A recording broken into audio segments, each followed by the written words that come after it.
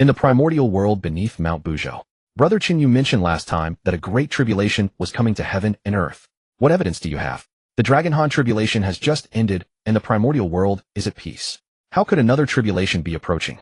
Lady Xiao Wa, the Heavenly Dao is incomplete. It diminishes what is in excess and replenishes what is lacking, the young man spoke aloud. Upon hearing this, the woman named Xiao Wa trembled slightly, murmuring softly, the Heavenly Dao is incomplete. As Xiao Wa fell into deep contemplation, the young man raised his head to look at the sky, a faint, bitter smile tugging at his lips. His name was Tongtian, originally an ordinary office worker on Earth. He had attended his childhood friend's wedding, drunk a single cup of wine, and then blacked out. When he awoke, he found himself transported to the primordial world. This alone would be acceptable, but others who transmigrated to the primordial world either had extraordinary origins or came equipped with a system. As for Tongtian, no system, no extraordinary origins. He tragically became a mere small white dragon at the mysterious immortal realm. Though the current primordial world had not yet reached the point where quasi-saints roamed freely and great Luo golden immortals were as common as dogs, there were still plenty of great powers about. The cultivation realms of the primordial world were Earth, immortal, heaven, immortal, true, immortal, mysterious, immortal, supreme, clarity, mysterious, immortal, golden, immortal, Tai, golden, immortal, great Luo golden, immortal, quasi-saint, and saint. To put it bluntly, a mysterious immortal was nothing more than a slightly larger ant. One that could be crushed with a single hand. And worse still, he had transmigrated at the wrong time, just after the Dragon Han tribulation, when the Dragon clan had fallen from grace and become despised outcasts. Therefore his Dragon clan identity had become a burden instead. Yet fortunately, upon transmigrating, he had found himself at the foot of Mount Buzhou near Goddess Nüwa's sacred dojo, Fengshen Mountain. This place was sheltered by Goddess Nüwa with few disputes and great safety. So Tongtian simply settled here permanently. While others lived in seclusion, he went a step further, holding up for nearly 1,000 years without ever stepping outside, even once. Because Tongtian, who knew the plot of the primordial world well, understood just how terrifying it was. After the Dragon Han tribulation, the primordial world would face several more calamities. Even the slightest karmic entanglement could doom a small dragon like him to a death beyond redemption. Life was vast, but life itself was paramount. The woman called Xiao Wa was someone Tongtian had befriended by chance. One of the few friends he had made in 1,000 years. Every time Xiao Wa visited, he would boast to her. As long as Xiao Wa showed astonishment, he felt a considerable sense of accomplishment. Fellow Taoist Chen, does this mean the Dragon Han tribulation was designed by the Heavenly Dao? After a while, Xiao Wa asked in surprise. More or less. Tongtian withdrew his gaze and replied. More or less. Xiao Wa frowned. Such an ambiguous answer left her greatly puzzled. Ha ha, Lady Xiao Wa, the heavenly secrets cannot be revealed too freely. Tongtian laughed. Although he would boast to Xiao Wa, he always maintained a certain limit. Besides, if he told everything this time, what would he use to show off next time? However, he had studied the inner workings of the various great tribulations of the primordial world. He discovered that those tribulations had been designed by the Heavenly Dao to complete itself. Just as the Dragon Han tribulation, though instigated by Luoho, seeking the Dao through slaughter, could not have come about without the Heavenly Dao's covert manipulation.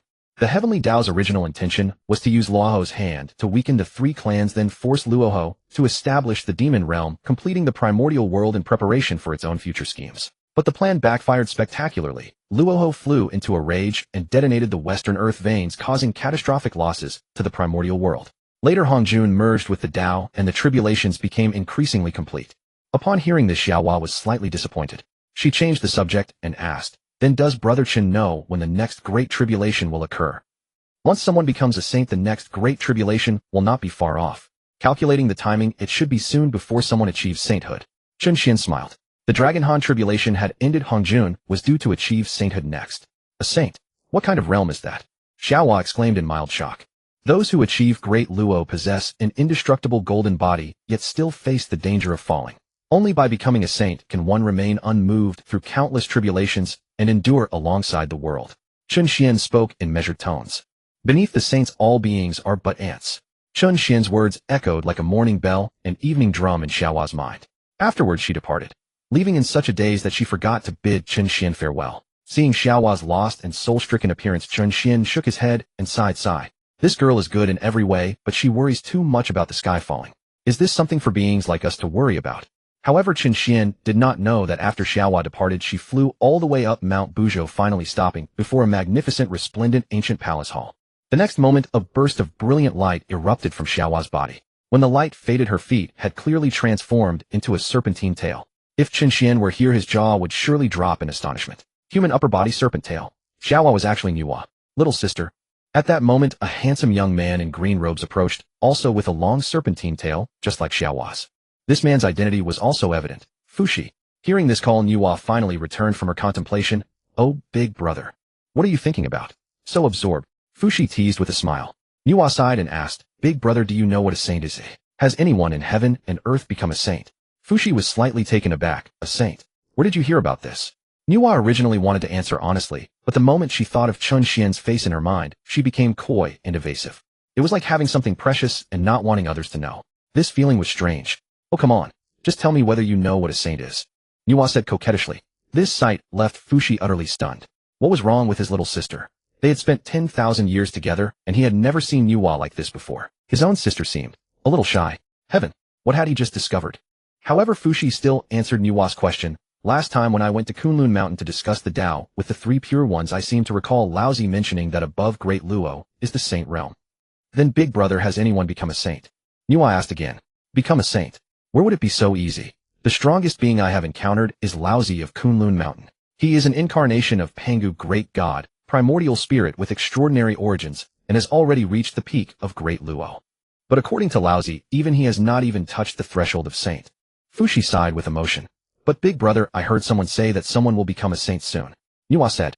Fushi laughed heartily twice, then said, I Fushi pride myself on being unmatched in numerology and calculation throughout the primordial world. If someone were to become a saint, I would surely sense the omens here.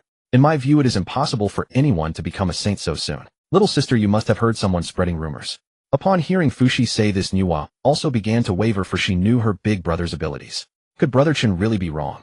However, after a while a voice rang in both their ears. I am Hongjun. I have now achieved sainthood. In 1,000 years, I shall lecture on the Tao at the Zhixiao Palace in the chaos beyond the heavens. All who are fated may come to listen. Accompanied by this voice, celestial music drifted across the entire primordial realm. Golden lotuses surged from the earth, and extraordinary omens appeared one after another, as if the whole primordial world itself were celebrating. Nüwa stared blankly and said, Big brother, someone has achieved sainthood. Do you have any premonition? Fushi gave a light cough, his face flushing red. Premonition? Not a single one. Had he known retribution would come so quickly, he would not have boasted. How embarrassing. Then, as if struck by a sudden thought, Nüwa began murmuring to herself, since someone truly has achieved sainthood, could all the other things Brother Chun had said also be true? Could a great tribulation truly be descending? Fushi asked in confusion. Brother Chun? What Brother Chun? Who is this Brother Chun? Yet Nüwa paid him no heed, hurrying off to find Chun Xian, deaf to Fushi's calls. Fushi, standing at the gates of Nüwa Palace, was utterly bewildered by the wind.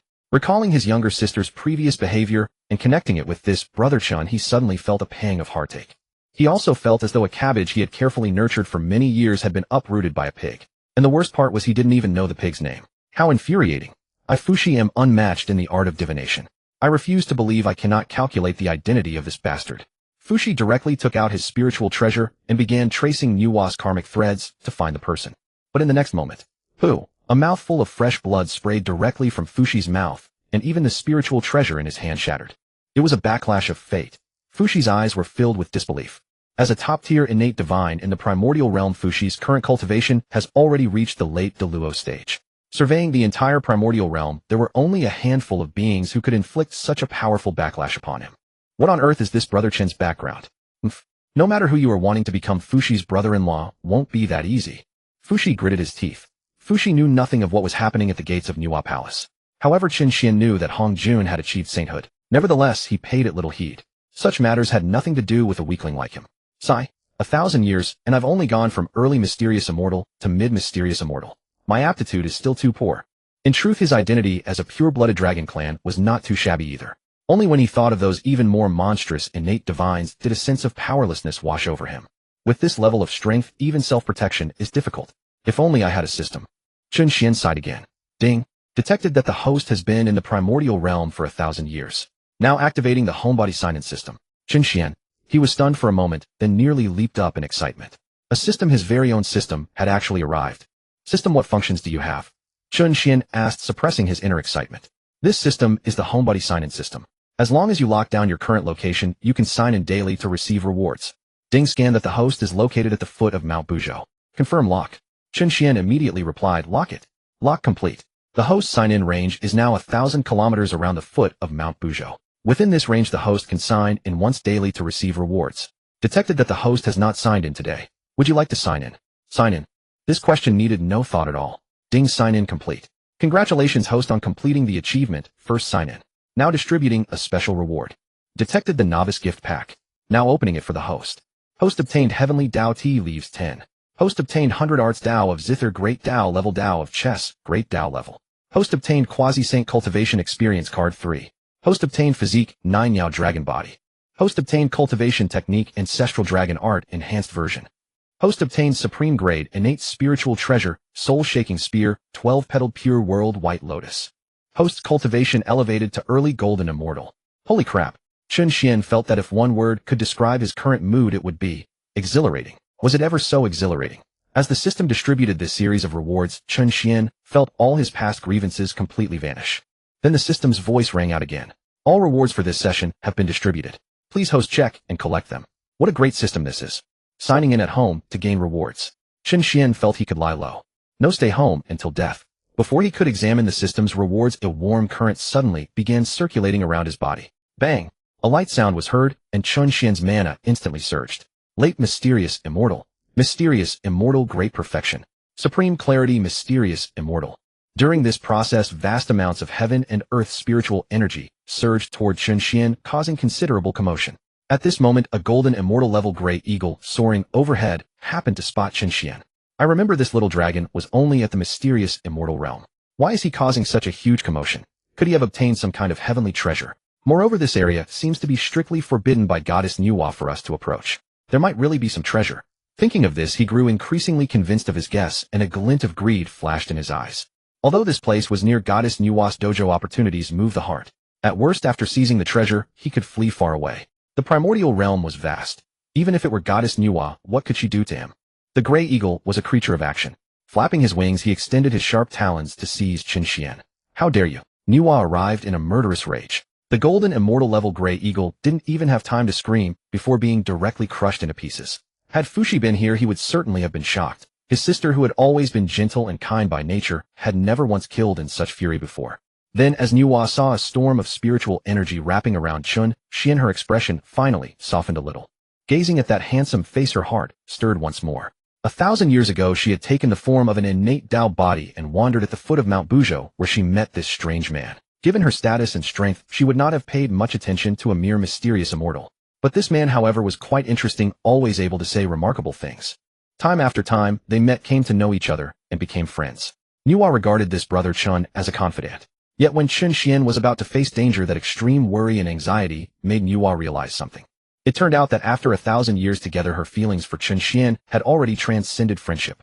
At this thought, a faint blush rose on Nüwa's fair cheeks. Meanwhile, Chun Xian remained unmoved by external distractions.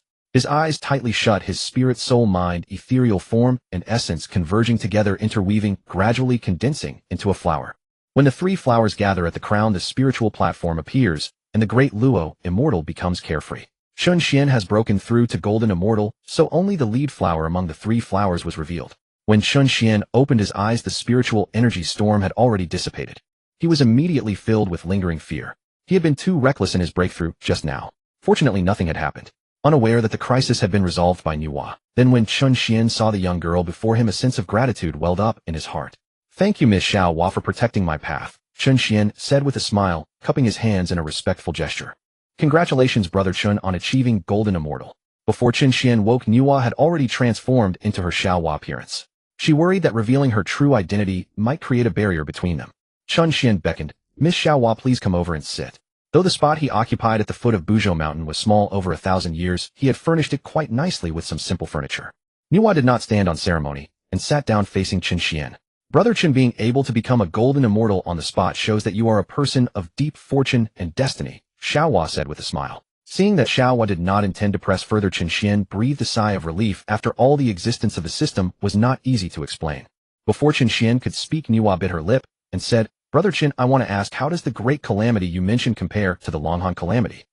"Based on my speculation, the Honghuang calamity is not the strongest among the great calamities," Chun Xian said. This was not an exaggeration on his part. The Wuyao great calamity had shattered heaven and earth, not to mention the later God-sealing calamity, where four saints mobilized and Tongtian nearly reenacted the earth, fire, wind, and water. These words struck Nüwa, causing her face to turn pale instantly. The Honghuang calamity actually wasn't even considered the strongest. She knew that in the later stages of the Honghuang calamity, the Western Earth veins were blasted and thousands of beings like her at the Luo level had died. Even now she still felt a lingering fear. Nüwa steadied her mind and said solemnly, "Then Brother Chun, how can one protect oneself in the great calamity? Heaven and earth are ruthless, treating all things as straw dogs. Only a sage perhaps can claim to survive the great calamity." Chun Xian stood up and declared loudly. Now that he had obtained the system, the ethereal sage position no longer seemed out of reach to him. As for Nüwa, hearing these words, she fell into thought again. In truth, although Nüwa possessed extraordinary strength, she had never harbored great ambitions. But after learning some inside details of the great calamity, a seed began to sprout in Nüwa's heart. She wanted to become a sage. She wanted the power to protect her loved ones. The loved ones here referred to Fuxi, and now Qin Xian had been added to that list. Brother Qin, let me ask one more question. Do you know how to become a sage? Nüwa's eyes showed determination. Become a sage? I do know a shortcut. Qin Xian said that Hongjuan, who lectures in the Xiao Palace beyond the heavens, will set up 6 cattail mats in the palace. Those who sit on the 6 mats will have the opportunity to become sages. Nüwa was directly shocked. She had only asked casually, but she never expected that Qin Xian actually knew the method to become a sage. However, although this is a shortcut, the sage positions are heaven-destined. Qin Xian sighed and continued, the 3 pure ones of Kunlun Mountain, the 2 from Shumi Mountain, plus the Lady Nüwa on our Buzhou Mountain. These are the heaven-destined ones. This time Nüwa was completely stunned. In fact, after Qin Xian had mentioned that someone would soon become a sage, and it was confirmed combined with his words over the past 1,000 years, she had a feeling. Brother Qin might not be an ordinary person. With 1,000 years still left before the Xiao Palace lectures, how did he know so many inside details? But when she heard that she was among the 6 opportunities for sainthood, Nüwa still harbored some doubts. Brother Qin, I know about the 3 pure ones you mentioned. They are incarnations of Grand God Panga's primordial spirit, with immense fortune and extraordinary strength. As for the 2 from Shumi Mountain, though I haven't heard of them, they should be great powers.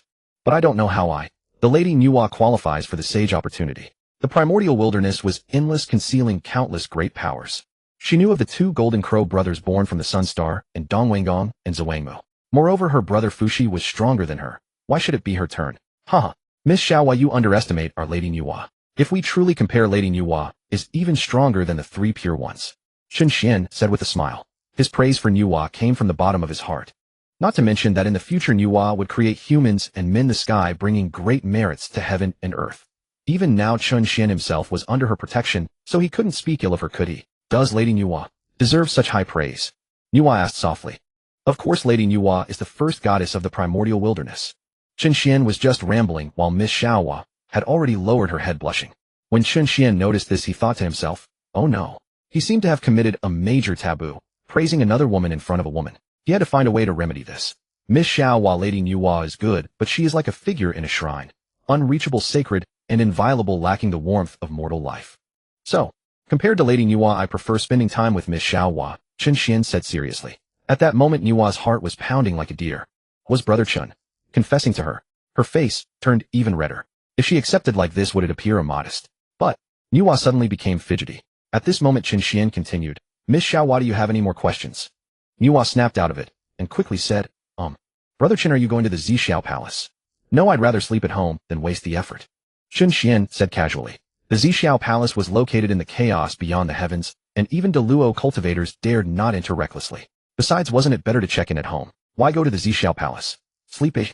Nüwa was slightly startled again. She had just detected a hint of disdain in Qin Xian's tone. A sage lecturing, and he was disdainful. It seemed that over the past 1,000 years, she had underestimated Brother Chun. At the same time, she felt a bit relieved. She was relieved because if Brother Chun had gone, wouldn't he have discovered that she was Nüwa? Thinking back to Qin Xian's previous evaluation of Nüwa, she felt a wave of frustration. It seemed that compared to Nüwa, Brother Chun preferred being with Xiao Wa. If Brother Chun knew that she had deceived him, thinking of this, Nüwa dared not continue. She now had only one thought: absolutely must not let Brother Chun know that Xiao Wa was Nüwa. Then Nüwa said, Brother Chun, I might not be at Buzhou Mountain for the next few thousand years. Take care. She didn't want to miss the sage opportunity at the Xiao Palace. Qin Xian sighed. It seemed he had underestimated the allure of opportunities in the primordial wilderness, and he understood. Although he didn't plan to leave Buzhou Mountain, he felt he should do something. Then Qin Xian turned his hand over, and a 12-grade white lotus appeared in his palm. Miss Xiao Wa, this is a spiritual treasure I obtained by chance. I give it to you for self-protection. This was precisely the 12-grade purifying white lotus rewarded by the system. Besides being able to suppress fortune, it was also one of the few top-grade innate defensive treasures in the world. It should be able to protect this girl. Looking at the exquisite white lotus, Nüwa was momentarily stunned, thinking was Brother Chen giving her a token of love. Then she became flustered, fumbled around for a while, pulled out a small furnace, handed it to Chen Xian, and hurriedly ran away. Watching Nüwa's retreating figure, then looking at the small furnace in his hand, Chen Xian scratched his head and asked in confusion, "What's wrong with this girl?" All he could say was, "Straight men are terrifying." After leaving Chen Xian's dojo, Nüwa transformed into a streak of light and flew to the Nüwa palace, yet her face was still burning. Brother Chen had confessed his love to her and given her a token of affection. Nüwa felt overjoyed, seeing Nüwa's radiant delight. Fushi, waiting at the door, was burning with jealousy. After a while, he suddenly remembered an important matter, going with his younger sister to the Xiao palace to listen to the Dao. "I'll let that bastard off for now." "Little sister," Fushi called out helplessly. "Ah, it's Big Brother," Nüwa exclaimed in surprise. "Fushi, can't you see me standing here?" "What's the matter, Big Brother?" Nüwa asked. "The sage Hongjun will preach in the chaos beyond the heavens in 1,000 years. Let's go together," Fushi said. Nüwa nodded solemnly upon hearing about the preaching at Xiao Palace. "Little sister, the Xiao Palace gathering will be filled with great powers. Be sure to bring the Liantian furnace for protection," Fushi continued. Fushi and Nüwa had taken form in Mount Buzhou. Fushi's accompanying treasure was the top-grade innate spiritual treasure Fushi Qin, while Nüwa's was a small furnace named Liantian. This furnace was no ordinary item, it was a supreme-grade innate spiritual treasure. However, Nüwa hesitated and said, "Big Brother, the Liantian furnace, I gave it away." "What?" Fushi exclaimed in astonishment. The Liantian furnace was one of the few supreme-grade innate spiritual treasures in the entire primordial world of immense value. Now his little sister had actually given it away. After the shock, Fushi burned with anger. "Little sister, how could you be so foolish? Who did you give the furnace to? Was it to that so-called Brother Chen?" "I knew it. I knew he had ulterior motives in approaching you. Take me to him, and I'll get the furnace back." Actually, Fushi had one more thing unsaid. "After getting the furnace back, I'll beat him to death. How dare he toy with my sister's feelings? Is he tired of living?" "Big Brother, calm down. I gave the Liantian furnace to Brother Chen willingly. We exchanged gifts. Brother Chen also gave me something," Nüwa said with some displeasure. She didn't want to hear her big brother speak ill of Chen Xian. "That's still not acceptable. He must have deceived you. Little sister, you're too naive," Fushi said with deep pain. "But I really like what Brother Chen gave me," Nüwa said, taking out that white lotus. In truth, even if Chen Xian had given her a wildflower, she would have liked it. Fushi was almost furious, saying with disappointment, "Let me see what junk he gave you." But before he could finish, his eyes fixed on the white lotus in Nüwa's hand, and he stammered, "Supreme. Supreme-grade innate spiritual treasure." Hearing Fushi's voice, Nüwa also noticed the extraordinary nature of the white lotus and instinctively infused spiritual energy into it. In an instant, the white lotus burst into brilliant radiance, circling above Nüwa's head. For a moment, the entire Nüwa palace was illuminated, and purple chi came from the east. This is actually a supreme-grade innate spiritual treasure that can suppress chi fortune. Fushi was utterly stunned. Supreme-grade innate spiritual treasures were rare, and those that could suppress chi fortune were even more precious. "No, this is too precious. I must return it to Brother Chen," Nüwa said, coming to her senses. No, Fushi immediately stopped her. "Little sister, you've already taken it. How can you return it? Besides, if you must return it, you can do so after we finish listening to the Dao. This lotus platform is more useful than the Liantian furnace."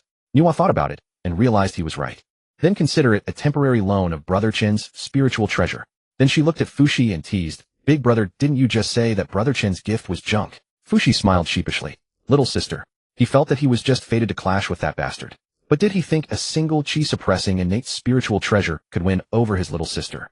No way. "Little sister, let's set off. Mount Buzhou is still a long way from the heavens beyond." Fushi changed the subject. "All right." Nüwa glanced at the foot of the mountain, then set off with Fushi. However, they were not the only ones on the move. From Mount Kunlun, 3 streaks of light sped together toward the heavens beyond. In the sun star, 2 golden crows flapped their wings. From the far north, a gigantic Kunpeng flew out. Since the creation of the primordial world, Hongjun was the first to become a sage. His preaching was destined to attract many primordial beings. Those seeking opportunities were not only the great powers at the Deluo level, many Tai golden immortals, and even beings below the golden immortal level also wanted to try their luck. However, at the edge of the heavens beyond, no one dared to enter because a fierce wind blew within, capable of dissolving flesh and corroding souls. The Dao judges the primordial once saw the 2 forms give birth to the 4 symbols. Chaos has always been the marvel of virtue, relying on profound principles to establish mysteries. The 5 Chis return to the origin, transmitting wondrous methods. The 3 flowers gather at the crown, performing the deathless. Upon hearing 3 verses, the crowd saw the celestial venerable Laozi and 2 others arriving together. Then the old man with the Xianhuang Linglong pagoda above his head protected the 3 of them as they disappeared into the chaos. Those who entered were the 3 pure ones of Mount Kunlun. A tiny golden immortal followed suit, offering his protective spiritual treasure and charging in. He was actually unharmed. This stirred up the crowd. So protective spiritual treasures could also block the fierce wind.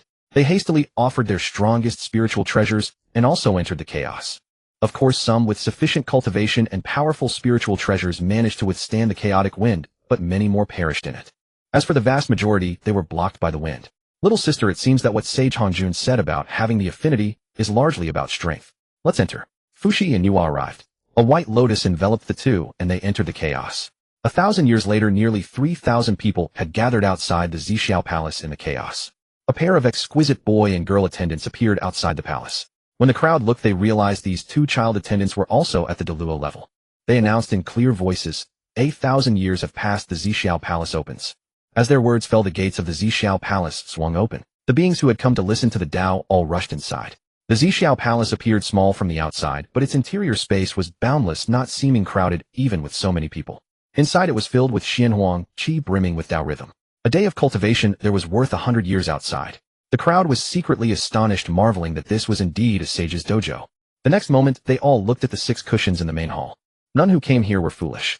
Although they did not know what these 6 cushions and 6 seats specifically signified, they could tell from their uniqueness that they were extraordinary. We 3 brothers are incarnations of Pangu's primordial spirit, blessed with profound fortune. We rightfully deserve 3 cushions. The 3 pure ones, led by Laozi, stepped forward. Everyone knew that the 3 pure ones were one entity, and each was a top-tier powerhouse. Even if anyone present had objections, they dared not speak. Moreover, there were 6 meditation cushions in the hall. Although 3 had already been taken, 3 remained. However, just then another voice rang out. I, Fushi of Mount Buzhou, have come with my humble younger sister to listen to the Dao. We shall occupy 1 cushion. Before Nüwa could react, Fushi pushed her onto the 4th meditation cushion. As those preborn divine beings turned their gaze toward the 5th cushion, they discovered Kunping from the Northern Sea had already seated himself there through sheer speed. The 6th cushion was similarly occupied by Hongyun, pushed into it by his friend Xinyuanzi. Suddenly, all 6 cushions claimed their masters, leaving the remaining onlookers dumbfounded. With no cushions left to claim, what was the point? As they realized this, resentment began to simmer among the crowd. Before any dissent could surface, the young boy who had opened the palace doors approached. By the saint's decree, no disturbances are permitted within Xiao Palace. Forced to suppress their grievances despite their reluctance, none dared defy the saint's will. Brother, with our strength, we could easily seize a cushion, whispered one of the 2 imperial-robed figures standing in the hall, the Golden Crow brothers Dijun and Dongwang Tai, who had rushed all the way from the Sun Star. The distance from the Sun Star to the heavens beyond heaven was not great, and their speed had been no ordinary pace. But Dijun, ever ambitious, had insisted this gathering of the saint's teachings was the perfect opportunity to forge alliances with fellow cultivators along the way. Therefore they had arrived only as the Xiao Palace gates opened, just a step too late. This is the saint's sacred ground, Dijun cautioned. Let us observe first. Dongwang Tai fell silent. Yet none of the 3,000 gathered in the palace, not even Fushi, noticed the flicker of something strange in Yua's eyes. 6 cushions. The Xiao Palace truly does hold 6 meditation seats, and once again Brother Chen was right. Moreover, even I have secured a cushion. But Brother Chen clearly stated the 6 cushions belong to the 3 pure ones, 2 from Buzhou Mountain and myself. Yet the 2 from Buzhou Mountain never appeared, while Hongyun and Ancestor Kunpeng claimed the other 2 seats instead. Could Brother Chen have miscalculated after all? Just then, as the palace doors neared closing, 2 disheveled figures rushed through. All eyes turned toward them. In the next instant, those 2 began wailing bitterly. We traveled day and night from the far western lands, yet still arrived too late. It seems the West has no fate with the great Dao, not even a seat to our name. Indeed, we might as well dash ourselves against these pillars and end it all. These were Jian and Zhuanti from the western region. Most present couldn't hide their disgust at such pitiful displays. These 2 had already attained Daluo cultivation. How could they be so shameless, resorting to such pathos? Yet to everyone's surprise, someone actually fell for their act. Venerable friends, you've endured considerable hardship traveling here. I shall yield my seat to you. Hongyun rose and announced. Brother Hongyun, you. Xinyuanzi behind him began to protest, but before he could finish, Jane had already slipped into the cushion Hongyun had offered. Very well then. Xinyuanzi had no choice but to remain silent. Yet Jane and Zhuanti were far from content. Jane's gaze drifted toward the others occupying the remaining cushions. He immediately recognized the 3 pure ones as untouchable, then turned his attention to Fushi and his sister, only to be met with a warning glare from Fushi himself. This left him with but one option, Kunpeng, who stood alone. Venerable friend, my junior brother has endured considerable hardship traveling here. Might you consider yielding your seat? Get lost. Kunpeng exploded in fury. Venerable friend, they have traveled tirelessly to attend this Dao lecture. Why not yield your position? Hongyun interjected from the side. Kunpeng nearly lost control. The sheer audacity of this fool giving up his own seat, and now pressuring me to do the same. Before Kunpeng could respond, Yuanshi, seated in the second position, spoke coldly. How dare a creature of feathers and horns presume to sit alongside us? No unnecessary words, only decisive action. Yuanshi directly swept his spiritual power at Kunpeng. Though Kunpeng had already reached mid-Duo cultivation and could have resisted this casual strike, he was caught off guard. Just then Jane seized the moment and struck Kunpeng with his own spiritual power, hurling him from his seat. Zhuanti quickly took advantage of the opening and claimed the cushion. Kunpeng descended from his seat, his face dark with rage, but powerless against their combined strength. He could only lodge these grudges deep within his heart. His deepest resentment, however, was reserved for Hongyun. Without that fool's offer to yield his seat, Kunpeng would never have suffered such humiliation. The entire scene of seat yielding unfolded in mere instants, complicated as it was. Nüwa turned to Fushi. Brother, who are those two who just claimed seats? Fushi emitted a low hum. They are Jane and Zhuanti from Buzhou Mountain in the west. Sister, you must never associate with them. They are perhaps the most shameless beings I have ever encountered. Yet upon hearing Fushi's words about Jane and Zhuanti originating from Buzhou Mountain, Nüwa's heart was thrown into turmoil. These must be the two from Buzhou Mountain that Brother Chun had foretold. The 6 destinies chosen by heaven had been fulfilled once again. Before Nüwa could dwell further on this revelation, an elderly figure in white robes slowly made his way toward the main seat.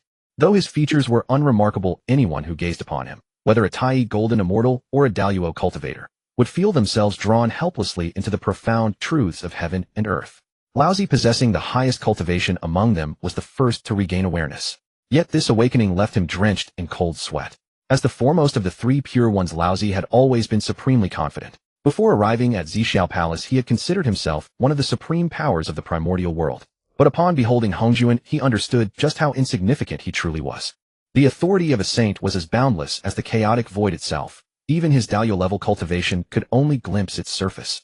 Awaken, Hongyun said with a slight gesture of his hand.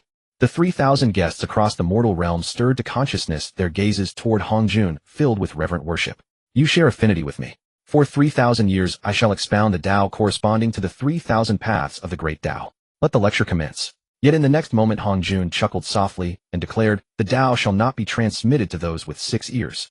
Though none fully understood the meaning, they all chanted in unison, we obey the saint's decree.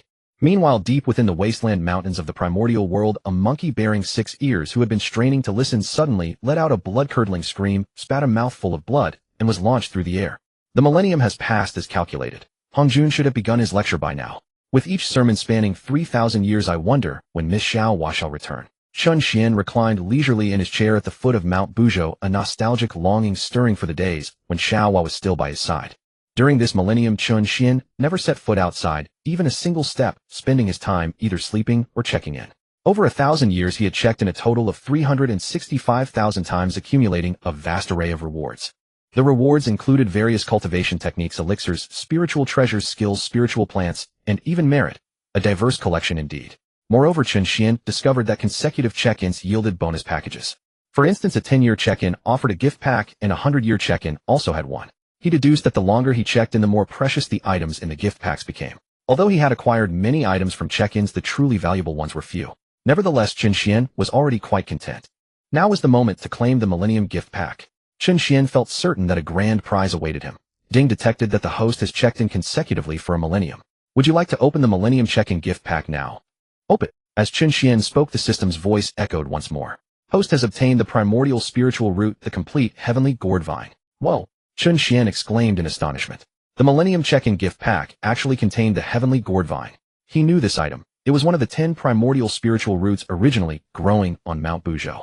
When fully matured, it bore 7 gourds, each a supreme innate spiritual treasure. Even the soil beneath the vine was the 9 heavens Shirong. Truly, every part of it was a treasure. Acquiring such a treasure naturally brought joy, but Chun Xian felt at a loss.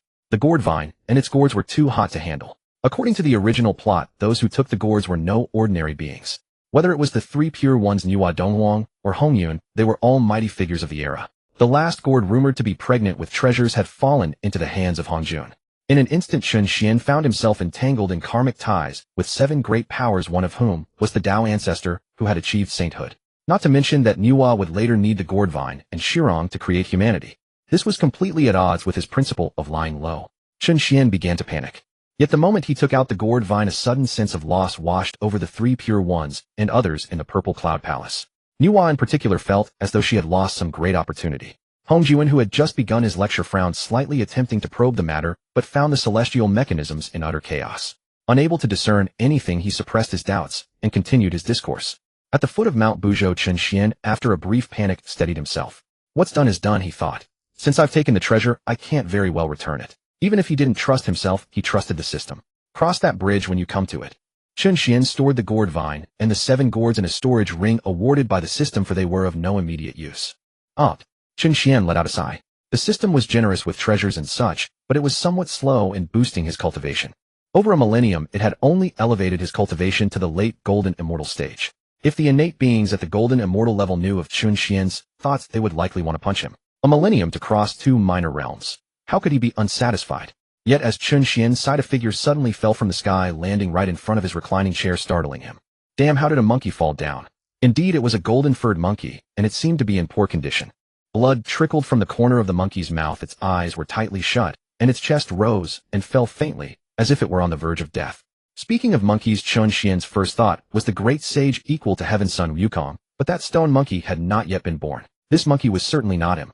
When Chen noticed that the golden monkey had one ear split into 3 parts, he realized. This was the 6-eared macaque, one of the 4 chaos monkeys. Legend had it that the 4 chaos monkeys were born from the shell of the primordial chaos ape, one of the 3,000 chaos demons, and the 6-eared macaque was the first among them. However, being born first was not necessarily a good thing. It marked the beginning of the 6-eared macaque's tragedy. Back then, the chaos ape, along with the other 3,000 chaos demons, had besieged Pangu and died at his hands. Their souls dissipated, leaving only their shells to nurture the 4 monkeys. Thus, while these 4 monkeys possessed exceptional talent, they lacked proper inherited cultivation techniques. The 6-eared macaque, for instance, despite its extraordinary abilities, had no suitable technique to practice. Moreover, the Primordial Era was a time when clans guarded their knowledge jealously. The 6-eared macaque had been born in the Primordial Era for tens of thousands of years, relying only on its heaven-defying eavesdropping talent to patch together fragments of techniques, barely reaching the Tai Golden Immortal realm. This time, hearing that a sage was preaching the 6-eared macaque was overjoyed. Unfortunately, as a Tai Golden Immortal, without a good artifact, it could not enter the outer chaos. Thus it thought of using its innate ability to listen in on the sermon. As a result, Hongjuan punished it, shattering its Dao foundation, trapping it forever at the Tai Golden Immortal realm, unable to advance another step on the path of cultivation. Moreover, Hongjuan uttered the words, "The Dharma does not pass to the 6 ears," making its situation in the Primordial Era even more dire. When the journey to the West Tribulation came, it was directly killed by son Wukong. Truly a tragic tale. Meeting his fate. I shall save your life. Chen rose and placed a pill into the mouth of the 6-eared macaque. This was the 9 Revolutions soul-returning pill, a reward from the system. At a time when alchemy was not yet flourishing, a 9 Revolution grade pill was undoubtedly among the highest tier treasures in the Primordial Era. The 9 Revolutions soul-returning pill was said to have the power to resurrect the dead. Had it not been for the many such pills he had obtained from check-ins, Chen might not have been willing to give one to the 6-eared macaque. Monkey, wake up, wake up. Chen patted it gently, and the 6-eared macaque slowly regained consciousness. The moment it opened its eyes, it sprang up, warily baring its teeth, and looking fierce when it saw Chen. Who are you? Hey, you ungrateful monkey. I saved your life, and this is how you repay your savior. From the look of it, you tried to use your innate talent to eavesdrop on the sage's sermon in the Purple Cloud Palace, and that's how you ended up in this state, right? Chen said. The 6-eared macaque was startled. How do you know? Along with its surprise, its eyes were filled with grief and indignation. Do you think Patriarch Hongjuan was unfair? Chen continued. Wasn't he? He said all who were fated could come and listen. Why couldn't I use my divine ability to hear? The 6-eared macaque retorted indignantly. Patriarch Hongjuan said those with destiny could come to the Purple Cloud Palace to hear the Dao. Since you couldn't go, you weren't among the destined. Chen smiled. Oomph. The 6-eared macaque let out a muffled snort. In its heart, it had already acknowledged Chen words, but it still felt aggrieved. This monkey has quite a temper, Chen said leisurely. But he didn't mind much. If a monkey wasn't unruly and proud, it wouldn't be a monkey. I will repay your life-saving grace. This is the most precious thing I possess. I hope you will treat it well. With that, the 6-eared macaque took out a black iron rod and placed it on the ground. At that moment, his eyes revealed reluctance. This was the only innate spiritual treasure the 6-eared macaque had, his companion weapon. To him, this iron rod was as dear as a comrade. But this monkey valued gratitude and loyalty. He wanted to repay Chen life-saving grace with his most precious possession. Seeing the monkey's expression and recalling his tragic fate, Chen said, Enough, take it back. A true gentleman does not covet another's beloved. With a wave of his hand, the iron rod flew back into the six-eared macaque's grasp. Such treasures were plentiful in his possession. What use was another iron rod? Of course, the six-eared macaque's gesture greatly increased Chun Xian's fondness. It seemed this monkey was a creature of deep emotion. Yet Chun Xian's action left the six-eared macaque incredulous. This was an innate spiritual treasure. Who in the primordial wilderness would ever have too many spiritual treasures? The six-eared macaque suddenly recalled another matter. He had been struck by the Dao ancestor and was on the brink of death. How did this golden immortal manage to save him? Had he been fed something in a daze, and then fully healed? That was no ordinary spiritual object could accomplish. I want to ask, what spiritual object did you feed me earlier? The six-eared macaque asked, frowning. Oh, just a 9 revolutions resurrection pill. Chun Xian replied casually. 9 revolutions. The six-eared macaque's expression turned sharp. Perhaps others in the primordial wilderness did not know what 9 revolutions meant, but he did. After all, he had often eavesdropped on the conversations of the 3 great sages on Mount Kunlun. The phrase, 9 revolutions perfection, was frequently uttered by Laozi, the Supreme Pure One. From Laozi, the six-eared macaque had learned that 9 revolutions was the pinnacle of alchemy, and even Laozi himself, the foremost alchemist in the primordial wilderness, could not refine a 9 revolution pill. Yet he did not doubt the golden immortal's words. After all, his injury had healed instantly, an undeniable fact. No pill short of 9 revolutions could achieve that. Then, recalling how Chun Xian had instantly guessed his origins, and even knew of his eavesdropping on the sage's teachings, the six-eared macaque had a bold thought. This person was likely a reclusive, great power in the primordial wilderness. No wonder he cared nothing for his spiritual treasure. Suddenly his breathing became rapid. Seeing the monkey's strange gaze, Chun Xian grew wary. Could this monkey be planning to repay kindness with enmity? But though cautious, Chun Xian was not afraid. After 1,000 years of daily sign-ins, he had over 100 cards of Deluo cultivation experience, and even more than a dozen quasi-sage cultivation experience cards. If this monkey dared any ill intent, Chun Xian could beat him until he cried for mercy. The next moment, the six-eared macaque lunged forward. Chun Xian was startled, leaped back, and activated a Deluo golden immortal card. Instantly, his cultivation surged, and the oppressive aura of a Deluo being filled the air. Yet, he found that the monkey was not attacking him, but kneeling on the ground. What are you doing? Chun Xian was bewildered. Junior Six Ears beseeches Senior to take me as a disciple. The six-eared macaque trembled with excitement. Especially when Chun Xian unleashed the Deluo pressure, he became even more convinced that this was a reclusive great power. The six-eared macaque had struggled for 10,000 years seeking the Dao, knowing full well its difficulty. Now that he had encountered a master, he would not give up. Cough. Chun Xian nearly choked on the monkey's words. Was this monkey blind? Could he not see that Chun Xian was a golden immortal? What was a golden immortal in the primordial wilderness? Nothing. Are you crazy? I am a golden immortal, and you want to worship me as your master? Chun Xian asked. Senior, I was rude earlier and failed to recognize your true identity. But my heart for the Dao is as clear as the sun and moon. As for your claim of being a golden immortal, I dare not believe it. The six-eared macaque said firmly. I am no senior, just a golden immortal. I don't want you to repay that 9 revolutions resurrection pill. Just leave. Chun Xian said, half laughing and half crying. If Senior does not agree, I will not rise. The six-eared macaque shook his head, his attitude unwavering. Fine then, kneel. Chun Xian had no choice. He packed up his chair and prepared to return to his dojo to sleep. He thought the monkey would make a fuss and leave after a while. But he did not know that the six-eared macaque's heart for the Dao was harder than metal and stone. The next day, after signing in, Chun Xian strolled around the dojo. And why is this monkey still here? Never mind, he'll probably leave in a few days. Thus 30 days passed, but the six-eared macaque remained kneeling in the same spot. Why aren't you leaving? If you don't, I'll beat you away. Chun Xian threatened. If Senior does not agree, I will kneel here at the foot of Mount Buzhou forever. The six-eared macaque said, Senior does not know the difficulty of seeking the Dao for the creatures of the primordial wilderness. I beg for your mercy and bestow the great Dao. At this, Chun Xian realized the monkey was serious. He thought of the monkey in Journey to the West who had also knelt at the gate of Patriarch Bodhi for many days. Now Chun Xian felt that these monkeys were all stubborn fanatics. Chun Xian pondered for a moment and sighed. Very well. Our meeting means we have a karmic bond. I can teach you the Dao, but you must agree to a few conditions. Senior, please speak.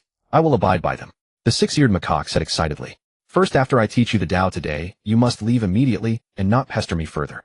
Second, although I teach you the Dao, it does not mean I accept you as a disciple. You must not reveal my name to anyone nor tell anyone where you obtain the Dao. Third, if you ever encounter the Dragon Clan in the primordial wilderness, you must help them. Consider it repayment for my teaching. Chun Xian said, if you can abide by these, I will teach you the Dao. The first and second conditions were because Chun Xian did not wish to incur further karma. The third was to repay part of the karma from occupying the dragon body. Of course, if not for the six-eared macaque's good character and unwavering pursuit of the Dao, he would not have taught him. After all, the Dao should not be lightly imparted. Hearing this, the six-eared macaque was stunned, then smiled bitterly. To receive the Dao from such a senior was already the greatest fortune. What more could he ask for? I 6 years am willing to abide by whatever senior says. Good. Chun Xian extended his index finger and pressed it against the six-eared macaque's forehead. A Dao technique named Chaos Demon Ape Art was imprinted into the six-eared macaque's mind. This technique naturally came from Chun Xian's daily sign-ins. Besides the Chaos Demon Ape Art, there were also the Phoenix Dance Nine Heavens Art, the Auspicious Unicorn Descends Art, and many other strange techniques. Chun Xian's main cultivation was the enhanced Ancestral Dragon Art. He had never even glanced at the other techniques. He only noticed that the Chaos Ape Art contained the character ape, so he passed it on to six-eared macaque, unaware whether the technique was good or bad. The Dao Art has been passed to you. I hope you keep your promise, Chun Xian said. With that, Chun Xian turned and left. Six-eared macaque kowtowed heavily 9 times toward Chun Xian's retreating back. Although Chun Xian did not acknowledge him as a disciple, six-eared macaque cherished the grace of the Dao transmission. In his heart, Chun Xian was his most revered teacher. Then six-eared grabbed the divine iron staff and left Chun Xian's Dao field, arriving at a mountain forest to cultivate in seclusion. However, when he used his divine sense to open the technique imprinted by Chun Xian, his heart was stirred with a tempestuous shock. This is the Chaos Ape Art.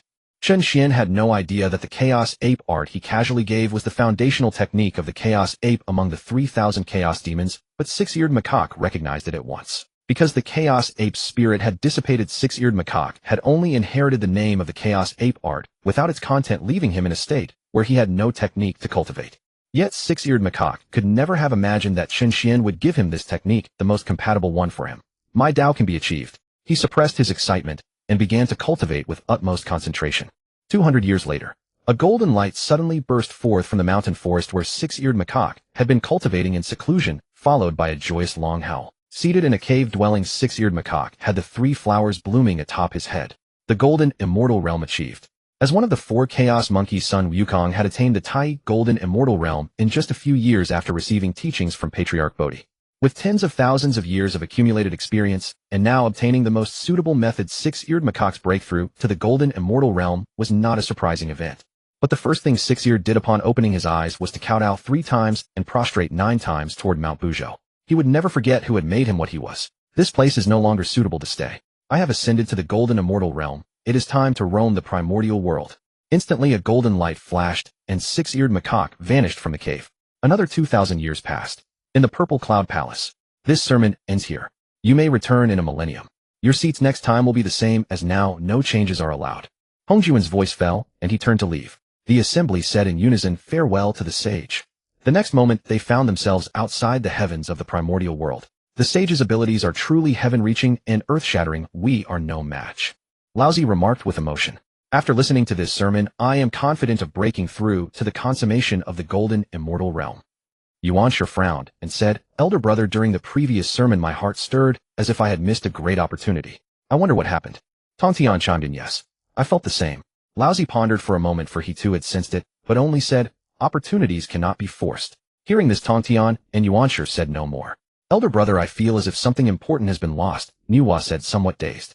Compared to the 3 pure ones, the gourd vine and the shirong were crucial to her future path to enlightenment, so her feeling was much stronger. What important thing has been lost? Fushi frowned, then began to perform divination for Nüwa. After being slapped in the face twice, he dared not boast of his unmatched numerological skills. But after a while he found the celestial mechanism shrouded in chaos, unable to calculate anything. Is this brother Chun my nemesis? Why can't I calculate anything since he appeared? Fushi grew restless, sinking into self-doubt. Brother, what are you saying? Nüwa asked. Nothing, Fushi replied. Little sister, I couldn't divine anything either. We'll ask the sage at the next sermon. Nüwa's eyes lit up. But her thoughts turned not to Hongjuan, but to Chun Xian, who lived at the foot of Mount Buzhou. Brother Chun knows all things in the primordial world without leaving his home. He will surely know what opportunity one have lost. Moreover, it had been 4,000 years, and she missed Brother Chun. Just then 2 figures approached. Greetings to fellow Taoists Fushi and Nüwa. Fellow Taoists Dijuan and Dongwang. What brings you here? Fushi replied.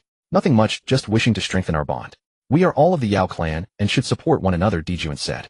Nüwa generally disliked socializing, so she stood behind Fushi in silence. Yet she could clearly feel a gaze fixed upon her, making her uncomfortable. The owner of that gaze was Dongwang Tai. Indeed, it should be so. Fushi had no particular aversion to the 2 great beings born from the sun star. As fellow Yao, he felt even closer. After exchanging pleasantries, briefly they parted ways. Watching Dongwang gaze at the departing siblings until they were out of sight, Dijuan smiled, knowing his younger brother had feelings for Nüwa. Nüwa of Mount Buzhou has extraordinary talent and would be a good candidate for a Dao companion. Should I propose to Fuxi on your behalf one day? Dijuan said. No rush. When I achieve the Dao in the future, Nüwa will naturally be drawn to me, Dong Wangtai said confidently. Good. Dijuan laughed heartily. He had feared his brother might be troubled by love, but it seemed he had worried for nothing. Then Dijuan's gaze turned stern. What we must do now is gather the Yao clan and accomplish a great undertaking. I heard that during our sermon a divine ape of the golden immortal realm descended in the south. I shall go to recruit him. Meanwhile, Zhuanti and Jane also emerged from the Purple Cloud Palace. Elder brother, the eastern lands are indeed vast and rich, whether in divine treasures, spirit plants, or beings, far surpassing our western lands countless times over. If we could transport all this back, our west would surely flourish, Zhuanti said with envy. Alas! Jane sighed, his face full of pain. Revitalizing the west is our duty.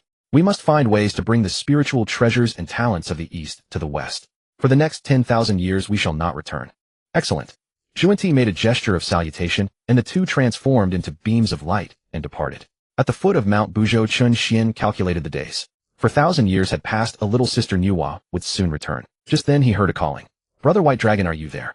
Chun Xian quickly rose and looked outside, seeing a bare-chested man carrying a goat-like beast. White Dragon was the Dao title Chun Xian had given himself. Brother Dizhu, what brings you here? Chun Xian asked with some surprise. This burly man was another friend Chun Xian had made besides Nüwa. He was a Wu clansman named Dizhu. Though rough in appearance, he was exceedingly loyal. The two had met by chance, and Brother Dizhu's favorite thing was the barbecue Chun Xian made. He would come to see Chun Xian from time to time. But this time an interval of several thousand years had passed, and Chun Xian wondered what had happened. Unlike Xiao Wa, who delighted in listening to Chun Xian boast, Dizhu's greatest pleasure was engaging in casual conversation with him. It was mostly Dizhu who spoke, while Chun Xian listened, then in turn offered Dizhu some comforting words. Over the years, Chun Xian learned that Dizhu's parents had died young, leaving over a dozen siblings, and he as the eldest brother had been raising them. A truly arduous journey. Taoist by long, I hunted this sheep. Roast it for me. I haven't tasted your barbecue in millennia, and I'm craving it terribly. Dizhu let out a hearty laugh. Chun Xian then set about dressing the sheep demon. It was a golden, immortal-level demonic beast. But come to think of it, both Dizhu and Xiao Wa seemed to possess artifacts that concealed their cultivation levels, for Chun Xian could not see through them. Since they did not speak of it, Chun Xian did not ask. That's the way of friendship. As long as the heart is content. Old brother, what have you been up to these past few millennia? You never came by for a visit. Chun Xian asked with a smile. Don't get me started. I've been busy with family affairs driving me to distraction. Only recently have I had some leisure, so I thought I'd come to your place to unwind. Dizhu without ceremony found a seat and sat down. Still the matter of your brothers? Chun Xian produced a jar of strong liquor also obtained from his daily sign-in. Exactly. They're always restless, itching to fight every day. As the eldest brother, I'm at my wit's end. The moment Chun Xian brought out the liquor, Dizhu sniffed the air. Brother by long, what is this? So fragrant. Liquor. Take a sip and you'll know. I've been experimenting lately, and it's exclusive to me. Chun Xian smiled. He figured the rough and tumble Wu clan would certainly enjoy it. Dizhu raised the jar and took a gulp. Instantly a spicy pungency coursed through his throat, followed by an indescribable aftertaste. Indeed, after just one sip his eyes brightened, and he clutched the jar, drinking deeply. Burp. Good. Delicious. This stuff is called liquor. It's a marvel. Even the finest celestial nectar and jade dew can't compare. Dizhu praised profusely, then said with slight embarrassment, Brother by long. Do you have more? I'll trade you something for it. Chun Xian smiled. Don't be impatient, Brother Dizhu. I have plenty more. Once I've roasted this sheep, we'll drink. That's the true pleasure. Ha ha ha. Dizhu laughed heartily. After a while the mutton was roasted, and Chun Xian brought out several more jars of liquor. The two of them drank together. After 3 rounds of drinks, and the mutton nearly finished, Dizhu sighed. Brother by long, I truly envy you. What's there to envy? I'm all alone, a solitary man. Chun Xian said self-deprecatingly, then added, so what's the deal with your brothers? Constant fighting is no solution. I know it's no solution, but I don't know how to handle it. Especially Xiao Hua and Xiao Shui, they start fighting at the mere sight of each other. Dizhu shook his head, a troubled expression on his face. Well, Brother Dizhu, I think the reason your brothers often fight is that they have nothing to do. If they were occupied and had their energy spent, how could they still fight? Don't you agree? If he's idle, just give him something to do, said Chun Xian. Dizhu suddenly paused, then frowned. Brother, you do have a point, but they don't know anything except fighting. As the words fell, Dizhu abruptly slapped his forehead, laughed heartily, and exclaimed, I've got it. Brother by long, I know how to solve it. I'm truly grateful to you. He said this as he started walking out. Though Chun Xian was somewhat puzzled, he still called after Dizhu, Brother Dizhu, I have some liquor here. Take it for your siblings to share. This old brother had never mentioned how many people were in his family, so Chun Xian simply brought out 20 jars of liquor. Dizhu scratched his head. This is so embarrassing. Yet when he saw the 20 jars, he couldn't help licking his lips. Chun Xian interrupted him directly, smiling. What's there to be embarrassed about? We've been friends for so long. It's not like it's anything valuable. Only then did Dizhu put away the 20 jars, saying, then many thanks to you, brother by long. Watching Dizhu's retreating figure, Chun Xian shook his head. This old brother's life really wasn't easy. And once outside Chun Xian's abode, Dizhu sped off all the way to the Panga Hall, the sacred site of the Wu clan. Then stomping the ground forcefully, he transformed into a 100-zhang giant, treading on dragons and serpents. At this very moment, at the border between the Zhurong and Gonggong tribes of the Wu clan. Since our elder brother has summoned us, I'll spare you this time. Zhurong snorted. What do you mean, spare me? It's I who don't want to tangle with you, retorted Gonggong, who stood opposite him unconvinced. You? Just as the two were about to clash again, the Rain and Ice Ancestral, which Xianming sighed. Our elder brother has called us. Stop fighting. Gonggong and Zhurong snorted and ceased their quarrel. Soon 11 ancestral witches gathered in the Panga Hall. The 12th ancestral witch, Hudu, had gone to the Zixiao Palace to listen to the Dao and had not yet returned. Elder brother, what urgent matter have you summoned us for? Xianming asked. Yes, elder brother. The other 10 ancestral witches also spoke up. Our Wu clan has thrived and multiplied for countless years. We can be said to be prosperous and flourishing. But now what are you all doing? Diju, seated at the head, said. Chun Xian would never have imagined that the old brother who often chatted with him was none other than the ancestral witch Dijiang. As the eldest among the ancestral witches, Dijiang commanded great authority. After he finished speaking, all the other ancestral witches lowered their heads. Ever since the Dragon Phoenix Cataclysm, the Dragon Phoenix and Qilin clans had all declined. In contrast, the once inconspicuous Wu clan was slowly rising, hinting at becoming the foremost race of the primordial world. But in recent years, after the Wu clan grew strong, friction began to emerge among the tribes governed by the 12 ancestral witches. At first it was minor friction, but later the conflicts escalated, even leading to the ancestral witches themselves taking action. Especially Zhurong and Gonggong. One belonged to fire, the other to water. Water and fire were incompatible, and their fights were the most intense. Although Dijiang had not kept count, the number of Wu clan members who had died due to these battles over the years was incalculable. Elder brother, we don't want to fight either, but we just can't control ourselves, said the Thunder Ancestral, which Qiangliang somewhat aggrievedly. The other ancestral witches felt much the same. The Wu clan were formed from Panga's essence, blood absorbing the turbid qi of the earth. Their nature was inherently violent and prone to frenzy. This was why Dijiang had failed to mediate the relationships among his brothers for so many years. I know you all have abundant energy, so I found a good solution. Dijiang suddenly smiled. Elder brother, what solution? An ancestral witch asked. Since you all enjoy fighting, why not take it outside? There are so many people out there. Why not fight them instead of quarreling among yourselves? Dijiang said. His reasoning was simple. Since his brothers only knew how to fight, let them fight others. Once they were exhausted, they would stop fighting among themselves. If Chun Xian had known that Dijiang had come up with such a solution, he would have been utterly dumbfounded. This was nothing but bandit logic. Can't strike your own brothers, but it's fine to strike others. In a modern society, this would get you arrested by the police. But this was the primordial wilderness. As soon as Dijiang finished speaking, all the ancestral witches' eyes gleamed with excitement. Indeed. Why hadn't they thought of it? The primordial wilderness was vast with plenty of people to fight. Why fight at home? Elder brother, what should we do first? Asked Zhuyin, the time ancestral witch. What else? Everyone in the primordial wilderness calls us ancestral witches barbarians. They all deserve a beating, said Tianwu, the wind ancestral witch. For a moment, the ancestral witches all voiced their opinions. All right, quiet down. Then Dijiang said, I have a good target. Those two mangy birds on the Sun Star who are most at odds with us. I heard they're about to establish some kind of demon court, clearly intending to contend with our Wu clan. So I suggest we first give those two mangy birds a thrashing. Right? I've been itching to teach those two birds a lesson. Let's beat them up first. The ancestral witches reached a consensus. When we reach the Sun Star, don't act rashly. Even if we fight, we must be in the right. Dijiang said. Shizi, the lightning ancestral witch, asked doubtfully, Elder brother, why? The ancestral witches always acted by force. When had they ever cared about being in the right? My good brother Bailong once said being in the right lets you travel the world without fear. Dijiang declared loudly. Do you know who came up with the solution to our Wu clan's internal strife? It was brother Bailong. He's the smartest being I've ever seen in the primordial wilderness. We should follow his advice. Anyone who can devise such a brilliant plan must be a great sage. The other ancestral witches praised. Chun Xian was sleeping in his dojo when he suddenly sneezed for no reason. Strange. Why do I feel like something major is about to happen? He thought for a moment. He didn't have many karmic ties in the primordial wilderness. It was probably just his overactive imagination. I wonder if Brother Dizhu has resolved his family conflicts. Little did he know, led by Dijiang, the 11 ancestral witches had gathered before the Sun Star. Diju and Dong Wangtai, get out here. Get out. In the Sun Star Palace, Dong Wangtai frowned upon hearing the insults. Brother, it seems to be those barbarians from the Wu clan. Outrageous. How dare they come to the Sun Star to cause trouble? I'll go see. Dijun snorted. Stepping out of the palace, he saw the ancestral witches blocking the entrance. Even in the primordial wilderness, a gate represented a mighty figure's dignity. Being blocked was a slap in the face. Dijun and Dongwang Tai, proud and arrogant, could never tolerate such humiliation. What do you barbarians mean by this? Dijun roared. Elder brother. He called us barbarians. Xiangliang widened his eyes and shouted. Fine, Dijun. Though we ancestral witches are rough and unrestrained, you cannot insult us like this. Dijiang said angrily. Dijun and Dongwang Tai exchanged glances, bewildered. Wasn't it universally acknowledged in the primordial wilderness that the ancestral witches were barbarians? Why had they come after them? And how was it an insult?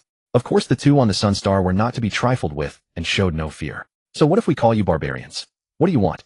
Dongwang Tai retorted. What do we want? You two have slandered the reputation of the ancestral witches. You must give us justice. Dijiang snorted. Get lost. Dijun, boiling with rage, waved his sleeve and sent forth a blaze of solar true fire. Elder brother, he struck first. Can we hit him now? Whispered Shibishi of Venom. Not just him, but the other ancestral witches were itching for action. Fine, Dijun. You dare to attack us. Brothers, charge. At Dijiang's command, the ancestral witches attacked. For a moment, various laws flew and solar true fire scattered.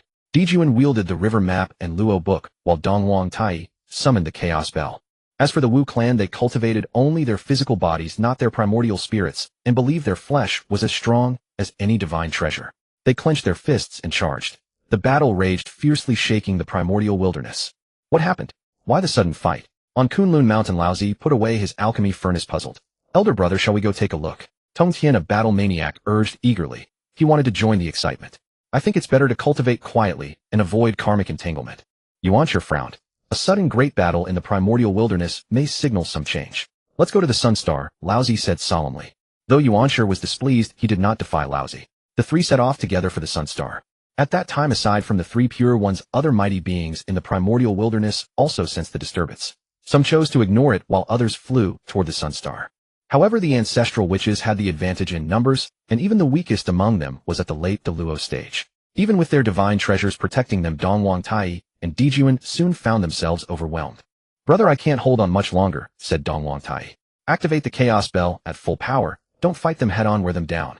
Dijun gritted his teeth. Seeing the two stop attacking, Dijun laughed. What's the matter? Are the two turtles afraid? Dijun and his brother remained silent. The chaos bell, being a supreme innate treasure, proved unshakable after a while. Elder brother, we can't crack this turtle shell for now. What do we do? Asked Jumong, the wood ancestral witch. Brother Bailong said that if you focus all your strength together, nothing is unbreakable. Dijun smiled. Brothers, follow my command. Together strike. In an instant, 11 laws converged into a single force. Clang. The chaos bell let out a thunderous roar that shook the primordial wilderness. Both Dijun and Dongwang Tai spat blood and were sent tumbling backward. Elder brother, it really works. At this moment, the ancestral witches beamed at the sight of the two golden crows' miserable state. Brother, what do we do now? Dongwang Tai retrieved the bell and asked. Individually, they were not afraid of these ancestral witches, but the gang up was too much for the two of them. Run, Dijun said gravely. Dongwang Tai's face stiffened, but he gritted his teeth and nodded. Though fleeing was shameful, survival was more important now. Who knew what those barbarian Wu clan members would do? Seeing the two golden crows take flight, the ancestral witches shouted in unison. Elder brother, the two mangy birds are running. Chase them. In an instant, the chase escalated into a chaotic uproar across the primordial wilderness. Feathered brute, stop, right there. Halt. The ancestral witches bellowed from behind. Elder brother, let us fight them to the death. Dongwang Tai could not bear such humiliation, his voice seething with indignation. He made as if to summon the chaos bell. Do not act rashly. Dijun gritted his teeth. He swore inwardly that he would make these barbarians pay for their insolence sooner or later. Yet though Dijun and Dongwang Tai fled with all their might, their speed was still slower than that of the ancestral witches of thunder and lightning, let alone Dijiang, who commanded the laws of space. They were soon hemmed in by the ancestral witches. What do you barbarians intend? Do not push us too far. Dijun roared, his fury now tinged with shame. And what if we do? Zhurong shouted. Everyone claims your solar true fire is the supreme flame. Zhurong refused to accept that. Today I will settle who is superior. Precisely. Let me see if the water law I command can extinguish your solar true fire. Gong joined in with a booming laugh. You. Dijun and Dongwang Tai trembled with rage. Just as the ancestral witches were about to strike, a mysterious yellow pagoda shielded the two. Friends, please listen to this old Taoist and cease this conflict. The newcomer was none other than Taishang Laojun. It was not that he wished to meddle, but rather he had received a message from the sage Hongjun, and thus had no choice but to intervene and mediate. Old man, who are you? How dare you interfere while we teach these two feathered brats a lesson, one ancestral witch grumbled. What did you say? Yuanshi and Tongtian glared with fury. At this time the three brothers were still deeply bonded and had not yet parted ways. Seeing the ancestral witch's insult, Laoju and the other two could not remain still. The peacemaker Hongyun, who had just arrived, also spoke. Stop this fighting. Whatever grievances you have, sit down and talk them through slowly. Other mighty beings friendly with the Crow brothers began to mediate as well. What do you think you're doing? Our brothers teach these two feathered brats a lesson. What business is it of yours? Believe us, we'll take you all on. The ancestral witches clamored, having never feared anyone. These words, falling upon the ears of those who had come to mediate, stirred deep discomfort. These ancestral witches were truly overbearing. Friends, be the judge. We two brothers have done nothing to provoke these creatures, yet they have bullied us to this extent. Dijuan, seeing that the ancestral witches had incurred everyone's resentment, quickly spoke up. The crowd then looked at Dijuan and Donghuang. Both were originally supreme, innate divinities, radiant and majestic. But at this moment, with disheveled hair and blood-stained faces, they were utterly wretched. How pitiful. Fellow Taoist Dijiang, let it rest. Laojun spoke again, the 8 trigrams diagram suspended above his head, signaling that he would strike if the ancestral witches did not comply. Yuanshi also held the 3 treasures Rui, while Tongtian gripped the green lotus sword. Since you love to meddle, then we brothers. The ancestral witches were about to strike again, but Dijiang stopped them. As the eldest among the ancestral witches, he was comparatively more composed. They were 12 siblings indeed, but the opposing mighty beings were also numerous. In particular, the 3 pure ones were formidable. If it came to blows, their side might suffer. So he declared loudly, Dijuan, you feathered brute, have you no shame? It was your brothers who first gossiped about our Wu race, and now you turn the blame on us. What does fellow Taoist Dijiang mean? Laojun frowned deeply. You don't know? These 2 feathered brats have been spreading rumors everywhere, calling us Wu race barbarians, savages, brainless fools. Dijiang's voice was harsh. Our Wu race is born from the essence of Father God. How can we tolerate such slander? When these words fell, everyone present was dumbfounded. Damn, was that really a reason? Yet what astonished them even more was that today the Wu race, who usually relied on their fists, had actually begun to reason. What was this world coming to? You're full of crap. Dijuan was so frantic he resorted to profanity. Me full of crap?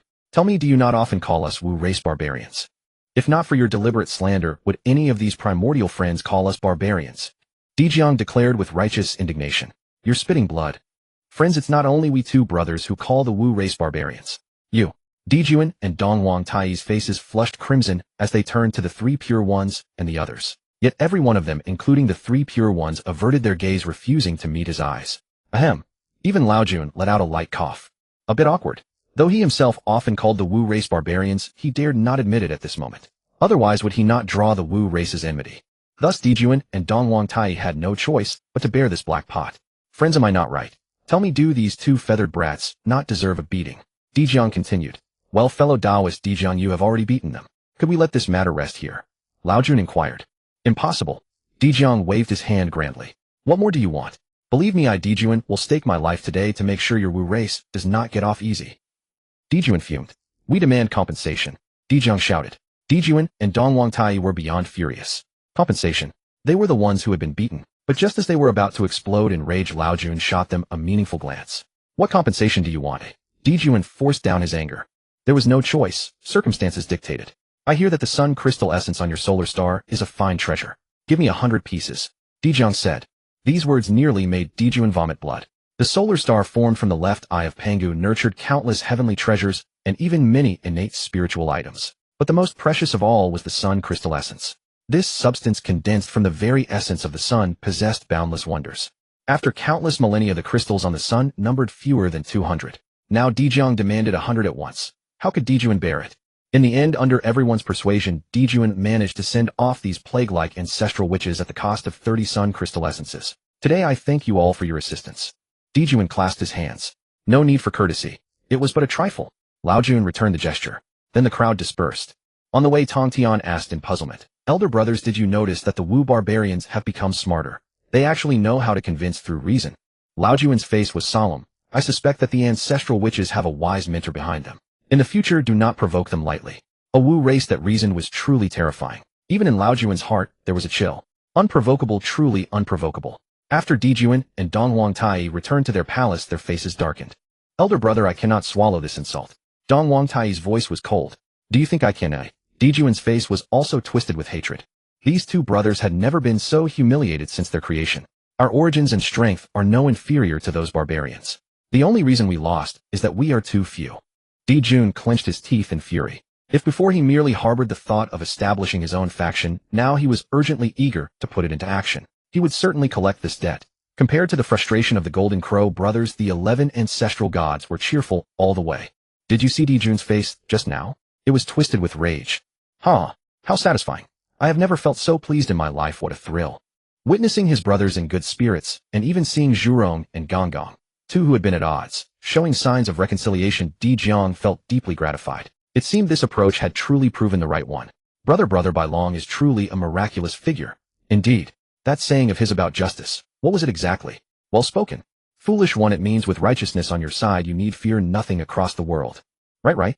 Henceforth our Wu clan shall remember these words. Before striking, we must find a worthy justification, then strike until they cannot speak, which is far more satisfying. By the way, elder brother, why did you demand the solar crystal essence from those two mangy birds? Our Wu clan has no use for it. Xianming asked. Sister, that solar crystal essence was meant as a gift for Brother Bai Long. Di Jiang explained with a smile. That is proper indeed. This time we owe everything to Brother Bai Long. The ancestral gods harbored sincere gratitude toward Chen Xian. Today we brothers fought to our heart's content. We ought to celebrate. Within the Pango Hall, Di Jiang produced jar after jar of wine. As he broke the clay seal, the intoxicating aroma of wine filled the air. Elder brother, what is this? Why does it smell so wonderful? The ancestral gods pressed closer one by one. This is called wine, a gift from Brother Bai Long, Di Jiang said with a smile. Elder brother, let me taste some. Elder brother, I want some too. The ancestral gods cried out. There will be enough for everyone. Then Di Jiang distributed a jar to each, and they eagerly grasped them to drink. Delicious. More delicious than anything I have ever tasted. In the current primordial world, only divine waters and jade-sweet nectars existed. Their flavors so insipid they hardly suited the Wu clan's palate. Yet this wine was extraordinary. Upon entering the mouth, the comfort it brought was beyond ordinary. Soon the ancestral gods finished their wine, gazing longingly at Di Jiang. Elder brother, is there any more? Di Jiang shook his head firmly. None left.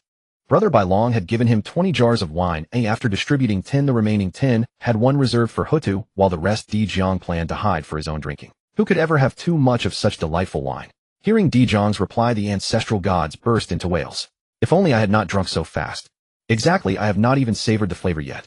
Why does not elder brother ask Brother Bai Long for more? The ancestral gods all turned their gaze toward Di Jiang. Before Di Jiang could respond, a figure suddenly appeared in the Pango Hall. Seeing who had arrived, the ancestral gods, who feared neither heaven nor earth, instinctively shrank their necks in unison. Even elder brother Di Jiang wore an awkward smile. Little sister. The newcomer was indeed the 12th ancestral god Hutu. Compared to their reverence for Di Jiang, the ancestral gods harbored a deep-seated fear of this youngest sister. Whenever they caused trouble, Hutu would deliver her lectures, and the mere sound of her scolding gave them headaches. She had originally gone to Xiao Palace to listen to the Dao, but was delayed by certain matters along the way. Yet upon hearing that her brothers had actually come to blows at the Sun Star, she hurried back in distress. Have you caused trouble again? Hutu declared with puffed cheeks. Little sister, let me explain, Di Jiang said. Sigh. Never mind. Put aside. Are you unharmed? Facing her brothers, she truly could not bring herself to speak harshly. No, we are fine. The ancestral gods laughed, knowing full well their youngest sister's soft heart. Not only did we escape unscathed, but we also beat those mangy birds. Then elder brother exacted 30 solar crystal essences from them as compensation. Hutu stood utterly stunned. They had struck another, and somehow demanded compensation. Shouldn't it be the Wu clan owing reparations to others? Little sister, let me tell you. Then the ancestral gods eagerly recounted the entire episode to Hutu. Though she understood the story, her mind struggled to grasp how it unfolded. She knew her brother's nature well. When fists could settle things, they would never bother with strategy. What had transpired this time? Did you devise this strategy yourselves? Hutu asked. No, elder brother befriended a young companion named Bai Long. Even the plan to fight them outside was his idea, the ancestral gods replied. A young companion. Have you been deceived? Hutu gritted her teeth. The Wu clan cultivated only their physical bodies, neglecting their divine consciousness. They were unmatched in martial prowess, but lacked strategic acumen. Hutu deeply recognized that this deficiency would bring disaster upon the Wu clan, which is why she had traveled to Xiao Palace to listen to the Dao, seeking ways to remedy this weakness. Now Hutu seriously suspected that this Bai Long might be exploiting the Wu clan's inability to scheme, using them as pawns. That is impossible. Brother Bai Long is a good person. Di Jiang quickly defended Chen Xian. But Hutu refused to believe him. Elder brother, take me to meet this Bai Long. Little sister, that will not do. Di Jiang protested. He saw that his younger sister seemed to harbor some misunderstanding about Brother Bai Long. He knew all too well that Bai Long's cultivation was weak. If she lost control and harmed him, he would regret it forever. Why not? Elder brother, I suspect he has ill intentions toward our Wu clan, Huda said. Impossible, little sister, you are overthinking. Di Jiang shook his head. Brother Bai Long does not even know my true identity. How could he scheme against us? When they had first encountered Chun Xian, Di Jiang had been fretting over his brother's fighting troubles and simply chatted casually. Like Nüwa, Di Jiang had also been swayed by Chun Xian's inspiring words. At that time, Chun Xian was merely a low-level Xuanxian, and fearing he might frighten Chun Xian, Di Jiang claimed to be called Di Zhu. What happened? He does not know your identity. Hutu frowned. Di Jiang then explained the whole truth to Hutu. Though relieved that it was merely coincidence, she still said, I will find an opportunity to meet him someday. Di Jiang casually agreed and handed Hutu another jar of wine. Little sister, I saved this for you. Try it. What is this? Hutu took the wine jar from Di Jiang's hands. Elder brother, let me taste. Elder brother, I want some too. The ancestral gods began arguing again. Hutu quickly secured the wine and departed, needing to continue contemplating how to address the Wu clan's fundamental problem. Wow, you are so shameless. Little sister, give it to me, not him.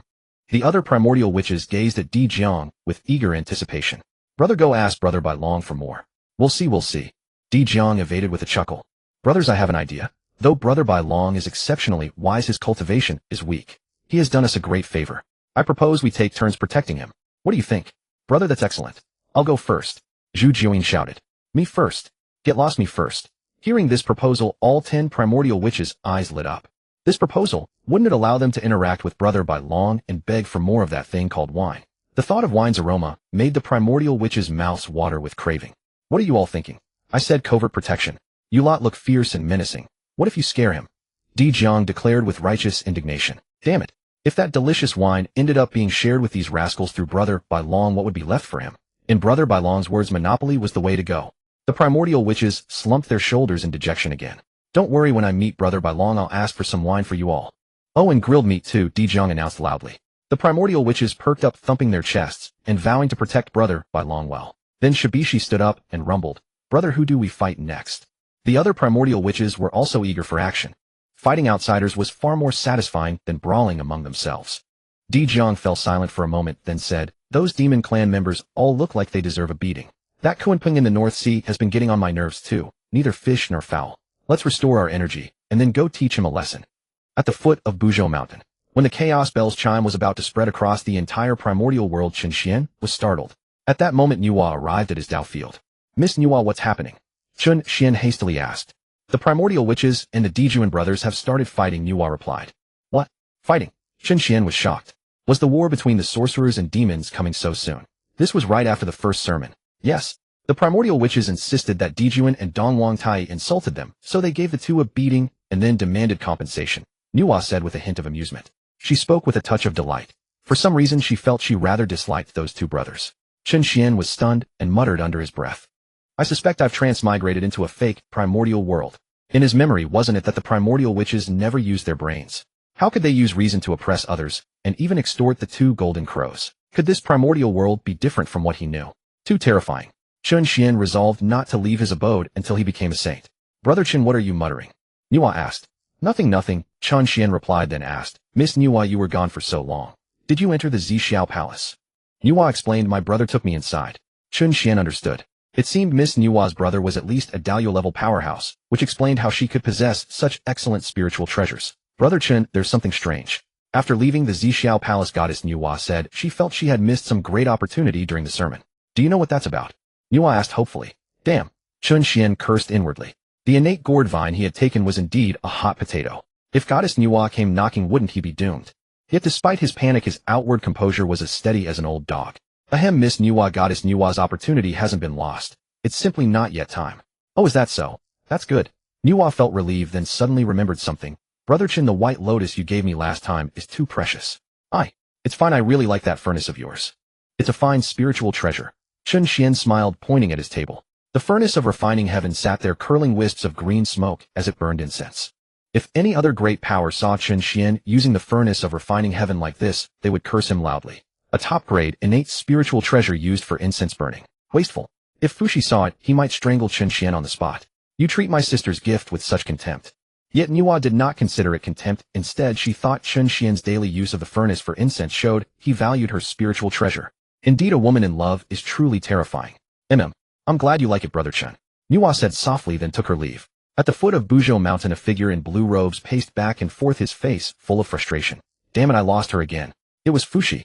He had planned to follow his sister and expose that scoundrel brother Chun, but Nüwa had grown wary and outwitted him. Soon another 800 years passed. During this time, through daily sign-ins, Chen had opened 2 of his 3 flowers and entered the Tai Golden Immortal Realm. Every so often, either Miss Nüwa or Brother Dizhu would visit Chen. Miss Nüwa would come and chat about the great tribulations and recent events in the primordial world. From Miss Nüwa, Chen learned that the primordial witches seemed to have lost their minds. They deliberately picked quarrels with the great demons, always fabricating a reason beforehand. And these reasons were ever more absurd. For instance, when they beat Kunpeng, they claimed he had taken a dump while flying over the sorcerer territory, polluting their air. Then they gave Kunpeng a thrashing. If not for Kunpeng's speed, he might have been caught and eaten by the primordial witches. Moreover, a strange event occurred in the primordial world. Many people's Dao fields were burgled. The thief was not only skilled enough to break numerous formations, but also extremely ruthless. After raiding a Dao field, not even a single spirit herb remained. The inhabitants of the primordial world gnashed their teeth in fury. As for Brother Dizhu, he told Chen that thanks to his advice the quarrels among his brothers had ceased, leaving Chen utterly bewildered. What advice had he given?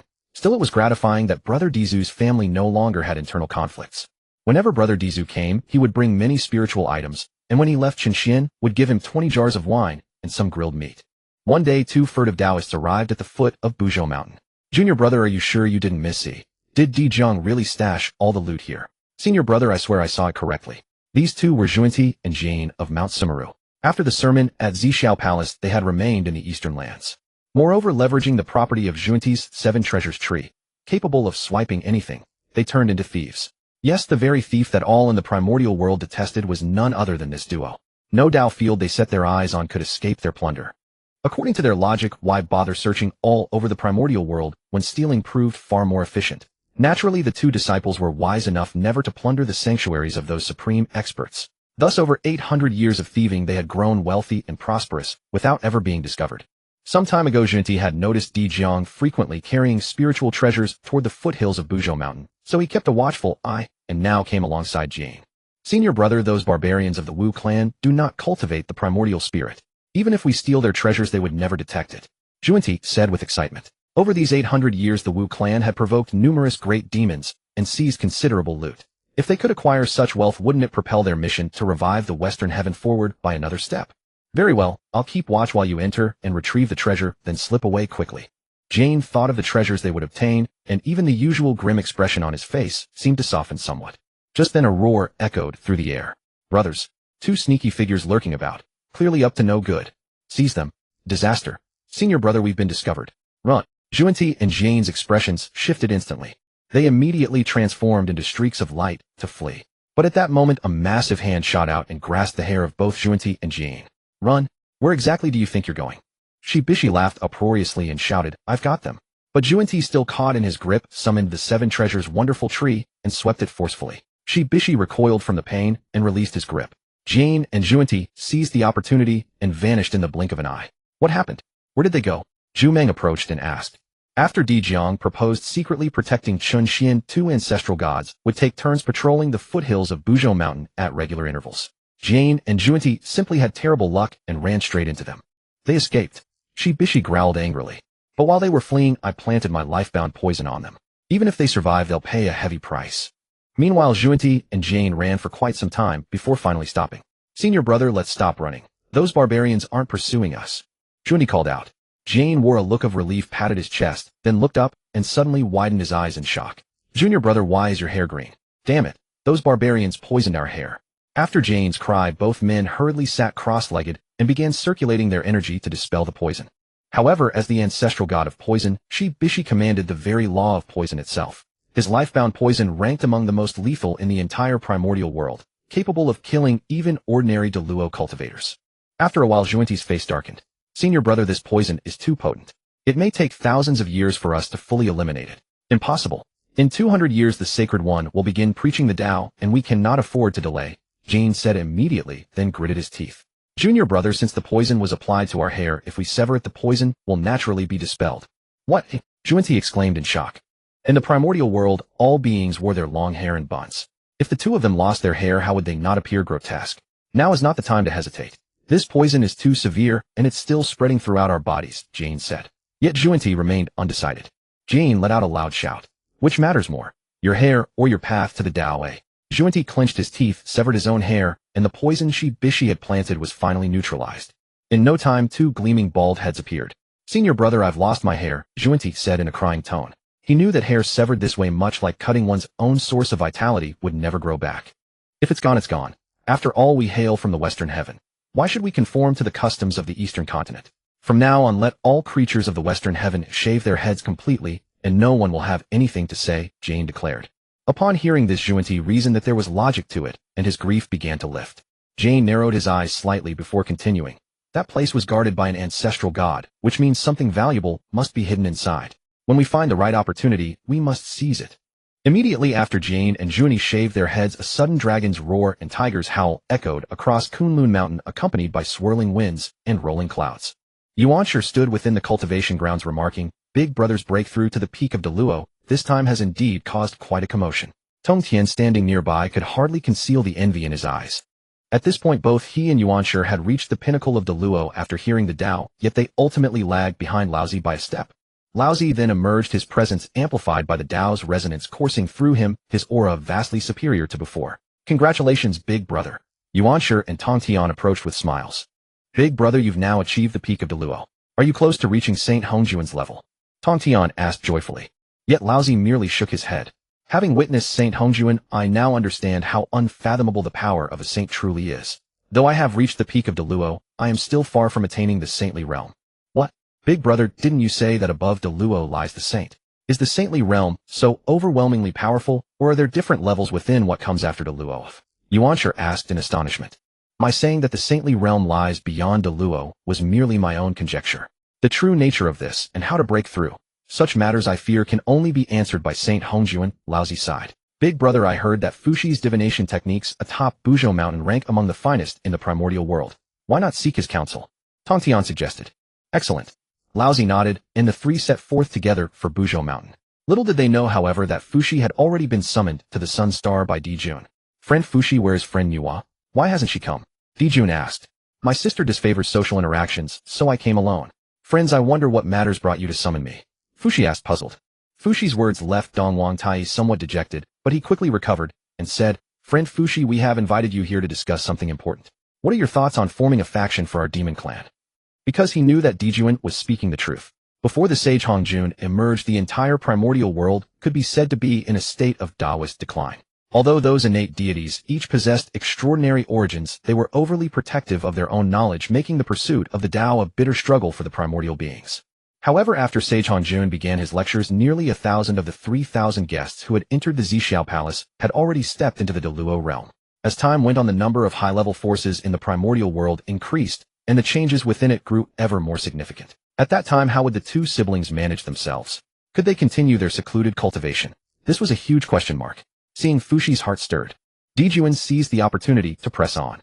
The force we are to establish, I shall call it the Demon Court, the celestial court of demons, to gather all great demons under heaven and amass fortune.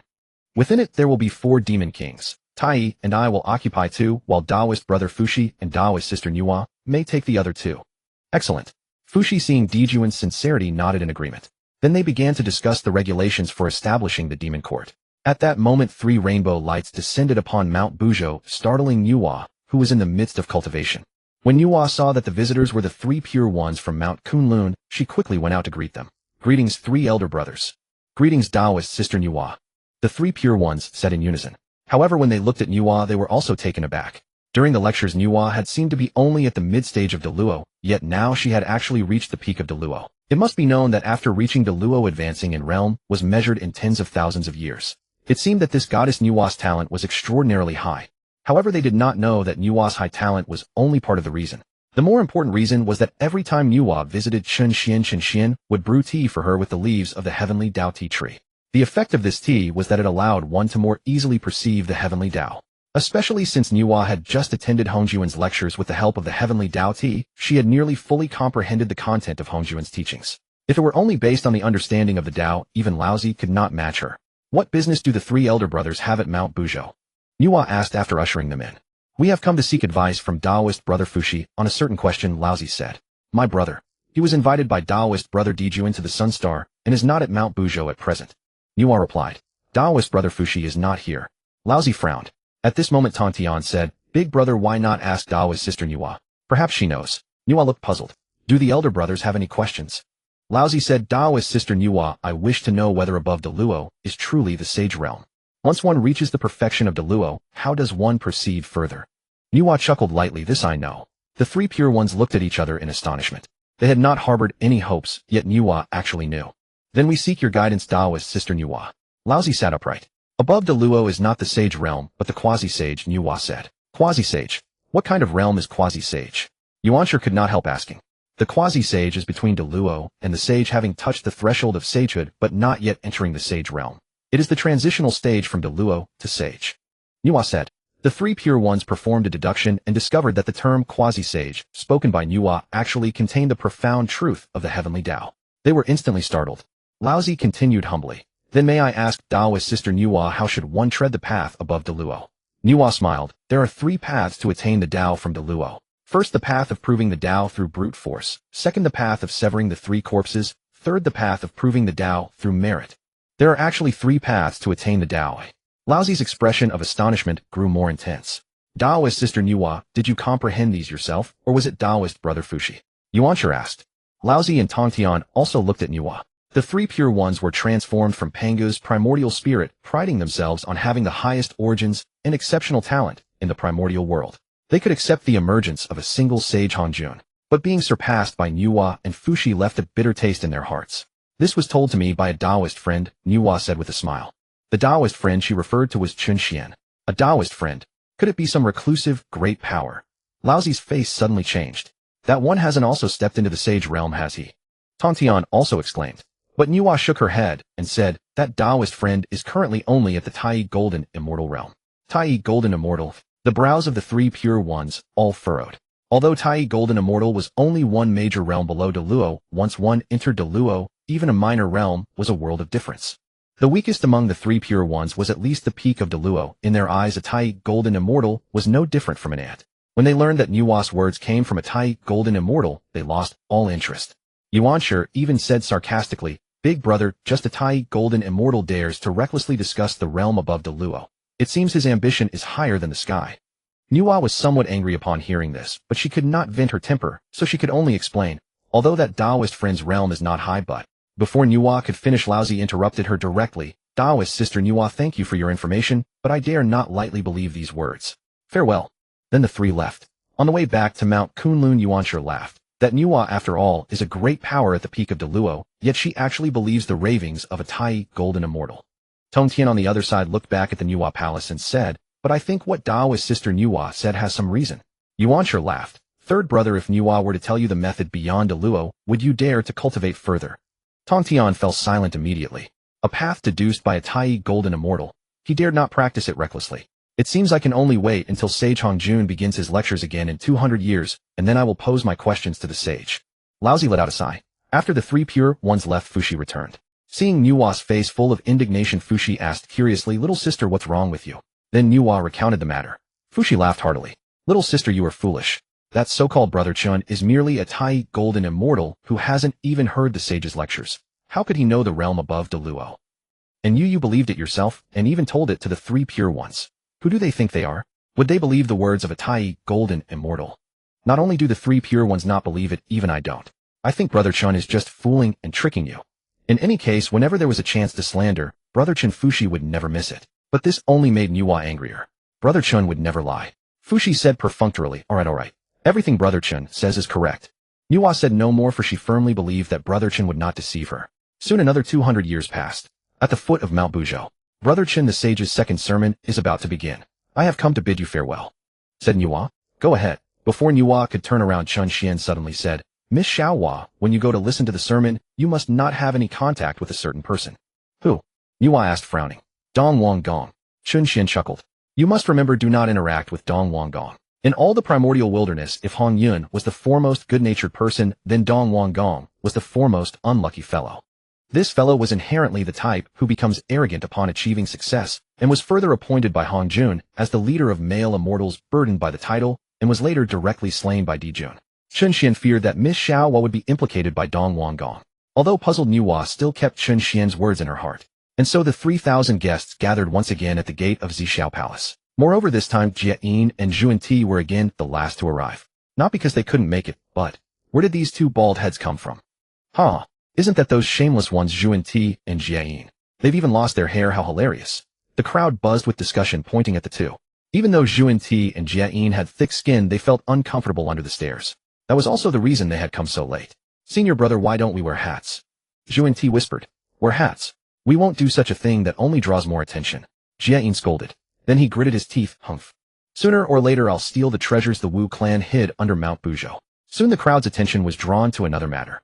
The gate of Xiao Palace opened. Following the command of Sage Hongjuan, the 3,000 guests of Xiao sat, or stood in their previous positions. After a moment, Sage Hongjuan spoke. In this sermon, I will mainly discuss the realm beyond Daoyuo. At these words, all 3,000 listeners pricked up their ears. Although there were many top-tier innate deities among them, even Laozi, the incarnation of Pangu's primordial spirit, did not know what realm lay beyond Daoyuo, let alone the rest. So when they heard that Hongjuan was going to teach this part, they feared missing even a single word. Beyond Daoyuo is the quasi-sage. The quasi-sage lies between Daoyuo and the sage. As Hongjuan spoke above, the eyes of the three pure ones were filled with shock. Had they not dared to make noise during the sage's sermon, the three would have cried out in astonishment. The quasi-sage was exactly the realm Nüwa had spoken of. Even Fushi showed a surprised expression. Only Nüwa felt a hint of smugness. That'll teach you not to believe me. Hongjuan paused again, then continued, for living beings in the primordial wilderness, there are three paths to achieve the Tao. The first is to attain the Tao through force, the second is to attain the Tao by severing the three corpses, and the third is to attain the Tao through merit. At this moment the look of fear on Laozi's face grew even more intense. Hit. Wasn't this exactly the three methods of attaining the Tao that Nüwa had mentioned? But weren't these three methods deduced by a Tai Golden Immortal? Why were they identical to what Sage Hongjuan said? Perhaps noticing Laozi's unusual behavior, Hongjuan frowned and said, Laozi, do you have a question? Laozi's heart trembled violently, and he said, Sage, I would like to ask, are there any differences in strength among these three paths to the Tao? Hongjuan said, those who become sages are indestructible through countless kalpas, all beneath sages are mere ants. These three paths to the Tao have no distinction of superiority or inferiority. Next I will explain how to attain the Tao through these three paths. Among them, attaining the Tao through force is too difficult and is basically unfeasible in the primordial wilderness. I attained the Tao by severing the three corpses, so I will focus on explaining this path. While Hongjuan began his sermon at Xiao Palace at the foot of Mount Buzhou, a young man in white and an old man in green sat facing each other. The young man in white was none other than Xian. I say, old tree, what brings you to me this time? The old man in green with white hair and beard bearing an immortal air looked at Xian and smiled. In the entire primordial wilderness, there are only a handful of people I hold in my regard. You, young friend, are one of them. I came today to have a chat with you. You're bragging. Xian rolled his eyes and muttered. This old man, whom he called Old Tree, was named Tree Taoist, and was one of the friends Xian had made since coming to the primordial wilderness. However, compared to Miss Xiao Wa and Brother Dizu, this old man was not as honest. He liked to brag. He even claimed to have discussed the Tao with Ancestral Dragon and played chess with Hongjuan. Damn, why didn't he brag even bigger, like saying he witnessed Panga's creation of the heavens? Xian didn't think he could casually run into any great figures, and this old man didn't show any extraordinary traits. Trying to fool him. He just didn't want to expose the old rascal. Young friend, regarding your remark last time about the Heavenly Dao being flawed, I went back and pondered it for 5,000 years before finally understanding it. Hearing your words truly enlightened me. Tree Taoist sighed. Such a simple principle took you 5,000 years to comprehend. Xian said irritably. He felt the old man was just making fun of him. Young friend, by long, is a remarkable person, exceptionally gifted. I am dull-witted. It took me 5,000 years to fully grasp it. Tree Taoist stroked his long beard and smiled a smile that revealed deep helplessness. Then Tree Taoist looked up in a certain direction and said in a deep voice, Young friend, the reason I came today is to ask you something. What do you think of Hongjuan as a person? Damn it, are you crazy? Xian jumped up.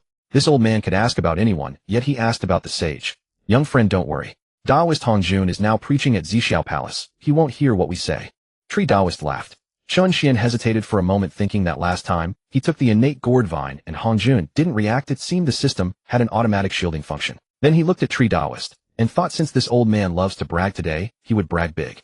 Taoist Hongjuan, I can evaluate him with just 4 words. Xian stood up and said, Which 4 words? Tree Taoist asked with interest. Short-sighted. As Xian's words fell, Tree Taoist was stunned, then burst out laughing. Young friend, what do you mean by short-sighted? You must know that Taoist Hongjuan is the first sage of the primordial wilderness.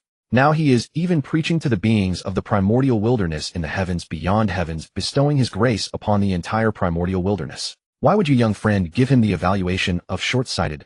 Of course I have my reasons. Besides, do you really think Hongjun was the first to become a sage in the primordial wilderness? Chunxian countered.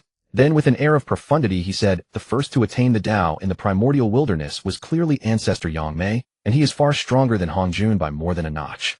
Daoist Hongjuan's title of the first sage of the primordial wilderness is nominal. Tree Daoist was completely stunned upon hearing this. Chunxian looked at Tree Daoist's dumbfounded expression and was secretly amused. How scared you didn't I? However, the Tree Daoist sighed, casting a complex gaze at Chunxian. You truly know everything. It seemed this young friend was more formidable than he had imagined, having directly revealed his true identity. And Chunxian, what else could he possibly know? But he didn't ask, for he was determined to maintain his grand air before the old tree man. How could he let it slip? The Tree Daoist continued. Then tell me, young friend, what do you mean by saying that Daoist Hongjun is short-sighted?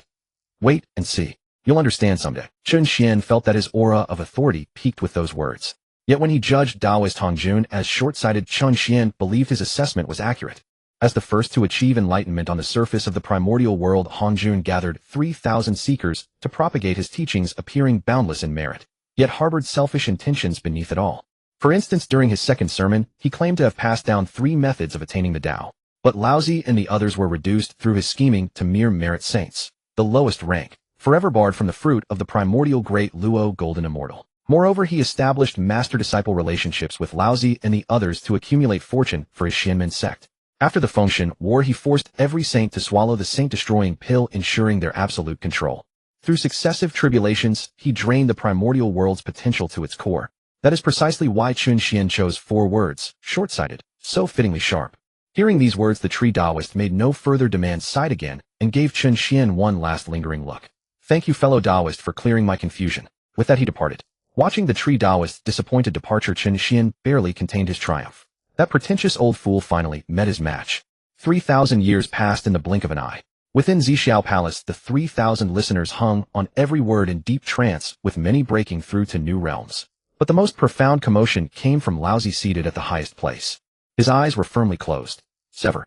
At that single cry, an elderly figure cloaked in white hair and purple robes bearing the 8 trigrams sigil appeared beside him. I pay my respects, fellow Daoist. The elder offered a kind greeting with a formal bow. This was Laozi's avatar of virtue. Witnessing this scene, all 3,000 in Xiao Palace brimmed with envy. For Laozi had stepped into an entirely new realm of cultivation. Yet alongside their envy, their eyes blazed with fervor. Laozi's successful severing proved that Hongjun the Saint's teachings held true. The path was genuinely viable. Now that this sermon concludes, I have an announcement. Since the calamity of the Dragon and Han Era, the primordial world has fallen into chaos. I intend to establish a supreme male immortal and a supreme female immortal to jointly govern all existence. Upon hearing these words, every gaze turned toward Hongjun. This was a matter that would shape the fate of the entire primordial world.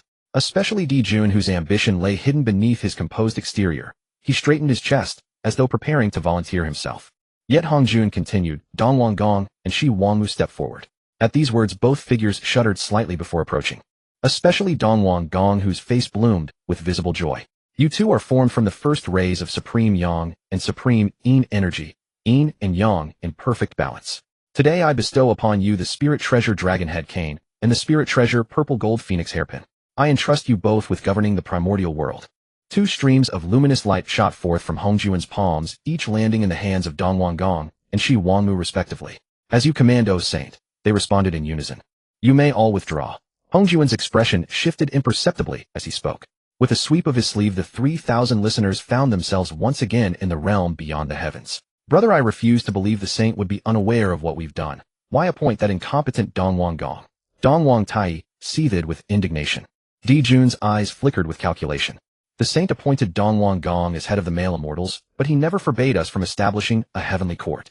Even as he spoke, Dongwang Gong approached with a broad smile, leaning on his dragon head cane. Fellow Taoist Dijun, fellow Taoist Tai, I hear you plan to establish a demon clan heavenly court. This saves me considerable effort. When the time comes, I can arrange fine positions for both of you. Dongwang Tai exploded with rage at these words.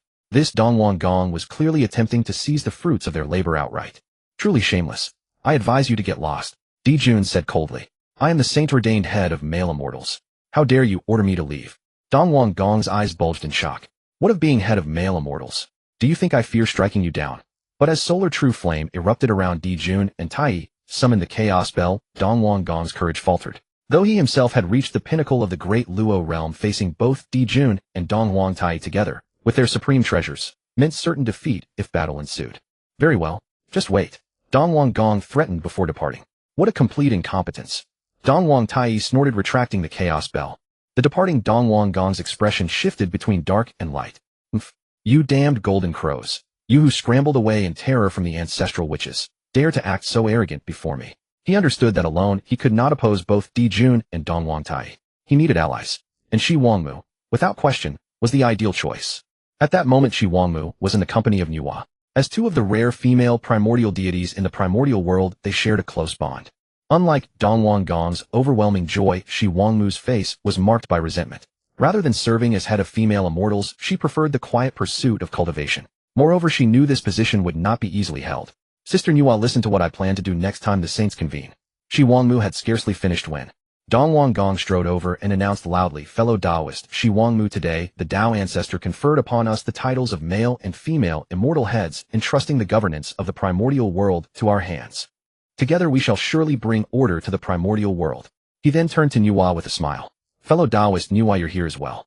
You and your brother Fuxi both possess great talent. Would you consider joining my faction to discuss matters of importance? At this moment his gaze toward both Shi Wangmu and Nüwa was utterly devoid of restraint or concealment. As though assuming the role of head of male immortals granted him the right to claim all female immortals as his own. Such an expression deeply disgusted both Nüwa and Shi Wangmu. Shi Wangmu replied with visible impatience, fellow Taoist Donghuang Gong, I have no intention of involving myself in this matter. At the next sermon, I will personally request the Tao ancestor to relieve me of this position. Please do not trouble me further. Donghuang Gong's expression shifted dramatically.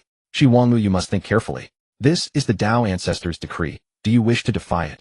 Nüwa, keeping Chun Xian's words ever in mind, had initially sought to remain detached. Yet unwilling to abandon Shi Wangmu to her fate alone, she spoke. Since Shi Wangmu does not wish this fellow Taoist Donghuang Gong, why force her hand? Even if she is unwilling, it makes no difference. The sage has appointed the two of us as the leaders of male and female immortals. How could a mere resignation suffice? Nüwa, do not meddle in affairs that do not concern you. Donghuang Gong said without the slightest courtesy. Who do you think you are, daring to call my sister's interference unwarranted? Just then a voice suddenly rang out. It was Fuxi. You?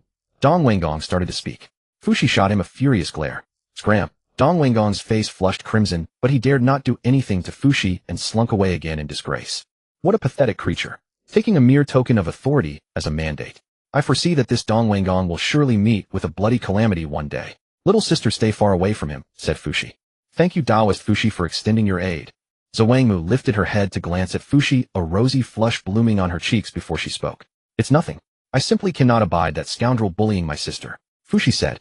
Nüwa, standing by, clenched her teeth in frustration, then tugged at Fuxi's robes.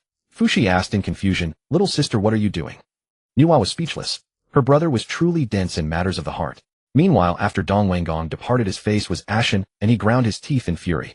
He was a petty man by nature, and being humiliated repeatedly like this only made him harbor a deep grudge. He then went to seek out great powers such as the Three Pure Ones, but they all refused his request on the grounds of seclusion and detachment from worldly affairs, which made Donghuang Gong's expression even darker.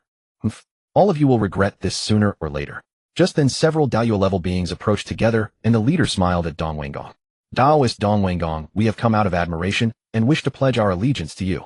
These people were all opportunists who shifted with the wind. Seeing that Hongjun had bestowed upon Donghuang Gong the title of Chief of Male Immortals, they sought to curry favor early. And since Donghuang Gong was isolated, and without support, the group soon fell into animated conversation.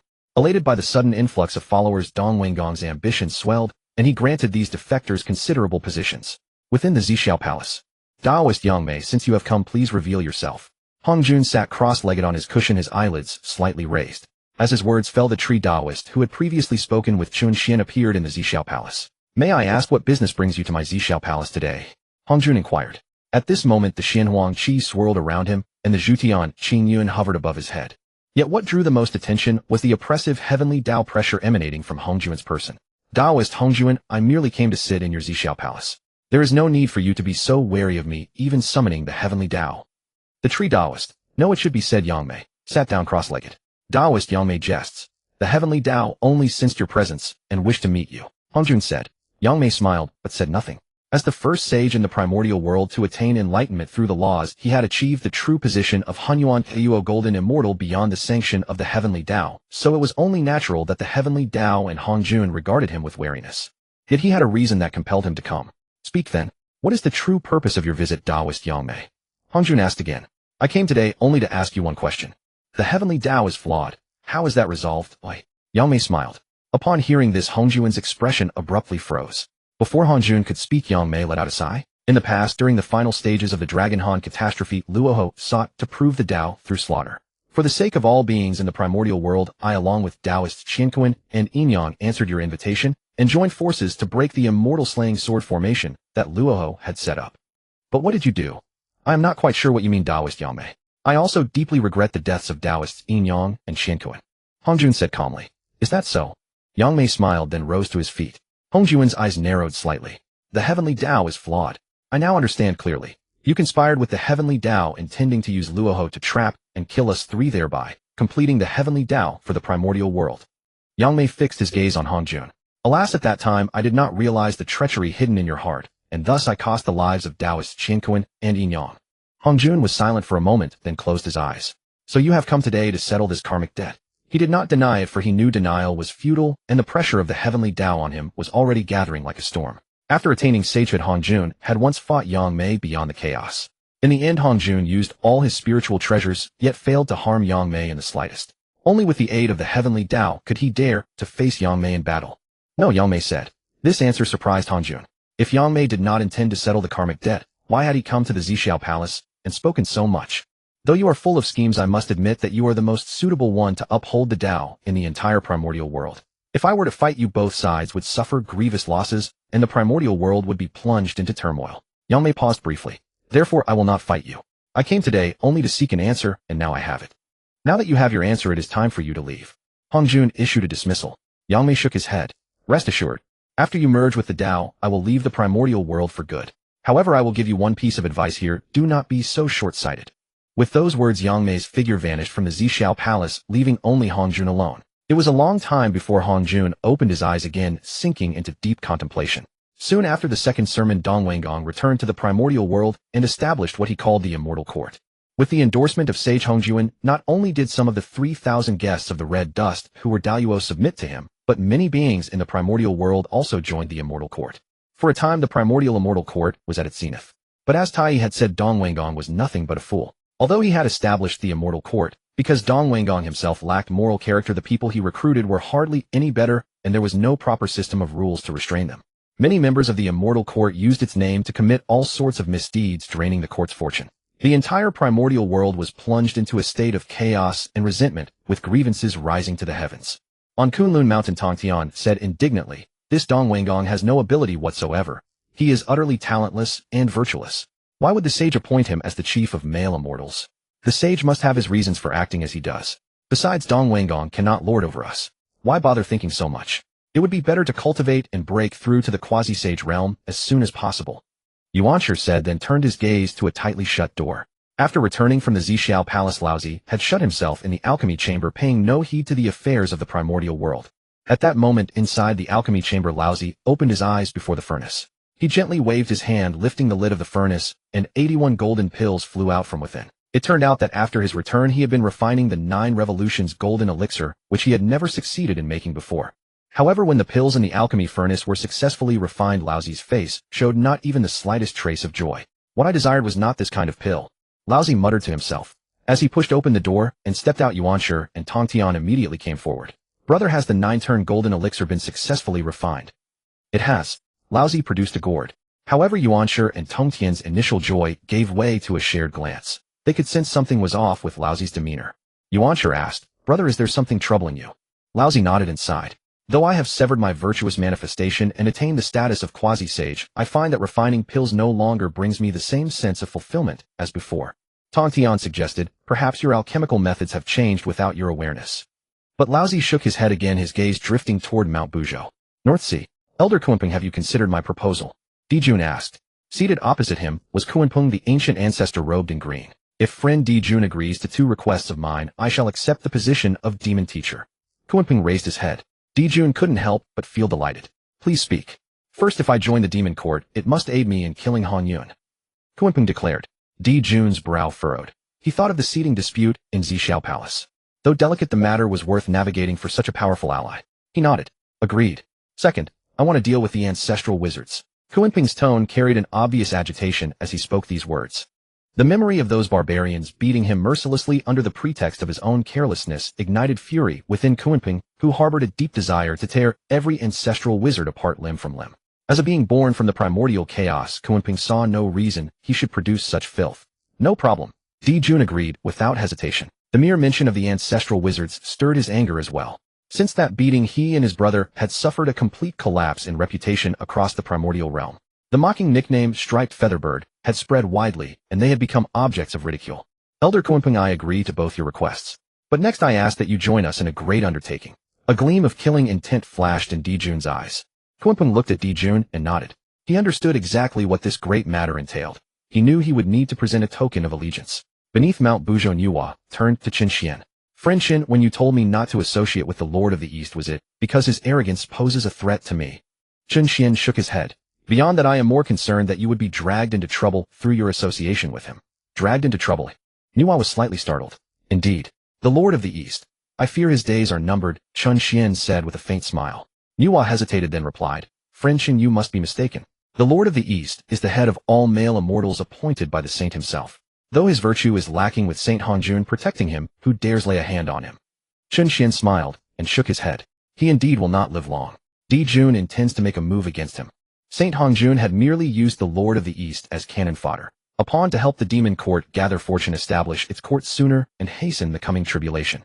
Otherwise, Hanjun could have appointed someone truly worthy rather than a fool like the Eastern Lord. The Eastern Lord simply had no idea his doom was upon him, still basking in misplaced arrogance. Hearing Qin Xian's words, Nüwa seemed to grasp something. Friend Qin, I must attend to something else, she said and hurried away. Qin Xian did not know what Nüwa intended, but he did not press the matter. Having left the foothills of Mount Buzhou, Nüwa sought out Fuxi, only to learn he was no longer there. Her subordinates reported that Lord Fuxi had been summoned by Di Jun. A dark premonition surged within her. Setting her jaw, she sped toward the East Sea. Elder Fuxi, has Elder Nüwa not come this time either? Di Jun asked. This matter does not concern my younger sister, Fuxi replied. He knew the purpose of this expedition, to deal with the Lord of the East. Though that man was talentless and morally bankrupt, he was still the head of male immortals personally appointed by Saint Hanjun. If they killed him, no one could predict what the saint might do. But if one wished to claim the position of Demon Emperor, could one really avoid all risk? So Fuxi had come, but he had not told Nüwa. As the elder brother, he would never allow her to face even the slightest danger. Di Jun smiled and changed the subject. Later, regarding the innate formation over there, I entrust it to you, Elder Fuxi and Elder Kunpeng, to unravel it. He understood Fuxi's secret concerns, but that did not matter. He had promised the dual position of Demon Emperor precisely because of Fuxi's grand strategy. Even the plan to kill the Lord of the East had been Fuxi's own suggestion. Nüwa's absence would make little difference. After the second lecture at Xiao Palace, the Lord of the East established an immortal court upon his Taoist sanctuary, Penglai Immortal Mountain, and declared himself Immortal Emperor. Completely oblivious to the crisis approaching, he sat upon his imperial throne, watching the performances below. A golden immortal seated beside him smiled. Immortal Emperor, our immortal court now gathers talents from all corners, and our prestige towers over the primordial realm. Yet I observe that Di Jun and the demon race seem to be forming factions. We must remain vigilant. The Lord of the East dismissed the warning. Those two striped featherbirds, what threat could they pose? When I have free time, I shall crush them with a single hand. The moment he spoke, a tidal wave of flattery rose from his courtiers. But in the next instant a bell tolled, and the entire Penglai Immortal Island trembled. The chaos bell. The Lord of the East's eyes narrowed. His voice turned cold. Those two striped featherbirds. I did not come seeking trouble with them, yet they dare to provoke me. Today I shall teach them a lesson. Speaking, he rose with his dragon-headed staff and led his attendants out of the hall. Lord of the East, I thought you would be a coward hiding in your shell. I did not expect you to actually come out. Di Jun laughed. Di Jun, you striped featherbird. You still have the nerve to appear. I give you one chance now, submit to me, and I shall spare your life. And you, Fuxi, kneel while you still can. As the Lord of the East spoke, over a dozen golden immortals had gathered behind him. That was his confidence. Last time outnumbered, he had been humiliated by Tai. Today he intended to reclaim his dignity with an army at his back. More than a dozen golden immortals together with the Lord of the East himself projected an aura that pierced the clouds. You think numbers are on your side? Di Jun's cold voice rang out. In the next moment, dozens of flying cultivators appeared around him. The Lord of the East's expression changed dramatically. Golden immortals, Every single one of them was a golden immortal. Dijun had come fully prepared. But recalling that this was his own domain, Dongwang Gong composed himself. It seems you're determined to have a showdown with me. Enough talk. You Dongwang Gong lack both virtue and talent, causing chaos in the primordial world. Today I Dijun will rid the world of this scourge. Dijun gave a cold shout, and his companions launched the first attack. Dongwang Gong was not to be outdone, wielding his dragon head staff and clashing with Dijun. But Dongwang Gong was no sage, and his subordinates were not valiant warriors. Yet on Dijun's side, there were not only great beings like Kunpeng Fushi and Tai Yi, but also the 10 demon martials experts at the mid to late Great Luo realm. After only a short while, the battle's outcome became clear. Dongwang Gong's side was routed, losing several Great Luo, while Dijun's side suffered no casualties. At this moment, even the arrogant Dongwang Gong realized the gravity of the situation. Retreat. Quickly. Dongwang Gong blocked Dijun's attack with his dragon head staff and was the first to fall back. Hearing his call, the others followed Dongwang Gong back to Penglai Immortal Mountain. Soon the innate grand formation atop the mountain was activated, giving Dongwang Gong a measure of security. Immortal Emperor, there are still a few Taoist friends outside the formation. Should we let them in? A Great Luo said to Dongwang Gong. It turned out that in the chaos of battle, several Great Luo had failed to return to the innate grand formation in time. Open the formation now. Are you trying to get us all killed? Since they couldn't make it back, they don't need to return. I don't need such useless men. Dongwang Gong said coldly. This defeat not only crushed his pride, but also left him with a belly full of anger. He secretly swore that once Dijun was driven away, he would recruit more capable hands to serve under him and avenge this humiliation. But this action disheartened many of his followers. Clang. Outside the innate formation, Dongwang Tai Yi used the Chaos Bell to shake the last Celestial Court member to death. Then he used the Chaos Bell to assault the formation on Penglai Immortal Mountain. The formation remained unmoved. Penglai was an overseas immortal mountain protected by a formidable innate divine formation when it emerged. As the master of Penglai, Dongwang Gong could command the innate divine formation. Seeing that the Chaos Bell could not break through, Dongwang Gong, hidden inside, laughed heartily. Dijun didn't expect this. The formation of my Penglai was set by heaven and earth. You want to break it? Dream on. Dongwang Gong sneered.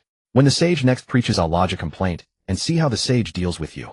Dijun's eyes flickered with a strange light, and he said calmly, Taoist Fushi, Taoist Kunpeng, I entrust this to you. Please lend us the river chart and Luo script, brother Dijun.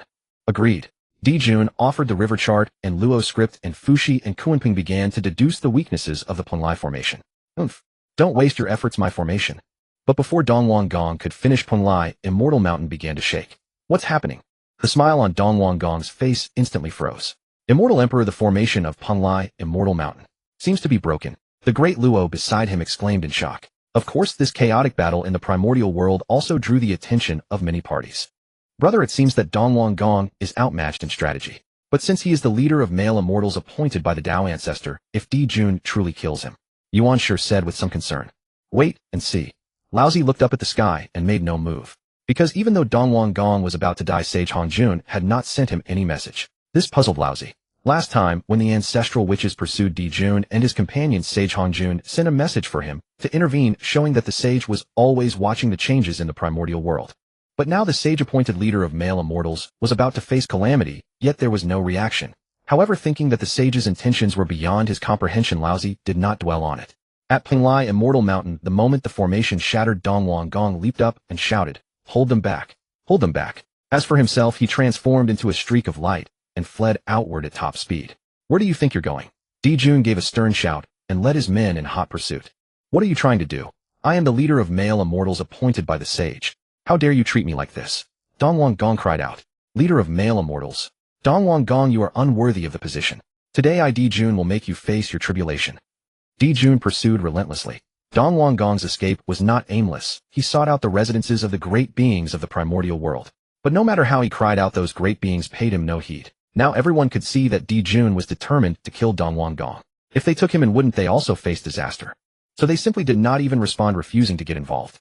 Just wait, all of you wait for the next sermon. I'll report you all to the sage. Dongwang Gong fumed. Dongwang Gong, don't you understand yet? There is no place for you in the primordial world. Dijun sneered. Want me dead? Dream on. At this moment, the resentment in Dongwang Gong's eyes grew even thicker. A purple light burst from his body, and his speed surged again. This Dongwang Gong is useless in a fight, but excellent at running. He wouldn't burn his primordial spirit in battle, but he uses it to flee. Kunpeng said mockingly. A man like this deserves to be the leader of male immortals. Was the sage blind? Taoist Kunpeng, watch your words. Dijun said. Dongwang Gong is burning his primordial spirit. He won't last long. And so the group chased and intercepted Dongwang Gong. Up ahead, Dongwang Gong finally could hold on no longer and coughed up a mouthful of blood. Just then he saw a figure before him and was overjoyed. Nüwa, Nüwa, save me. Save me. Di Jun and his men have gone mad. They want to kill me. I am the leader of male immortals, who I cannot die. Indeed, the person before him was Nüwa. Di Jun and his pursuers halted. Little sister. Fushi frowned deeply. He had not told Nüwa about this matter, unwilling to involve her in the karmic consequences, yet she had come nonetheless. Taoist Fushi. Di Jun also frowned, and spoke in a low voice, for killing Dongwang Gong was crucial to his grand plan and could not be interfered with by Nüwa. But before Fushi could speak, Nüwa directly summoned the 12-grade pure white lotus and enveloped Dongwang Gong. Dongwang Gong's heart tightened. Taoist Nüwa, what are you trying to do? Taoist Dongwang Gong, please face your tribulation.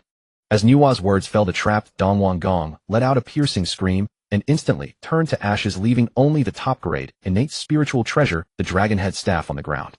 This was also because Dongwang Gong had exhausted his primordial spirit while fleeing, making it easy for Nüwa to kill him.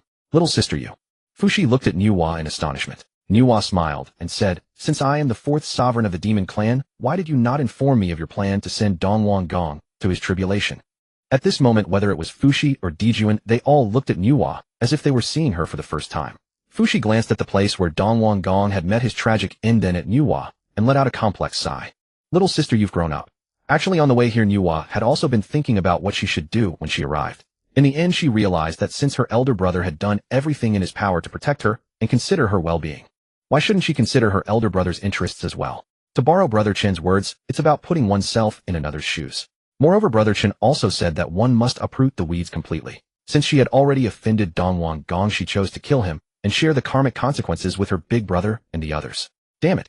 Over 1,000 years, Nüwa had been coaxed by Chun Xian into becoming a dark and mature lady. And thus this dispute ended with the death of Dongwang Gong, the leader of male immortals, and Zhuangmu's announcement of her seclusion in West Kunlun. When Dongwang Gong died, Chun Xian was still eating barbecue and drinking wine with Dijiang. Brother Bailong, I heard that Saint Hongjun has passed down the method of severing the 3 corpses, but it seems that only those with a primordial spirit can cultivate it. I heard from Little Hotu, the witch ancestor, that our Wu clan's path of cultivation is to prove the Dao through power. But what exactly is proving the Dao through power? Dijiang, holding a hoof of some unknown animal, lamented. In the past, the 12 witch ancestors of their Wu clan were unmatched in power, each of them being at the Deluo level, and Dijiang himself had even reached the perfection of Deluo. However, after Hongjuan's sermon, seeing Laozi sever his good corpse and many others in the Zixiao Palace approaching the threshold of severing corpses, Dijiang felt a great sense of urgency. After all, during this period, because the witch ancestors were full of energy, they had beaten quite a few people. If those people became powerful in the future, wouldn't that be the time when the Wu clan capsized? This cannot do. Proving the Dao through power is actually proving the Dao through laws, Chun Xian said as he stood up. Brother Bailong, you understand this? Dijiang said excitedly. I know a little, just a little. Chun Xian modestly showed off. Dijiang quickly pulled Chun Xian and said, Brother Bailong, tell me quickly. Proving the Dao through power. Brother Dizu, let me take your Wu clan's witch ancestor Dijiang as an example. He masters the law of space. The ultimate of the law of space is. Chun Xian, right in front of Dijiang, spoke with great enthusiasm, blending all his understanding of space from the books he had read in his previous life. After all, it was just bragging, no need for a draft. When Chun Xian's last word fell, Dijiang suddenly jumped up from the stool and shouted, I understand. After hearing Chun Xian's words, he already knew what proving the Dao through power meant. Then Dijiang eagerly wanted to share his insights with his brothers and sisters, and did not forget to turn back and shout, Brother Bailong, I will thank you for your grace of enlightenment another day. Chun Xian, standing there, scratched his head in confusion. Damn, what do you understand again? Dijiang left Buzhou Mountain and summoned the other witch ancestors to gather at Panga Hall. Big brother, what do you need us for again? I was just fighting with someone. I rushed over as soon as I heard your summons, and others might think I was afraid of battle. Qianwu complained. Dijiang reached out and gave him a flick on the head. Fighting, all you know is fighting. Dijiang said irritably. Qianwu shrank his neck. Big brother, what exactly happened? Hutu asked with a frown. After returning from Zixiao Palace, she had been thinking about the matter of proving the Dao through power. If Dijiang hadn't summoned her urgently, she might not have left home. Little sister, I know how to prove the Dao through power, Dijiang said excitedly. At these words, all the witch ancestors' eyes lit up. After all, who doesn't desire to become stronger, especially the Wu clan known for their martial prowess? Big brother, you know. Hutu was taken aback. It was Brother Bailong who told me. Dijiang laughed. Upon hearing this, Hutu's rising interest dimmed, and she said somewhat angrily, Big brother, this concerns the path of cultivation, it's not a joke. That Bailong may have some cleverness, but do you expect him to guide us into becoming quasi-saints? She had already heard from her brother that this Bailong was merely a Tai golden immortal. What insights could such an ant have? It was a pure waste of time. Dijiang was displeased upon hearing this. Hey, little sister, don't say that. I think what Brother Bailong said makes a lot of sense. If you don't believe me, I'll show you. Before Dijiang could finish, Hutu looked displeased and said, Big brother, I'll go back to thinking about how to prove the Tao through power. However, just as she reached the entrance of Pango Hall, a sudden boom sounded, followed by an intense wave of energy. Hutu spun around sharply and saw Dijiang displaying his true witch ancestor form.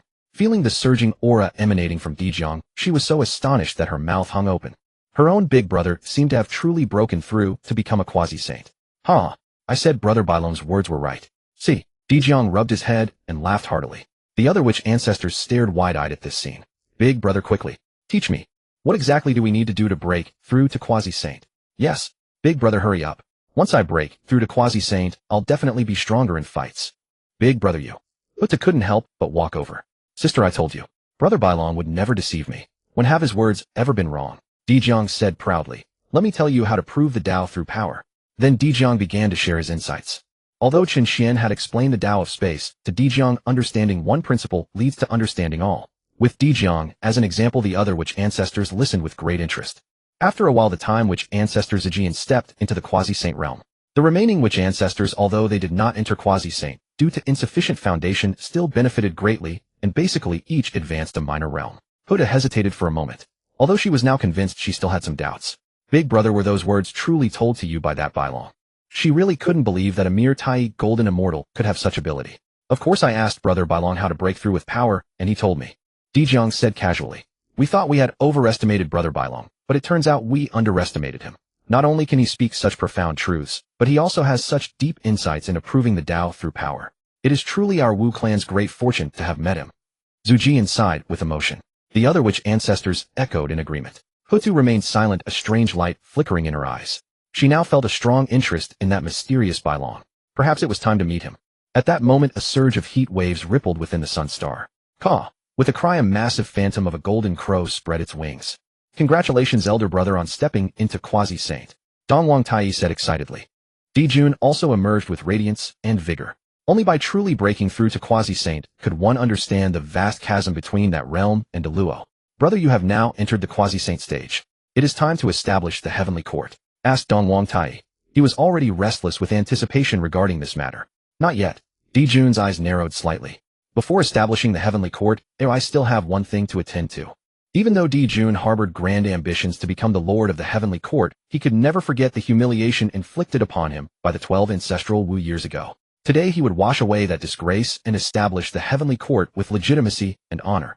Inside the Pangu Palace, the ancestral Wu were still digesting their comprehension of the cosmic laws when a great Wu came rushing in to report that the two golden crows were attacking. Those damn speckled birds actually dare to provoke us again. Brother, this time I guarantee we'll beat them until their own mother wouldn't recognize them. No one's pleas will save them. The ancestral Wu each carried fierce, menacing auras, while Dijiang's battle spirit was especially high. Having just broken through to quasi-saint, and these two birds came seeking trouble. Weren't they deliberately looking for a beating? Dijiang, today, I shall send all 12 of you ancestral Wu to your deaths. After the 12 ancestral Wu emerged, Dijun spoke few words. A pair of enormous fiery wings unfurled behind his back and countless sun flames rained down like meteors. He appeared ready to annihilate the entire Wu clan. I think it's you who will die. Dijiang roared, manifesting his true ancestral Wu form that spanned heaven and earth. With a single wave of his hand, vast spatial laws surged forth. With one strike, he completely blocked all of Dijun's solar flames. How is this possible? Dijun's brows knitted tightly. His sun flames were now dozens of times stronger than during his Deluo period. Why could Dijiang repel them so effortlessly? Unless Dijiang was also a quasi-saint. The realization struck Dijun with sudden alarm. After all, he was only the second being after Laozi to achieve the quasi-saint realm. Had Dijiang also severed his 3 corpses? But didn't the Wu clan lack spiritual consciousness? Before he could piece it together, a fist was already hurtling toward him. Dijun reacted swiftly, dodging to the side. Dijun, if you have the guts, stop running. Dijiang laughed uproariously. So refreshing. He had never felt this exhilarated in his entire life. Breaking through to quasi-saint was truly extraordinary. After fighting for a while, even when Dijun unleashed all his tricks, summoning his virtuous corpse and wielding multiple spiritual treasures, he still could not prevail over Dijiang. Instead, Dijiang seemed to be gradually gaining the upper hand. It must be noted that although Hongjun had declared the three paths to transcendence equal in strength and truth, proving the Dao through physical prowess was the most formidable of them all. Though the Wu clan could not wield spiritual treasures, they were beings born from Panga's essence, blood merged with the turbid qi of the earth. Standing upon the great earth, their strength became inexhaustible, their combat power increased by at least 30%. Their fists and feet were their most devastating weapons. Dijun had come to Dijiang's home ground to fight. Who wouldn't be suppressed in such circumstances? Dijiang, don't gloat. When I establish the heavenly court, we will settle this another day. Dijun suddenly shouted, summoning Donghuang Tai, as they fled far away. He knew that if the fight continued, he would almost certainly be thoroughly humiliated. How tedious. They have the audacity to establish a heavenly court with this much skill. Dijiang made no move to pursue, instead turning to Zhu Juyin with a grin. I say, second brother, that's hardly fair. You just stood by and watched me fight. If you had joined in, would those two speckled birds have dared to flee? Brother, I don't know why, but just now I felt as though something bound me, and I couldn't move. Zhu Juyin said. Upon hearing this, all 12 ancestral Wu exchanged surprised glances. Zhu Juyin was a quasi-saint after all. In the entire prehistoric world, who could bind someone from afar? It seems Saint Hongjun is intentionally helping those two. Ho Tu was the first to realize this. Only Hongjun possessed such power. What worthless saint. Fine, if the Dao the Wu clan cannot heed it, is so be it, but to take sides like this. Dijiang complained bitterly. Brother, don't. Before Ho Tu could finish her words, a crushing pressure descended from the heavens. Dijiang vomited blood and was sent flying backward. Ho Tu hurriedly said, Saint, my brother spoke without thinking. Please do not hold it against him. After a while the pressure dissipated, and the ancestral Wu finally breathed a sigh of relief. Even though the ancestral Wu feared neither heaven nor earth after experiencing the majesty of a saint, caution and reverence stirred within their hearts. Of course, as descendants of Pangu, what they coveted most was the saintly realm itself. Someday when they could step into that realm, they would surely battle heaven and earth. Meanwhile, deep within Zhixiao Palace, Hongjuan's brows were tightly furrowed. Why is the heavenly mechanism shrouded in chaos? According to his calculations, the Wu clan could not possibly have comprehended the principles of proving the Dao through force so swiftly. At the earliest, Ho Tu should not have realized it for another 100 years. Even Dijun's revenge this time had fallen within his calculations. He had originally planned for the newly ascended quasi-saint Dijun to teach the 12 ancestral Wu a lesson while simultaneously eliminating some members of the Wu clan. This would have allowed Dijun to establish his prestige while weakening the Wu clan, giving the heavenly court time to develop. But the breakthroughs of Dijiang and Zhu Juyin had disrupted his plans entirely. Otherwise, he would not have lost his restraint and struck down Dijiang to intimidate the 12 ancestral Wu. And Nüwa's destruction of Dongwangong last time had also come entirely beyond Hongjuan's expectations. All these alterations left Hongjun somewhat irritated. Forget it. Minor currents of the prehistoric world may be changed, but the great tide cannot be reversed. Yangmei, just what arrangements have you made within the prehistoric world? After speaking, Hongjun closed his eyes once more, awaiting the arrival of the third sermon. However, this time he had truly misunderstood Yangmei. Moreover, he had absolutely no idea that behind the scenes a certain dark hand, named Qin Xian, was stirring up the entire prehistoric world. On the way back to the solar palace, Jun's expression was thoroughly displeased. He had departed with soaring spirits, but returned utterly deflated. Brother, isn't it said that the Wu clan lacks spiritual consciousness and cannot wield spiritual treasures? Why are they so formidable? Donghuang Tai also frowned, deeply unable to fathom it. Just then a voice arrived. Friend Tai, I suspect the Wu clan has very likely comprehended the path of proving the Dao through force. The speaker was Kuanping from the North Sea. During the fierce battle between Dijun and Dijiang, he had also been nearby. After all, he knew that at this point their fates were inextricably linked. Prosperity or decline, they would rise and fall together. Furthermore, his own grievances against the ancestral Wu ran deep. Proving the Dao through force is this powerful? Donghuang Tai asked, somewhat surprised. Didn't the saint say there is no distinction in strength among the three paths to transcendence? Friend Tai, one should not accept the saint's words too readily. Kuanping smiled and continued. During this period I also attempted to fathom proving the Dao through force, but it was far too arduous. I found no path forward. Those ancestral Wu were forged from Pangu's refined essence blood and favored by the cosmic laws themselves, so their ability to prove the Dao through force is hardly surprising. I have decided to sever my 3 corpses to attain the Dao instead. That's correct. Regardless, Saint Hongjun also achieved the Dao by severing his 3 corpses. Since he succeeded, it proves this path is not a dead end. On the contrary, proving the Dao through force. I have seen no one in the prehistoric world succeed. Dijun said. The existence of Yangmei was something these people could not have known. Coupled with Hongjuan's deliberate or inadvertent suppression of Yangmei's name, no one in the prehistoric world could have been aware. Yet upon hearing this, Donghuang Tai shook his head and stated firmly, Brother, I wish to prove the Dao through force. I Tai will walk the strongest path. Seeing this, Di Jun did not persist in his persuasion any longer. He knew his younger brother was too stubborn. Once he made a decision, no one could sway him. Fu Shi then walked over and declared, "In 100 years the heavenly court shall be established." Agreed. Di Jun and the others responded in unison. Yet at that moment Buzhou Mountain welcomed a new visitor. Goddess Nüwa is the extraordinary person you spoke of here? Lao Zi asked cautiously. Ever since refining the 9-turn golden core that day, he had felt something was amiss, yet he could not quite articulate what exactly troubled him. He then recalled the extraordinary person Nüwa had mentioned, hoping she might dispel his doubts. However, he had come alone this time, without Tongtian or Yuan Shi. "Indeed, Brother Chen is right here," Nüwa said. "Lao Zi, when you meet Brother Chen, I ask you to grant me one request." "Please speak, Taoist Nüwa," Lao Zi replied. "I beg you do not reveal our identities, nor let your cultivation be evident." Nüwa spoke with utmost seriousness. "If you refuse, Lao Zi, I shall not take you to see Brother Chen." Ever since Chun Xian once declared his preference for young Miss Nüwa, Nüwa would rather die than betray her true identity. A woman in love is ever so stubborn. It had taken Nüwa considerable deliberation before she agreed to let Lao Zi meet Chun Xian, considering her long-standing ties with the three pure ones. Granted. Lao Zi paused briefly, reasoning that an extraordinary person ought indeed to be unconventional, and let it pass, without deeper thought.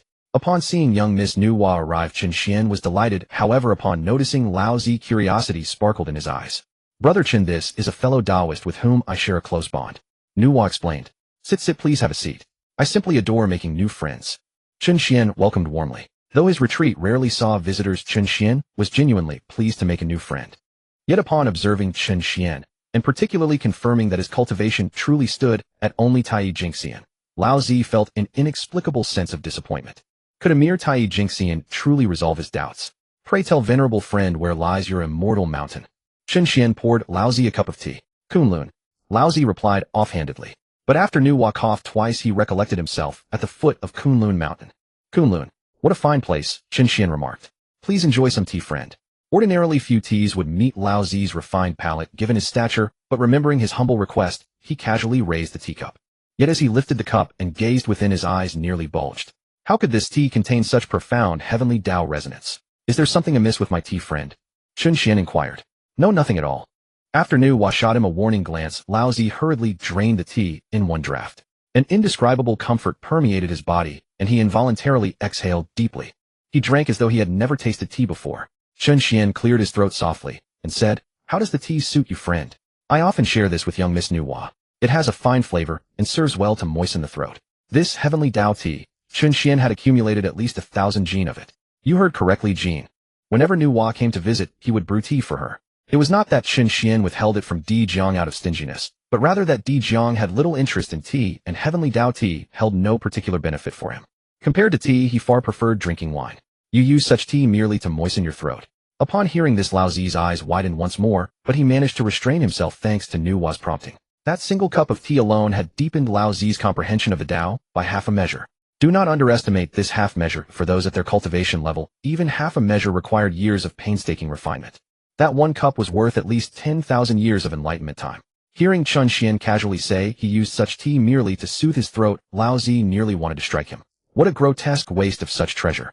He was beginning to understand why Nüwa's cultivation had risen so rapidly, and as Lao Zi's curiosity toward Chun Xian grew, a trace of reverence stirred within his heart. Could this be some ancient entity secluded within the primordial world? "Venerable friend, what did you say?" Chun Xian, unaware of Lao Zi's thoughts, asked in confusion. "Brother Chun, he merely misspoke in the heat of the moment," Nüwa chuckled. Seeing Lao Zi embarrass himself, she nearly burst out laughing. "Who told you to belittle Brother Chun? Even if you are an incarnation of Pangu's primordial spirit and head of the three pure ones, so what? Brother Chun, this friend has come with questions he wishes to ask you." Nüwa had not forgotten their purpose. "What questions?" Chun Xian inquired.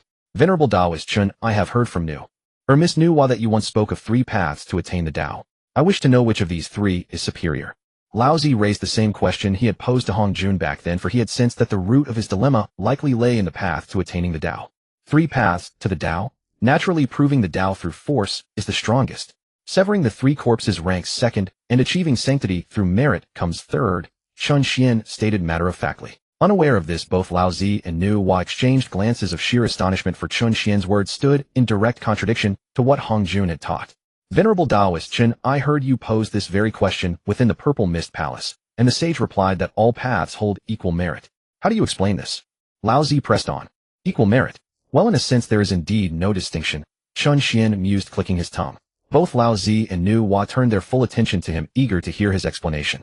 Among these three paths to the Tao, proving it through force is the most arduous. One must condense the power of cosmic laws to break free from all constraints and attain the fruit of Honghuang Era Jingxian. Severing the three corpses ranks second, employing innate spiritual treasures to sever the corpse of virtue, the corpse of malice, and the corpse of obsession, then merging them together one may achieve transcendence. Chun Xian paused briefly here. As for the final path, achieving sanctity through merit, one entrusts their primordial spirit to the Heavenly Dao.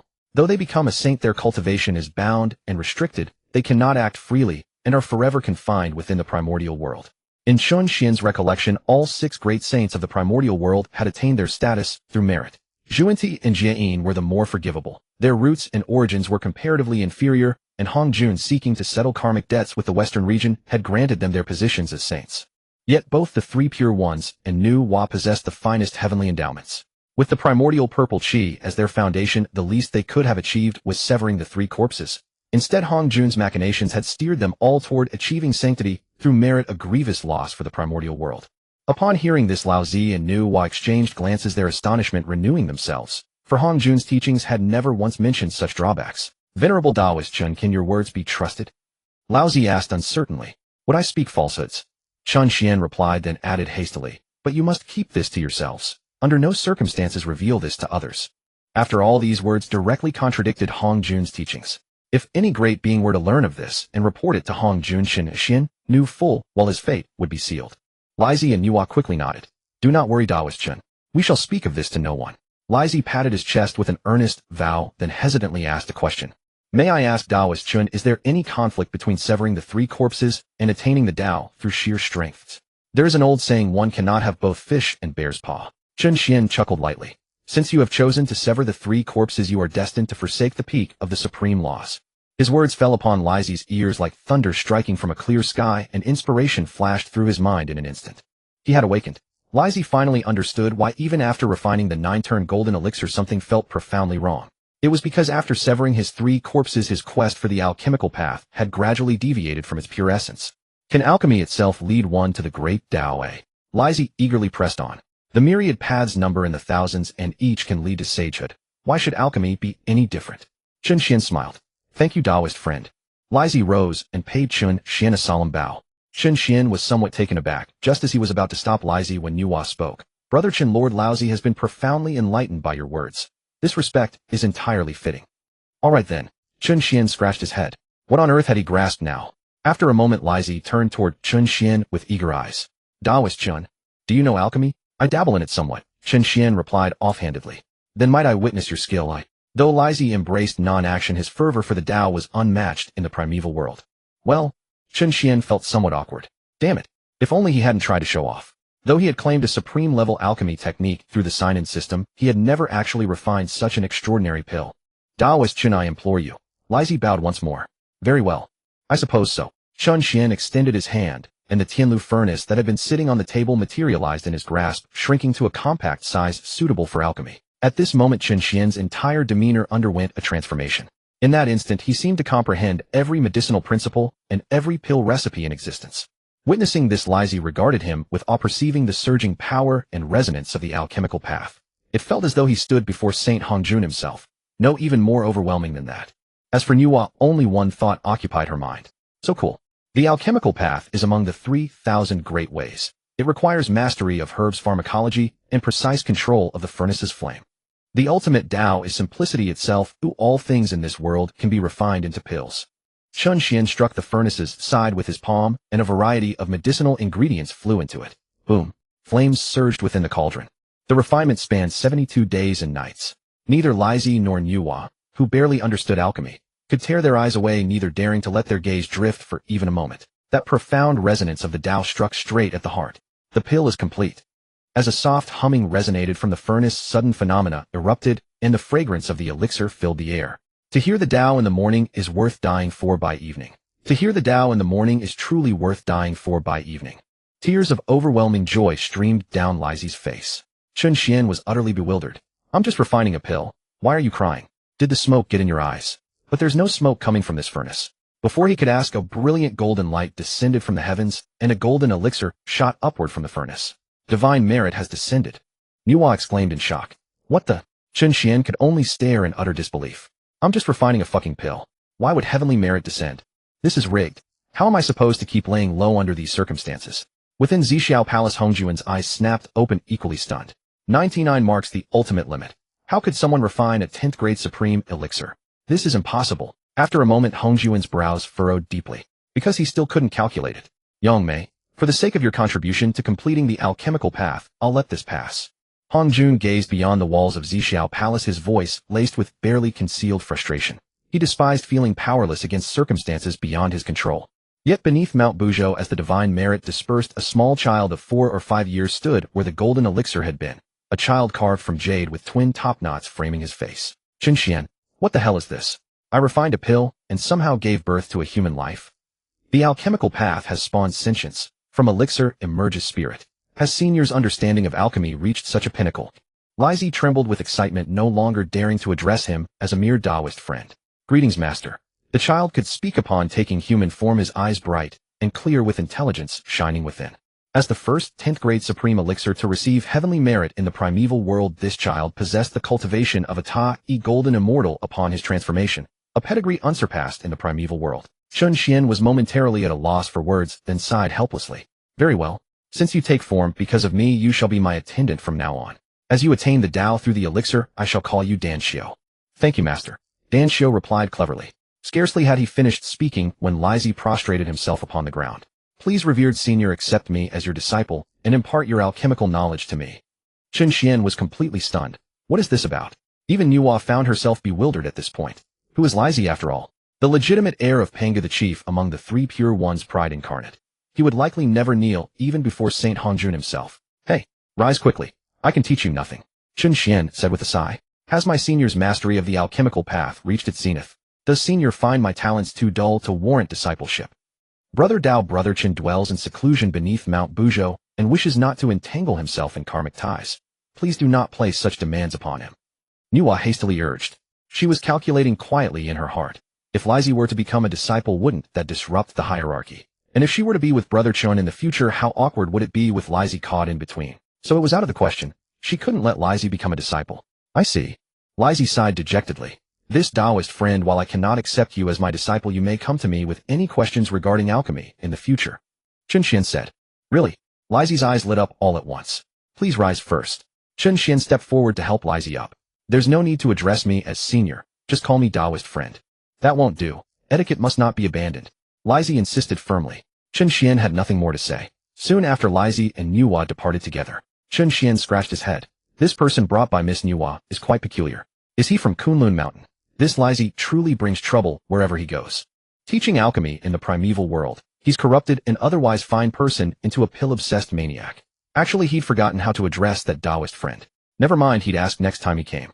Attendant, come massage my shoulders. Chen Xian called out. Yes, master. Dan Xiao ran over briskly. Though this attendant's appearance had completely caught Chen Xian off guard, there was nothing to be done now. He could only hope the system would continue helping him deflect whatever challenges came his way. Otherwise, he might truly have no choice but to flee. As for Laozi, who had left Chen Xian's Taoist retreat, he heaved a deep sigh. He turned back to glance once more and said, I never imagined that such a formidable being existed in the primordial world. Truly my knowledge is shallow. Many thanks to you, fellow Taoist Nüwa, for the introduction. Nüwa replied, Brother Laozi, you are most welcome. Please remember to uphold our agreement. Laozi smiled and said, good. Then he transformed into a streak of light and sped back to Kunlun, murmuring Chen Xian's words under his breath. The great Tao is simple, all things in the world can become pills. Yet after Laozi left, Nüwa's smile gradually faded. A fiery phoenix descended from the sky, a pure-blooded phoenix rarely seen in the primordial world. Moreover, this phoenix was a true de luo existence, and her identity was that of Nüwa's personal attendant. Feng Ling, what have you discovered? Nüwa asked. Reporting to the lady, we have found that the frequent appearances of the Wu clan seem to be related to that person at the foot of Mount Buzhou. Feng Ling replied respectfully. Brother Chen. Nüwa furrowed her brow slightly. It was impossible for her not to notice the recent appearances of Wu clan members, even primordial witches, near her own retreat. Enough. Perhaps Brother Chen is orchestrating something with the Wu clan. If anything unusual happens, inform me at once. Nüwa said solemnly. Having witnessed Chen Xian's wonders, she did not believe the mere Wu clan could harm him. As you command. Feng Ling acknowledged. Yet she couldn't help but marvel inwardly. Aside from Lord Fushi, this was the first time her lady had shown such concern for anyone else. And that person it seemed was a man. On the other side, "Brother, I just saw Nüwa heading to the foot of Mount Buzhou again," Tian Wu called out. "Indeed. And Laozi too," Chang Liang chimed in. They had been keeping watch at the foot of Mount Buzhou lately, and they had seen Nüwa go there more than once. But since Mount Buzhou was the territory of Fuxi and his sister, and they feared disturbing Tongtian, they refrained from acting rashly. Dijiang pondered for a moment, and said, "That old friend White Dragon is a remarkable man. Nüwa and Laozi must be friends with him." Hutu, however, interjected, "Brother, a sage like White Dragon Taoist will be unearthed no matter how deeply he conceals himself. I suggest you invite him to our Wu clan, otherwise the Yao clan might get to him first." Ever since Dijiang successfully comprehended the laws and broke through to the quasi-sage realm with Chunxian's help, Hutu no longer doubted that the recluse at the foot of Mount Buzhou possessed true ability. "Little sister, that's an excellent idea. I'll go invite Brother White Dragon right away." Dijiang's eyes lit up at Hutu's suggestion. With White Dragon joining the Wu clan, we would gain a powerful ally. "Brother, you can invite White Dragon Taoist, but you must be careful." Hutu gave him some additional advice, and Dijiang set off. Seeing Dijiang arrive, Chunxian immediately brought out some wine. "Old brother, drink more today." But Dijiang laughed and said, "Brother White Dragon, I'm not here for drinking today. I have serious matters to discuss with you." This caught Chunxian off guard. "Old brother, what's the matter?" "Brother, you see, I recommended you to the primordial witches of our clan. After hearing about you, they wish to recruit you as a guest elder of the Wu clan. Our clan is the greatest in the primordial world." Dijiang spoke with a broad smile, even offering quite generous terms, looking at Chunxian expectantly. This was what Hutu had taught him. To be tactful first, and gauge Chunxian's receptiveness. "Brother Dizu, you must be joking." But Chunxian cut him off directly, shaking his head with a smile. "Old brother, I prefer quiet cultivation and do not wish to incur too many karmic entanglements. As for the guest elder, let's forget it." Hearing this, Dijiang grew anxious. "Brother White Dragon, our Wu clan sincerely invites you to join us. If you wish, even the primordial witches themselves can come to invite you personally. You may name your terms." "Old brother, do not mention this matter again. If you insist, I will flee far from Mount Buzhou." Although Chunxian did not know what Dizu had told the Wu clan, or what the Wu clan saw in this little dragon of his, he could never agree to become a guest elder. For Chunxian deeply understood that meddling in the war between the Wu and Yao clans would bode no good. Chatting and boasting with Dizu was fine, but becoming a Wu clan guest elder, unless he was out of his mind. This, Dijiang dared not press further. At the same time, he felt relieved that he had heeded his little sister's advice and not revealed his true identity. Otherwise, his friendship with Brother White Dragon would truly be lost. When Dijiang returned to the Pangu Hall, the primordial witches gathered around him, chattering eagerly. "Brother, what did Brother White Dragon say?" Dijiang shook his head. Hutu exclaimed in surprise, "How could that be? The terms we offered weren't bad. Why did White Dragon refuse?" Dijiang smiled bitterly. "Brother White Dragon said he lives reclusively in the primordial world and avoids karma. If I kept pressing, he might not even stay at Mount Buzhou. Brother, why didn't you just drag him back?" "Let Brother White Dragon brew wine for us," Shibishi added, offering a foolish suggestion. The thought of the wine's taste rekindled his craving. Dijiang gave him a sharp rap on the head. "Drag your sister. All you know is drinking. Brother White Dragon has done our Wu clan a great favor. How could we do such a thing?" "Brother, isn't my sister also your sister?" Shibishi said aggrievedly. "Aye." Dijiang was furious and struck him twice. That was how the Wu clan handled things, simple and crude. A fine White Dragon Taoist. Hutu narrowed her eyes. Chunxian's refusal only stirred her competitive spirit. "Little sister, do you want to see him now?" Dijiang asked. "No, it would be too deliberate to see him now. Let's wait a while longer." Hutu said. Another 100 years passed. On the sun star, many figures gathered. Leading them were Dijuan Tai Fushi Kuanpo. This time, even Nüwa was present, and within a century, she had chosen to slay her corpse and advance to the quasi-sage realm. "Fellow Taoist Dijuan, today the heavenly court can be established." "Good." Dijuan stepped forward in his imperial robes. "By the heavenly Dao above, I Dijuan hereby establish the heavenly court. Using the chaos bell to suppress destiny, govern all demons under heaven, establish order, regulate yin and yang, conform to the Tao, and witness heaven and earth." These words spread throughout the entire primordial world. In an instant, purple chi came from the east, radiant light shone, and the heavenly Dao descended, boundless merit enveloping the Yao clan. With the aid of merit, Dijuan and Nüwa greatly advanced in power. Dongwang Tai resonated with the laws and broke through to quasi-sage. Fushi and Kuanping also used spiritual treasures to slay their good corpses. The remaining Yao clan members were also nourished by part of the merit and took another step forward. Our Yao clan establishes Dijuan Tai Fushi and Nüwa as the four great Yao emperors, establishes Kuanping as the Yao master, and establishes Gishbais as the 10 great Yao gods. On the land of the Wu clan, the 12 primordial witches looked up at the sky. With such a major event as the Yao clan establishing the heavenly court, how could the Wu clan possibly remain unaware? "Brother, the demon clan has established the heavenly court, and heavenly merit has descended." The quasi-saints among them are likely to surpass our Wu clan. Then in future battles, if we can't defeat them, what should we do? That would be such a disgrace. Go Mang said anxiously. Yes, that's not acceptable. Are we to let the Wu clan be suppressed by the demon clan? Brother, think of a way quickly. The primordial witches all looked at Dijiang, but Dijiang had no good solution. At this moment, Ho Tu said, since the demon clan can establish the heavenly court, why can't our Wu clan announce to heaven and earth to obtain merit? As the most intelligent of the Wu clan's primordial witches, Ho Tu had already conceived a countermeasure. Little sister is right. Our Wu clan can also proclaim to heaven and earth. Dijiang stepped forward and declared loudly, Heavenly Dao above, I Dijiang am willing to lead the Wu clan in governing the primordial world, regulating the earth veins. Witness this.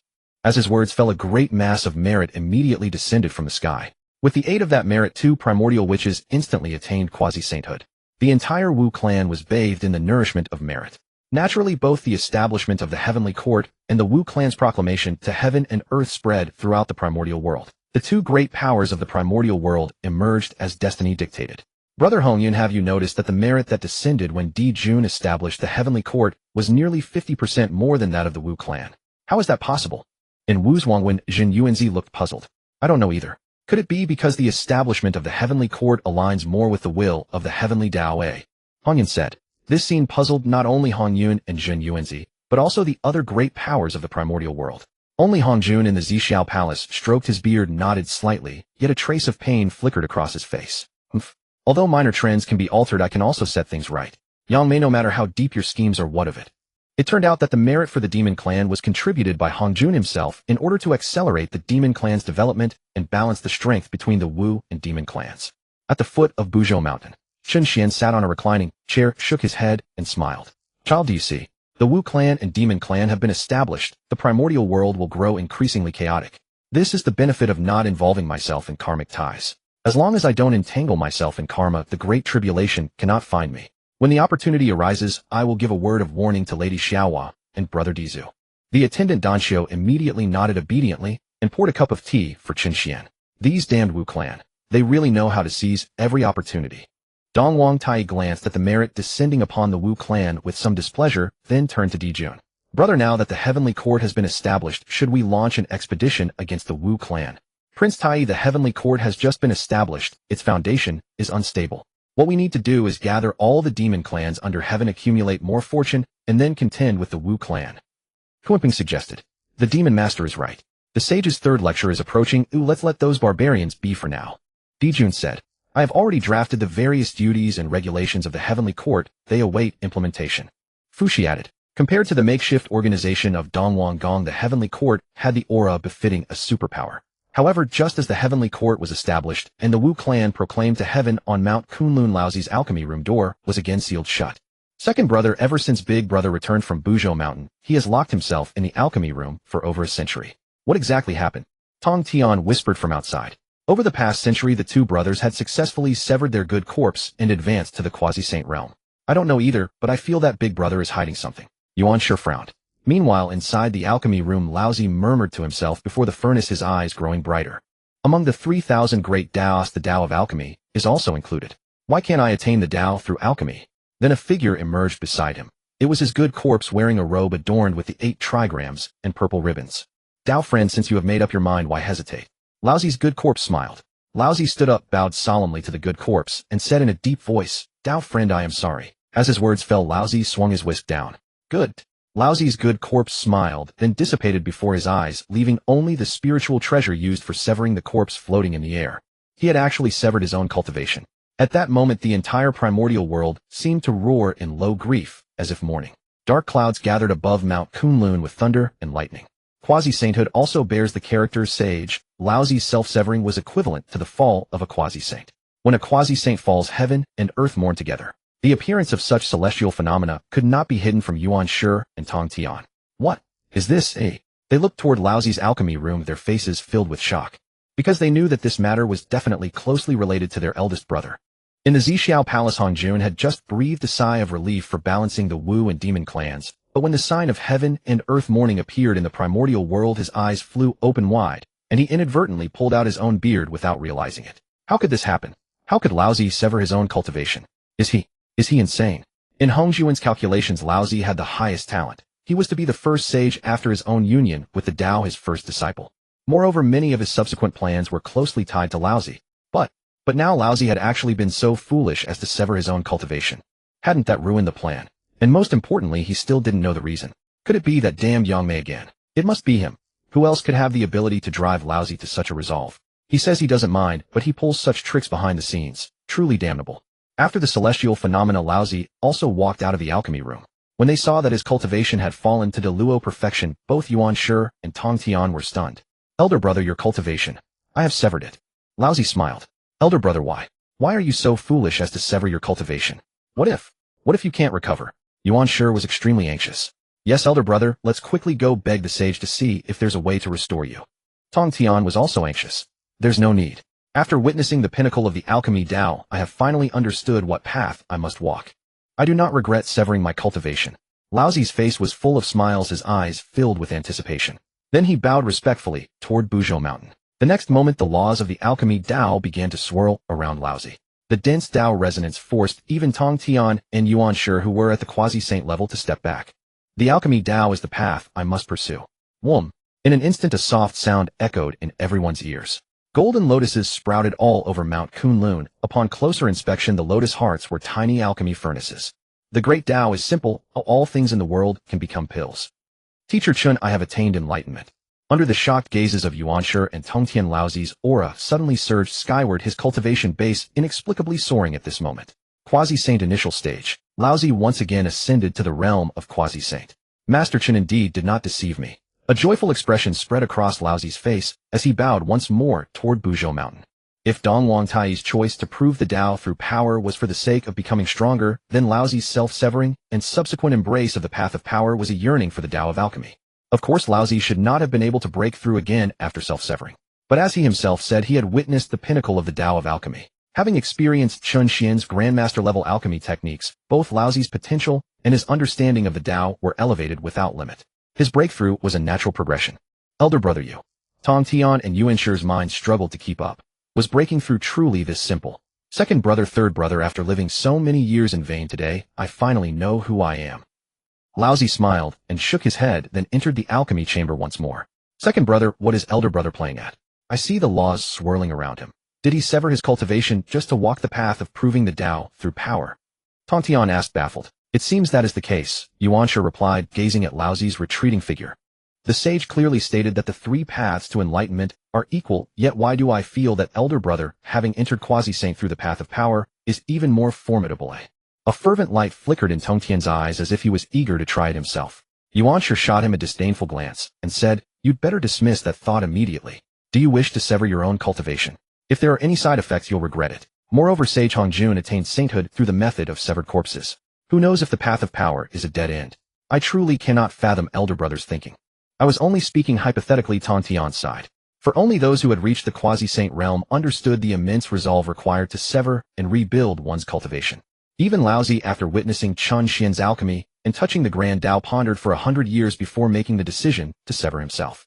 In the purple cloud palace, Hongjuan's eyes narrowed slightly. Although Laozi ultimately took the path of power, seeing him return to the quasi-saint realm allowed Hongjun to breathe a sigh of relief.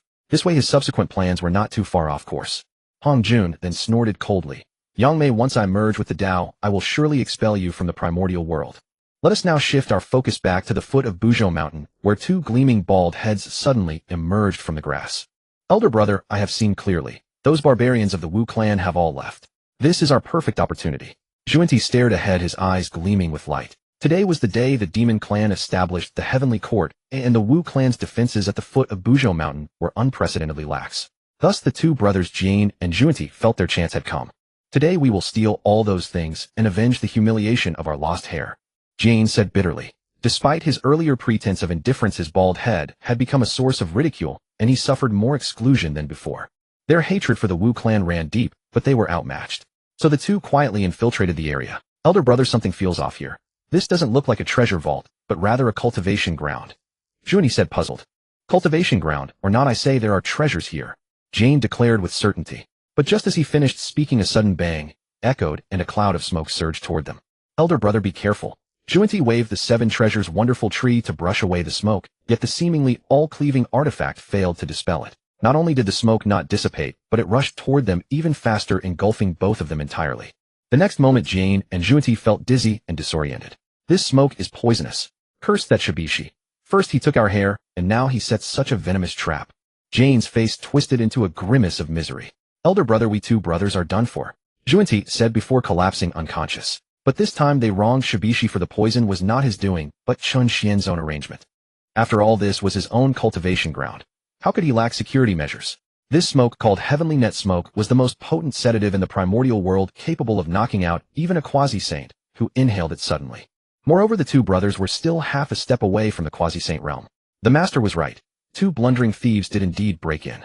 A young boy Danshio approached, and from his sleeve slithered a golden rope. It was the innate spiritual treasure Immortal binding rope.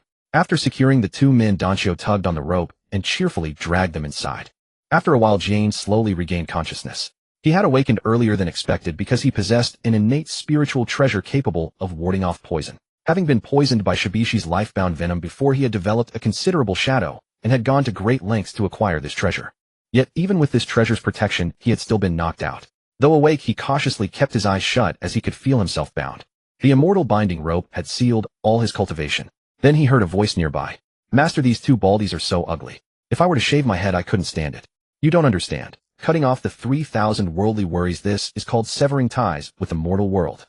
Upon hearing this, Jane nearly couldn't resist opening his eyes to shout, well said. These words truly struck a chord with him. Severing the 3,000 worldly worries to break free from the mortal realm. From now on, whoever dares mock my bald head, I shall retort fiercely. Bald heads, these two should be from the West. But the West shouldn't appear this early. Master, didn't you say that the two most shameless fellows in the primordial world are from the West? Called Junti and Jane. Though they are shameless, I still admire them. For the revival of the West, they have never known a single good day. Truly two miserable souls. Hearing the young man's voice mention their origin from the West, Jane was slightly startled. Had their identities been exposed? As for the child's words about the most shameless in the primordial world, Jane automatically filtered them out, having grown accustomed to such insults. But the young man's next words struck Jane's heart like a hammer, stirring a deep ache within him. Ever since taking form, he and Junti had shouldered the mission of revitalizing the West, never sparing any effort. Even when subjected to exclusion and labeled the most shameless in the primordial world, they never uttered a single complaint. Were they not indeed miserable souls? If not for being bound by the Immortal binding rope, Jane would have desperately wished to make the acquaintance of this speaker, a true kindred spirit. However, before Jane's thoughts could fully dissipate, Chun Xian's voice rang out again. The earth veins of the western region were clearly destroyed by Luo Ho because Hong Jun forced his hand. Since Luo Ho had transformed into a demon, this karmic consequence naturally fell upon Hong Jun. Jody and Jane were nothing more than two fools paying off Hong Jun's debts. If I were them, I would never expend such effort revitalizing the western region. I'd simply demand compensation from Hong Jun. Would he dare refuse? The moment these words fell, Jane felt as though a club had struck his heart, and he shuddered violently. The karmic debt of the West belonged to Saint Hong Jun. Had such a thing truly occurred? Yet he had never heard of this before. Jane was born from the primordial metal essence of the western region, while Jody took form from the divine Bodhi tree. Having taken form in the West, they had long believed the responsibility for its restoration rested upon their shoulders, making it their life's purpose. Now someone was telling them that the karma of the West had nothing to do with them. It was like owing 1,000,000 units of currency working day and night to repay, it only to be told one day that the debt was not yours. What the hell was this nonsense? Servant, cast them out of my estate. Chun Xian waved his hand dismissively. Master, why not simply kill these two scoundrels? Dan Xiao curled his lips in contempt. Jane, lost in deep thought, was suddenly startled. This young servant was utterly ruthless. He nearly jumped up in shock. Thankfully, Chun Xian replied, the tribulation is about to begin, and we must avoid causing trouble. Just dismiss these two and be done with it. This relieved Jane's breath. Very well. Dan Xiao nodded, then seized the other end of the rope and began dragging both Jody and Jane outward. He deposited the two disciples onto level ground, muttering under his breath, consider yourselves fortunate that my master showed mercy. No, I must teach you both a lesson. With that, he delivered several kicks to both of them before finally satisfying his anger. Only after Dan Xiao had departed and considerable time had passed did Jane cautiously open his eyes. When he confirmed no one was nearby, he immediately sprang to his feet. Junior brother, wake up. Wake up. Jane hurriedly slapped Jody's face, but he refused to stir. Panicking, he quickly produced the innate treasure capable of neutralizing the poison to aid Jody. Jody slowly regained consciousness, first murmuring groggily, Senior brother, then suddenly sat bolt upright in alarm. Senior brother, weren't we poisoned? You're fine now, Jane sighed. Fine now? Then what exactly happened earlier? Jody asked. Jane turned his gaze toward the foot of Mount Buzhou. There was no tribal treasure there, only a reclusive master. Only a true expert would dare address a saint by name and speak such words. Jody was suddenly terrified. Remembering how he had been poisoned and collapsed, he hurriedly urged, "Senior brother, let us leave at once." Jane glanced at Jody with a complex expression, but ultimately chose not to share what he had heard. He needed to verify it first. Before long, hundreds of years had passed, and the time for St. Hongjuan's third preaching arrived.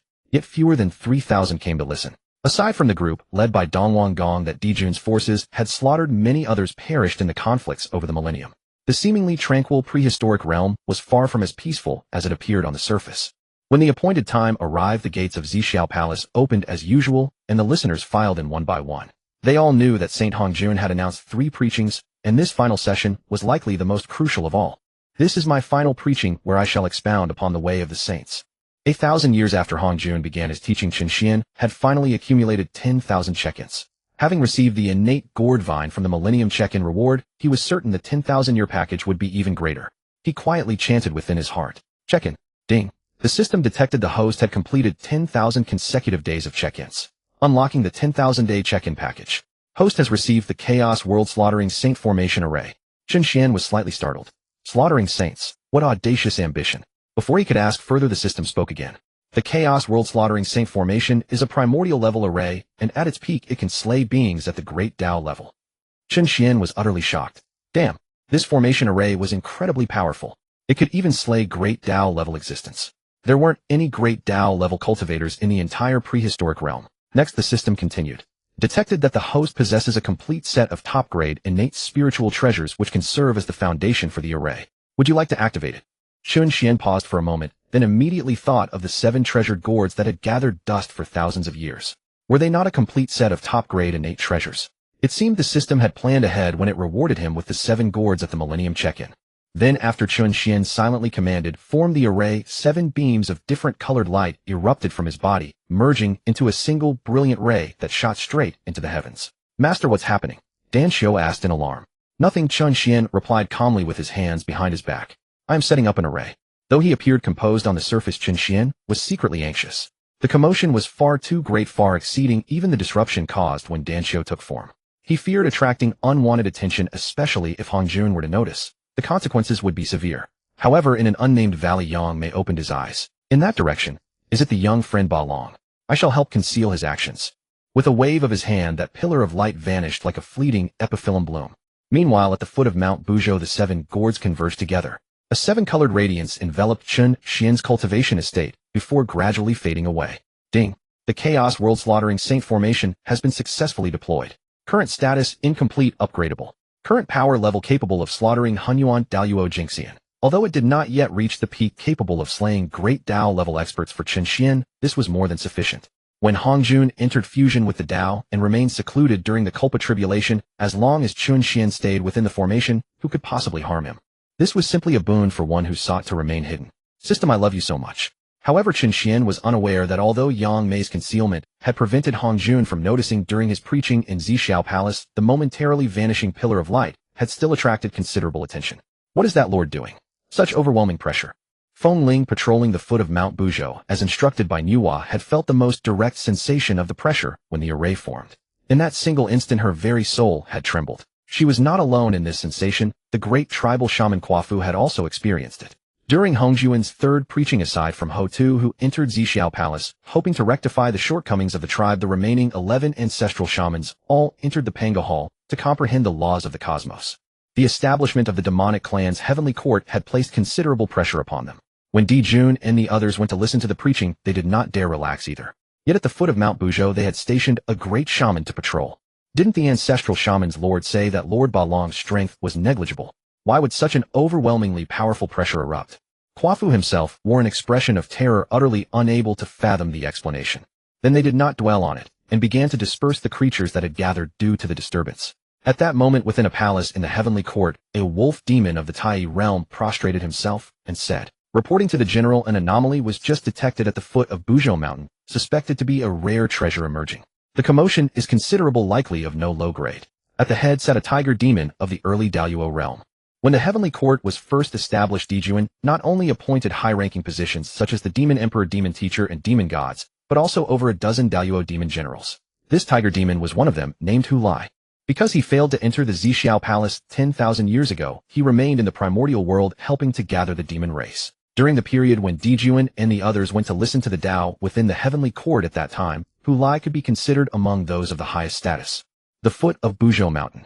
I previously noticed the Wu tribe lurking there. It seems there truly is a rare treasure emerging. I will definitely obtain this spiritual treasure for the demon emperor. Hu Lai said in a deep voice. Why should that damned monkey gain the favor of His Majesty Dijuan? Once I have rendered meritorious service, I too will earn His Majesty's esteemed regard. General Hu, but Buzhou Mountain is the site of the Dao fields of the two demon emperors Fuxi and Nüwa. It would be inappropriate for you to go there. The speaker was a fox demon dressed as a civil official. There is nothing inappropriate. Since they cannot drive out the Wu tribe, then I will. Hu Lai said sternly. Then he headed straight for Buzhou Mountain. Since the establishment of the heavenly court, it had always been the two demon emperors Dijuan and Tai who managed all affairs while Fuxi and Nüwa remained behind the scenes. Thus a trend developed in the heavenly court of honoring only Dijuan and Tai while showing little respect for Fuxi and Nüwa. Hu Lai, for example, was a staunch loyalist of Dijuan. However, when Hu Lai rushed to Buzhou Mountain in another general's residence in the heavenly court, Divine Ape General, Hu Lai has suddenly gone to Buzhou Mountain claiming that a rare treasure has emerged at its foot. Someone reported. An ape clad in golden chainmail opened his eyes, a fierce, killing intent blazing in his gaze. If one looked closely, one would notice that the ape had 6 ears. This was none other than Luer, who had been taught by Qin Xian. After he had advanced to the Daoyuo realm, he had made a name for himself in the primordial world and was later recruited by Dijuan, who appointed him as the Divine Ape Grand General. Due to his extraordinary talent, he gained Dijuan's favor. The damned monkey that Hu Lai referred to was him. In the next moment, Luer transformed into a streak of light and shot straight to Buzhou Mountain. At the foot of Buzhou Mountain. Hu Lai, what do you mean by this? Why aren't you staying in the heavenly court, and what are you doing at my Buzhou Mountain? Feng Ling's willow brow shot up. When Hu Lai arrived, it was impossible for Feng Ling not to notice. I observe that the foot of Buzhou Mountain has produced extraordinary signs, so I have come specifically to retrieve the rare treasure and present it to His Majesty Dijuan. Hu Lai said with righteous indignation. There is no such treasure here as you speak of. Leave at once. Feng Ling dismissed him. Hu Lai directly retorted. Feng Ling, when heaven sends down a rare treasure, it belongs to the virtuous. This is not something you can monopolize. However, Feng Ling sneered coldly. Hu Lai, you need to understand something. This is Buzhou Mountain. Even if there were a treasure here, it would belong to Buzhou Mountain. Since when do you have the right to meddle? Get lost. At that moment, another burly figure stepped out. It was Quafu. He looked at Hu Lai. Demon race, this is no place for you. In truth, both Quafu and Feng Ling were vaguely aware of each other's presence, so they seemed to stand on the same side. But in Hu Lai's eyes, it was a different matter. Well done, Feng Ling. You actually dare to collude with the Wu tribe. When I inform His Majesty Dijuan, even Lady Nüwa won't be able to protect you. Hu Lai said coldly. However, seeing the two Daoyuo opponents before him, he felt somewhat wary. Inwardly, he vaguely regretted trying to take all the credit alone without seeking help. But just then a golden light descended. Seeing the newcomer, Hu Lai's heart rejoiced. Luer, you've come just in time. Help me capture these two. Once we obtain the treasure, I will help you report your merits to His Majesty Dijuan. Although he loathed and envied Luer at this moment, to get the treasure he had no choice but to ally with him. However, Luer first swept his gaze around, a flicker of nostalgia passing through his eyes. Then he said, there is no rare treasure at the foot of Buzhou Mountain. You should return at once. Luer, what do you mean? Don't you see Feng Ling colluding with the Wu tribe? Or are you also in league with them? When His Majesty Dijuan returns, I will certainly report this. Hu Lai was startled, then said angrily. Inform His Majesty Dijuan. Luer frowned. Yes, are you afraid? Just you wait and see. When His Majesty Dijuan comes personally to retrieve, it will see if you can stop him. Hu Lai snorted. He also knew that if even Luer wouldn't help him, then there was really no hope, so he turned to leave. But he never expected that his words about informing Dijuan would trigger Luer's killing intent. The foot of Buzhou Mountain was the site of his master's secluded cultivation. How could he allow others to disturb it? Before Hu Lai could even turn, Luer drew his spiritual treasure and swung his staff in a sweeping strike. Luer, are you mad? In panic, Hu Lai drew a wolf-tooth club and blocked Luer's attack. Even Feng Ling and Quafu on the side were stunned. What was going on? Weren't they both from the heavenly court? Why were they fighting? Moreover, the battle grew increasingly fierce. Luer transformed into a Tinjiang giant ape, each strike of his staff carrying the force of 1,000 Jun. Luer, having received the aid of merit, had already advanced to the mid-Daoyuo realm, which was one rank higher than Hu Lai. Moreover, the wolf-tooth club in Hu Lai's hand was inferior to Luer's spiritual treasure by a grade. From the very beginning, Hu Lai was overpowered by Luer. Soon Hu Lai was beaten until he spat blood, his spirit wilted. Luer, stop this at once. Aren't you afraid of the demon emperor's punishment? However, Luer paid no heed to Hu Lai's words and continued to strike blow after blow. Hu Lai finally understood that Luer was determined to take his life. No, I must flee. As soon as this thought occurred to Hu Lai, he could no longer hold back. He turned and dashed outward. This road is blocked. Quafu stood in front of Hu Lai holding a peachwood staff. Although he did not know why the demons were fighting among themselves, he was pleased to see it and wished that more Daoyuo demons would die. Damn it. Hu Lai cursed under his breath and changed direction, trying to continue his escape. I'm sorry, but my Buzhou Mountain is not a place you can come and go as you please. Fengling smiled. She had always disliked Hu Lai anyway. Who told him to be so arrogant? She didn't mind helping Luer and letting Hu Lai meet his doom. You? Hu Lai's face turned pale and flushed with rage. But before he could finish his words, Luer's full-strength staff came crashing down, striking Hu Lai right on the head. Hu Lai screamed, his soul obliterated. General Hu Lai of the Heavenly Court had perished in the calamity. Child, why is it so noisy outside? Go out and take a look. In the Dao field, Chen said. Very well, master. Danqiu trotted out on his small legs. Danqiu stepped out of the dojo, just about to fly into a rage, when he happened to see a staff strike down and kill H. Lai. Damn it. How terrifying. Moreover, he could not discern the cultivation realm of any of these people. Did this mean everyone here was stronger than him? Danqiu's face drained of all color and terror. The primordial world truly is terrifying. I must return and find my master. However, in his flight, he failed to notice that both Fengling and Quafu, as well as Lu Er, upon seeing Danqiu exit Qianxian's dojo, scattered and fled even faster than he did. Lu Er didn't even forget to take H. Lai's corpse along as he ran. He had not forgotten what he had promised Qianxian back then. As for Quafu and Fengling, they had been ordered not to disturb that lord, so of course they too had to flee. Seeing Danqiu rush into the dojo in panic, Qianxian asked puzzledly, what happened? Danqiu quickly replied, Master, there are several wicked individuals outside our dojo, seemingly harboring ulterior designs. Wicked individuals? Qianxian frowned slightly, then said, don't worry about it.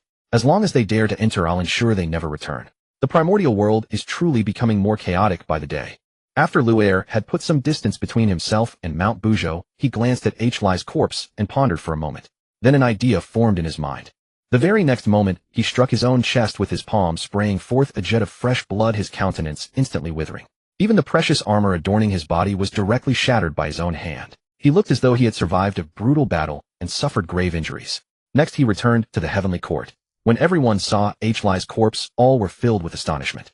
General Xin Yuan, what is the meaning of this? Someone asked. To obtain an extraordinary treasure, I engaged in fierce combat alongside General H. Lai against the Wu tribe. But I never expected. It was a trap set by the Wu tribe. It was I who failed to protect General H. Lai. Lu Er said with deep remorse. General Xin Yuan, please restrain your grief. This damned Wu tribe. When His Majesty the Demon Emperor returns, we will settle the account with them and avenge General H. Lai.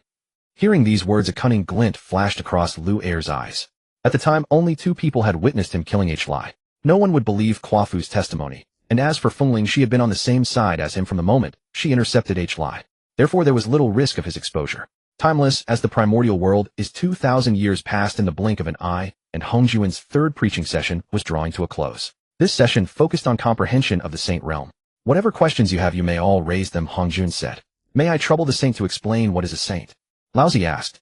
After witnessing Qianxian demonstrate the great Dao, Laozi's resolve to pursue the way grew even firmer. The saint was the realm he now sought to attain. The saint transcends the path of the primordial, golden, immortal, imperishable, through myriad kalpas, untouched by karma. The saint acts without action, therefore never suffers defeat. Listening to Hongjuan's exposition on saints, everyone's hearts were filled with yearning. Then Hongjuan continued, to achieve sainthood in the primordial world, one must obtain the Hongmeng purple qi. This purple qi contains the laws of heaven and earth, and serves as the foundation for becoming a saint. Saint, how does one obtain this Hongmeng purple qi? Dijun asked. This was the question nearly everyone present cared about. After all, who did not desire to become a saint? I possess 7 strands of Hongmeng purple qi, and I will make arrangements shortly. If you have other questions, raise them one by one. Hongjuan said. Only then did the crowd restrain their burning desires. Saint, my Wu tribe, lacking divine consciousness, cannot perceive heavenly fate. Is there a method to make this up? Hotu stepped forward and asked.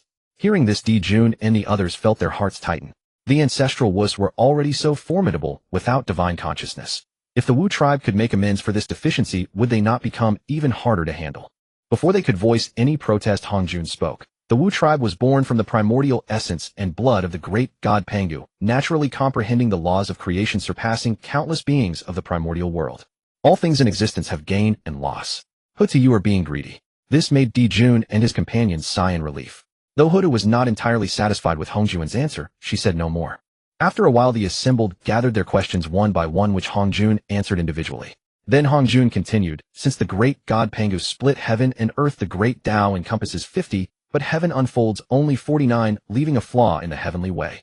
This Taoist wishes to merge with the Tao, yet the heavenly way remains concealed and Hongjun does not appear. The 7 strands of Hongmeng purple qi in my possession shall be bestowed upon 7 individuals in this assembly. With these words, eager longing filled the eyes of all within the purple cloud palace. Laozi Yinshi Tongtian. You 3 are incarnations of Pangu's primordial spirit bearing the meritorious deed of opening heaven and earth favored with great fortune. These 3 strands of Hongmeng purple qi are yours. Upon finishing, 3 streams of purple light shot into the bodies of the 3 pure ones. Thank you, O Saint. The 3 pure ones knelt in worship. Hongjun nodded in acknowledgement, then turned his gaze toward Nüwa. Nüwa, you shall accrue great merit in the primordial world henceforth, and thus may receive 1 strand of Hongmeng purple qi. Thank you, O Saint. As Nüwa knelt in gratitude, she recalled Chun Xian's words. Indeed, Brother Chun had been right. The Purple Cloud Palace truly held the opportunity for her to achieve sainthood. Saint. Quanxi, seeing this, was about to shamelessly kneel and beg Hongjun, but Jane shot him a warning glance, and he sat there as though utterly composed. For Jane wished to take a gamble, to see if what he had overheard at the foot of Mount Buzhou was true. Hongjun, seeing the 2 Westerners remain unmoved, was taken aback. It was true that Hongjun owed a karmic debt to the West, but Jane and Quanxi were merely his pawns bearing the debt in his stead. Thus Hongjun did not wish to appear too eager and reveal his hand. Moreover, he had calculated that these 2 would kneel and beg. Yet the result defied his expectations. When Hongjun paused, everyone gazed at him once more with hope, wishing the remaining purple qi would fall upon themselves.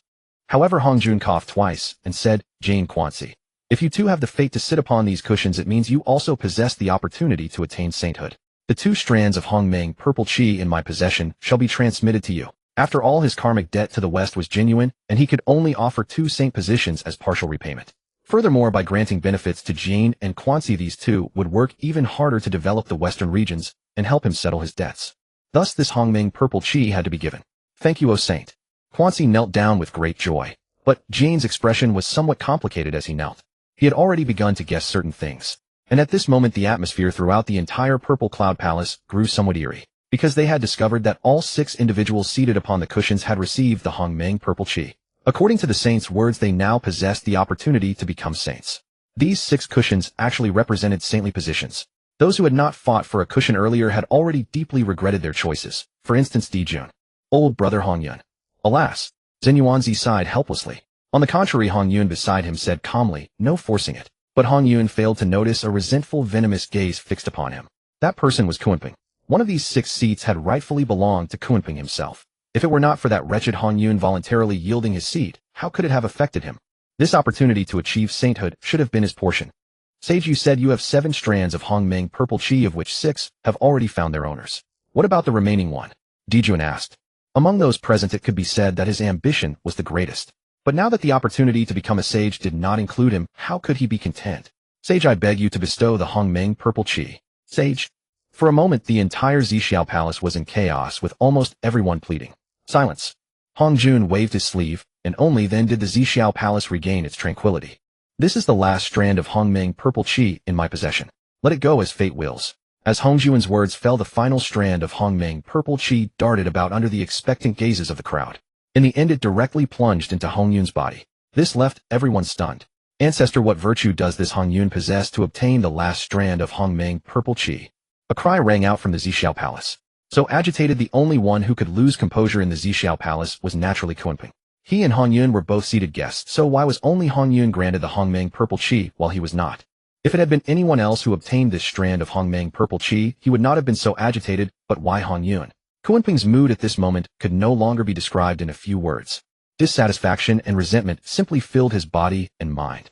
Hongjun then said, now that the Hongmeng purple qi has been fully distributed, let this matter be discussed no further. Hearing the sage say this, Kunping gritted his teeth and fell silent. But his hatred at this moment had nearly coalesced into a tangible form. As for Hongyun, who had abruptly received the Hongmeng purple qi, he was somewhat at a loss upon hearing Zenyuanzi's congratulations at his ear. Now that the Hongmeng purple qi has been distributed, I wish to establish the Xianmen and recruit a few personal disciples. Hongjun then said, Laozi, Yuanshi, Tongtian, are you 3 willing to become my disciples? Upon hearing this, Yuanshi and Tongtian were extremely delighted. The sage personally taking disciples was a sign of his regard for them. Becoming a disciple of a sage offered many benefits. But at this moment Laozi said, thank you for the sage's favor, but I already have a master and am unwilling to take the sage as my master. I hope the sage will not take offense. This time not only the listeners in the Xiao Palace were stunned, but even Hongjun was taken aback. Was Laozi crazy? The sage personally offered to take him as a disciple, and he actually refused.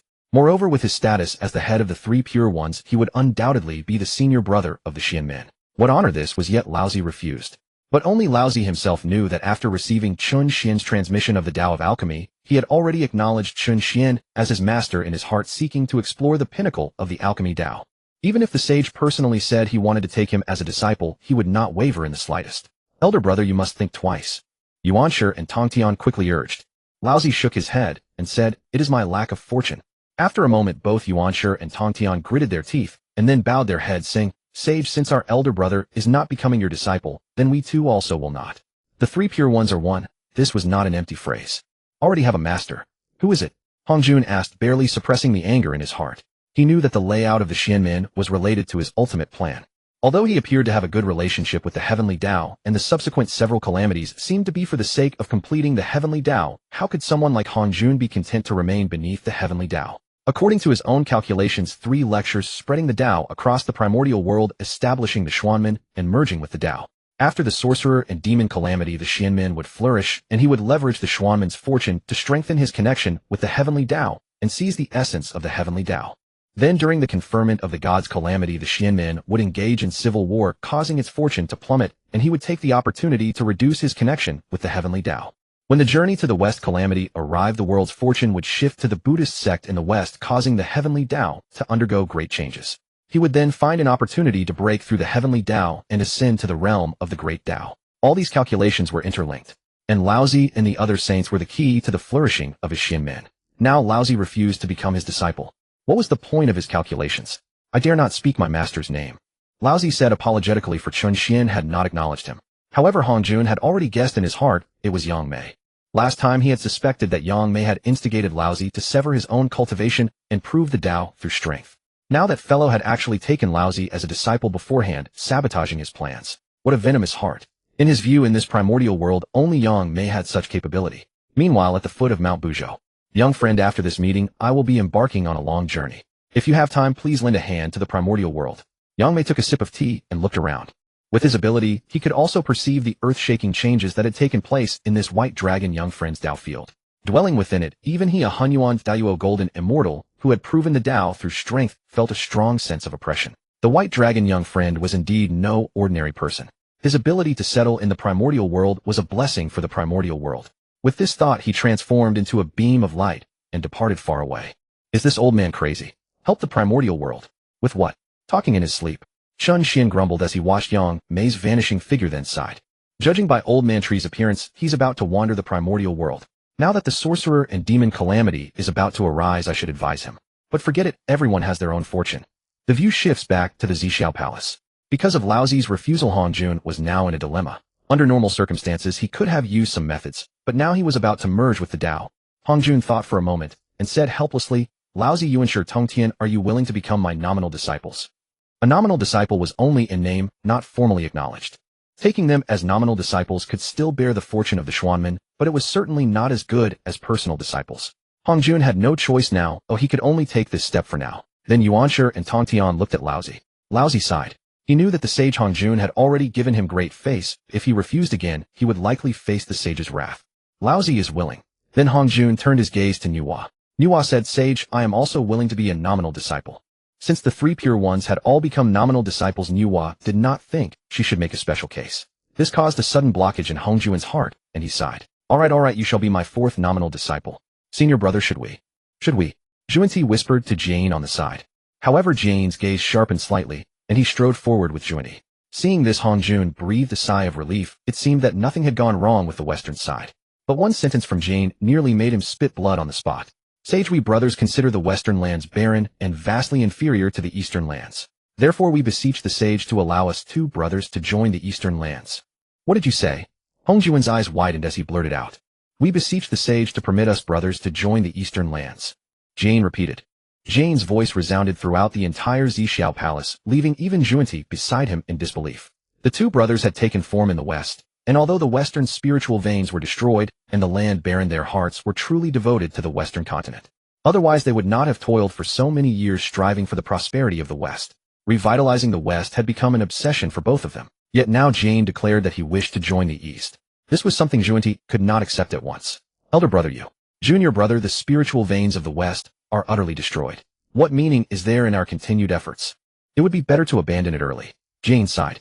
However, after so many years of relying on each other, Junti instantly sensed the underlying implication in Jane's words. After a moment, Junti also forced a bitter smile and said enough. Since elder brother has made this choice, why should I persist in my stubbornness? At that moment, Dijuan suddenly spoke up. If you too wish to join the East, my heavenly court is willing to offer you high positions. Although Jane and Junti were infamous throughout the primordial world for their shamelessness, they truly possessed the opportunity to attain sainthood. If they could be won over, they would undoubtedly be a great asset. Jane glanced at Hongjuan, his face full of hardship, and said, since Emperor Dijuan sincerely invites me, then He was a consummate actor. Hold. Hongjuan suddenly interjected, saying, I have calculated that the two of you have a destined connection with the West. The opportunity for sainthood lies precisely in the West. If you remain in the West, I am willing to accept you both as nominal disciples. Junti tugged at Jane's robe and gave him a meaningful glance. But Jane shook his head and sighed mournfully. Sage, you are not unaware that the Western spiritual veins have been destroyed. Staying in the West offers us no future. Even if we attain sainthood, what use would it be? Hongjuan was thoroughly exasperated. If Jane and Junti joined the East, what would become of his future schemes? I have collected some spiritual treasures over the years. I can grant them to you for the revival of the West. After a moment of deliberation, Hongjuan spoke. Then he produced a 9-tiered jeweled pagoda from which boundless treasures radiated. Jane, this is the Jane Divine Pagoda, a superior grade, innate spiritual treasure. It can guide souls and is bestowed upon you for protection. Then he brought out a golden 12-grade golden lotus. This is the 12-grade golden lotus of merit, a supreme grade, innate spiritual treasure capable of stabilizing fortune. It can suppress the fortune of the West. Thank you, Sage. Jane joyfully accepted the two treasures, then looked at Hongjuan and said, Sage, my junior brother.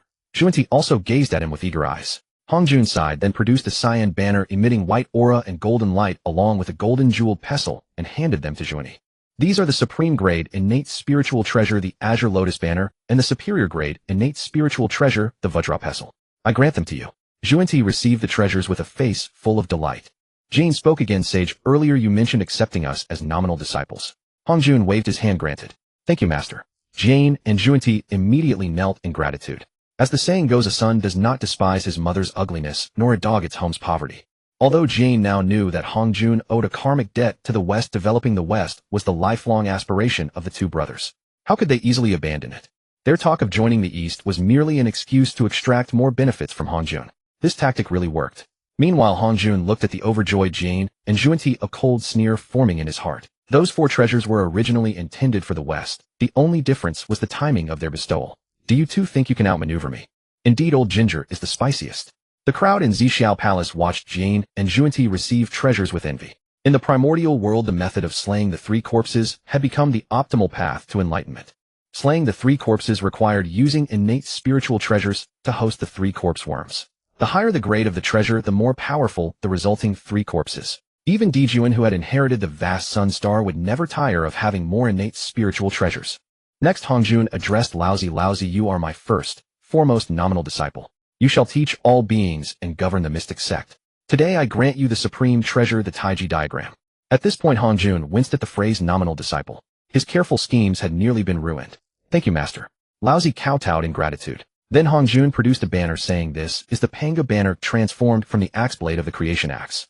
It can shatter chaos and evolve earth, fire, wind, and water. It shall be in the charge of Yuanshi.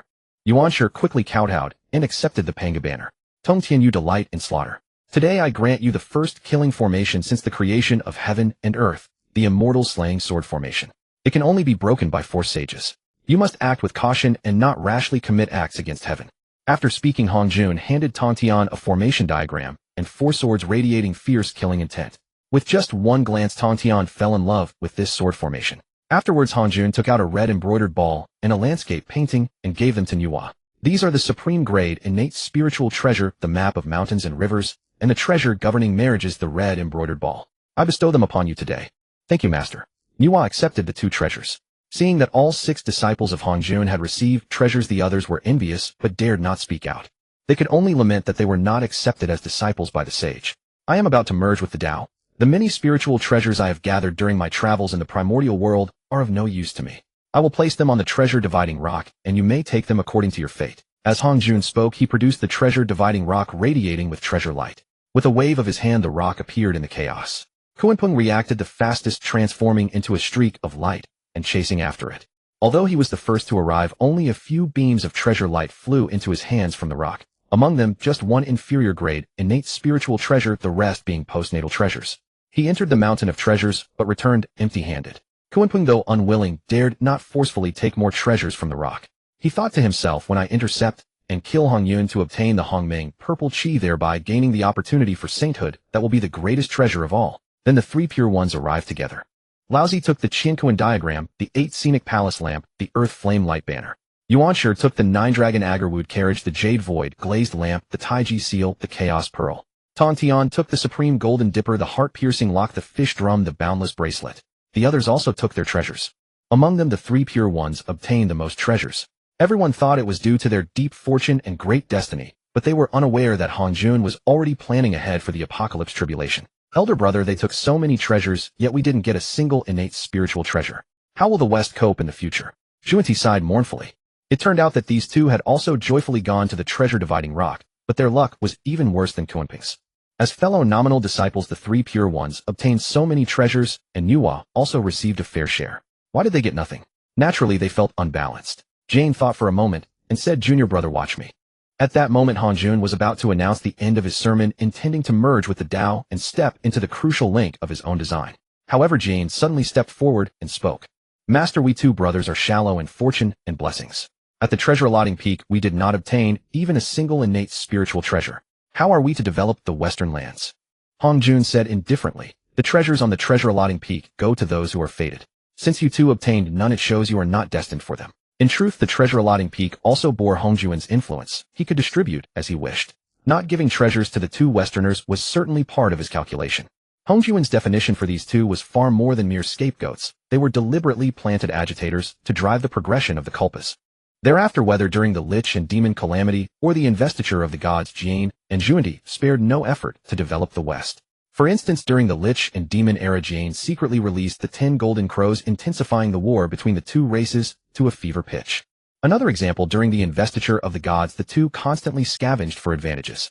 Later, Laozi and Yuanshi, in order to unite the four saints to break Tongtian's immortal slaying sword formation, even incurred a great karmic debt to the West, which led to the eastward transmission of the Buddhist Dharma. In Hongjun's subsequent schemes, Jane and Zhuanti were of utmost importance. Denying them treasures from the treasure-allotting peak was meant to make their conduct more unsightly, thereby better stirring chaos in the primordial world. Yet as Hongjun's words fell, Jane said, "Master, I still wish to bring my junior brother and join the East. Please grant your permission." Hongjun's mouth twitched. Could you stop bringing that up at every turn? But at that moment, Hongjun only wanted to merge with the Dao, quickly believing that once he did, he could steer all his schemes back on track. So he said coldly, "I have gathered some spiritual materials during my travels in the primordial world. I shall give them to you brothers." Jane rejoiced inwardly, knowing when to stop, and promptly kowtowed in thanks. "Thank you, master." Hongjun gave Jane many spiritual materials, then swept his sleeve and declared, "The Dao is incomplete. Today I, Hongjun, shall merge with the Dao to make up for heaven's deficiency." As the words fell, the purple cloud palace blazed with 10,000 beams of light, and Hongjun vanished within that radiance. Farewell, sage. When the listeners came to their senses, they had already left the purple cloud palace and returned to the chaos. Then, after bowing once more to Hongjun, they all dispersed. "Senior brother, why does the master always grant us benefits whenever you mention joining the East?" Zhuanti asked in confusion. "I'll explain later," Jane replied with a smile, but his gaze turned toward the foot of Buzhou Mountain. Remembering the mysterious figure who had brought him so many opportunities, Jane felt both gratitude and deep wariness. That person even knew the calculations of Sage Hongjun. It would be best not to encounter him again. Zhuanti also looked in the direction where Dijun had departed and said, "Senior brother, I observe that the heavenly court seems intent on moving against Hongyun. Should we?" Jane shook his head and said coldly, "For us it's best if Hongyun dies. That way we won't have to repay the karmic debt." Because Hongyun had yielded his seat, Zhuanti and Jane obtained the opportunity to become sages. The karmic debt of attaining sagehood was immense. Just as Hongjun concealed the truth about the destruction of the Western spiritual veins to avoid repaying the Western karma, Jane also hoped that Hongyun would meet his calamity. That way everything would be settled once and for all, and the karma would not need to be repaid. Hearing his senior brother's words, Zhuanti said no more. Meanwhile, Kunpeng gathered the quasi-sages of the demon race. "Your Majesties, I wish to intercept Hongyun, seize his Hongmeng purple chi, and obtain the sagehood opportunity that rightfully belongs to me. I beseech your assistance." Kunpeng declared. "Agreed." Dijun and Dong Wangtai consented. Firstly, Dijuan had promised Kunpeng when he invited him to deal with Hongyun, and secondly, both were quite interested in the Hongmeng purple qi. But Nüwa frowned and said, I have no enmity with Hongyun the Taoist. I will not participate in this. Fushi also said, having listened to the sermon for 3,000 years, I shall return to the heavenly court first to stabilize the situation there.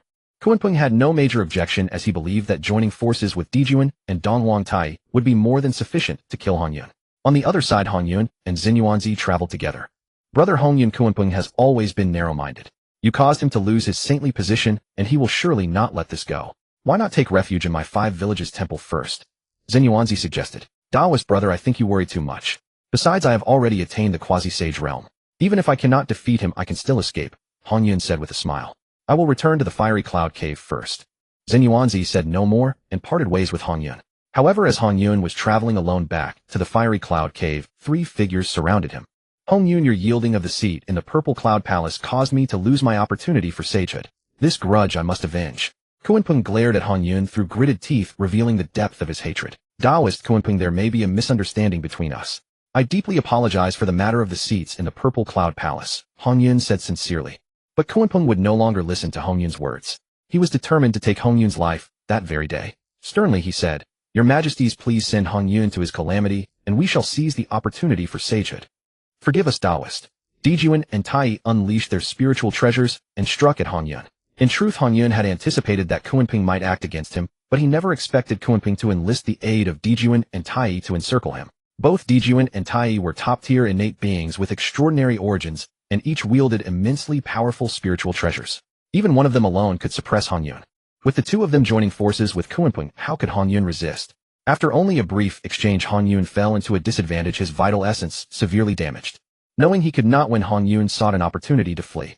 But just as he turned his head, a bell toll stunned Hongyun's spirit, and Kunpeng seized the moment to launch a ferocious assault. Hongyun was struck back into his original form, the first cloud since the creation of the world. Transformed into a cloud of mist, Hongyun began a desperate escape. Just as Kunpeng with a sinister grin was about to deliver the final blow, a purple qi suddenly shot out from the cloud of mist. Seeing this, Kunpeng's expression changed drastically, and he turned into a streak of light to chase after it.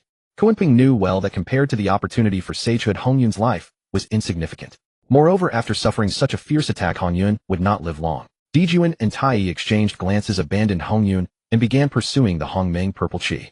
But even after all 3 had left, the cloud of mist did not stop, though it continued onward toward the foot of Buzhou Mountain. Sensing the fluctuations from the chaos myriad world's saint-slaying array, Tongtian frowned and sent Danxiu out to investigate. After a while, Danxiu reported, Master, a red cloud has drifted outside. Red clouds. Tongtian paused, then rose and stepped out of his meditation hall. As Danxiu had described, a wisp of crimson cloud mist drifted near the entrance. Was it not around the time when the teachings at Xiao Palace had concluded? Could it be Hongyun? That would be far too coincidental.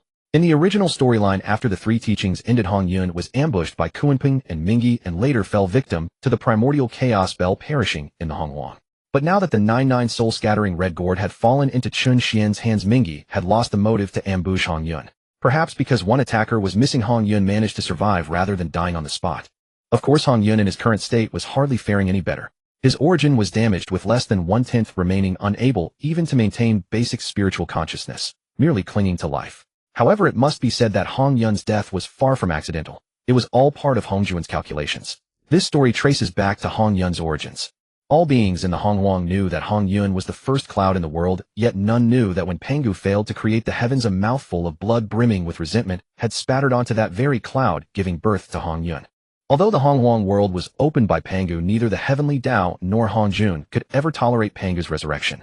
They feared Hongyun might harbor posthumous measures left by Pangu, which is why they schemed to eliminate him and prevent future troubles. Thus Hongyun's death became a matter of course. Master, should we take him in? Danxiu suggested. Enough. Since fate brought us together, I shall be your thread of survival. Come in. Chun Xian opened the hall doors, and the red cloud slowly drifted inside. Chun Xian took out a small vial and poured its contents over the red cloud.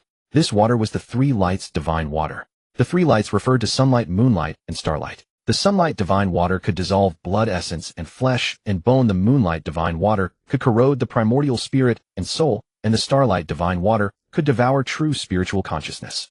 Each of these 3 divine waters alone was among the most lethal poisons in the world, yet when combined into the 3 lights divine water, it became one of the most supreme healing elixirs in the Honghuang. Nevertheless, given Hong Yun's current condition, even the power of the three lights divine water might not guarantee a cure. After absorbing the divine water, the cloud drifted toward the western side of the meditation hall, forming a picturesque sunset-like display that was quite beautiful to behold. Meanwhile, in the Beihai Dragon Palace, "You reckless fool. Do you have any idea what catastrophe you've caused?" An elderly man in yellow robes raged, backhanding the young man before him so violently that he was sent tumbling to the ground. "Father, you can't blame fifth brother for this." Standing nearby was a young woman, her face equally anxious. All three bore dragon horns atop their heads. Their identity was obvious. They were the Dragon Clan. "Father, that He Peng nearly devoured Knight's sister. How could I simply sit idle and watch?" the youth retorted. Then you couldn't have killed him," the old dragon stammered, sinking tremulously into his chair. The old dragon was Ao Lai, the current Dragon King of the Beihai. It turned out that Princess Aou of the Beihai was playing by the seaside when she was attacked by a He Peng bird. Just as she was about to be captured, the fifth Prince Ao Hai arrived in time, using a magical treasure to kill the He Peng, which fed on Dragon Clan, in a surprise attack. However, that He Peng came from a powerful background. He was the youngest son of Kunpeng, the demon tutor of the Heavenly Court. Upon learning this news, the old Dragon King immediately realized the dire situation. After the Great Tribulation of the Honghuang Era, the Dragon Clan had lost its position as lords of the Honghuang, retreating to the Four Seas. As magnificent as they once were, they were now reduced to such a state forced to keep their heads down. In contrast, the demon court of the Heavenly Clan was at its zenith, and Kunpeng, as the demon tutor, was rising in prominence. How could the declining Dragon Clan possibly oppose Kunpeng? But the He Peng was indeed dead, and the feud with Kunpeng was now irreconcilable. "Fourth brother, what's the situation?" At that moment, several more elders approached, none other than the Dragon Kings of the Southeast and West Seas. "I've already had the news sealed off, but it certainly won't stay hidden for long." Ao Lai sighed heavily, his expression thoroughly dejected. "I've already heard about this. That Kunpeng's son has been too oppressive. Normally he dives into the sea to capture our pure-blooded dragons as food. We Dragon Clan have tolerated all of this, but now he dares to harm you. He deserves to die." The Southern Sea Dragon King Ao Hong spoke with intense anger. "It's certainly satisfying that the He Peng is dead, but if Kunpeng comes to hold us accountable, what can our Dragon Clan do to resist? Do you think we can contend with the Heavenly Court in our current state?" asked the Western Sea Dragon King Ao Ron. Ao Hong fell silent. After the great battle between the three primordial clans, almost all of the Dragon Clan's elite forces had perished in war. Not to mention, the Dragon Clan still bore the karma of the Great Tribulation. Whenever a dragon reached the Daluo stage, their cultivation advancement would be suppressed. There were fewer than 10 Daluo cultivators in the entire Dragon Clan at present. "Father, one who does something must bear the consequences. Since I killed the He Peng, I will pay with my life." Tears filled Ao Hai's eyes. "Fifth brother, this matter started because of me. I'll pay with my life too," Ao Yu cried out. The Dragon Clan was not at fault, yet weakness itself had become their sin. "Enough, stop arguing. The He Peng is dead. It won't be settled simply by the two of you offering your lives to appease Kunpeng's wrath." After speaking, Eastern Sea Dragon King Ao Zong turned to look at Ao Lai. "Fourth brother, since this has already happened, let's find a way to make amends. The four demon emperors of the Demon Clan are not unreasonable people. I suggest we take the initiative to offer compensation. There might still be room for negotiation. We'll prepare for both contingencies. Fourth brother and I will take 1/5 of the treasures from the Dragon Clan's vault to offer as apology. Second brother and third brother, you lead the pure-blooded dragons into the Zulong Abyss for refuge." As he spoke, a pained expression crossed Ao Zong's face. The Dragon Clan's vault was the final legacy left by their ancestors, a source of great attachment. Losing 1/5 of those treasures would surely break his heart, yet he knew they had no choice but to part with them. As for sending the pure-blooded dragons into the Zulong Abyss, it was to prepare for the worst, fearing Kunpeng might cut off the Dragon Clan's last lifeline. "There's no other way." Ao Lai sighed and shook his head. "If Lord Zulong were still here, would our clan have fallen to such a state?" Such a state.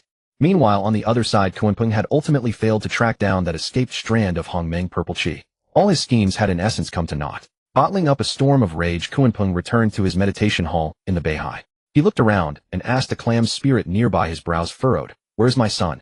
Where has he gone?" Kunpeng had several sons, but the youngest He Peng was his favorite. The clam's spirit trembled as it replied, "My lord, young master He Peng departed a month ago, saying he would capture some pure-blooded dragons to welcome you home. He has not returned since." A month ago? Kunpeng's expression turned slightly grim. His Kunpeng speed was among the best in the primordial world. As his blood descendant He Peng, though only a golden immortal, was certainly not slow. Moreover, there were dragon clans dwelling near his northern sea Dao field. How could he not return in a whole month? Thinking of this, Kunpeng immediately sensed something amiss and hastily began to divine. Shortly after, his expression changed drastically, and he gritted his teeth and said, "Peng is dead. Master, this. How can it be?" The clam spirit was also greatly shocked. Kuan-Ping snorted coldly. If you cannot even take care of my Punger, what use are you? Master, no. Before the clam spirit could finish, Kuan-Ping shook him into oblivion, leaving no trace of soul or bone. Kuan-Ping's expression was gloomy. From his previous divination, he had already deduced some clues. I will make your dragon clan have no place in the primordial world. At that moment he happened to receive a summons from Dijuan, so Kuan-Ping transformed into a streak of light and headed straight for the Heavenly Court. In the Heavenly Court, Ao Zong, the Dragon King of the East Sea, and Ao Lai, the Dragon King of the North Sea, stood in the hall with Ao Yu and Ao Hai. Ao Lai, do you know that Haping is the son of the demon teacher? What kind of deed have your dragon clan done?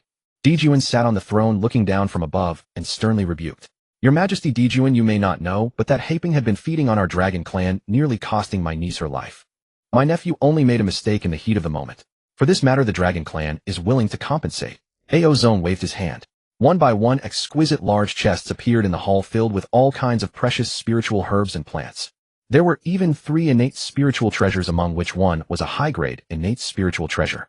Dijuan made a rough calculation. Aside from the 3 innate spiritual treasures, the remaining resources were enough to elevate a De Luo to the quasi-saint realm. Even he was stunned by the dragon clan's generosity. As expected of the dragon clan, the foremost of the 3 primordial tribes, their wealth was truly legendary. It seems your dragon clan is truly sincere in offering apologies, but I know that Haping is the demon teacher's most beloved youngest son. Dijuan showed a troubled expression. The 2 old dragon kings wore bitter expressions. It seemed Dijuan was going to demand an exorbitant price. What could they do about this? At this moment, Dong Wangtai beside Dijuan said, 2 dragon kings, my elder brother believes it is a pity for the dragon clan to remain secluded from the world. Therefore he wishes to recruit the dragon clan into the Heavenly Court. Since they had a hold over the dragon clan, it would be a shame not to make good use of it. Leaving aside the dragon clan's treasures, no matter how degraded the dragon clan was, they still had some capable warriors. If they could be used by the Heavenly Court, they could become a strong arm. Your Majesty Tai, absolutely not. In the past our dragon clan's ancestors swore an oath that the dragon clan would remain secluded and no longer interfere in the primordial world. We cannot break that oath. Ao Zong said hastily. Dijuan's face turned cold. Then I'm afraid we can do nothing. Your dragon clan killed the demon teacher's son. Not only will the demon teacher seek retribution, but the Heavenly Court will also send troops to punish the dragon clan. If there are no dragons left in the primordial world by then, don't blame us. The old dragon king Ao Zong's brow was almost twisted together. This Dijuan was forcing them into a corner. If they agreed, they would break the ancestral dragon's oath, but if they didn't, the dragon clan would truly head toward extinction. Ao Zong gritted his teeth, just about to make a decision. But at that moment Kuan-Ping, clad in a green robe, flashed inside. Excellent. I didn't even go to find you, beast, yet you have the audacity to come to the Heavenly Court. Today I will make you pay with your lives for my son. As he spoke, he was about to strike a fatal blow. But a beam of light blocked Kuan-Ping. Kuan-Ping turned his head, suppressing the fury in his heart, and said, Your Majesty Dijuan, what is the meaning of this? Dijuan said, Demon teacher, please stay your hand. The dragon clan came to the Heavenly Court precisely to offer compensation. Compensation? What compensation? Is my son to die in vain? Kuan-Ping swept his gaze across the various spiritual objects in the hall and said coldly. He was already full of anger over the matter of the primordial purple chi and now the death of his most beloved youngest son. Wasn't that adding fuel to the fire? Kuan-Ping, I killed your son. I am willing to trade my life for his. Ao Hai said excitedly. Shut up. Kuan-Ping roared with fury, and Ao Hai was sent flying sideways. My Punger's life is precious. How could it be compared to a lowly dragon like you? I will not only make you pay with your life, but also reduce the entire dragon clan to slavery for generations, to serve me, never to rise again. Hearing this, the 2 dragon kings' faces instantly drained of color. Ao Zong hastily said, trembling, Your Majesty Dijuan, our dragon clan is willing to submit. We are willing to submit. At this moment, he could not care about the ancestral teachings. Demon teacher. Just as Dijuan was about to speak, Kuan-Ping said, Your Majesty, do not try to persuade me further. My son's life must be repaid by the entire dragon clan. Your Majesty, look, doesn't the dragon clan have many treasures? If we conquer the dragon clan, the Heavenly Court can gain several quasi-saints. Then what can the Wu clan use to oppose us? Moreover, I am not going to kill all these dragons. Let them become the slaves and mounts of our Heavenly Court, making the best use of them. Perhaps seeing that Dijuan still had some scruples, Kuan-Ping continued, the karma of this matter I, Kuan-Ping, will bear alone.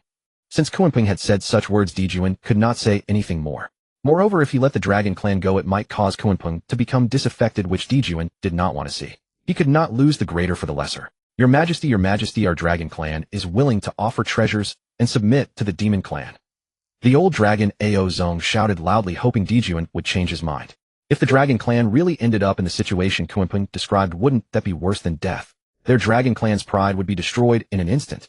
How could he face his ancestors with any dignity? Ao Zong, after all, it was your dragon clan that killed Haiping first, Dijuan sighed. Just as he was about to agree with Kunping, a beam of golden light entered the hall. It was Luer. Your Majesty, please reconsider.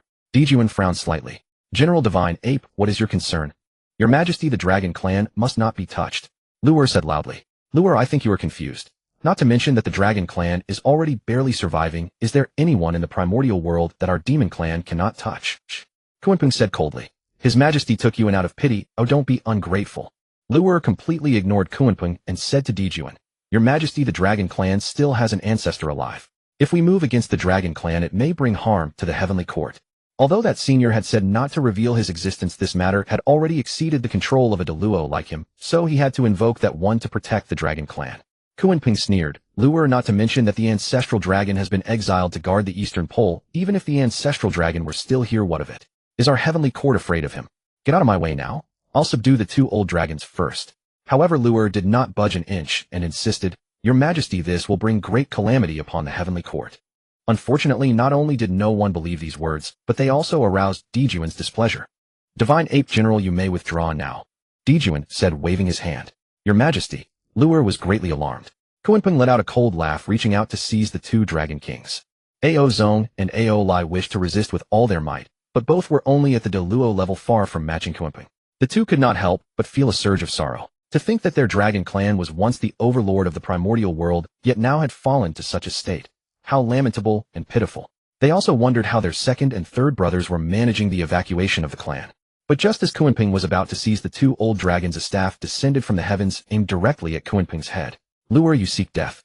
Kunping's expression shifted slightly as he snorted coldly. Luer was sent flying by the shockwave. Even though Luer was exceptionally gifted and had inherited Chun Xian's Chaos World Demon Ape art, he could not withstand a single blow from Kunping. The gap between Deluo and Quasi-Sage was far more than a chasm. Luer, landing on the ground, spat out a mouthful of blood and said with difficulty, Kunping, if you dare to harm the dragon clan, you will regret it. He inwardly cursed his own uselessness, unable to assist the dragon clan and betraying the trust of his senior. Ridiculous. The mere dragon clan. Kunping can crush them as I please.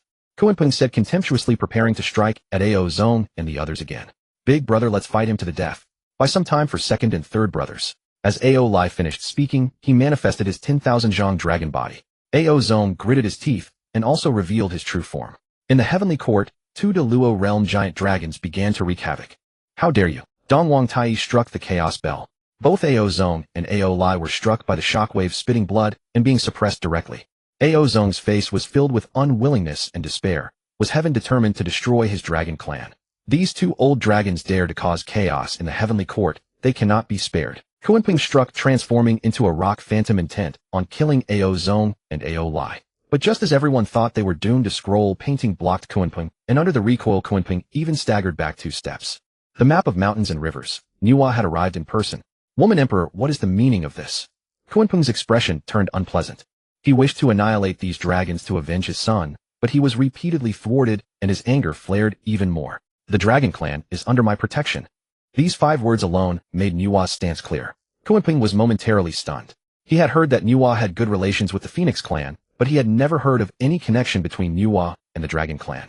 But soon he said in a muffled voice, Woman Emperor, the dragon clan slaughtered my son Haipeng. As the demon emperor of the Yao clan, why do you protect them? This is a personal grudge between me and the dragon clan. I beg the Lady Nüwa not to interfere. Lady, it was clearly Haipeng who intended to kill first and was accidentally killed by my son. He who kills others shall be killed. Moreover, my dragon clan has come to the heavenly court to apologize. What wrong have we done? Although Ao Lai did not know why Nüwa was protecting the dragon clan, he knew that this might be their last chance. Woman Emperor, if the dragon clan has erred, punish them accordingly. Do not let this trivial matter harm our harmony. Dijuan said, I care not about other matters, but whoever dares to touch the dragon clan Nüwa will be the first to oppose. Nüwa's face was frosty. If she could not even protect the dragon clan, how could she face Brother Chun? I will kill them today. Kunping, enraged beyond measure, struck again. Nüwa's map of mountains and rivers swept forth, and she clashed with Kunping. Demon Master, Woman Emperor. Dijuan hurriedly tried to mediate. Both Nüwa and Kunping held lofty positions in the heavenly court. If they now fought among themselves, wouldn't it only become a laughingstock? At that moment another figure appeared. Kunping, you dare strike my sister. Fushi not only arrived, but directly joined the fray, helping Nüwa suppress Kunping. She Emperor, why do you strike without distinguishing right from wrong? Kunping roared. Whoever dares to hit my sister, I'll beat them to a pulp. Fushi shouted. You are unreasonable. Kuenping's face turned red with anger, but in the end he could not withstand the beating from the siblings and was knocked to the ground. Dijuan, seeing that words were useless, quickly stepped in front of Fushi and Nüwa. Stop fighting, don't harm our harmony. The East Sea. Hurry, hurry, speed it up. Nanhai Dragon King Ao Hong was maintaining order. He would occasionally glance at the sky, anxious about the safety of his eldest and fourth brothers. Dragon King, why must our dragon clan enter the ancestral dragon abyss when everything is fine? A dragon asked. After all, the decision came too suddenly, and many dragons were greatly puzzled. The ancestral dragon abyss was a protective measure left by the ancestor dragon for the dragon clan, with formations inside that even a quasi-sage would find difficult to break. It was also the dragon clan's last resort. Had the dragon clan really come to such a state? A calamity has befallen the dragon clan. We must enter the ancestral dragon abyss for refuge. Do not ask too many questions and enter the abyss quickly. Ao Run urged. But just then a large number of Yao tribesmen descended on the East Sea. Presumptuous dragon clan, your crimes are exposed. Seize these guilty dragons and take them to the heavenly court. The speaker was Zizhu, one of the 10 great demon gods. With him were demon gods Jiming and Ing Zhao, along with several Deluo demon generals. They were sent by Dijuan to arrest the dragon clan. Third brother, take the clan into the abyss quickly. I'll hold them off. Ao Hong shouted. When he saw these demon gods descend, he knew that their eldest brother had failed. What he needed to do now was to do his utmost to preserve the dragon clan's line. As he finished speaking, several old dragons flew out from the clan and stood before the heavenly court forces. They were the few remaining Deluo-level dragons of the dragon clan. Ungrateful wretches, you dare to disobey orders. Anyone who resists will be killed without mercy. Jiming commanded. The heavenly court's Yao tribesmen launched a coordinated attack, and the dragons fought back desperately. Though the dragons were brave, the Yao had sent only elites. The 3 great demon gods were all at the peak of Deluo. What could the dragons use to withstand them? Second brother. Ao Run's dragon eyes turned red as he watched Ao Hong being beaten down by Ing Zhao, wanting to intervene. Ao Hong, however, shouted sternly, don't worry about me. Quickly, take the clan into the abyss. Before he could finish, Ing Zhao struck him with a claw, and Ao Hong's blood splattered over the East Sea, leaving him grievously wounded and near death. Stubborn resistance. Among all the creatures in the primordial world, dragon meat is the most delicious. After this I will raise a few as food, Ing Zhao said contemptuously. Better to quickly complete the task assigned by the demon emperor and not let those dragons escape, Jiming said. The several demon gods then blocked the dragon's retreat. Who will save our dragon clan? Many dragons wailed in sorrow as despair began to set in.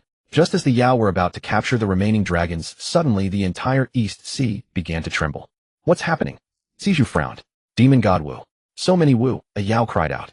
Sure enough, a group of dark figures was seen charging straight toward the East Sea. At the lead was the wood ancestor of the Wu clan, Gomang. Zhu Mang's tribe lived by the sea, so he could not fail to notice the disturbance on the dragon clan's side. When he saw the dragon clan being oppressed, a surge of anger welled up within him. He had heard his eldest brother speak of White Dragon as a member of the dragon clan. Now that the dragon clan was in distress, he also blamed himself for arriving too late. Wuchu clan, we have not come here to wage war against you today. Withdraw immediately, Jiming said with some apprehension. Withdraw, your grandfather. Soldiers, follow me to slay these demon creatures. Zhu Mang roared. The Wuchu tribe charged across the sea. Zhu Mang launched the first strike against the 3 demon gods. Zhu Mang, are you trying to ignite a demon Wuchu war? Jiming exclaimed in fury. However, Zhu Mang completely ignored him.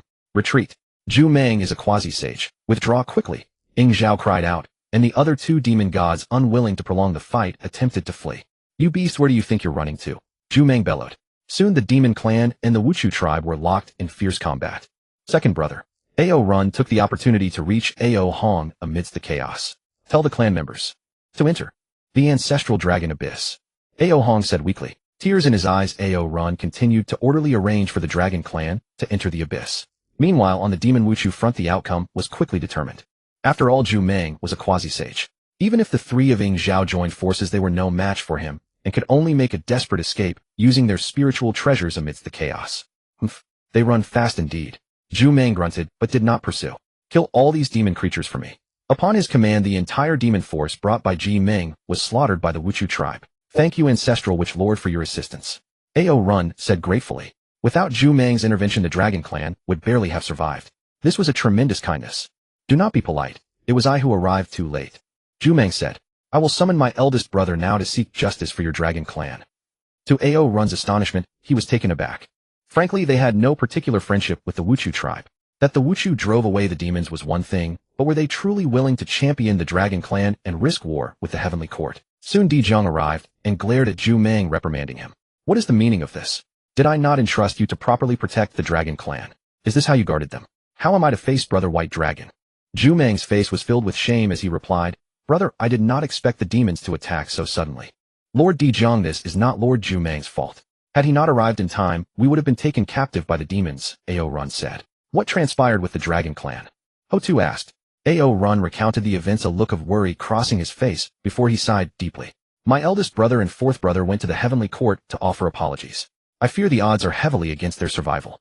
The demons have gone too far. It was clearly Kunpeng's son who was at fault. Rest assured our Wuchu clan will right this wrong for your dragon clan, Di Jiang said in anger. Brother White Dragon has rendered us a tremendous favor. With the dragon clan being bullied by the demons, can we stand idly by? We cannot. The reply was resolute and thunderous. Gratitude must be repaid. That was the spirit of the Wuchu clan. Today our Wuchu clan marches upon the heavens. Then the 12 ancestral witches surged skyward, heading straight for the heavenly court. Within the heavenly court's main hall, Di Jun had already halted the fighting. Kunpeng pleaded mournfully, Your divine majesty, this old minister has devoted himself entirely to the heavenly court. Yet now both Empress Nüwa and Emperor Shi have joined forces against me. This chills this old man's heart. Fushi looked at Nüwa with puzzlement and said, Little sister, why did he strike at you? If he was in the wrong, I'll beat him to death. How dare he bully my sister? Kunpeng nearly spat blood. It was clearly Nüwa who had struck first. Yet through Fushi's words the blame was being placed squarely on Kunpeng. Fushi, can you not see reason? It was Nüwa who. Kunpeng sought to plead his case, but Fushi cut him off. I did not ask you. Silence. Brother, the dragon clan must not be provoked or disaster will befall the heavenly court, Nüwa said. Di Jun's brows furrowed.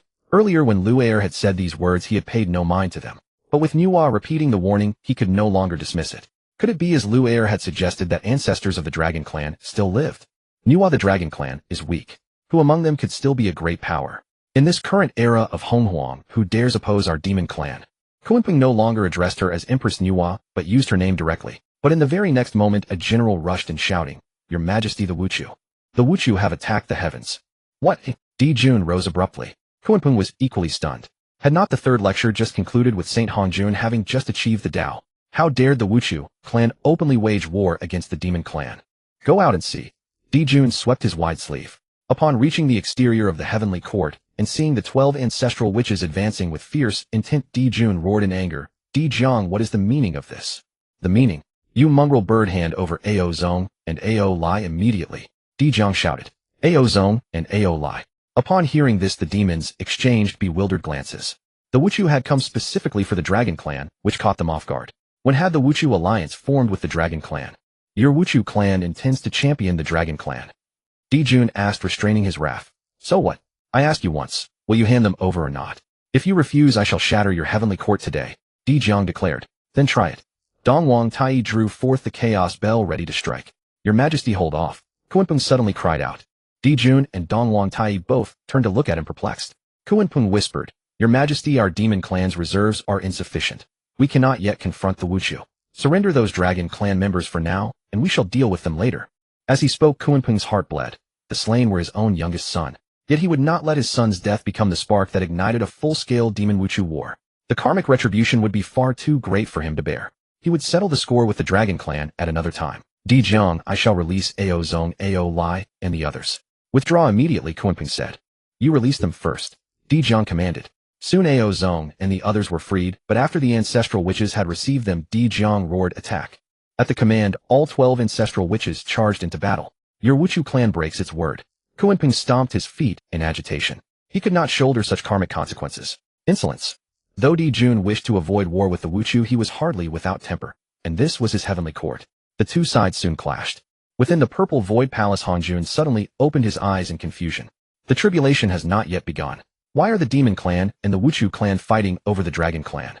According to his calculations, it should be 10,000 years before the tribulation chi began to spread across Honghuang, with the demon and Wuchu clans erupting into their first great war over minor frictions, thereby initiating the demon Wuchu tribulation. Yet now the demon Wuchu tribulation had occurred 10,000 years early. This posed certain complications for his plans. Could it be that Yang Mei was sowing discord? But after achieving the Dao, he had clearly expelled Yang Mei from Honghuang. Could it be a contingency left behind by Yang Mei? Hongjun did not dwell on it long. After all, he had now fused with the Heavenly Dao. Could anything in the primordial world possibly elude his grasp? Even if Yang Mei were to return, it would still be insufficient. Subsequently, his gaze shifted toward the Taiyin star, there were certain matters that required careful planning. And so the 12 ancestral witches wreaked havoc upon the heavenly court for a century before the two sides finally agreed to a ceasefire. In the aftermath, friction between the witch and demon clans only intensified their opposition ever more acrimonious. At the foot of Mount Buzhou. What in the heavens? Why have they clashed? This timeline is entirely wrong. Hongjuan's lecture has only just concluded. Could all previous chronicles of the primordial world have been erroneous? Upon hearing of the outbreak of war between the witch and demon clans, Tongtian was plunged into profound self-doubt. Sod this. I shall simply lie low and take no action. As long as I remain concealed, tribulation will never find me. At that moment, Danxiu trotted in and reported, Master, I have made inquiries. The reason the witches and demons have taken up arms is that the heavenly court intends to reduce the dragon clan to slavery, and the witches are fighting on their behalf. Tongtian nearly believed his ears were deceiving him. The witch clan assaulted the heavenly court on behalf of the dragon clan. Could it be that the dragon clan and the witches shared some obscure bond after all? Hearing Danxiu confirm that the dragon clan faced no immediate peril, Tongtian finally exhaled in relief. Within the primordial dragon abyss, the four dragon kings convened. Eldest brother, what course shall our dragon clan chart from this point onward? Aowen inquired. That heavenly court lacks the discernment to judge right from wrong. It would be wise for our clan to ally with the witches and join them in rebelling against the court, Honghuang replied. Upon hearing this, Aowen sighed heavily. It seemed that for the dragon clan in the present era this was the sole path available. Moreover, had it not been for the witches, the dragon clan's fate would undoubtedly have been far grimmer. A debt of gratitude still required repayment. However, Ao Zong, the dragon king of the East Sea, could only offer a wry smile. I once proposed this matter to the ancestral witch Di Jiang, but he refused. Ailey questioned in astonishment, eldest brother, why would he do that?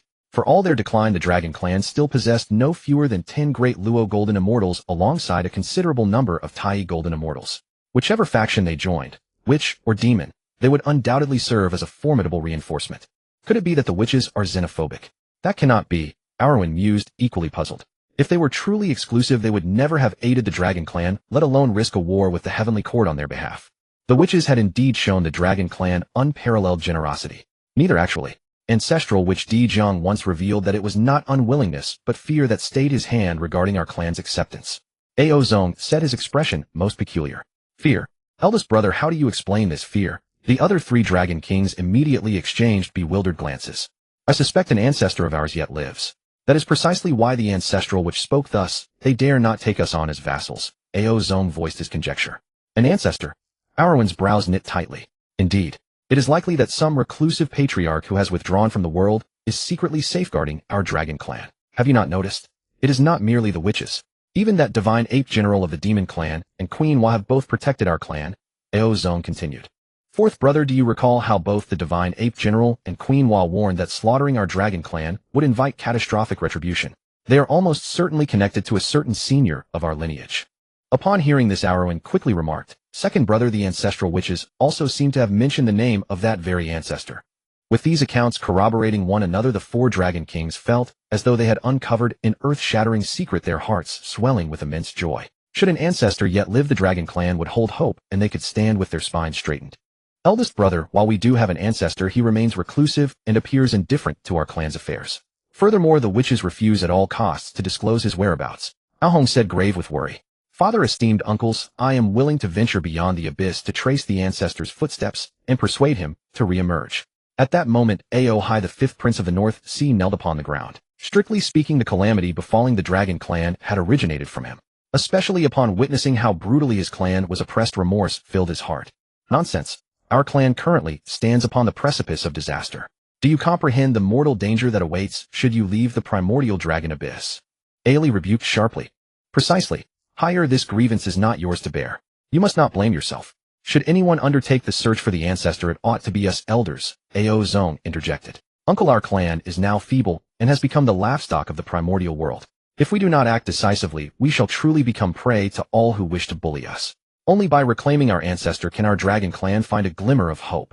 Ao Hai paused briefly, then continued, uncles, as dragon kings, your duty is to stabilize the clan.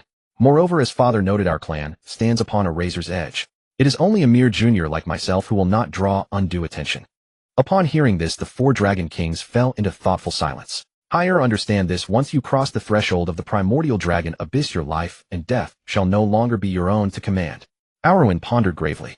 Third uncle, provided I can locate the ancestor, Ao Hai shall die without regret.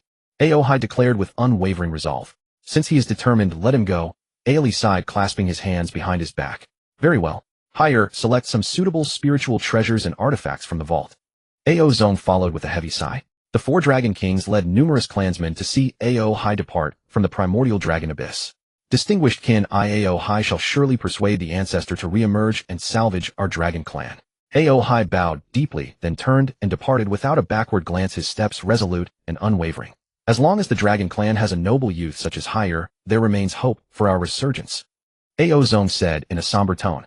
At that very moment within the heavenly court, Di Jun and his ministers had gathered. Your Majesty, the witches have formally declared war upon our demon clan. Each day countless demons fall at the hands of the witches across the primordial world. Oh, our losses are devastating. Baze, the divine lord of demons, stepped forward to report. When Di Jun had originally established the heavenly court, he had decreed that all beings covered in fur bearing horns or born through moisture and eggs were to be classified as demons. This was precisely to assimilate a greater multitude of living creatures, thereby forging a balance against the witch clan. Yet even so, compared to the witches who commanded the laws of heaven and earth from birth, many demons were inherently outmatched, placing them at a distinct disadvantage. Consequently, in their ongoing rivalry with the witches, the demon clan remained perpetually on the back foot. Upon hearing Baze's report, Di Jun's countenance darkened. He naturally refused to be perpetually beaten by those barbarians. Your Majesty, this old minister proposes a method to compensate for the shortcomings of our clan, Kunpeng stated. Speak, Royal Preceptor, Di Jun replied. Our demon clan predominantly cultivates by absorbing the essence of the sun and moon. From these very essences, I have formulated a spiritual elixir known as Di Lu Jiang. This liquid can awaken latent spirits and bestow consciousness capable of transmuting all things into demons.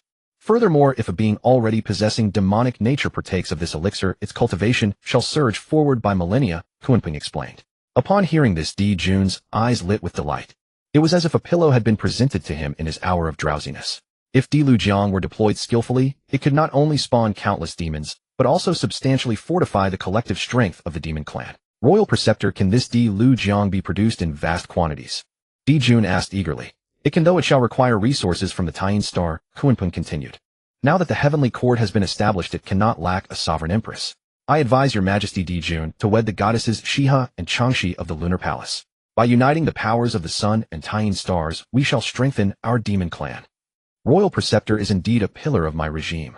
Di Jun exclaimed with immense joy. Apart from the strategic value of Di Lu Jiang, Di Jun himself had long harbored an admiration for Shiha and Changxi upon the Taiyin star.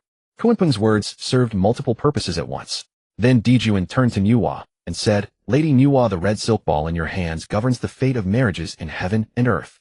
Would it be feasible for my heavenly court to form a marital alliance with the Taiyin star? Nüwa pondered for a moment and replied, the creatures of the primordial world know neither ethics nor rights. This union is ordained by heaven, and heavenly merit shall descend upon it. She was not mistaken. According to the celestial revelation from the red silk ball, this marriage was indeed fated by heaven.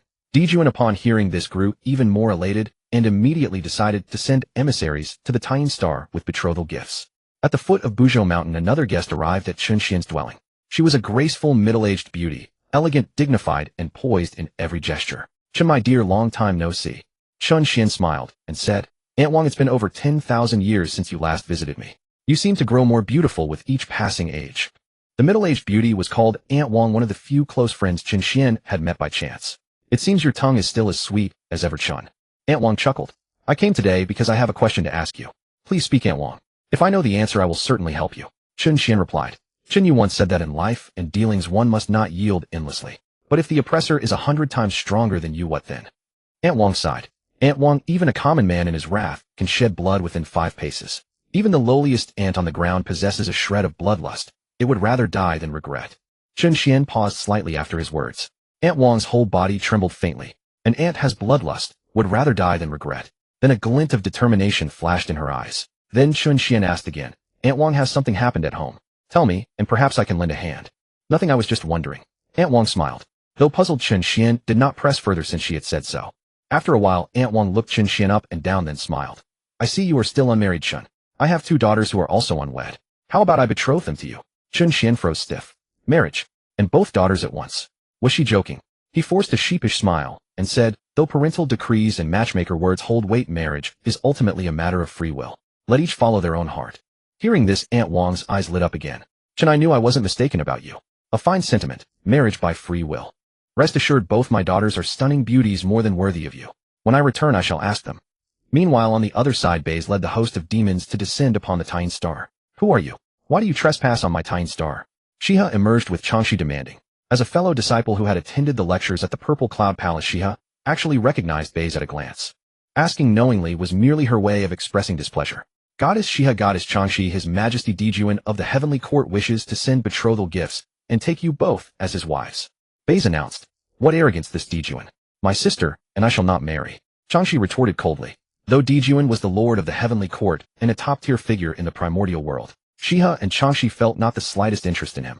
Goddess Changshi, you are mistaken. His Majesty Dijuan of the Heavenly Court possesses a mind that encompasses mountains and seas. He is a true sovereign. Moreover, the sun and moon revolve in their cycles.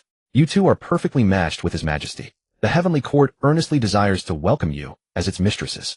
Baze was indeed the Heavenly Court's strategist gifted with eloquence. But his words failed to sway Changshi. So you mean it is only natural for my sister and me to marry Dijuan? Changshi laughed in disbelief. Precisely. If the two goddesses wed into the Heavenly Court, it will benefit both parties. Baze smiled confidently. And if we refuse, Changshi countered. Such matters, I'm afraid, are not within the goddess's right to refuse. Baze smiled with unwavering assurance. Your Heavenly Court is truly overbearing. Changshi fumed. The betrothal gifts shall remain here. 1 month from now is an auspicious day. His Majesty Dijuan will come to wed the two goddesses. With that, Baze left the gifts behind and departed, leaving Shiha and Changshi no room to decline. You. Changshi stamped her foot in fury, wanting to throw all the gifts away, but Shiha, who had remained silent until now, stopped her. Sister, this Heavenly Court is far too despotic. These gifts are an eyesore. Let's get rid of them. Changshi said. Oh, you. Don't be so hot-tempered. Shiha said softly. Compared to the impulsive Changshi, Shiha was more like a refined lady. Gentle, warm, and elegant. Sister, Changshi called out, then said, are you really going to marry that Dijuan? Do we have a choice? Mother has done so much for us. Shouldn't we do something for her in return? Shiha sighed. The fiery-tempered Changshi immediately drooped her head in defeat. Yes, it was time to think of their mother. Back in the Heavenly Court, Baze reported to Dijuan. Your Majesty, it seems Shiha and Changshi are not willing to enter the Heavenly Court as queens. Baze said, no matter. Shiha and Changshi entering my Heavenly Court is the will of heaven. Would they dare defy it? Dijuan was brimming with confidence. If Changshi and Shiha refused, could his Heavenly Court not subdue the two of them?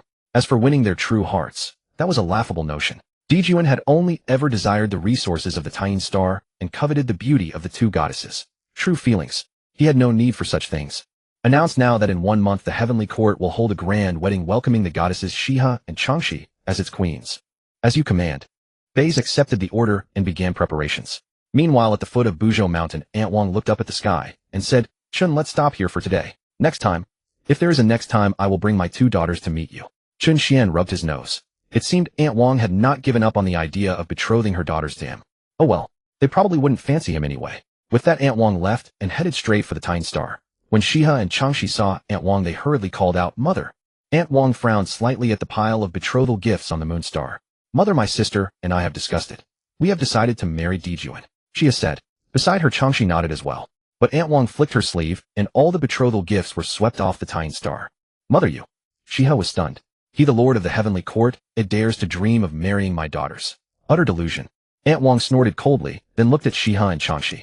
Rest assured, with me here you will never suffer the slightest grievance. But our elder sister said that marrying Dijuan is the will of the Dao ancestor. If we do not marry, how will mother cope? Changshi said in a somber tone. The Dao ancestor naturally refers to Hongjun. After the third lecture, when Hongjun established the Xian sect, his title as the Dao ancestor spread throughout the primordial world. It was the will of heaven that the sisters Shiha and Changshi should marry Dijuan, and in a sense the will of heaven was Hongjuan's will. In the past I kept my door closed, avoided karmic entanglements, and devoted myself to cultivation. But as the saying goes, the meek are easily bullied, and they all thought that I Wang Shu was an easy target. Today, after listening to Xian Guer's words, I have seen the light. Aunt Wang said in a low voice. These words seemed to be spoken for Shiha and her sister as well as for the heavens. And Aunt Wang's true identity was none other than Wang Shu, the master of the moon star. Shiha and Changshi were the divine maidens born from her origin, her daughters.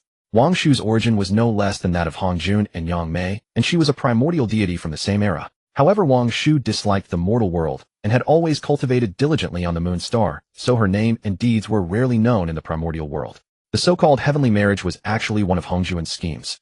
First, he wanted the Heavenly Court to combine the powers of the Sun Star and the Moon Star, strengthening the entire demon clan so that they would no longer be at a disadvantage in their battles against the Wu clan. However, Hongjuan's main intention was to warn Wang Shu, the master of the moon star, not to interfere in the affairs of the primordial world. After all, Wang Shu's current strength was second only to Hongjuan himself. If she acted, it would greatly impact Hongjuan's schemes.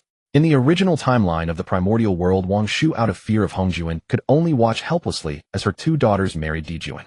But now in Chunxian's view, Wang Shu had made a new decision. But mother, how can we possibly contend with the Dao ancestor?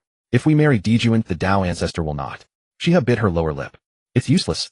I haven't attained sainthood, and I cannot flee far into the primordial world like Yang Mei. As long as I remain in the primordial world, Hongjuan will not be at ease. Wang Shu said solemnly. This is a confrontation between Hongjuan and me. This time we mother and daughter may perish, so I want to ask for your choice. I don't want to marry Dijuan. I'll listen to mother even if it means facing the tribulation. Changxi said. I, Xiha, am not afraid of death either. Xiha said firmly. Although they were women, the mother and two daughters also wanted to pursue their own freedom. They did not want to follow Hongjuan's arrangements. Give me liberty, or give me death. Soon a month passed, and the entire heavenly court was filled with joy. Because today was the grand wedding of Dijuan, the demon emperor of the heavenly court, and also the powerful alliance of the sun star and the moon star. This event spread throughout the entire primordial world, and many great cultivators emerged from seclusion to go to the heavenly court to offer congratulations. Of course, the old rival of the heavenly court, the Wu clan, was also sharpening their claws. Brothers, after Dijuan has married, we will cause a huge uproar and make sure their heavenly marriage fails. Dijiang said loudly in the Panga Hall. What a feathered beast. He dares to dream of a heavenly marriage. Dream on. The other primordial witches chimed in, preparing to ambush Dijuan on his return journey and sabotage the heavenly marriage.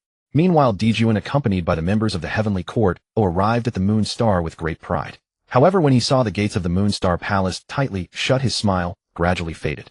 It seemed that Xiha and Changxi were refusing a toast only to drink a forfeit. Someone opened the gates. No sooner had Dijuan given the order than the palace gates opened on their own. Then everyone saw two divine maidens emerge from within. The great cultivators nodded repeatedly. No wonder Dijuan wanted to marry these two divine maidens. They truly deserved it. Both Xiha and Changxi possessed appearances that were top tier in the primordial world, and their temperaments were exceptionally outstanding. Combined with their noble status, they were absolutely the best candidates for the heavenly court's empress. Dijuan's face lit up with joy at the sight. Only such women could be worthy of the master of the heavenly court. Two divine maidens, today is our joyous day. Come back to the heavenly court with me. Dijuan stepped forward and said, I'm sorry, Your Majesty Dijuan, but we both feel that our status is too humble, and we are not worthy of the position of empress. Please find another worthy lady. Xiha said. Upon hearing this, Dijuan's expression darkened slightly. Then he said, Xiha, the union of the sun and the moon is the will of heaven. I, Dijuan, naturally must follow the will of heaven. Changxi sneered. What will of heaven? In any case, we two sisters are not marrying. Elder brother, since the two sisters-in-law are unwilling to return to the heavenly court, let me invite them back. Dong Wang Tai said with a smile. Today the heavenly court was determined to have Xiha and Changxi. Two sisters-in-law, forgive my rudeness. Dong Wang Tai directly summoned the chaos bell. Dong! A sound shook the entire moon star. Then the chaos bell soared toward Xiha and Changxi, enveloping them. Although Xiha and Changxi had already stepped into the quasi-saint realm, they had only just entered it, and their strength was far inferior to Dong Wang Tai, who had attained the Dao through laws and wielded the primordial supreme treasure, the chaos bell. Moreover, the heavenly court had more than one quasi-saint. It seemed that these two divine maidens would have to marry whether they wanted to or not. But just then a clear and cold female voice rang out. Who do you think you are, daring to act recklessly on my moon star? Then a white jade hairpin streaked through the air. The chaos bell was actually sent flying directly, and even Tai was shaken, spitting blood, and staggering back several steps, his face full of disbelief. How is this possible? After all, even Laozi, who had now reached the mid-quasi-saint stage, could not have defeated and injured him so effortlessly. When did such a figure appear in the primordial world? Soon, under the astonished gaze of the crowd, a middle-aged woman draped in moonlight descended from the sky. Her mere aura was enough to make everyone gasp for breath. The primordial supreme treasure, chaos bell. What a waste in your hands. The newcomer was none other than Wang Shu. Tai was so enraged by Wang Shu's words that he spat out another mouthful of blood. May I ask who you are, and why do you interfere in the affairs of the heavenly court? Dijuan said, suppressing his anger. Aren't you going to marry my daughter? You don't even recognize me. Wang Shu laughed. Daughter? Dijuan's expression drastically changed. How could he not know that Xiha and Changxi had such a formidable mother? I have heard that Dijuan of the heavenly court possesses great talent and strategy. Today, if you can withstand 3 moves for me, I will give you my daughters in marriage. By the way, I will not hold back. Life or death is not a concern. Wang Shu said. Senior, the union of the sun star and the moon star is the will of heaven. The mandate of heaven is not to be defied. I implore you to reconsider. Dijuan's face drastically changed. From Wang Shu's earlier display, her strength, even if not at the saint level, was close to it. Let alone 3 moves. He didn't even know if he could withstand a single one. So he could only use the mandate of heaven to suppress her. What a lousy demon emperor and heavenly sovereign. Wang Shu snorted coldly. Not even having the courage to take 3 moves from me, and yet he dares to call himself the demon emperor. In Wang Shu's eyes, compared to Xian Gur, who could utter words like, even an ant has spirit, this Dijuan was not even worthy of carrying his shoes. Thank goodness she hadn't married her daughters to him. Get lost. Wang Shu roared sternly. Dijuan was suddenly caught in a dilemma. If he retreated in such disgrace, what would become of the heavenly court's reputation? And what of his own? But if he refused to leave, what if this senior lashed out and killed him? Senior. Wang Shu snorted coldly. Since you are unwilling to leave, then stay forever on the Tying Star. Dijuan and the demon clan were thrown into panic, desperate to flee the Tying Star. But at that moment Wang Shu made her move. Every demon, whether Dijuan or Dongwang Tai, was suppressed. Such was Wang Shu's might, terrifying beyond measure. Then a sigh echoed. Dijuan and his followers felt immense relief. A white-robed elder appeared in the void. Greetings, Dao Ancestor. Nearly everyone present bowed. The white-robed elder was naturally Hongjun. With the Heavenly Dao concealed and Hongjun hidden, if Dijuan were about to be slain by Wang Shu, how could he not show himself? Daoist Wang Shu, why must you resort to this? Hongjun, do not play games with me. I care not for your schemes, but if you scheme against my Tying Star and my daughter, I will never allow it. Wang Shu's brows furrowed like willow leaves. The union of sun and moon is the natural order of heaven and earth. I merely tied a thread of fate for this marriage. Hongjun sighed. Daoist Wang Shu, do not defy the will of heaven. Though he knew not why the reclusive Wang Shu was so vehement, he only wished to restore order. As he spoke, a wave of oppressive force enveloped Wang Shu. Hongjun intended to force her submission. Wang Shu was a creature born at the dawn of creation, the reincarnation of the lunar demon, god, her realm at the peak of quasi-sage, infinitely close to sagehood. But she was not a sage after all, and could not withstand Hongjun. Under his pressure, Wang Shu struggled visibly, yet a faint smile curved at the corner of her lips. The next moment, Hongjun's expression shifted slightly, and he exclaimed, "You have merged with the Tying Star's origin." So what if I have? As long as I exist, the Tying Star exists. If I perish, so does the star. Dare you lay a hand on me now, Hongjun? Wang Shu laughed. Daoist Wang Shu, why must you be so stubborn? Why? Hongjun shook his head helplessly, withdrawing his oppressive aura. Do you not know that merging with the Tying Star's origin forever bars you from attaining enlightenment? For me, enlightenment was always a slim chance. I would rather not become your pawn, Hongjun. You may merge with the Heavenly Dao, but do I lack the courage to merge with the Tying Star's origin? Wang Shu said coldly. In the primordial wilderness, the Sun Star and the Tying Star were formed from Panga's left and right eyes. They represented the cycle of day and night, playing an indispensable role in the wilderness. In the past month, Wang Shu had paid the price of forever forfeiting the chance to attain sagehood, merging with the Tying Star's origin. If Hongjun dared to strike her, the Tying Star would be destroyed, a karmic consequence far greater than the destruction of the Western Earth veins. Even Hongjun could not bear such a consequence. Wang Shu's move was to make Hongjun hesitant. Even an ant has a trace of blood and pride. Was she, Wang Shu, inferior to an ant? As expected, Hongjun's expression grew complex. Daoist Wang Shu, you misunderstand. Since you do not wish to marry off your daughter, I will not force you. But, before Hongjun could finish, Wang Shu said, rest assured. I can swear a Heavenly Dao oath, as long as no one provokes my Tying Star, I will not interfere in any affairs of the wilderness. That is good. Hongjun's expression eased slightly. Dao Ancestor, our demon clan is oppressed by the Wu clan's suffering beyond measure. I beseech the Dao Ancestor to aid us. Dijuan pleaded. Seeing him beg so humbly, Wang Shu only grew more disdainful. Not only she, but also Shiha and Changshi frowned slightly. Daoist Wang Shu, by affiliation you are also a member of the demon clan. The Heavenly Court may require some resources from your Tying Star. Hongjun said. If you want Tying Star's resources, bring something of equal value in exchange. Wang Shu replied. Hongjun then turned to Dijuan. Dijuan said agreed. At that moment his heart bled. Originally, by marrying Shiha and Changshi, he could rightfully claim the Tying Star's resources. Now unable to get them for free, how could he not feel the pain? Moreover, the heavenly marriage seemed impossible now. After Hongjun left, Dijuan could only lead the demon clan away in disgrace. What else could he do? He couldn't win in a fight, so why stay and eat dust? I'm dying of laughter. That mangy bird Dijuan. He wanted to seal a heavenly marriage, but got beaten up instead. Serves him right. It warms my heart to see those demons suffer. Then should we cause more trouble for Dijuan? The ancestral Wu discussed among themselves. No need. It's meaningless. If Dijuan lashes out in fury, our Wu clan must be on guard. Huda said. The 12 ancestral Wu unanimously decided to return to the Wu clan. Back in the heavenly court, Dijuan was furious beyond measure, plunging the entire court into a stifling atmosphere. Your Majesty, the heavenly court invited many guests for the heavenly marriage. If the wedding does not proceed, it may make us a laughingstock. Buzhou said cautiously. Are we not already a laughingstock? Dijuan roared. Brother, I believe the wedding should still be held. Our demon clan has a primordial fire crow also at the Great Luo realm. Though not as good as Shiha and Changxi, its origins are not inferior. Dong Wangtai advised. Dijuan thought for a moment. Then let it be so. After all, the heavenly court's face must be preserved. On the tying star, Changxi rejoiced, great sister. We don't have to marry Dijuan. Shiha, holding Wangshu's arm, said worriedly. Mother, how could you merge with the tying star's origin? Changxi also looked at Wangshu, for they knew that attaining sagehood was their mother's lifelong wish. Yet Wangshu smiled. Young Master Xian once said, in life, one must gain and lose. If one always dwells on gain and loss, in the end one will only regret. Now that I have merged with the tying star's origin, I find this path is not a wrong one. There may yet be hope for enlightenment. That's wonderful. Hearing this, even the usually composed Shiha felt joy for her mother. After a moment, Wangshu looked at the two sisters and said, though I have rejected the marriage that Hongjun arranged, the two of you truly should find a suitable partner. A suitable partner? I don't want one. Changxi exclaimed. Mother is the suitable partner you always mention, that young Master Xian. Shiha asked. Yes, Wangshu sighed again. Forget it. Young Master Xian is so outstanding. I wonder if he even fancies you too. There are deeper layers of the tying star's origin that I have yet to refine. I may need to go into seclusion for a while. Don't wander off, you two. With that, Wangshu left. Changxi looked unconvinced. Sister Mother says we are not worthy of that young Master Xian. I want to see if he is really as good as Mother says.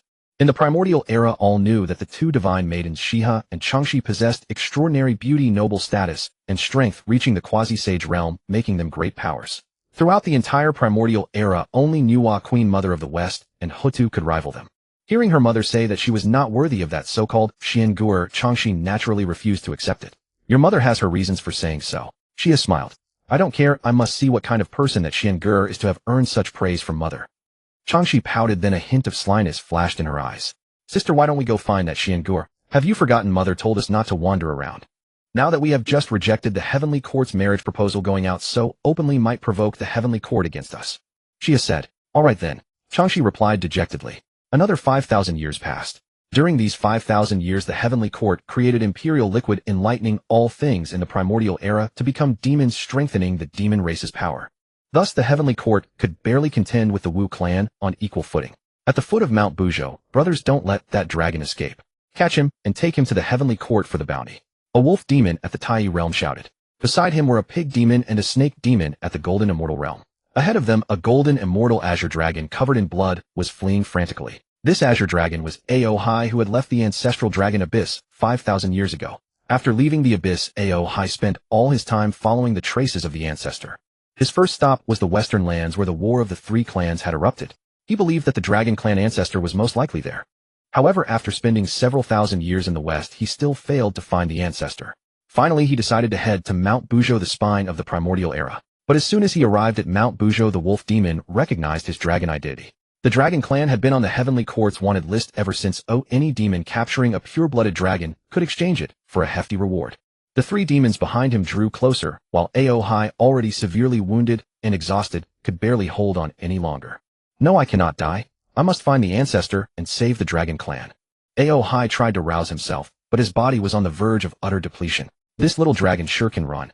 The wolf demon grinned as he was about to catch Ao Hai. Brother, ahead seems to be the forbidden zone marked by Goddess Nüwa. No one is allowed to enter. The pig demon said. What forbidden zone?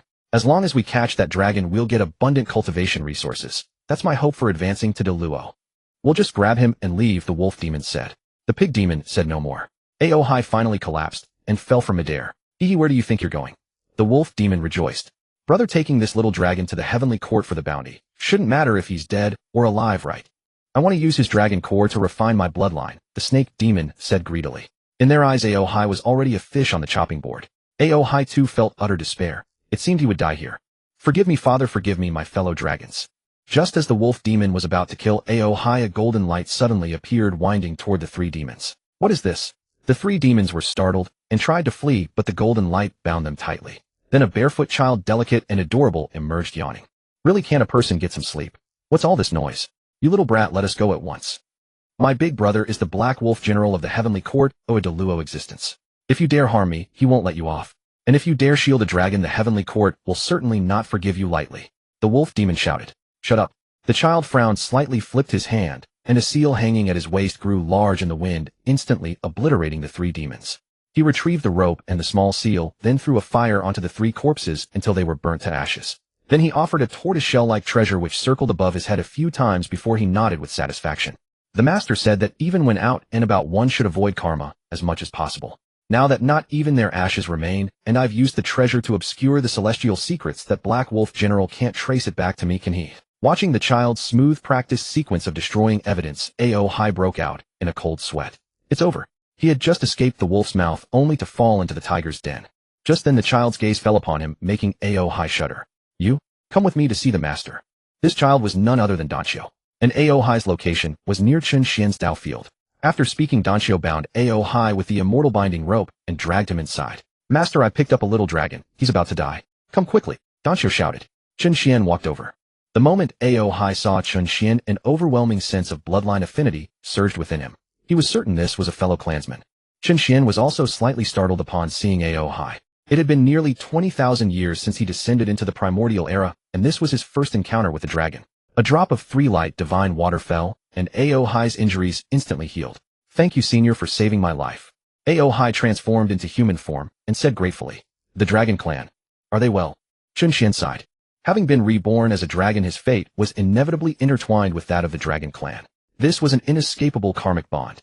Senior, the Dragon Clan is not well. Because we offended the Heavenly Court, the dragons are now wanted by the demon race, trapped in the ancestral dragon abyss, afraid to venture out. A.O. Hai's expression darkened, then, as if remembering something, he asked, Senior, do you know the whereabouts of our Dragon Clan ancestor? His eyes were full of hope. He could sense using his treasure that this senior was a Tai golden immortal. Perhaps he knew the ancestor's location. Dragon Clan ancestor? Chen Xian was somewhat surprised. It seemed that the Dragon Clan's survival back then was indeed due to an ancestor still alive. Could it be one from the generation of the ancestral dragon? A.O. Hai said 5,000 years ago, if not for the ancestor, our Dragon Clan might have been enslaved. I left the ancestral dragon abyss to invite the ancestor to come forth and lead us.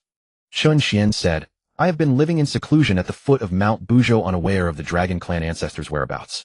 I'm afraid I must disappoint you. A.O. Hai sighed, but soon rallied, saying, Senior, our Dragon Clan ancestor has ties with Goddess Nüwa.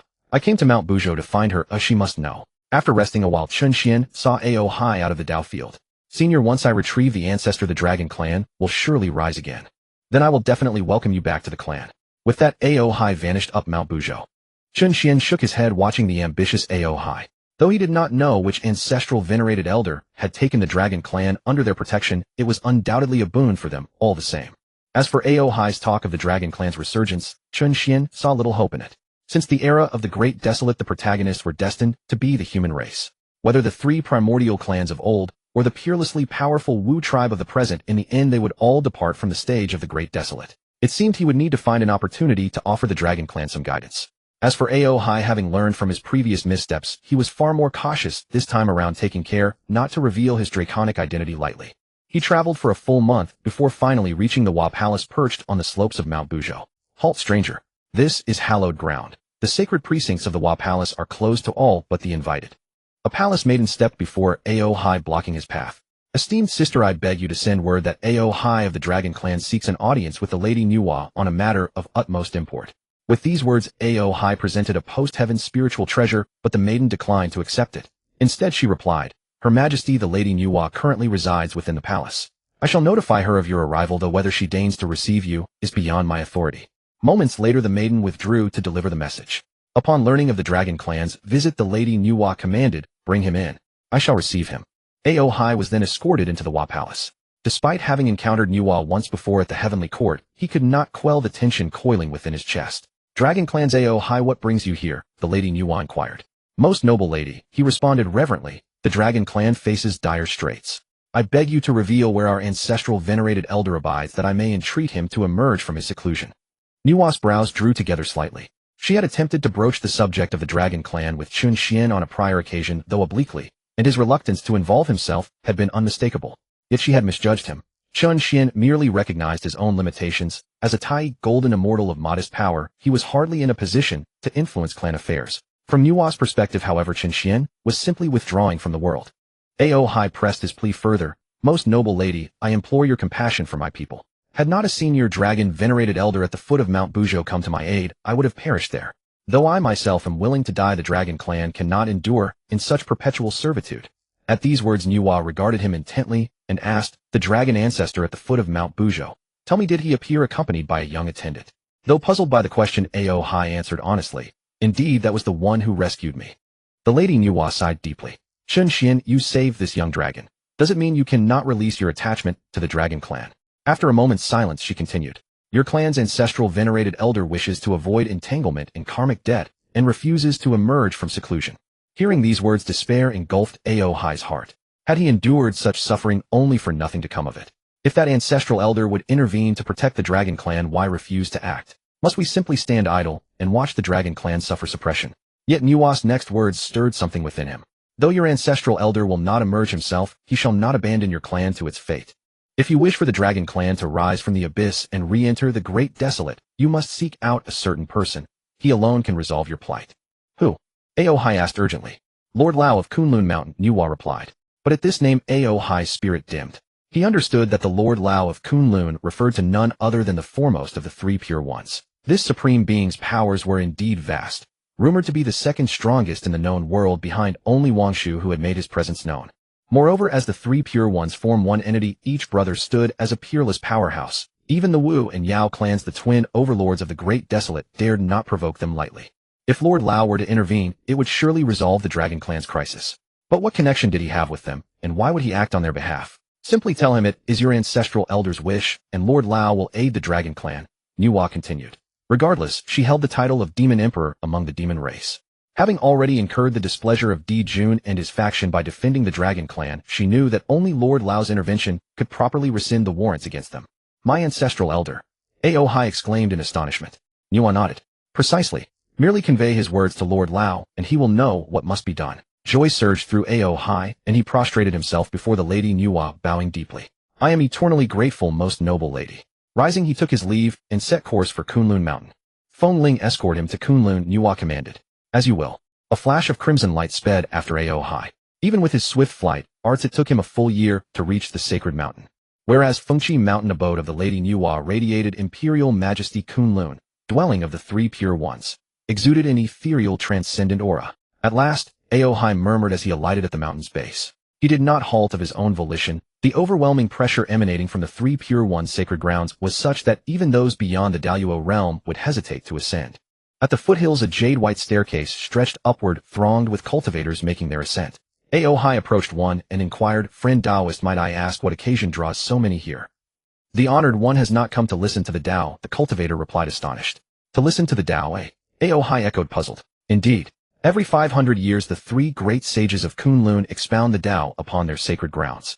And to hear their teaching one must ascend 99,999 steps, an act of devotion. I must go lest I miss the beginning. With that the cultivator hurried up the steps. Ao Hai pondered a moment, then resolved to begin his own ascent. High upon Kunlun, Yuanshi and Tongtian sat upon meditation cushions. Brother eldest's pill refinement should be nearing completion by now, Yuanshi remarked. Indeed, he ought to arrive in time for this session of teachings.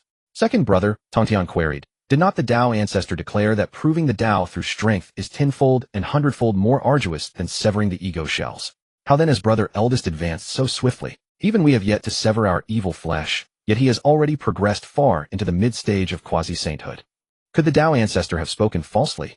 Nay, Dongwang Tai of the heavenly court likewise pursues the path of strength, yet his advancement remains measured. Brother eldest must have encountered some extraordinary fortune.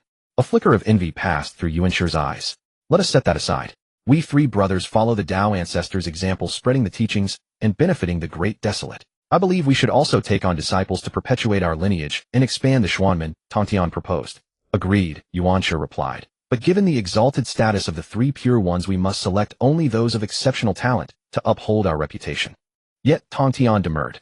Second brother, you speak incorrectly. Our master taught that of the 50 realms of heaven 49 are manifest while one remains hidden, the secret thread of cosmic fortune. We cultivators exist to seize upon that very sliver of destiny. In accepting disciples, one should teach without discrimination.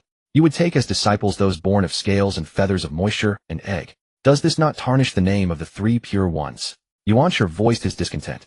Second brother, that's where you're wrong. Every living being has a spirit. Tongtian persisted in his argument. The two debated for a long while, neither able to convince the other.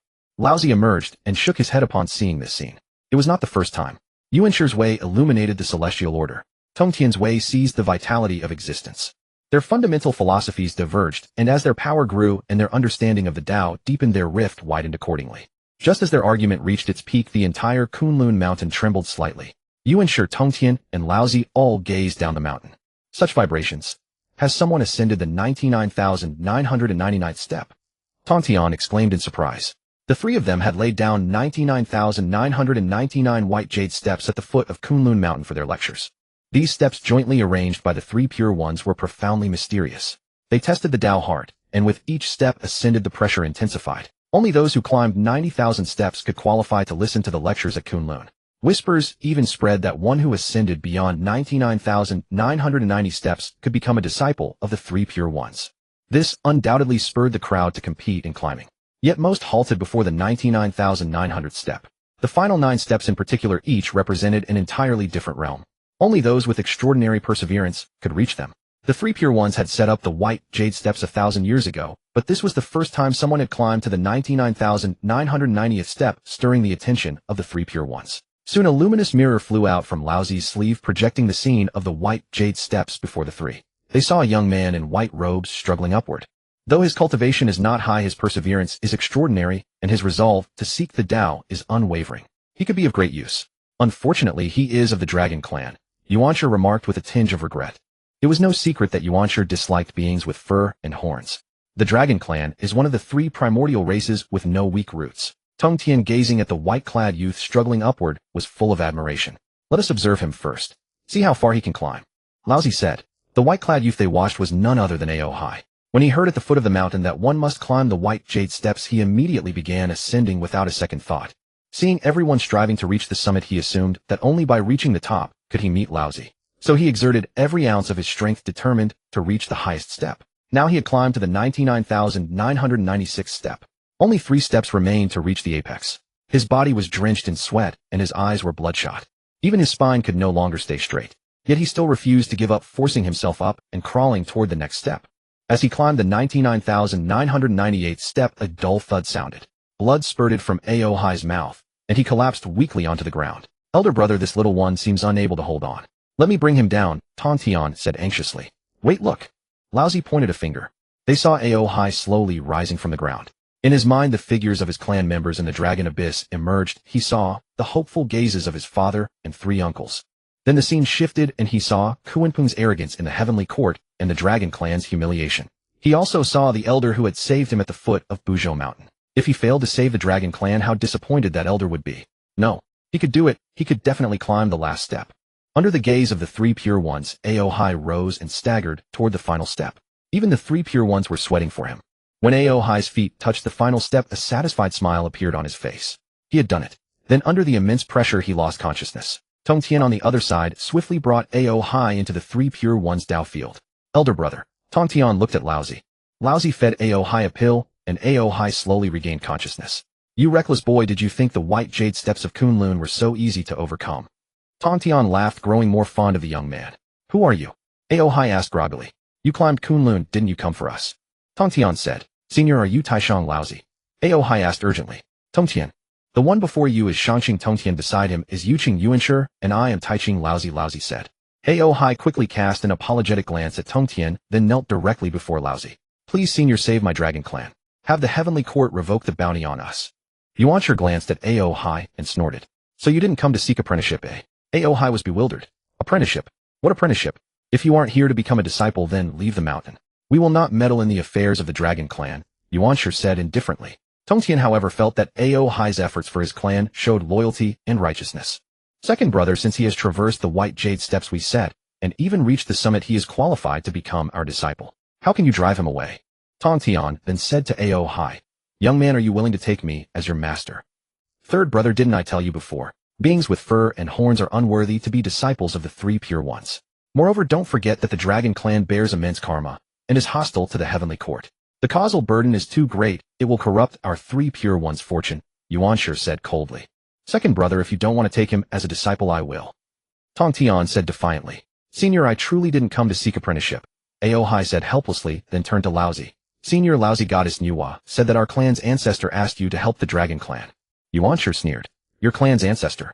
Does he have such influence to move my elder brother? However, Laozi's expression changed slightly. Did Goddess Nüwa truly say that? Aohai said, if I utter a single false word, may heaven strike me down. Elder brother, the dragon clan's karma is too great. We should not interfere. Yuanshi urged, seeing Laozi's discomfort. I cannot ignore this matter, Laozi said resolutely. Master Chun had shown him immense kindness. How could he stand idly by when Master Chun had commanded? Then Laozi added, this is my personal affair. You two need not concern yourselves, I will bear the karma alone. Tongtian, however, said, Elder brother, the three pure ones are one. Isn't your affair ours? I have long loathed the heavenly court's tyranny. Yuanshi wanted to say something more, but seeing that Laozi and Tongtian had already made their decision, he refrained from further words. He could only suppress his discontent deep within. Afterward, they settled those who had come to hear the Dao, and then headed straight for the heavenly court with Aohai. When the three pure ones arrived, Dijuan, accompanied by Kunpeng, came forth to greet them personally. It was a gesture of utmost respect. Three venerable friends, what brings you to the heavenly court? Dijuan asked with a smile. Then Kunpeng caught sight of Aohai behind the three pure ones, his expression freezing for a moment before he barked, you little beast, daring to show your face in the heavenly court. Today I shall take your wretched life. With that he struck without warning, leaving Aohai no time to evade. Just then a sword beam blocked Kunpeng's path. Shangqing, what is the meaning of this? Kunpeng withdrew his hand and glared coldly at Tongtian. 5,000 years ago the dragon clan had not only slain his infant son, but also burdened him with the karmic consequences of the war between Wu and Yao. Unfortunately, those dragon descendants had all retreated into the ancestral dragon abyss, leaving Kunpeng unable to avenge himself. And so for 5,000 years his hatred had festered. Now face to face with the murderer of his son, how could Kunpeng care about anything else? Kunpeng, you attack my disciple upon sight. That hardly seems proper. Tongtian said coldly. Seeing Tongtian's protection, Aohai felt a warmth in his heart. Your disciple. This rogue dragon is your disciple. Have the three of you come today to champion the dragon clan? Kunpeng's face grew even colder. But he directed this question not at Tongtian, but at Laozi. For he knew that among the three pure ones the eldest brother Laozi was the pillar of strength. Friend Dijuan, please withdraw the warrant against the dragon clan, said Laozi. Taiching, you jest. Do you know that 5,000 years ago had the dragon clan not stirred up trouble, the war between Wu and Yao would never have occurred? If I withdraw the warrant, how can the heavenly court maintain its dignity? Dijuan smiled. The meaning behind his words was clear. He would not revoke the warrant. Elder brother, since Emperor Dijuan is unwilling, why should we wade into this muddy water? Yuanshi had never wished to stand up for the dragons, and certainly did not want to incur karmic ties with the heavenly court for no reason. Seeing that the three pure ones were not of one mind on this matter, Kunpeng let out a cold sneer. Second brother, are you perhaps afraid of the heavenly court? Tongtian's voice was icy.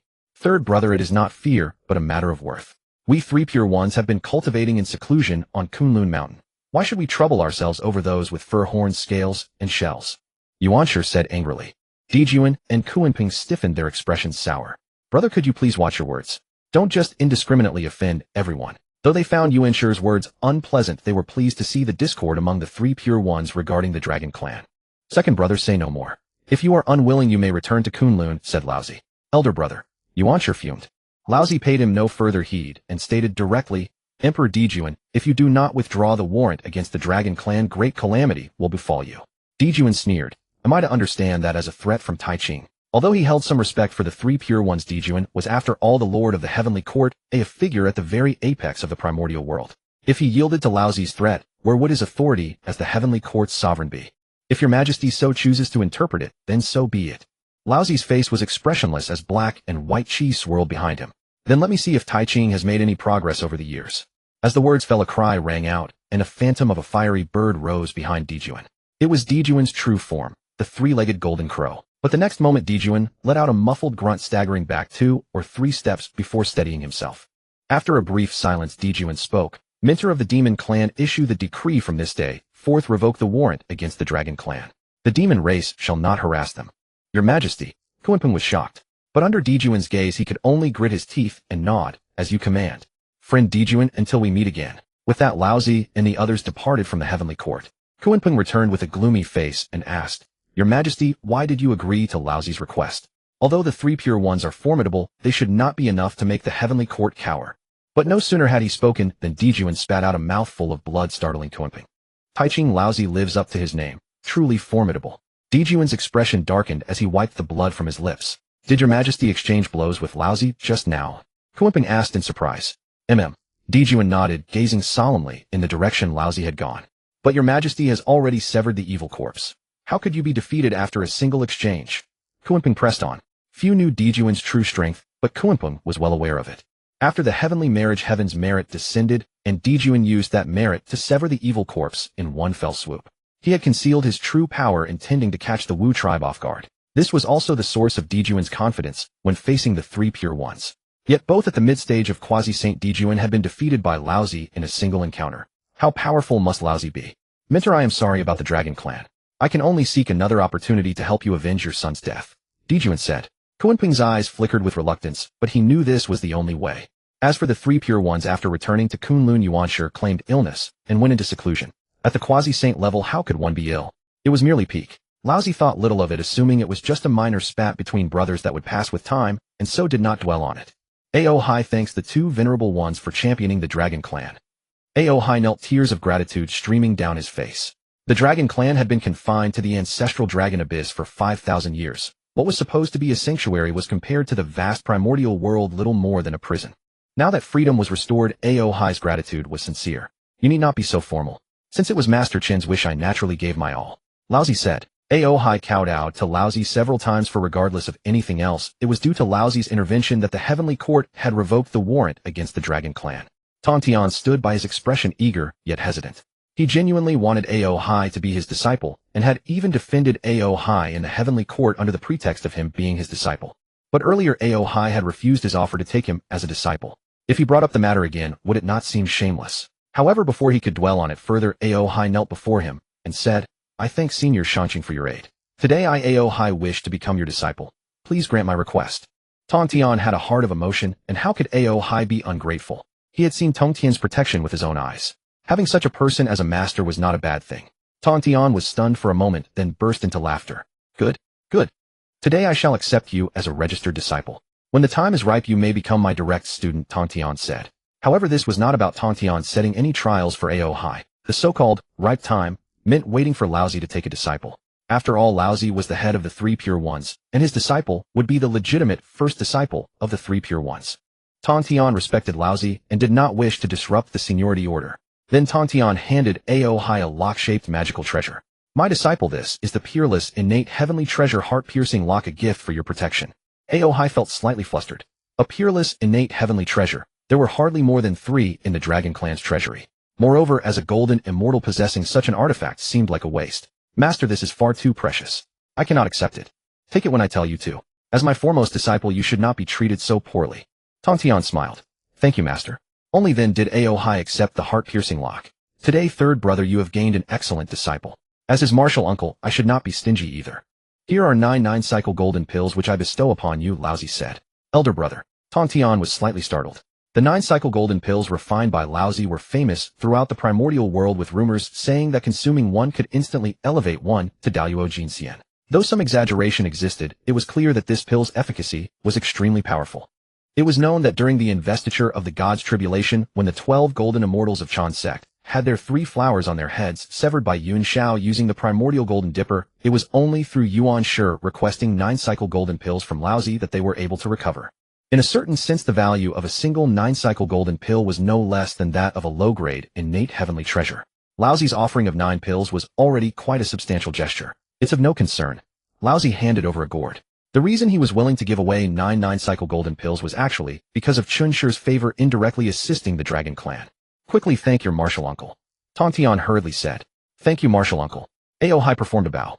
Then Tongtian glanced toward Yuan Shi's seclusion chamber with some worry. Elder brother, what about second brother? Laozi shook his head and smiled. How could close brothers harbor grievances overnight? He will be fine soon.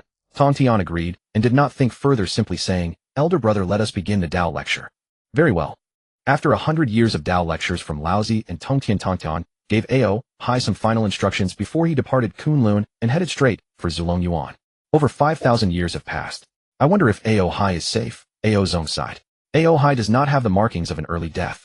He will surely return safely. Ao Run said. That child is so stubborn.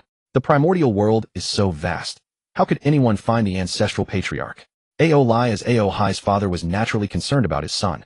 Just as the Dragon Kings were discussing Ao Hai, Ao Yu ran in and shouted, Your Majesty, fifth brother. Fifth brother has returned. Ao Hai has returned. Ao Lai abruptly rose and quickly strode outside. The other 3 Dragon Kings hurried to follow. When they saw Ao Hai standing before them unharmed, Ao Lai wept with joy. Father, your son is inept and failed to invite the ancestral patriarch from seclusion. Aohai knelt and said. Aolai stepped forward to help Aohai up, quickly saying, it's all right. As long as you return safely, that is what matters. Yes, Aohai, there is no need for you to blame yourself. This is not your fault. Perhaps this is simply the fate of our dragon clan. Ao Zong shook his head and sighed. Though Aohai's words brought some disappointment to the dragon clan members, no one blamed him. After a while, Aohai suddenly said, Father, 3 uncles. Although I failed to bring back the ancestral patriarch, the Heavenly Court has revoked the bounty on our dragon clan. As these words fell, all 4 dragon kings were taken aback. Ao Zong was the first to recover. Aohai, are you saying the Heavenly Court has revoked the warrant against our dragon clan? What is the matter here? Then Aohai recounted the entire matter. Excellent. Ao Zong praised 3 times, then sighed. Aohai, you have suffered these past years. Aohai shook his head. Elder uncle, I am not suffering. Good child, truly a good child. Aohong sighed, gazing out from Zulong Yuan. 5,000 years had passed, and the dragon clan had finally seen the clouds part and the moon emerge. Elder brother, since the ancestral patriarch sent Taoist Laozi to assist our dragon clan, it shows he still cares for us. Why does he not appear and meet with Aohai personally? Ao Run asked with some confusion. Ao Zong pondered for a moment and said, Third brother, the dragon clan's dominance has passed. The reason the ancestral patriarch does not appear is likely to teach our dragon clan to keep a low profile. The other 3 dragon kings also deeply agreed. Although Lady Nüwa and Taoist Laozi assisted our dragon clan out of respect for the ancestral patriarch, we should still express our gratitude properly. And Taoist Tongtian as well. Once our dragon clan leaves the abyss, I will personally bring substantial gifts and pay a visit. Ao Zong continued. Elder uncle, this time I also owe my life to a dragon clan elder at the foot of Buzhou Mountain. I would like to invite that elder to return to the dragon clan. Aohai pleaded. Naturally. Regardless of that young friend's great kindness to you by virtue of his dragon clan identity alone, we should welcome his return. Aolai said happily. As the dragon clan was enthusiastically preparing to leave the abyss inside a volcanic mountain spewing molten lava, an elderly woman with a weary face said to Nüwa, My lady, one of the eggs left by Lady Yuan Feng was stolen, without reason, and we do not dare to keep the remaining one in the Phoenix Valley anymore. We implore Lady Nüwa to take it in.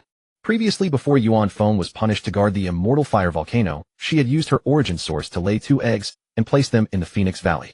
However, not long ago someone suddenly broke into the Phoenix Valley and stole 1 egg. Had it not been for the powerful protective measures left by Yuan Feng, even the 2nd egg might have vanished without a trace. After the theft, although the phoenixes in the Phoenix Valley were anxious, they were powerless to act. After the Dragon Phoenix War, the 3 races were severely depleted. Compared to the Dragon Clan, both the Phoenix Clan and the Qilin were even more miserable, with pure blood members being extremely rare and their strength barely sufficient for self-defense. The thief was able to steal the egg without alerting the numerous phoenixes, which indicated one thing, that the thief's strength surpassed theirs. How could they recover the egg? To prevent the remaining egg from being lost, the Phoenix Clan's Grand Elder Feng, she decided to entrust it to Nüwa for care. I have also heard of the Phoenix Clan's matter. I will find a way to search for the stolen egg. But when Senior Yuan Feng left these 2 eggs originally, it was for the continuation of the Phoenix Clan. They are the leaders designated by Senior Yuan Feng. If I take the egg away, Nüwa said somewhat hesitantly. However, Feng, she shook her head and said with a bitter smile, My lady, the Phoenix Clan has already weakened. Lady Yuan Feng only hoped that her children could live peacefully. Let this old woman beg you, my lady. Saying this, she was about to kneel. Elder Feng, she. Please. Nüwa hurriedly went to support her. Then she sighed. I can accept this egg. I will find an excellent place for him, but in the future I cannot guarantee whether he will return to the Phoenix Clan or not. Feng, she repeatedly expressed her approval. Now that the Phoenix Clan was entangled in heavy karma, it might not be a bad thing if the child of the Primordial Phoenix could escape this whirlpool. Afterward, Nüwa took the egg that Feng she had produced and departed. At that moment, on the western lands, 2 bald-headed figures were hurrying along their way. Brother, we were so close, just a little more, and we could have obtained the other egg. That is the child of the Primordial Phoenix with extraordinary origins, more than enough to serve as our western protector. Juanti said with great regret. Such a creature is blessed by heaven, obtaining one should be enough to satisfy us, Jane replied. It turned out that these 2 brothers were the ones who stole the egg from the Phoenix Valley. Brother, how should we handle this egg? Juanti asked. The Phoenix Clan bears heavy karma. We shall first place it beneath the Merit Golden Lotus for 1,000 years to cleanse its karmic obstacles and sever its ties with the Phoenix Clan, then decide what to do, Jane said. Well said. Meanwhile, Nüwa had arrived at the foot of Buzhou Mountain within Chun Xian's residence. Brother Chun. Miss Nüwa, I was just looking for you, Chun Xian said with a smile. Brother Chun, what is it? Nüwa asked in confusion. Miss Nüwa, are you a member of the Yao clan? Chun Xian inquired. This question startled Nüwa for a moment, and after a while she replied with a soft She wondered why Brother Chun was asking this, and a hint of nervousness crept into her heart. Could it be that Brother Chun disliked the Yao? But the next moment Chun Xian suddenly exclaimed, That's wonderful. Miss Nüwa, do you want merit? Nüwa was taken aback. Merit. Merit could enhance one's power, be used for refining treasures and alchemy. Truly a universal asset. Who would ever think they had too much? Although everyone in the primordial world knew that merit was a good thing, it was not easy to obtain. What did Brother Chen mean by suddenly bringing up merit? Since you are a member of the Yao clan, giving this merit to you would be a perfect match. It would be a pity if it went to that old scoundrel Kunpeng, Chen Xian muttered. Brother Chen, what are you saying? What does this merit have to do with the demon master? Nüwa asked, puzzled. Nothing. Now I will tell you how to obtain this merit, Chen Xian said quickly. Currently, records and exchanges in the primordial world mostly use the primordial divine script. But these characters are obscure and difficult to understand. Even some innate deities struggle to master them, let alone the later-born beings. Therefore, this merit lies in reforming the script. Chen Xian spoke at length, and Nüwa listened intently, her expression growing more serious. If what Brother Chen said was true, simplifying the script of the primordial world, it would surely benefit the entire realm and bring immense merit. After all, whether for transmitting teachings or recording knowledge, the convenience of script was essential. But why didn't Brother Chen claim this opportunity to gain a vast amount of merit himself? Thinking this, Nüwa blurted out, Brother Chen, this merit should rightfully be yours. If I take it, would that not be stealing your achievement? That would be the act of a petty person. Chen Xian waved his hand. Miss Nüwa, you worry too much. I have no use for this merit. Just discuss it thoroughly with your brother. Ever since he learned that Kunpeng intended to enslave the dragon clan, Chen Xian had been nursing a grudge. But Kunpeng was now a quasi-saint powerhouse, and Chen Xian, merely a Tai-level cultivator, dared not make a fuss before him. So Chen Xian racked his brains for a while, calculating the time. It should be about time for Kunpeng to create the demon script. If he could snatch that opportunity from Kunpeng, that old scoundrel would surely be furious. As for why he did not take this merit for himself, first, he was currently cultivating in seclusion at the foot of Buzhou Mountain. If the demon script were to be born, it would surely cause a tremendous commotion, which was not what Chen Xian wanted. Second, although he had the concept for creating the demon script, the actual execution was not that simple. Miss Nüwa seemed to have a brother at the Deluo level, with the concept creating the demon script should not be difficult. Seeing Chen Xian's insistence, Nüwa said no more. She stored this gratitude in her heart, feeling a warmth within. Then, as if remembering something, she took out a radiant egg and handed it to Chen Xian. Chen Xian stared at the egg in confusion. Why did Miss Nüwa give him an egg? To fry it as a sunny side up? Or make egg drop soup? Brother Chen, this is the offspring of an old friend. That friend passed away and entrusted me to find a place for it. I hope you will treat it kindly, Nüwa said. The good place, she had mentioned to Feng, she was precisely here with Chen Xian. In all of the primordial world, there was probably no safer place than Brother Chen's residence. And with a master as extraordinary as Brother Chen, this child would surely have a bright future. Chen Xian. Oh, so it wasn't meant to be eaten after all. Seeing Chen Xian's momentary pause, Nüwa asked, Brother Chen, what's wrong?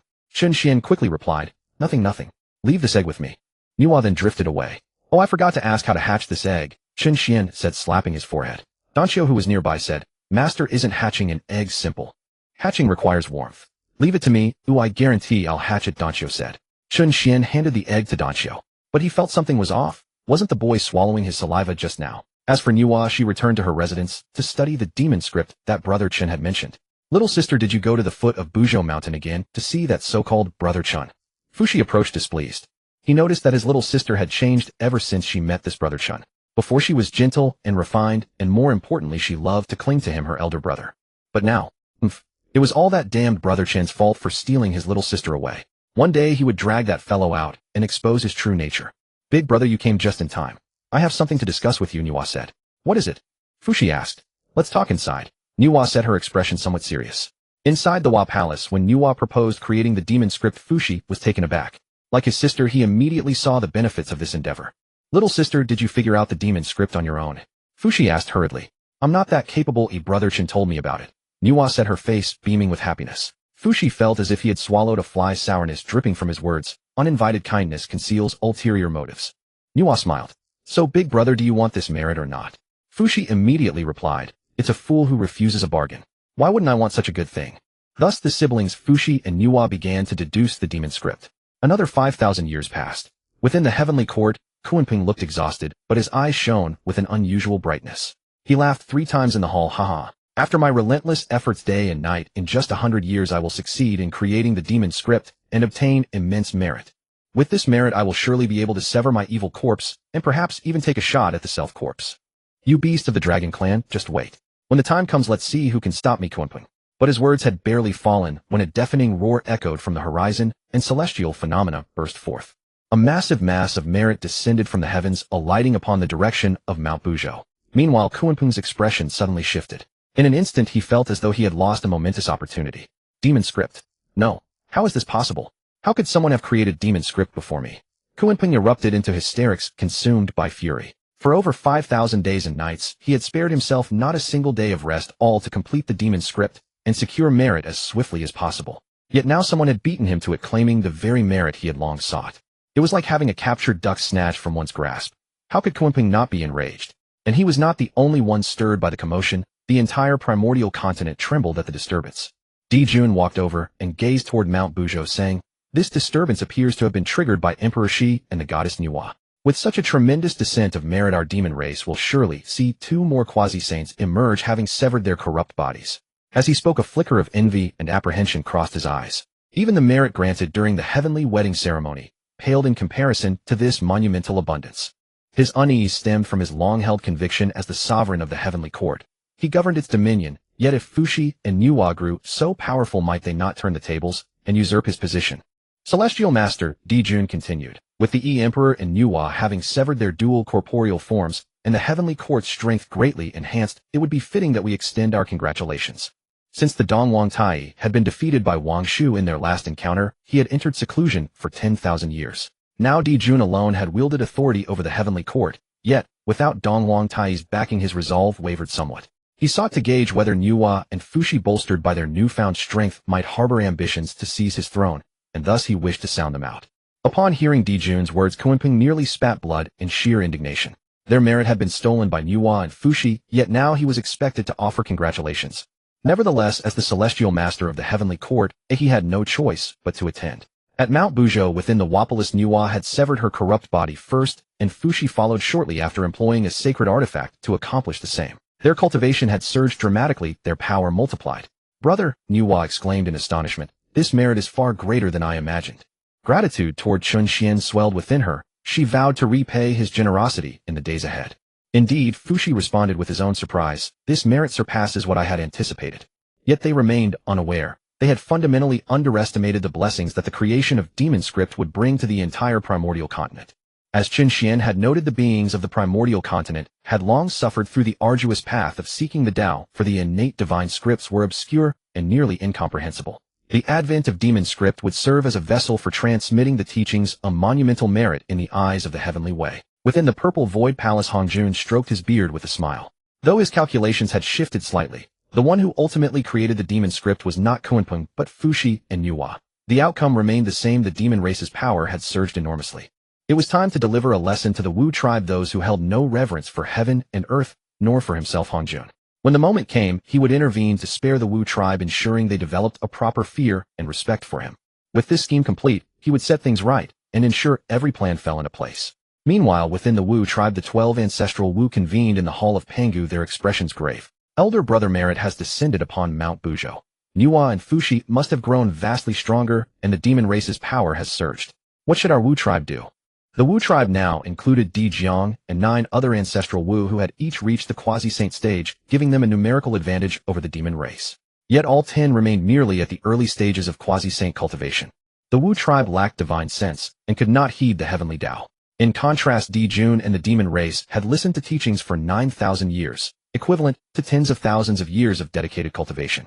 With the recent descent of heavenly merit, the higher-level demonic powers now surpassed even the Wu tribe. How could the ancestral Wu not be anxious? Little sister, Xianming asked, "Do you have any suitable counsel?" "None," Hutu replied, shaking her head. "Tch," Tianwu retorted, resentment evident. "Since our feud with the demon race began, Hongjun has consistently favored them. Without his interference, we would have annihilated Di Jun long ago." This was the Hall of Pangu, the final blessing bestowed upon the Wu tribe by the great god Pangu itself, a sanctuary impervious to the Heavenly Dao, where the ancestral Wu dared speak such words. Yet despite the validity of Tianwu's grievances, they possessed no means to act upon them. "I believe we must seek the assistance of White Dragon," Dijiang proposed. Hota shook her head, saying, "Elder brother, while White Dragon possesses certain extraordinary abilities, what our Wu tribe lacks is not cunning, but raw strength. What recourse does he have to elevate our power rapidly?" Dijiang fell silent. After a moment he asked, "Then is there no better alternative?" Hota sighed and nodded. "Elder brother, I will accompany you this time." Desperation drove them to try even the faintest hope. It was time to witness the abilities of that White Dragon for themselves. Dijiang nodded. "Very well." The two proceeded to the foot of Mount Buzhou. White Dragon brother, Di Jiang introduced, this is my younger sister Hudu, Little Two. So it is the young lady Little Two. Please be seated, Chun Xian welcomed them. Meanwhile Hutu was quietly observing the legendary White Dragon. He appeared quite distinguished, but his Tai stage cultivation struck her as woefully inadequate, and a hint of disdain crossed her eyes. Had not her elder brother vouched for him so earnestly, she would never have imagined this was the one who had guided the Wu tribe in comprehending the laws of heaven and earth. Could it have been merely serendipity? Sensing the young lady's unguarded scrutiny, Chun Xian felt a pang of displeasure. Did young women nowadays gaze so brazenly at others? So impolite. You must be White Dragon, Huda stated. We have come today with a matter to discuss. Please proceed, Chun Xian replied, his brow furrowing slightly. Her tone carried more of a demand than a request, and not a polite one at that. I would like to know how you view the Wu tribe, Huda pressed. Oh, the Wu tribe, Chun Xian responded nonchalantly. They are born of Pangu's noble aspirations, the foremost clan of the primordial continent, blessed with profound and enduring fortune. Since her attitude was unfavorable, so too would his be. Chun Xian's principle was simple mutual respect. Moreover, he had no desire to entangle himself in Wu tribe affairs. Had it not been for his friendship with Elder Di Zhu, Chun Xian would have dismissed them long ago. Hutu's brows knitted. Do you speak from genuine conviction? Chun Xian nodded. Hutu let out a frustrated huff and said, Elder brother, let us go. He is merely a pretender chasing fame and reputation. Di Jiang grew anxious, casting an apologetic glance at Chun Xian before grasping Hutu's arm. Wait, little sister. Then Chun Xian's voice drifted softly. In the name of Elder Di Zhu, I shall give you my answer. Although the Wu tribe was forged from Pangu's divine blood, they are inherently incomplete. Lacking divine sense, incapable of calculation or perceiving heavenly secrets, possessing a violent disposition, and ignorant of gratitude toward the primordial continent. No matter how profound Panga's legacy may be, it will one day be exhausted. As those words fell, Hutu's expression shifted dramatically, for these were precisely the concerns that had weighed heavily upon her mind. Before she could respond, Chun Xian swept his sleeve, and a tremendous force enveloped Hutu and Di Jiang. When they regained their senses, they found themselves already outside Chun Xian's cultivation domain. Hutu and Di Jiang attempted to re-enter the Taoist sanctuary only to find themselves unable to step inside. This sent a chill of awe through Hutu. Could the White Dragon Taoist have expelled them with a mere flick of his sleeve? Although she and Di Jiang had concealed their true cultivation levels, they were still genuine quasi-sages. Yet before the White Dragon, they were utterly powerless to resist. That White Dragon was no ordinary Tai Golden Immortal. He was a peerless great power dwelling in seclusion in the Honghuang. Hutu had ultimately misjudged him. Little sister, what do we do now? Brother White Dragon seems angry, Di Jiang exclaimed in panic. Big brother, I was wrong. This White Dragon is by no means simple, Hutu sighed. She was now regretting her arrogance. Yet there was no medicine for regret in this world. Maybe you should apologize to Brother White Dragon, Di Jiang suggested. Hutu shook her head. Big brother, it's useless. It's evident that this White Dragon is an extremely proud person. For now, let's deal with the demon clan first, and come back another day to apologize. Di Jiang was puzzled. But Brother White Dragon never told us how to deal with the demon clan. Hutu's gaze sharpened slightly. The White Dragon Taoist has already spoken. Di Jiang was even more baffled. Spoken? What did Brother White Dragon say? Hutu looked toward Chun Xian's sanctuary and said, the White Dragon Taoist has enlightened us. Our Wu clan inherited the legacy of Father God. Let us now go to the Pango Hall. There must be something Father God left for us inside. Then Hutu solemnly bowed toward the foot of Buzhou Mountain. Taoist White Dragon, I will come to your door another day to apologize. With that, she followed Di Jiang and left. Chun Xian, still in his sanctuary, did not know what Hutu and Di Jiang had said, but he smiled contentedly. Huh, a little girl like you putting on airs in front of me. If I don't lose my temper, you think I'm Hello Kitty. If Chun Xian knew what Hutu was thinking, he probably wouldn't be able to laugh. Sister, how can you be so imaginative? When Hutu and Di Jiang returned to the Pango Hall, the primordial witches greeted them. Big brother, how did it go? Does Brother White Dragon have a solution? Little sister, what's the situation? We have a solution, but it's complicated. I'll explain later. Hutu said. Now let us all kneel before the statue of Father God and pray for his help. Soon the 12 primordial witches knelt in the Pango Hall. Before them stood a giant, holding a massive axe towering between heaven and earth. This giant was Pangu. Father God, now the demon clan surrounds us and powerful experts emerge in droves. Our Wu clan, Di Jiang declared loudly. His voice echoed through the vast Pango Hall. The 12 primordial witches all gazed at the statue of Father God, but the statue remained motionless. This made Hutu wonder, could the White Dragon Taoist have been wrong? But the next moment, a brilliant red light burst from the Pangu statue, and something resembling a heart floated down from the statue. All 12 primordial witches were startled. This is Father God's heart. Di Jiang cried out in shock, then tears streaming down his face, he kowtowed heavily several times. Father God has not forgotten our Wu clan. He has always watched over us.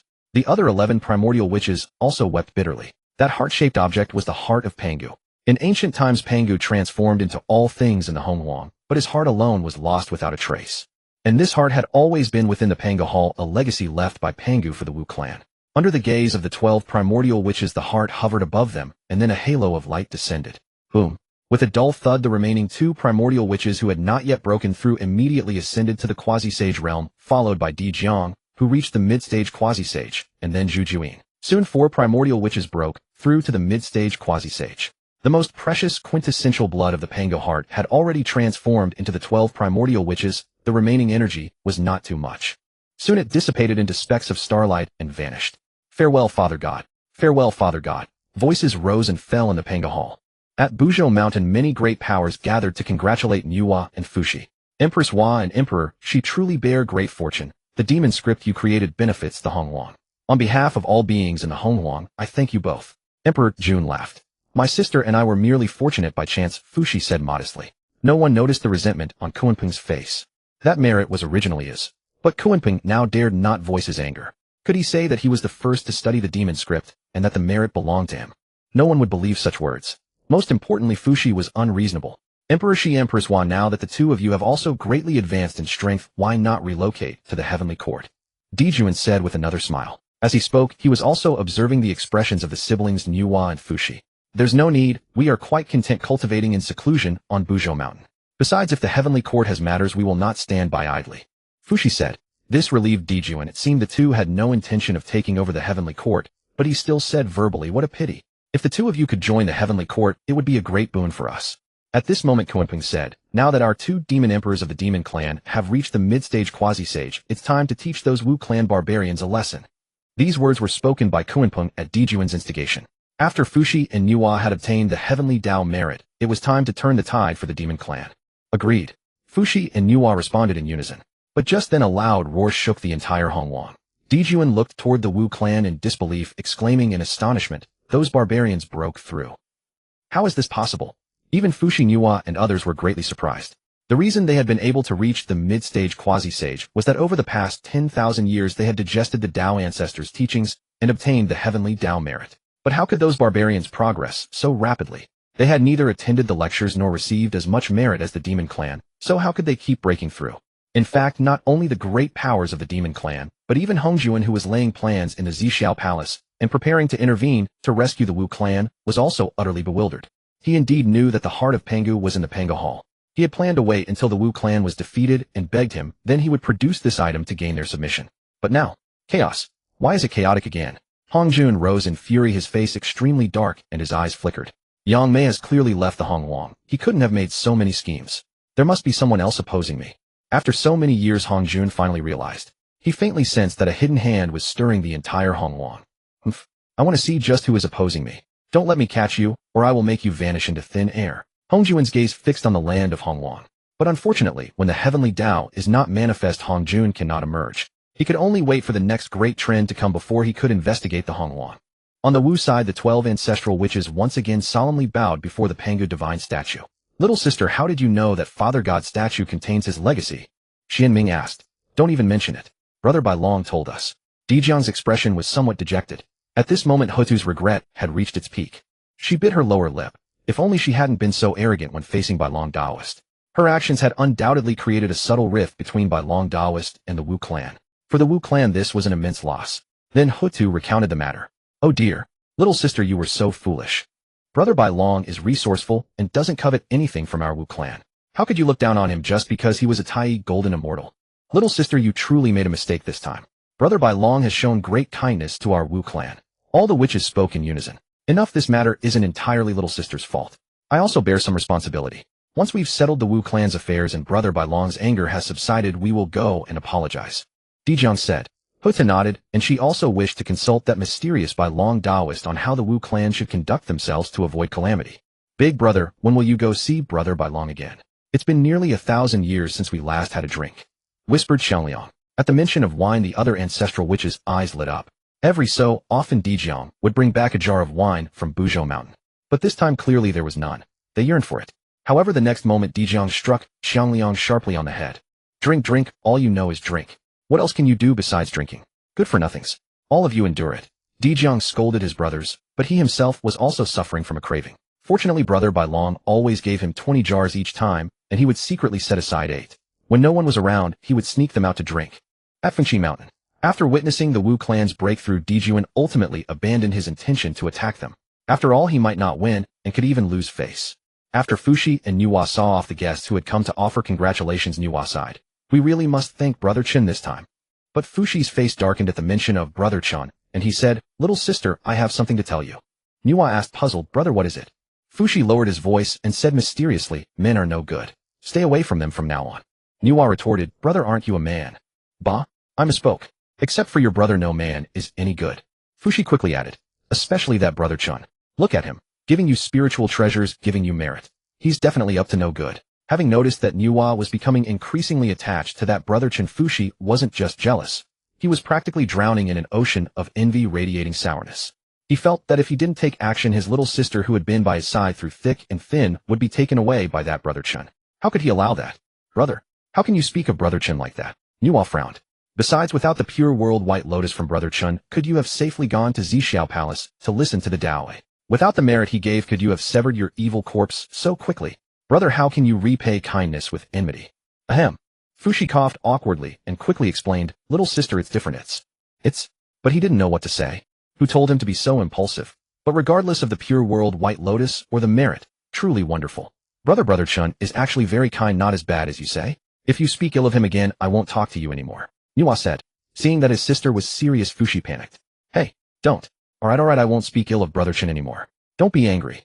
You promised. Nüwa's expression softened a little. After leaving Nüwa Palace, Fushi sighed. What a mess this is. Then he looked at Fengling, who had seen him out, and whispered, Fengling, I have a question for you. You must tell me the truth. Do you know where Brother Chen is on Buzhou Mountain? Fengling was startled at first, then quickly shook her head. Lord Fushi, I don't know. I know nothing. Don't ask me. With that she fled in panic. Hey, Fushi was speechless. He knew his little sister had imposed a gag order. Seriously, did she have to be so secretive? If you won't tell me, I'll find it myself. With that thought, Fushi vanished toward the foot of Buzhou Mountain. As soon as he left, Nüwa came out and sighed, rubbing her forehead. Fengling, what's wrong with my brother? He's been acting so strange lately. Fengling rolled her eyes. Couldn't Lord Fushi see that he was clearly jealous? Was this what they meant by the onlooker sees the game best? Then a flash of inspiration struck Nüwa. I remember Brother Chen said that when people have nothing to do, they tend to overthink. I need to find something for my brother to do. She quickly thought of the Queen Mother of the West in Mount Kunlun. Her brother was getting on in years. Wasn't it time he found a partner? And only if her brother had a Dao companion could she, Nüwa, legitimately be with Brother Chen. She couldn't disrupt the order of seniority. She had to make arrangements.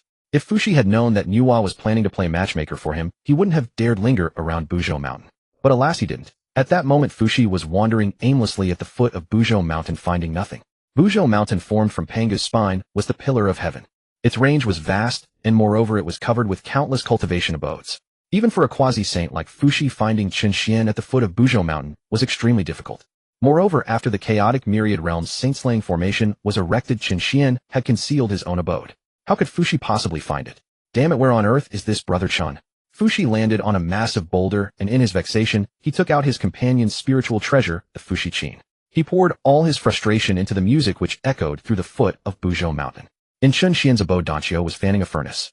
He muttered, What's with this egg? I've used Samadhi, true fire, solar, true flame, and many primordial divine fires, yet it won't cook. I refuse to believe I can't eat it. Suddenly Chen voice rang out. Danqiu, where did you take that egg? After Lady Xiao Wa handed him the egg, he passed it to Danqiu for incubation. However, so much time has passed, and there seems to be no sign of movement. So he came over to ask. Danqiu was suddenly startled, and quickly covered the furnace, then smiled, and said, Master, it is being hatched. It should hatch soon. I wonder who that miserable scoundrel is playing the zither so annoyingly. He wanted to change the subject. If Master found out he was roasting eggs, he would likely be finished before even getting to eat them. But his strategy actually worked. Chen slightly raised his head, and said, This noise is indeed disruptive. Let me show this fellow a thing or two. As he spoke, Chen flipped his hand, and a guqin appeared in it. The instrument was exquisitely crafted with an aura of antiquity radiating a precious luminescence, a top-grade innate spiritual treasure. With a resonant twang, a cheerful melody danced under Chen fingers, and waves of musical notes spread outward. Fushi, who had been using his zither to vent his frustration, naturally heard this sound as well. Which reckless fool dares to challenge me in the art of the zither? Fushi smiled. Born with the Fushi zither, an innate spiritual treasure, he had comprehended the principles of music since birth. Having achieved quasi-sage status, he had immersed himself in the zither way for years. No one in all of Honghuang could rival him. Now someone actually dared to clash with him while he played. Was that not sheer recklessness? Excellent. Since you wish to display your zither skills, then I shall teach you how the zither should truly be played. Fushi placed both hands on the Fushi zither. His fingers deftly plucked the strings, producing even more powerful resonant tones, intensifying the melancholic emotion. At the foot of Buzhou Mountain, many creatures were affected by the zither music. As the melody entered their ears, a wild boar demon seemed touched by some deep sorrow, within weeping bitterly and beating itself relentlessly. A Wu tribe member at the foot of Buzhou Mountain had tears in his eyes, as if recalling some heartbreaking matter. Such scenes were occurring all around the foot of Buzhou Mountain. The sound enters the ears and emotions surge. Can you achieve such mastery? Fushi murmured to himself, filled with confidence in his zither art. Of course, this zither sound, like an invitation to battle, also reached Chun Xian's cultivation residence and entered his ears. Master, why do I feel like crying? Danxiu rubbed his eyes. At this moment, he did not even want to roast eggs anymore.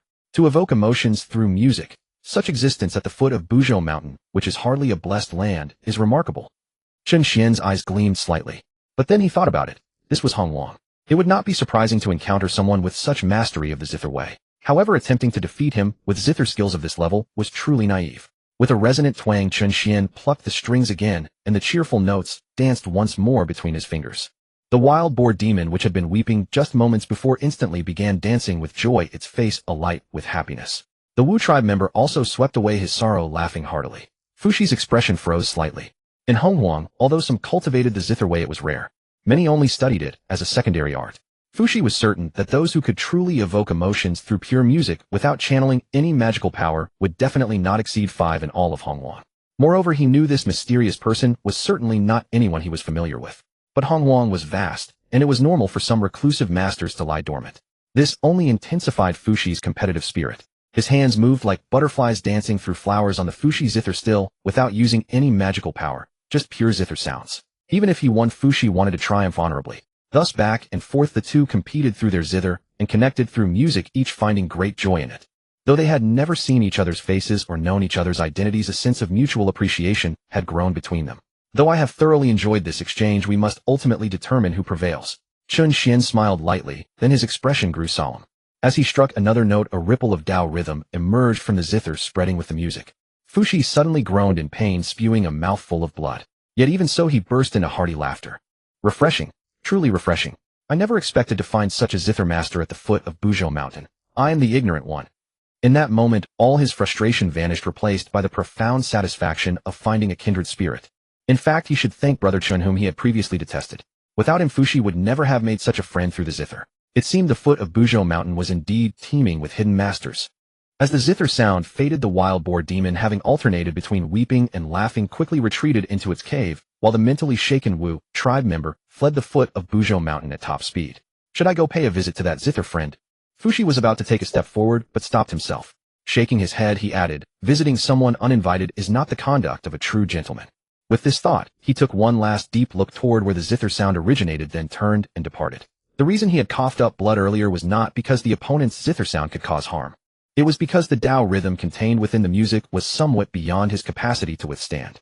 Yet, even so, Fushi felt his understanding of the zither way had reached a new level. Fushi acknowledged defeat. Since that day, Fushi frequently visited the foot of Buzhou Mountain to exchange zither techniques with his new friend. From time to time, various zither melodies echoed at the foot of Buzhou Mountain, driving many creatures dwelling on Buzhou Mountain to the brink of madness. But Master Fushi was a powerhouse of Honghuang. Who would dare confront him? Under the constant influence of the zither music all day long, creatures would either weep or laugh, sometimes experiencing profound sorrow and joy that shook their very souls. Who could withstand such torment? Finally, 100 years later, Fushi's zither cultivation hit a bottleneck. He rose and cupped his fists. In these years, I thank you, fellow cultivator, for your assistance. I must now depart to contemplate the zither way further. Next time, let us play until our heart's content.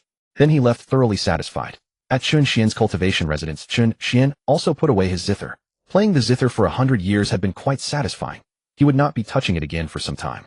When Nüwa returned from Western Kunlun and saw her flushed, radiant brother Fushi, she was slightly stunned. She remembered that 100 years ago when she left, her brother seemed half dead, yet now he appeared as though a different person entirely.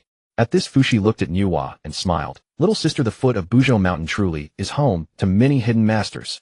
Hearing this inexplicable remark, Nüwa asked, Brother, who did you meet? However, Fushi merely smiled enigmatically. The secrets of heaven cannot be revealed. Since this girl refused to tell him who that blasted brother Chen really was, why should he disclose his zither friend? Let us keep each other's secrets. Consider it even. Though Nüwa was somewhat perplexed, she refrained from further inquiry. Seeing her like this, Fuxi grew even more triumphant. I shall return to seclusion for now.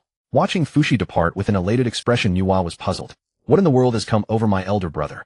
Since their transformation, Nüwa had never seen Fuxi so overjoyed. Lady, many creatures have come to complain that Lord Fuxi's qin music has been disturbing them.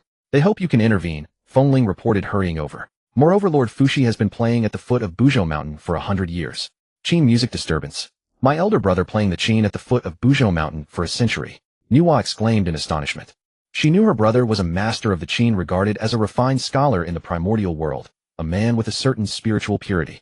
Fuxi, for instance, would only play the qin when the occasion and mood were right. He would never idly pluck the strings. Yet now Fengling claimed he had been playing at the foot of Buzhou Mountain for 100 years straight. Had Fengling not been so earnest, Nüwa would never have believed it. Indeed. But now that Lord Fuxi has returned to seclusion, he won't be coming for a while, so the creatures at the foot of Buzhou Mountain should have some peace, Fengling replied. Oh no, Nüwa gasped. Could my elder brother have found a suitable Dao companion on his own? I had previously asked Taoist Queen Mother of the West to socialize with him. At this thought, Nüwa bit her lip. Finally she sighed. Never mind, there will be a way eventually. But what kind of woman could have captivated my brother so deeply, eh? Another millennium passed swiftly.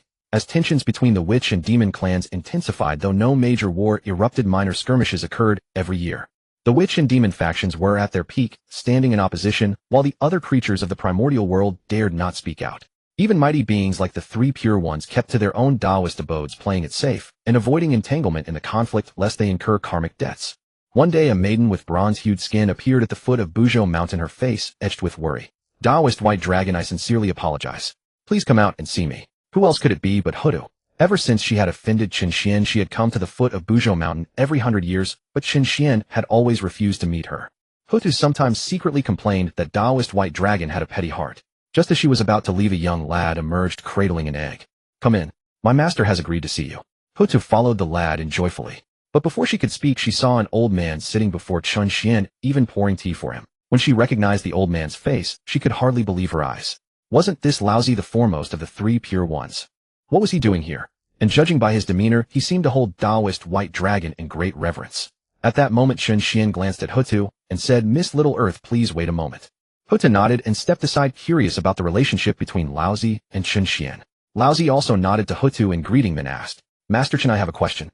I observe that the Grand Supreme Elderly Lord refines pills, but only up to the 9th turn. Is the 9th turn the limit permitted by the Heavenly Dao of the primordial world? How can one refine the 10-turn Supreme pill like you? Over the millennia, Laozi had often come to consult Chen Xian and also enjoy some Heavenly Dao tea. Thus, on the path of proving the Dao through strength, he had made rapid progress, securing his position as the second most powerful being in the primordial world. But recently, he had hit a bottleneck, feeling that his alchemy had reached the tolerance of the Heavenly Dao and could advance no further. Laozi's question shocked Hutu. The Grand Supreme Elderly Lord, renowned as the foremost alchemist of the primordial world, was seeking advice on alchemy from Taoist White Dragon, and calling him Master Chen. Wasn't Laozi the acknowledged master of the alchemical path? Old air, whether it's the 9th turn or the 10th, it's still far beyond your reach. Whether in alchemy or any other endeavor, the greatest taboo is aiming too high. Chen Xian's reprimand was unsparing. Old air was Laozi's alias. Upon hearing Chen Xian's scolding, Laozi humbly lowered his head and said, Master Chen's lesson is well taken, but I am curious about these matters. At this moment, Hutu was utterly astounded. In her memory, Laozi was a being of extraordinary origin, and as the foremost of the three pure ones, he was extremely proud. Even before Dao ancestor Honghuang, he had never shown such deference. Yet before Taoist White Dragon, Laozi was so meek. Though with your ability the 9th and 10th turn pills are beyond your reach, I can still speak of them, Chen Xian said. But as he spoke, he paused slightly. Though he was proficient in alchemy, and had even reached the Dao level with the help of the system, he was not very familiar with the specific theoretical details. However, his eyes flickered to Danxiu, who was holding the egg. Danxiu explained it to Old Air. This lad was the first 10-turn supreme pill to take form, and he understood alchemy profoundly. Danxiu said casually, You've been refining pills for so long, yet you don't understand such a simple principle. Hutu's heart was in her throat. A mere lad dared to speak to Laozi like that. She feared that in the next moment Laozi would wave his hand and annihilate the boy. Yet Laozi looked ashamed. Please enlighten me, Taoist Danxiu. Since the Heavenly Dao manifested in the primordial world, there has been an upper limit. 9 is the extreme. To break through the number 9 in alchemy, one must possess a mastery of the Dao comparable to my master's, Danxiu explained. Though 9 is the extreme, there are levels within it. Just as cultivation realms have early, middle, late, peak, and perfection stages. Even though you can refine 9th turn golden pills, your true level is only capable of producing mid, or even low-grade 9th turn pills. You merely thought you had reached the limit, so you dared not ascend further. If you dare not continue pursuing the path, how can alchemy advance? These words struck Laozi like thunder, awakening him profoundly. On the path of seeking the Tao, the greatest taboo is not knowing the direction. Danxio's words had pointed the way for Laozi. He was enlightened once more. Laozi quickly bowed to Danxio and Qin Xian. Thank you, Taoist Danxio and Master Qin, for your guidance. Huda was completely dumbfounded by the scene. When she had visited Taoist White Dragon's abode before, she had seen this lad, who was merely a Tai golden immortal. Yet he dared to rebuke Laozi. Even more terrifying, the lad could guide Laozi in alchemy. Do you have any other questions? Qin Xian asked. No, I have none, Laozi replied humbly. Then Qin Xian turned to Hutu. Miss Little Earth, is there something you need? Hutu spoke sincerely. White Dragon Taoist friend, I was at fault last time. Please forgive me. Qin Xian waved his hand dismissively. Such a trivial matter is hardly worth my consideration. Hutu nearly choked on those words. A millennium had passed, yet he still refused to come out and accept her apology. That was not worth his consideration. Well, does young lady Xiao Tu have any other business? If you have nothing else, please return home. Qin Xian said. Hutu quickly replied. White Dragon Taoist friend, I have a matter I wish to consult you on. Qin Xian smiled. If young lady Xiao Tu wishes to ask about the Wu clan, there is no need to mention it. I know nothing. Hutu's face paled slightly. Last time White Dragon Taoist had dissected the Wu clan's current situation so clearly, he certainly did not lack understanding. There could only be one reason: he simply did not wish to speak of it. Before Hutu could continue, Qin Xian said, in this primordial world, I am but an insignificant figure. However, considering your Wu clan once aided the Dragon clan, I can reveal one thing to you. Despite the Wu clan's current prosperity, their final fate will not be favorable. It is the same for the Demon clan. Please guide us, White Dragon Taoist. I do not wish to say more, for it would not benefit your Wu clan. Moreover, you are but a minor member of the Wu clan. Can your voice reach the 12 ancestral gods? Qin Xian countered. Hutu fell silent.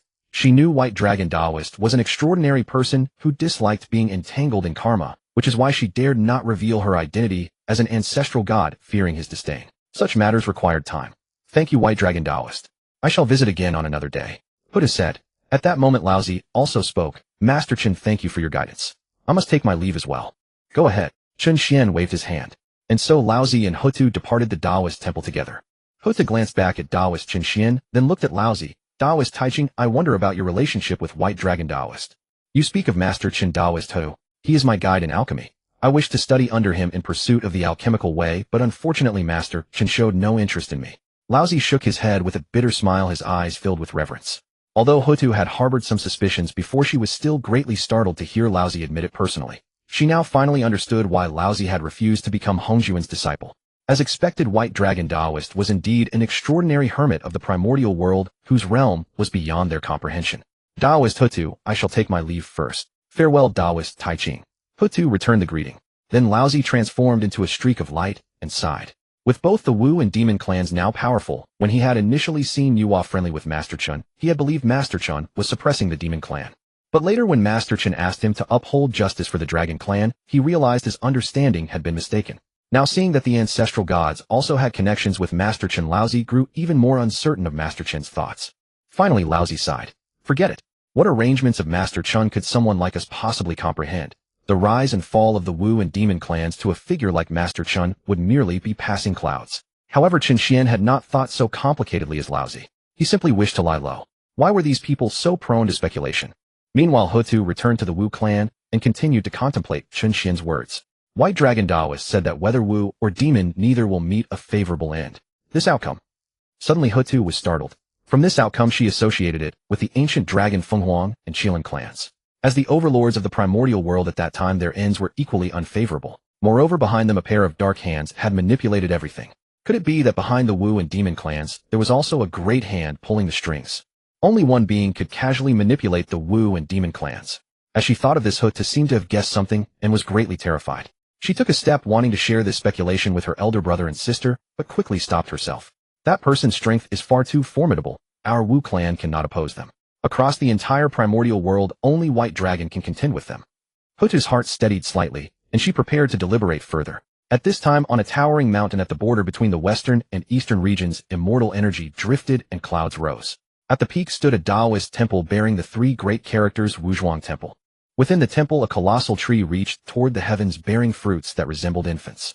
This was Zenyuanzi's Taoist temple, Honghuang Temple. That tree was the ginseng fruit tree, one of the 10 great innate spiritual roots of the primordial world. Master, 2 bald men have arrived outside saying they wish to see you. Their cultivation appears quite high, so I came to seek your instructions. A young attendant said.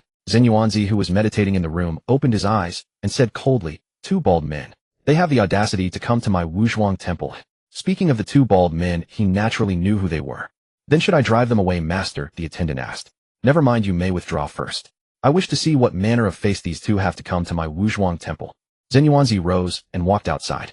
Upon seeing Zenyuanzi emerge, Jane and Juni's faces lit up with joy. Greetings, Taoist Zenyuanzi. What business brings you here? You are not welcome at my place. Zenyuanzi said with a cold expression. Taoist Zenyuanzi, your temple is adjacent to our Buzhou Mountain. We are neighbors, and maintaining friendly relations is only proper. Jane said with a forced smile. I have no friendship to cultivate with 2 shameless fellows like you. Begone, Zenyuanzi said. Back then, after the Tao ancestors' 3rd sermon concluded, Zenyuanzi had been unable to arrive in time to save Hongyun, who perished in the primordial world.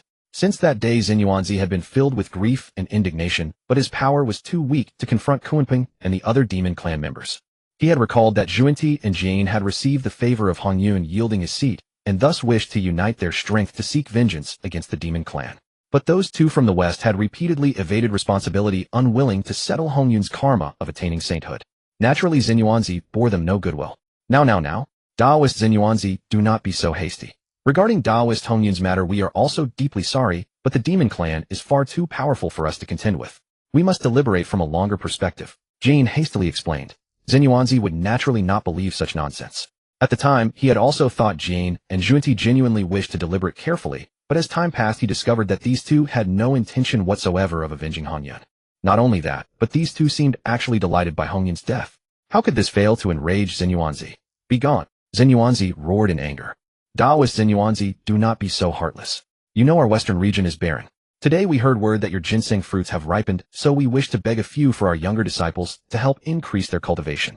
Juanti said shamelessly. Upon hearing this, Zenyuanzi nearly burst with rage. Today he truly witnessed how thick-skinned and shameless these 2 were. They actually had the face to come begging for ginseng fruits. Even if my ginseng fruits rot in the earth, I will not give you so much as half. Zenyuanzi waved his hand and firmly closed the gates of Honghuang Temple. Thus Jane and Juanti were directly refused. Elder brother Zenyuanzi has such a temper. It is said that ginseng fruit is a fine treasure capable of enhancing cultivation.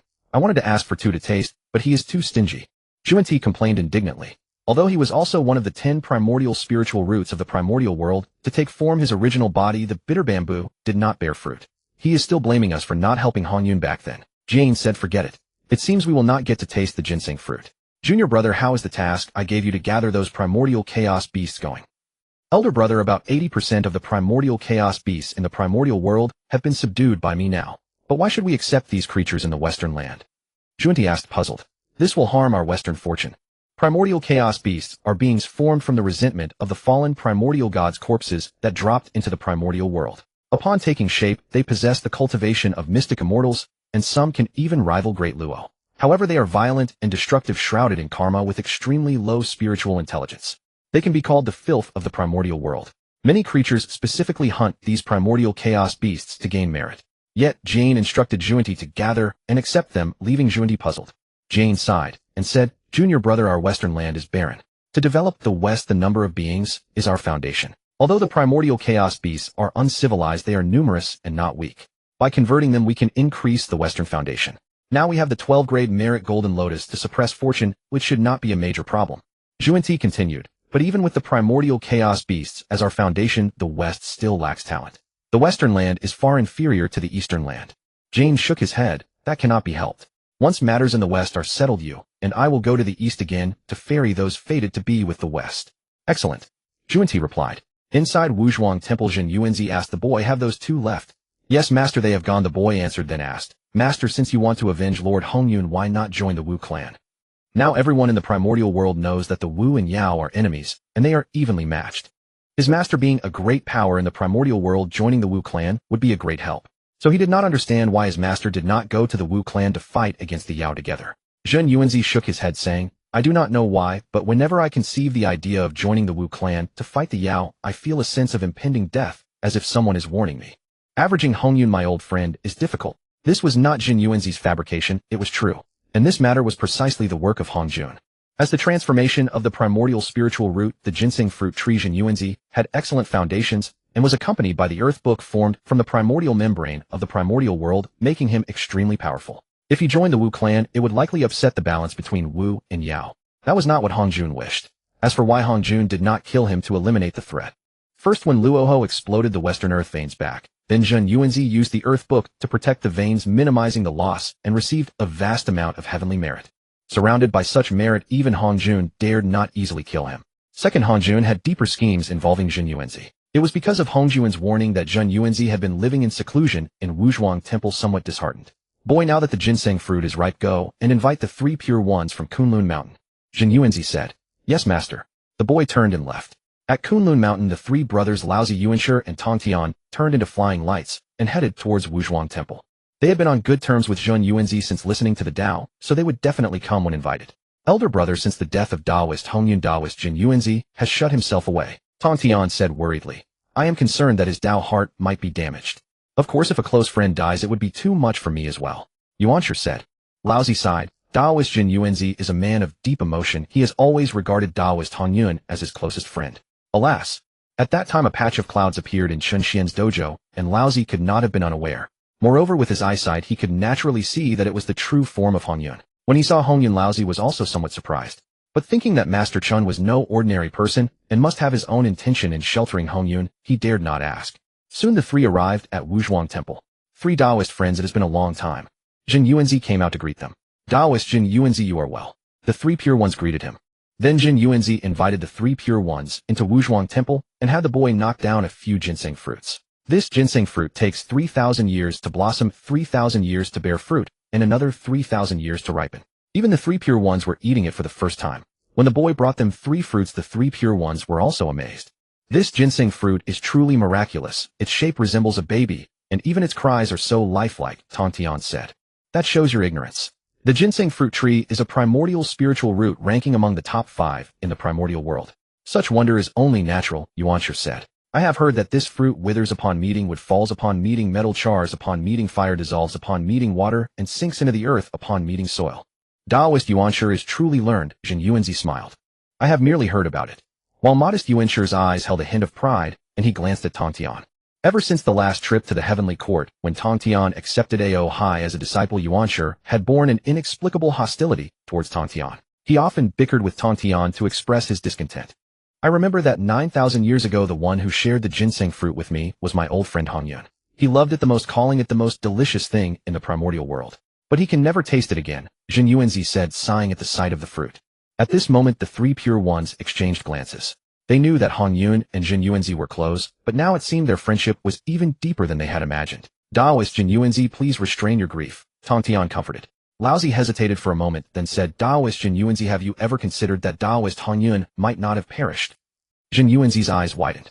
Daoist Laozi, what do you mean by that? Daoist Hongyun was attacked by those 3 from the heavenly court. How could he possibly survive?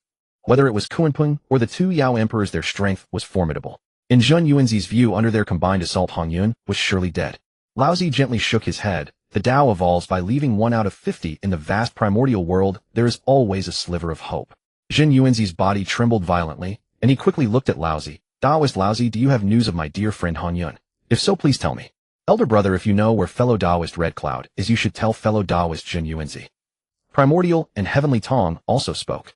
Regarding this matter, I dare not speak recklessly, Laozi said. Though he was unaware of what plans Master Chen had, he did not dare to disrupt his schemes.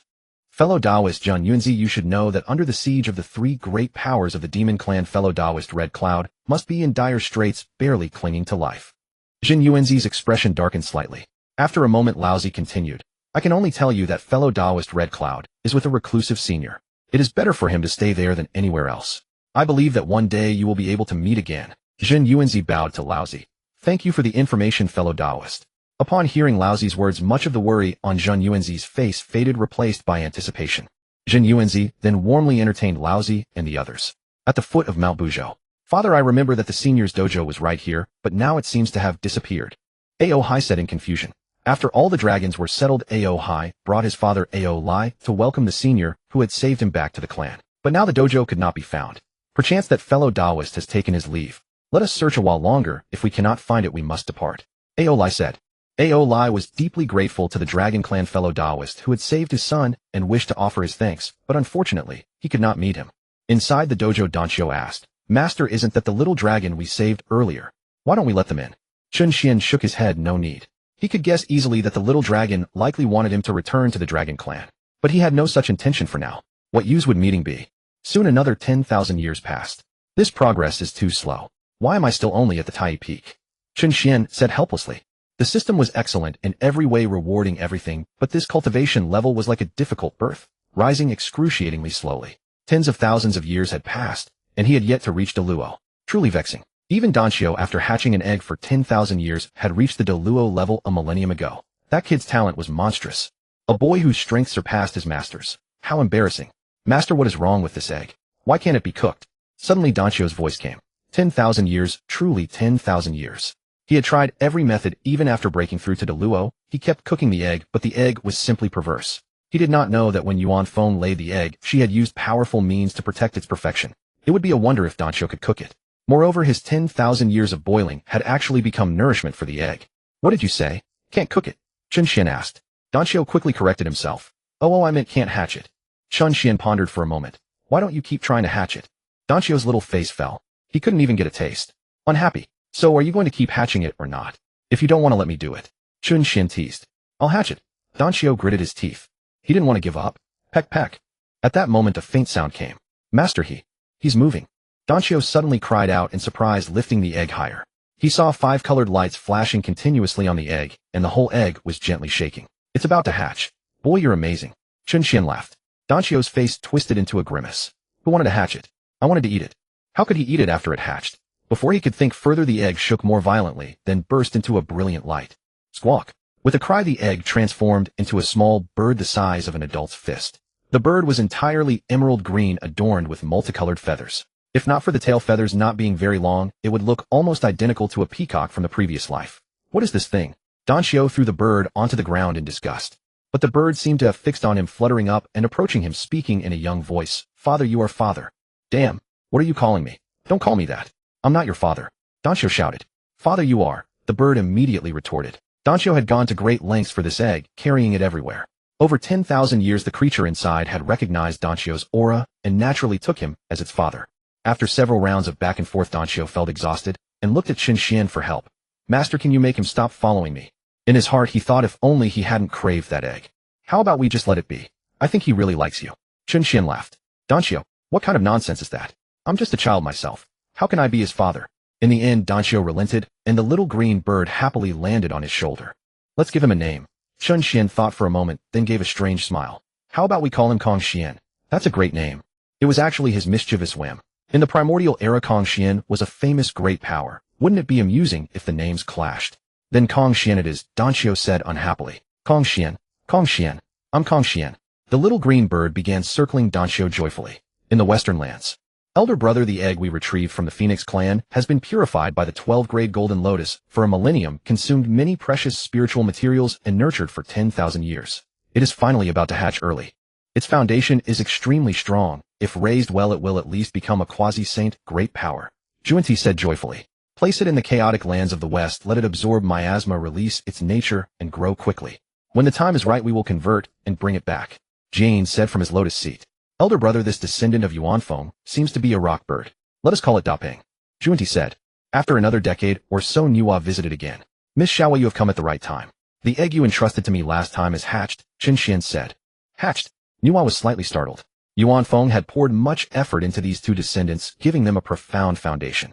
To hatch in the conventional way would require at least 30,000 years. But only a little over 10,000 years had passed. How could it have hatched already? Then she turned her gaze to Kong Xian beside Danqiu and noticed that all the karmic obstacles on him had been cleared away. Indeed, leaving Yuanfeng's egg with Brother Chun had been a wise decision. Sister Xiao Wa, can you take him away? Danqiu's eyes were filled with pleading as he looked at Nüwa. For 100 years Danqiu had served as a nanny to Kong Xian, and the worst part was that Kong Xian chirped incessantly every day. Surrounding him with constant chatter, Danqiu was nearly driven to madness. Do not listen to him, Lady Wa. Kong Xian is doing well here, and let him stay. Chun Xian said with a smile. The Taoist sanctuary had first gained Danqiu, and now Kong Xian, making it ever more lively. Yes, yes, I do not wish to leave, father. Kong Xian echoed. Oomph. Danxiu snorted, knowing his protest was futile, and then pouted his lips, which could have hung an oil bottle, before storming off in a huff. Kong Xian immediately followed. Brother Chen, to be honest, I came today to seek your advice on a matter. Nüwa sat directly across from Chen Xian without any formality. What matter? Chen Xian asked. Brother Chen, I recall you once said that the Goddess Nüwa's opportunity had not yet arrived. I wonder what that opportunity truly entails.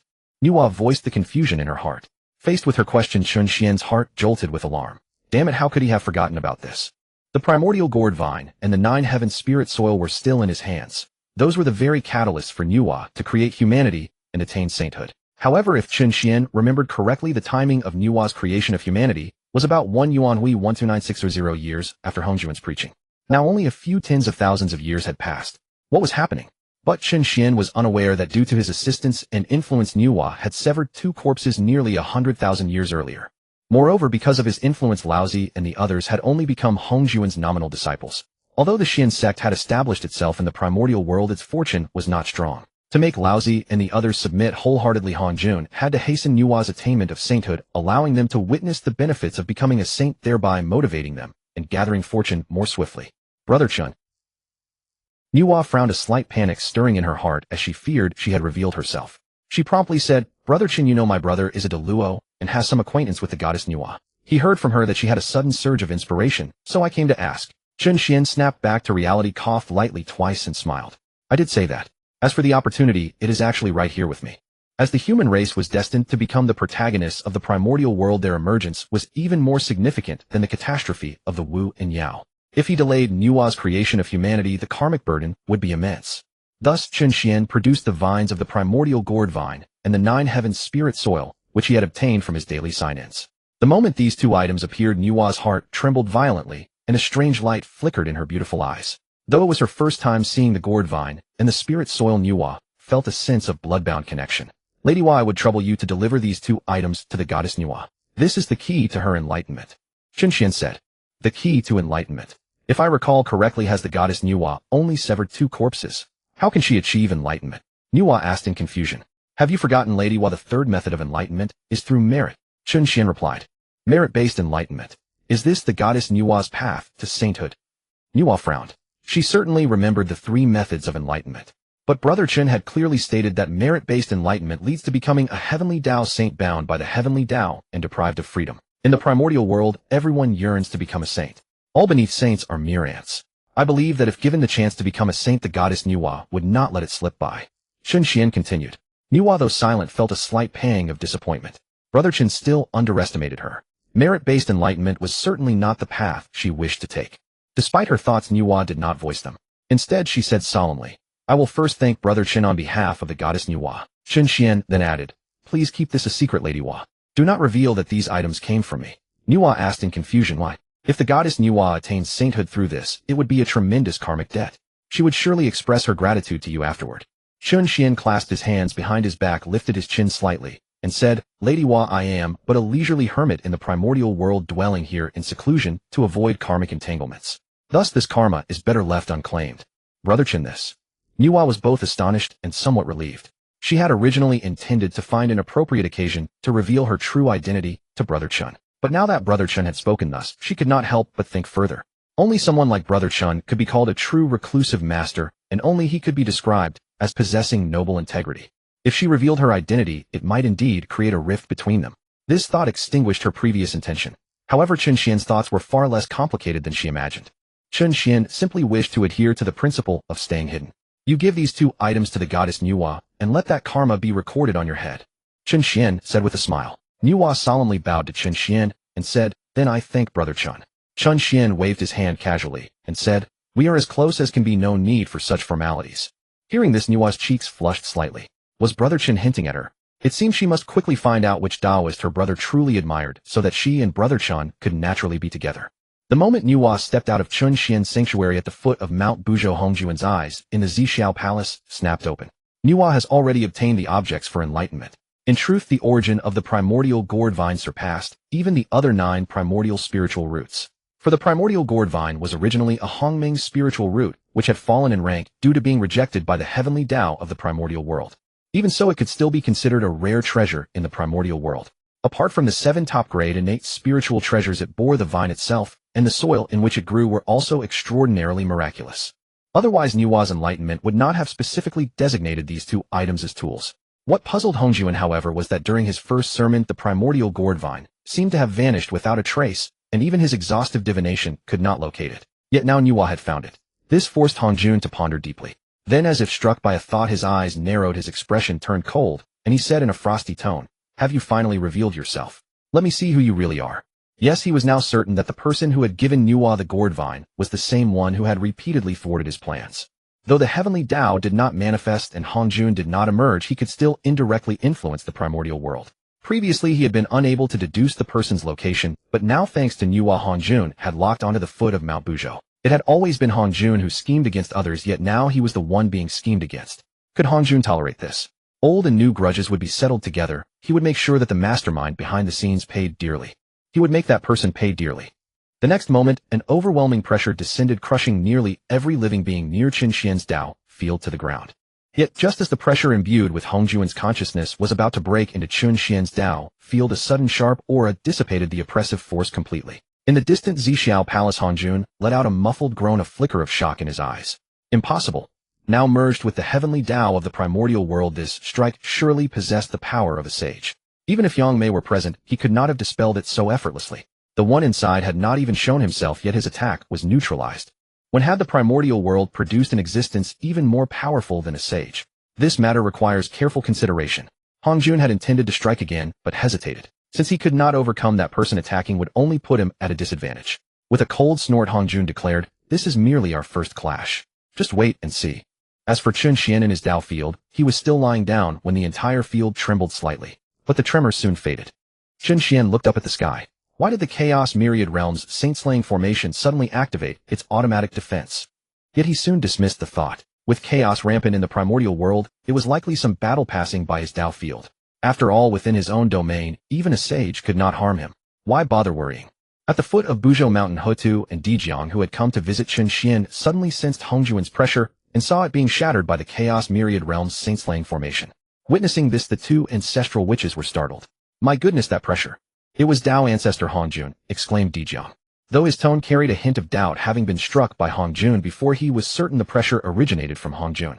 Moreover, he could tell that this pressure was countless times stronger than the one that had struck him earlier. Even now, at the mid-stage of quasi-sage, he felt utterly helpless against it. Big brother, that pressure seemed to try entering fellow Daoist Bailong's Dao field. And then, it was shattered. Huta stammered. Dijiang gasped sharply, then stammered, "Little sister, you were right. Bailong, the old Daoist, might indeed be a hidden supreme being of the primordial world. And I called him little brother." This. After a moment of shock, Hutu suppressed her awe and said, "Big brother Bailong Daoist is a supreme being of the primordial. He must be deliberately living in seclusion, so we should treat him as before. Otherwise we might displease him." "Very well." Dijiang nodded, a flicker of excitement rising within him. To think that someone who could contend with the Dao ancestor was nominally his little brother. How thrilling. As for Hutu, her gaze toward Qinxian's Dao field grew even more resolute. It seemed that only with Bailong Daoist's help could the Wu clan stand against Hongjuan. Inside the Dao field, Dijiang and Hutu sat opposite Qinxian. "Well, Bailong, little brother, long time no see, I've missed you," Dijiang said, rubbing his hands. Qinxian found this odd. Wasn't the old brother Dijiang known for being the most unrestrained and informal? Every time he came, he would clamor for wine and meat. Why was he so reserved today? He seemed even a bit constrained. "I think you're just craving my wine and roast meat," Qinxian said with a smile to ease the atmosphere. "Danqiu prepares some roast meat for us." Over the years, Danqiu's roasting skills had inherited Qinxian's true essence, matching his master's craft. "Roast meat would be perfect," Dijiang said with a simple grin. It seemed little sister was right. Bailong little brother was a reclusive sage who wouldn't mind such trivialities. With that thought, Dijiang relaxed. The group drank and feasted together. Dijiang, bold and hearty, tore into the meat and gulped wine straight from the jar. Huta, delicate and refined, ate with measured grace. Yet Qinxian found it odd. Why did this young lady Tuzi keep staring at him? Could it be that she bore a grudge because he had rebuffed her last time? If so, her heart was rather narrow. "Miss Tuzi, is there something on your mind?" Qinxian could not help asking. Huta set down her wine cup and sighed. Fellow Daoist Bailong, the Dao ancestor, once said that all beneath sage are but ants. Can our Wu clan ever produce a sage?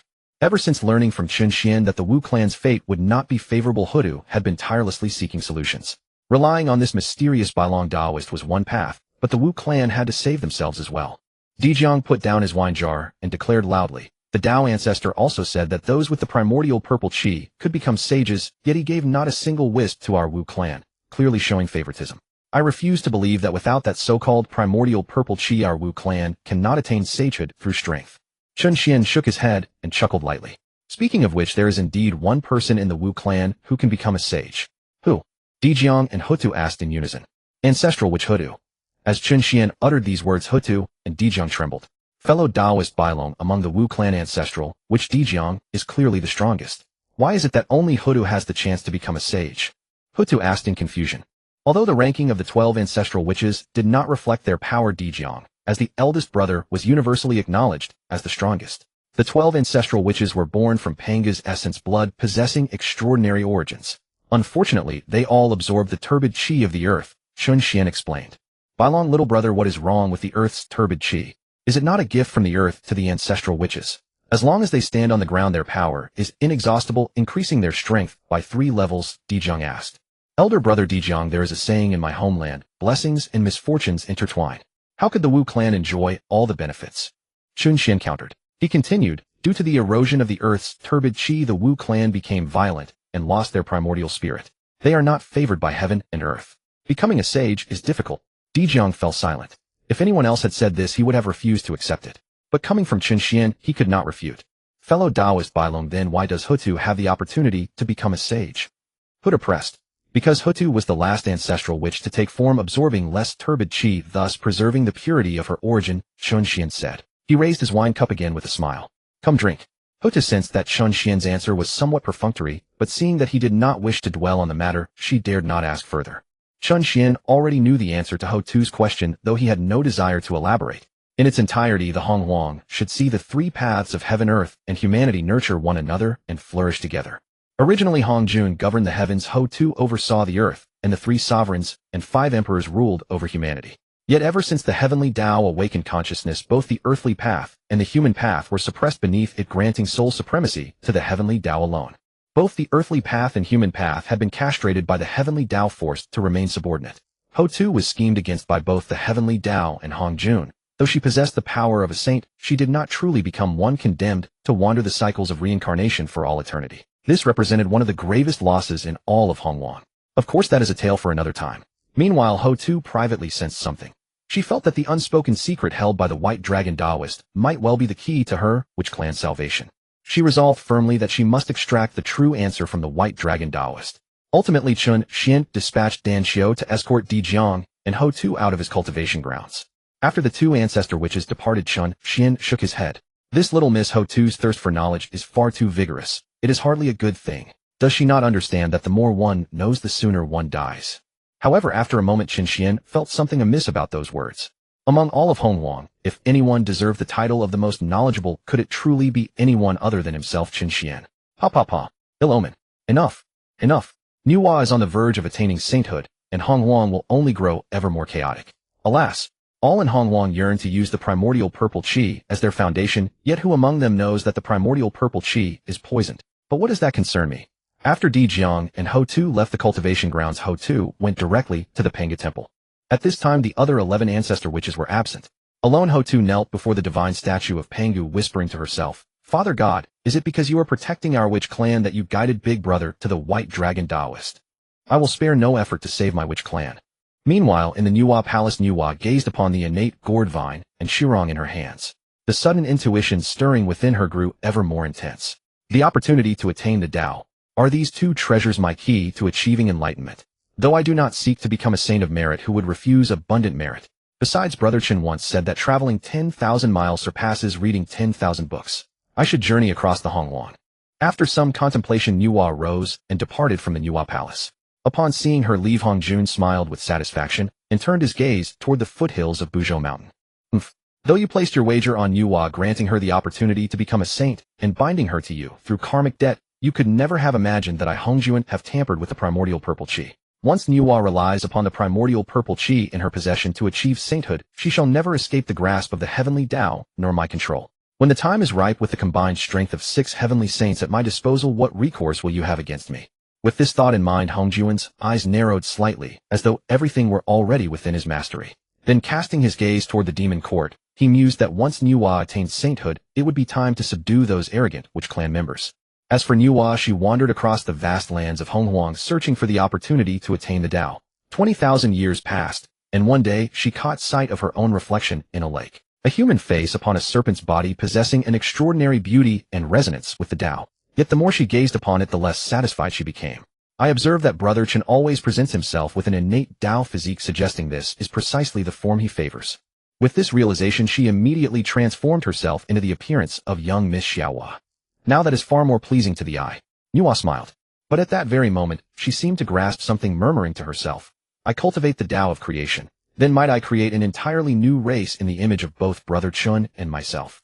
Nüwa fell into deep thought, her form speckled with traces of purple light. She retrieved the Shirong from Chen and the 3 lights divine water obtained from Funbao rock, shaping figures with her hands according to her and Chen likenesses. At that moment, Nüwa was surrounded by an aura permeating the Tao of creation. Before long, she molded a clay figure identical to herself. Nüwa casually struck forth a ray of creation light, which merged into the clay figure. Profound radiance blossomed as the figure expanded, instantaneously growing to the same size as Nüwa herself. The creation of Genesis. Nüwa chanted softly. As the first human opened their eyes, an ineffable resonance of the Tao swept through heaven and earth, as though celebrating the birth of a new kind of living being. Within the purple shadow palace, Hongjun observed this and nodded again. As the mother of humanity, Nüwa was in a certain sense also the mother of the human path. Bearing a great destiny, Nüwa's talent far surpassed that of her elder brother Fuxi, her fortune and auspiciousness far denser. To prevent Nüwa from escaping his control, Hongjun precipitated her attainment of the Tao early, denying her even the chance to sever her ego manifestation. Only then did Nüwa barely surpass those 2 Western figures who achieved sainthood through He Dao loans. Otherwise, her true potential would have far exceeded such modest heights. Seeing that the figure at the foot of Buzhou Mountain did not intervene, Hongjun breathed a sigh of relief. Once Nüwa attained sainthood, he would possess greater initiative and could launch his first counteroffensive. Under his watchful gaze, boundless Daoic resonance flowed around Nüwa, profound and unfathomable. Nüwa mixed Shirong with the 3 lights divine water, continuously molding and shaping one living being after another. These newborn beings, as if aware that Nüwa had created them, immediately knelt in worship, thanking her for granting them life. In this moment, Nüwa appeared profoundly sacred, the essence of creation emanating from her with crystalline clarity. Finally, as these beings came into existence, a deep weariness overwhelmed Nüwa. During the act of creation, she was required to continuously mobilize her primordial spirit and comprehend the Tao of creation, which was by no means an easy task. Driven by the Heavenly Dao to create more beings and bring forth greater life, Nüwa was simply too exhausted to continue, forcing her to rest briefly and pause her work. Scanning with her divine sense, she discovered she had shaped 1,296 such beings, both male and female. After some thought, Nüwa retrieved the innate gourd vine from Chen, dipped it into a portion of Shirong, and with a sweeping motion of her arm instantly brought forth over 10,000 beings bearing the innate Tao physique. Delighted to find this method effective, Nüwa swung her arm repeatedly. When the total reached 129,600, completing a full Yuanhui cycle, she finally ceased. Above are heaven and earth, and from the vital essence of great deity Pangu came the Witch clan. You bear the primordial form of Pangu within you. Henceforth you shall be called humans, and you shall all be the human race. Humans, humans, humans. The newly created beings cried out in resounding voices, their cries like primordial tones that shook the entire Honghuang. Their voices echoed like thunder, as though the great Tao itself had taken form, rousing an awe-inspiring momentum that stirred heaven and earth. The voice of creation reverberated throughout the cosmos. High above in the 9 heavens, an immeasurable golden light of merit converged and descended with thunderous rumblings. The boundless merit of creating humanity surged forth with overwhelming momentum, shaking the primordial chaos and drawing the attention of countless great powers. Above Kunlun Mountain, the 3 pure ones halted their tasks and gazed toward the direction of Nüwa. Elder brother, that commotion seems to have been stirred by Taoist Nüwa. What a vast mass of merit! Tongtian exclaimed in astonishment. Just now I had a sudden insight. It appears that Taoist Nüwa has created a race called humans, which is why such merit has descended. Yuanshi did not argue with Tongtian this time. Laozi pondered for a moment and said, if I am not mistaken, this merit is the opportunity for Taoist Nüwa to attain enlightenment. After this, she is likely to become a sage. What? Yuanshi and Tongtian exclaimed in unison. Though they had felt a premonition earlier, they dared not be certain. The phrase, all beneath the sage are ants, was repeatedly emphasized by Hongjun. How many beings in the primordial chaos did not yearn for sagehood? Moreover, as nominal senior brothers to Nüwa, they had fallen behind, which Yuanshi and Tongtian found disgraceful. Laozi, however, seemed lost in thought. Master Qin had once said that achieving sagehood through merit was the worst method as it would subject one to the control of the Heavenly Dao and deprive them of freedom. Based on his understanding of Nüwa, this was certainly not the path she would choose. Could it be that someone was scheming behind the scenes? And in the primordial chaos, the only one capable of plotting against a quasi-sage of the second corpse slaying should be the one in Xiao Palace. Elder brother, if Taoist Nüwa becomes a sage before us, how should we conduct ourselves? Yuanshi asked. Laozi shook his head and said, even if this mass of merit is enough to achieve sagehood, I believe junior sister Nüwa will not choose to become a sage at this time. Given Nüwa's relationship with Master Chun, he would not have left no contingency. Yuanshi and Tongtian were both perplexed. They asked themselves, if they had such an opportunity for sagehood, they would certainly not let it slip. Laozi looked at his two brothers and sighed. It seemed he needed to find an opportunity to explain the differences among the three methods of attaining sagehood to them. In the western land, Zhuanti and Jane were also drawn by the sudden celestial phenomenon. Elder brother Nüwa possesses such profound fortune to obtain so vast a mass of merit. Perhaps she can rely on this merit to become a sage. The East is truly a land of outstanding talents.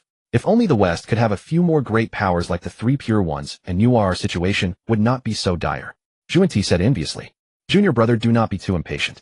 Take it slow, Jane said calmly. After all, the Dao ancestors still owed the West something. What was there to fear? Zhuanti found Jane's reaction rather strange. In fact, tens of thousands of years ago, he had begun to notice a change in his senior brother Jane. Previously, Jane had tirelessly worked and worried for the prosperity of the West. But now Jane had become increasingly composed. This change seemed to have started after they went to steal something at the foot of Buzhou Mountain and were knocked unconscious. At that moment where Nüwa stood, countless newborn humans knelt in prostration. Nüwa radiated a brilliant light, and the boundless merit after long brewing descended with the infinite Dao rhythms that permeated all directions. 80% of the merit fell upon Nüwa, 10% upon the newborn humans, and the remaining 10% upon the primordial gourd vine. When the merit fell upon Nüwa, she was enveloped in an endless dazzling radiance, as if she were the sole being between heaven and earth. Her aura erupted with a cataclysmic force. It was a power so immense it defied description. This aura swept in all directions, causing the sky to change color, all living beings to tremble in fear, and even space seemed to freeze and time to stand still. Across heaven and earth, countless Wu Yao and almost all beings in the primordial chaos were prostrated by this pressure. Could this be the legendary might of a sage? In the heavenly court, Edijuan said in terror. Under this pressure, even though he was already at the mid-stage of quasi-sage, he still felt like an ant that could be crushed by it. All beneath the sage are ants. The Dao ancestors' words ring true. Beside Dijuan stood Dongwang Tai, who had broken through to the mid-stage of quasi-sage. A fierce flame of determination blazed in his eyes. Just as the denizens of the primordial chaos believed that Nüwa's ascension to sagehood was inevitable, Nüwa, enveloped in the vast merit, suddenly trembled slightly and opened her eyes. Becoming a sage through merit is not my wish. My goal is to achieve sagehood through corpse slaying. Nüwa murmured softly, refusing to accept the merit merging into her body. But at the next moment, a purple aura began to circulate around Nüwa, intermingled with a faint golden light. As Nüwa rejected the power of merit and refused to become a sage, through merit the aura suddenly spiraled out of control, actively absorbing the merit to hasten her ascension. How could this happen? Nüwa was both shocked and furious, but utterly helpless. She did not know that although the primordial purple qi resided within her, it was actually under the control of Hongjun. In Xiao Palace, Hongjun smiled with satisfaction and muttered to himself, I do not know what means you use to make Nüwa unwilling to become a sage, but in the end you will be defeated by my hand. This round I have won. But just as he thought Nüwa was destined to become the first puppet sage under his command, a sudden white light burst forth. A white lotus appeared above Nüwa's head. Then a beam of light descended, and this white lotus fixed the primordial purple qi within Nüwa. The 12-pin pure world white lotus. Seeing this, Hongjuan's smile froze instantly, and he even rose from his seat. This showed how utterly discomposed he was. On Nüwa's side, after the 12-pin pure world white lotus restrained the primordial purple qi, it even dispelled the faint golden light hidden within it. Misjudged by one step. Hongjun said, his face crestfallen as he watched the golden light dissipate. That golden light was precisely the contingency he had placed within the primordial purple qi. But he had overlooked the pure world white lotus in Nüwa's possession. The chaos green lotus had disintegrated, leaving behind 4 seeds, which transformed into 4 12-pin lotuses. These were the karmic fire red lotus, the pure world white lotus, the merit golden lotus, and the world-destroying black lotus. The karmic fire red lotus was in the hands of Mingyi Laozu. The merit golden lotus was bestowed by Hongjun to the west to suppress their fortune, and the world-destroying black lotus vanished after Luoho's defeat. Only the pure world white lotus remained, the most mysterious, seen only tens of thousands of years ago when Nüwa entered Xiao Palace with it atop her head. Given Hongjuan's arrangements, even an ultimate grade innate spiritual treasure, let alone a supreme grade innate treasure, could hardly dispel his methods so easily. But Hongjun had overlooked the character pure in the pure world White Lotus. This, pure, signified the cleansing of filth and the restoration of things to their true essence. The golden specks that Hongjun had mixed into the primordial purple chi were to the primordial purple chi impurities, precisely within the scope of the pure world White Lotus's purification. Soon without Hongjuan's interference, the primordial purple chi obediently lay dormant. The vast mass of merit also ceased its frantic rush to merge into Nüwa's body. Nüwa cast a grateful glance at the purifying world White Lotus. Brother Chun had indeed foreseen everything and prepared the White Lotus for her, allowing her to escape this calamity. If Chun Xian knew this, he would definitely deny it thrice. It wasn't me, I didn't, you're talking nonsense. Slay the corpse of self. In the original primordial storyline, although Nüwa had gained immense merit which could be used to slay the three corpses, she was schemed against by Hongjun and never even had the chance to slay the three corpses. All the merit from creating humanity was consumed by the Hongmeng purple chi as nourishment for attaining sainthood, and Nüwa's Dao fruit could only be entrusted to the primordial Heavenly Dao, depriving her of freedom. But now with a soft cry, Nüwa expended 1/10 of her merit to slay the third corpse. The remaining 7/10 of the merit from creating humanity coalesced into a merit golden wheel behind her. This round I'll concede to you for now. Hongjun snorted coldly and vanished from the Zhixiao palace. When he reappeared, he was already standing before Nüwa. Greetings, master. Nüwa paid her respects. Nüwa, all three paths to enlightenment are passable. Why did you not use merit to attain sainthood? Hongjuan's face was as cold as frost. Master, I do not wish to become a merit saint. I wish to follow your path and attain sainthood by slaying the three corpses, Nüwa replied. For a moment the atmosphere froze. Enough. Since you wish to walk the path of slaying corpses, I can grant you that wish. I have some insights on slaying corpses. Contemplate them. Hongjun waved his hand, and a streak of light landed before Nüwa, who reached out to catch it. Thank you, master. Return and deeply contemplate the method of merging the three corpses. As for the matters of the Wu and Yao and the human race, do not interfere henceforth. Focus on your cultivation. Hongjun continued. As you command, master. Nüwa complied. Then Hongjun vanished from the spot. Only after Hongjun had gone far did Nüwa let out a long sigh. Even though she had now slain the three corpses and her strength had reached the late quasi-saint stage, she still felt suffocated in Hongjuan's presence. It seemed that with a mere wave of Hongjuan's hand, she would perish and vanish. From the earlier anomaly within the Hongmeng purple chi, Nüwa had already realized that Hongjun had some scheme. Although that trick had been neutralized by the purifying world White Lotus, Nüwa still feared that Hongjun might act against her. Now it seemed she was safe. It must be that Brother Chun had laid some other contingency, making Hongjun cautious. Thinking of this, her heart was filled with happiness. It is said that women in love have zero intelligence, and Nüwa was no exception. She didn't even notice how radiant the merit golden wheel behind her was. How could Hongjun dare to harm her? Then Nüwa glanced at the human race, feeling a sense of kinship toward these creatures she had created. But recalling Hongjuan's words, she could only helplessly turn back and return to Buzhou Mountain, wanting to ask Brother Chen for his opinion. At the foot of Buzhou Mountain, Shen Xian looked up at the sky and murmured to himself, so humanity has finally been created? In his past life, he was human, so Chen Xian harbored a special feeling for the human race. Of course it was merely a sentiment. However, he did not know that near his Dao field stood an old man filled with murderous intent. A formation brimming with primordial chaos aura. Hongjun gazed at the chaos demon-slaying formation and shuddered slightly. One who can lay such a formation is by no means weaker than me. No wonder he dares to orchestrate the primordial. Nüwa, you've won this round, but in the chess game of Wu and Yao the outcome is still uncertain. Then as his voice faded, Hongjun vanished as if he had never been there. In the Kunlun Mountains the saintly might came and went quickly. Has Taoist Nüwa attained sainthood? Yuanshi asked in astonishment. I recall that when Master attained sainthood, he proclaimed it to the primordial, and strange phenomena appeared everywhere. Now it seems not to be the case, but what was that saintly might earlier? Tongtian also wondered. As I expected, everything is under Master Chen's control. Laozi said with a smile, stroking his beard. Tongtian and Yuanshi looked at Laozi together. Elder brother, what is going on? No need to ask. Come with me to the Honghuang Palace to visit Taoist Nüwa. Laozi smiled. When Nüwa returned to the Honghuang Palace, Fuxi was already waiting there. Little sister, what happened? Weren't you traveling the primordial? How did you cause such a commotion?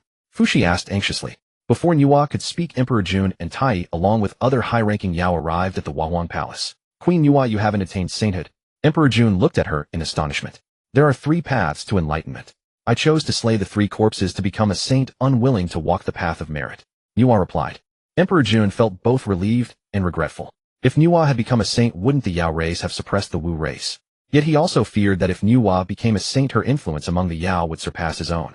Brother, I sense that the queen has already slain the 3 corpses, said Dongwang Tai. Emperor Jun then noticed Nüwa's realm, his eyes filled with envy. I managed to slay the corpse of self by borrowing merit, Nüwa said indifferently. Then queen, since you have slain the corpse of self and the Wu race lacks a late quasi-saint, shouldn't we Yao counterattack and suppress those barbarians? Kunping interjected from the side. At these words Emperor Jun's eyes lit up. At the quasi-saint level, every small realm was a world of difference. Even if Nüwa was not as formidable as Wang Shu of the Moon Star, she was far stronger than a mid-quasi-saint. If Nüwa could act, he would surely wipe the Wu race from the primordial land. I cannot comply with the demon master's suggestion. When I slew the 3 corpses, the master descended to the primordial and ordered me not to interfere in the affairs of Wu and Yao. Nüwa said, What? The Dao ancestor interfered? Emperor Jun exclaimed. Queen, are you using your newfound strength to refuse to benefit our Yao race? Kunping sneered. Why didn't we sense the Dao ancestor's descent? Since Nüwa and Fuxi had taken the merit of the Yao script, Kunping had grown increasingly displeased with the 2 siblings.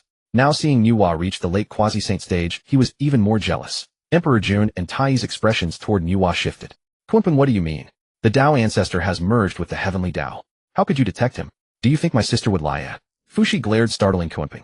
Kunping, having just spoken out of jealousy, now realized that Fuxi the obsessive brother was unreasonable. She, Emperor, please don't be angry. The demon master was merely speculating. Let's not harm our harmony. Emperor Jun smiled and said, In that case we shall not disturb the queen's cultivation. Farewell. The heavenly court members departed. Nüwa frowned and said, Brother, after today with Kunping sowing discord, Emperor Jun and Tai will surely become estranged from us. Why don't you resign from your position in the heavenly court? She recalled that Han Jun had previously instructed her not to interfere in the affairs of the Wu Yao and human races. From this it was evident that Han Jun had a deeper scheme, and he feared that she might disrupt the balance. Thinking about the unusual activity of the Hongmeng purple Qi, Nüwa felt a wave of lingering fear. Had it not been for Brother Chen, she might have fallen into Hongjuan's trap.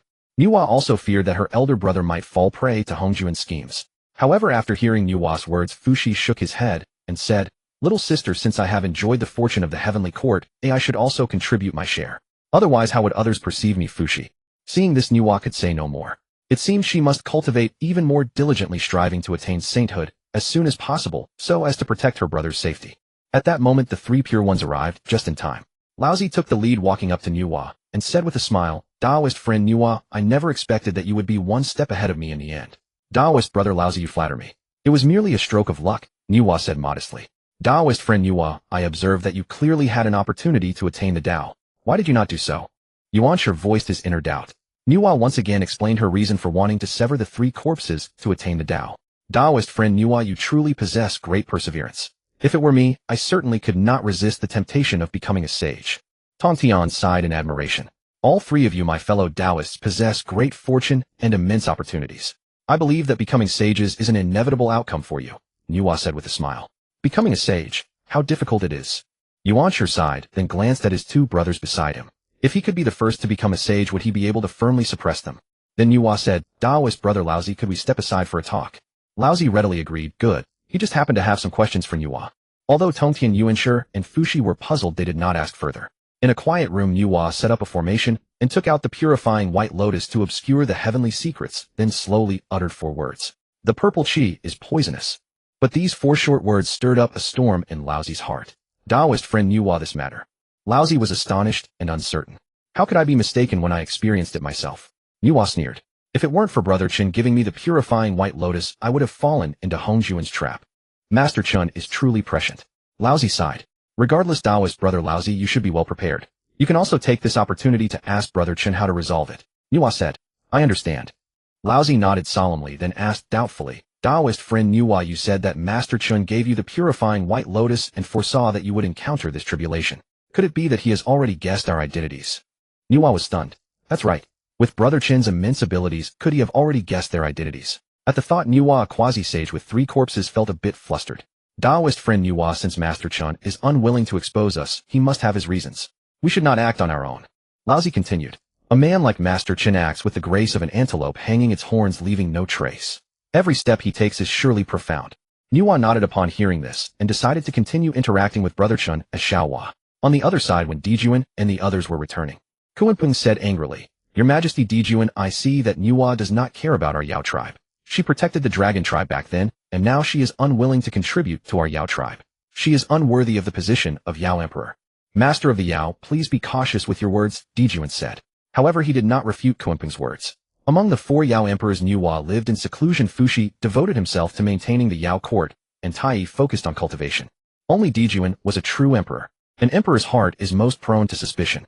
Even though Nüwa had said that the Dao ancestor had descended and forbade her from interfering in the affairs of the Wu and Yao tribes, Dijuan only believed 3 out of 10. Master of the Yao, although the Empress Nüwa is not involved in affairs, Emperor Fuxi has contributed greatly to the construction and development of our heavenly court. In the future, do not speak such words recklessly. Dijuan continued. Kunping nodded, but he was unconvinced. After seeing off the visiting great powers, Nüwa arrived at Chunxian's Dao field. Brother Chen, the Goddess Nüwa, obtained the object you gave her for attaining the Dao and has gained the merit of creating humans. These things are to be returned to you. Please do not decline. With that, she took out the gourd vine and some remaining Shirong soil of creation. Chunxian couldn't help but sigh. This Goddess Nüwa is truly a straightforward person. The primordial gourd vine was originally a primitive spiritual root. With the addition of a layer of merit from creating humans, it had become infinitely close to the level of a merit-based supreme treasure. Speaking of merit-based supreme treasures, the most famous in the primordial world was Laozi's accompanying spiritual treasure, the heaven and earth exquisite mysterious yellow tower. This tower was formed by absorbing 1/10 of the merit from Panga's creation of the world, and it was renowned as the best defensive treasure in the primordial world. Even though the primordial gourd vine was slightly inferior to the mysterious yellow tower, it was still one of the few spiritual treasures in the primordial world. Such a treasure, even with Chunxian's vast inventory, could be compared to only a few. By the way, Miss Xiao Wa observed that the Goddess Nüwa received great merit from heaven for creating the human race, but why did she not announce her sainthood to the primordial world? Chunxian asked in confusion. Nüwa was slightly startled. Then she thought Brother Chun is so prescient and had already prepared to resolve her tribulation. He certainly wouldn't be unaware that she had not attained sainthood through merit. So could he be testing her determination to sever the 3 corpses and attain the Dao? Yes, that must be it. With this thought, Nüwa smiled and said, Brother Chen, the Goddess Nüwa bears great fortune. How could she be content with becoming a sage through merit? I heard from my brother that she plans to sever the 3 corpses to attain the Dao. Chunxian, I absolutely must have transmigrated into a fake primordial world. What a disaster. What kind of world is this? Nüwa actually wants to sever the 3 corpses. Then should Laozi still establish the human religion? Should Yuanshi still establish the Chan religion? Will Tongtian establish the Jie religion? Will those 2 thick-skinned ones from the west still make great vows to establish the 800 side paths and become sages? Which damned bastard changed the entire course of the primordial world? Damn it. Originally Chunxian planned to wait until he reached quasi-sage and then go out and have fun. Now he really doesn't dare to. He'd better obediently be the king of lying low for 10,000 years. Chunxian was utterly stunned by this news, but in Nüwa's eyes Brother Chun was so calm. It seemed he was very satisfied with her answer. Brother Chen, do you know where at the foot of Buzhou Mountain there is someone skilled in the way of the zither? Nüwa asked. She naturally remembered Fuxi's unusual behavior and wanted to find out who had caught her brother's attention. The way of the zither. I haven't paid attention. Chunxian said offhandedly. He was feeling terrible at the moment and didn't even hear clearly what Nüwa said, answering subconsciously.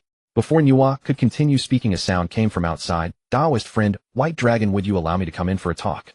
Chunxian chuckled and said, Miss Xiao Wa, let me introduce a friend to you. Nüwa was initially puzzled, but then she saw Hodo walk in. The 2 exchanged glances and were slightly taken aback. On the primordial earth, the Wu and Yao clans were locked in a chaotic and dark conflict. Yet the Yao Emperor and a primeval Wu were meeting in private. The scene was rather delightful. At that moment, Hodo felt a mix of surprise and uncertainty when she saw Nüwa. Could it be that White Dragon Daoist was not only favoring the Wu clan, but also had ties with the Yao clan? If that were the case, what would become of her previous plans?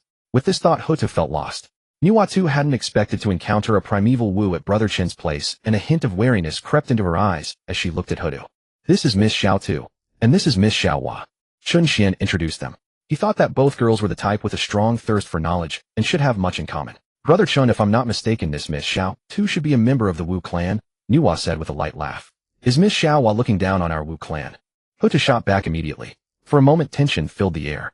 Chunxian inwardly groaned. Damn. How could he have forgotten that Miss Xiao Tu was from the Wu and Miss Xiao Wa from the Yao? Oh no, a blunder.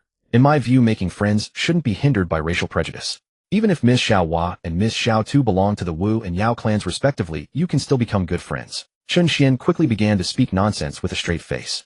However, both Nüwa and Hodo furrowed their brows. The 2 of them were among the highest echelons of the Primordial Era and leaders of their respective races. Brother Chen, White Dragon Daoist, said that Wu and Yao could become good friends. Was he hinting at something? Brother White Dragon, may I ask, can the Wu and Yao clans coexist on the primordial earth? Hutu inquired.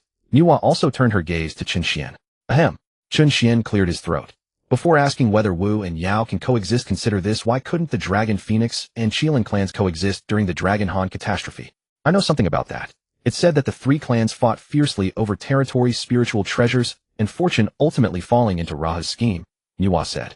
Then what difference do you see between the Dragon Phoenix and Qilin clans and the current Wu and Yao clans? Chen Xian smiled. Brother Chen, it was the Wu clan that struck first against our Yao clan.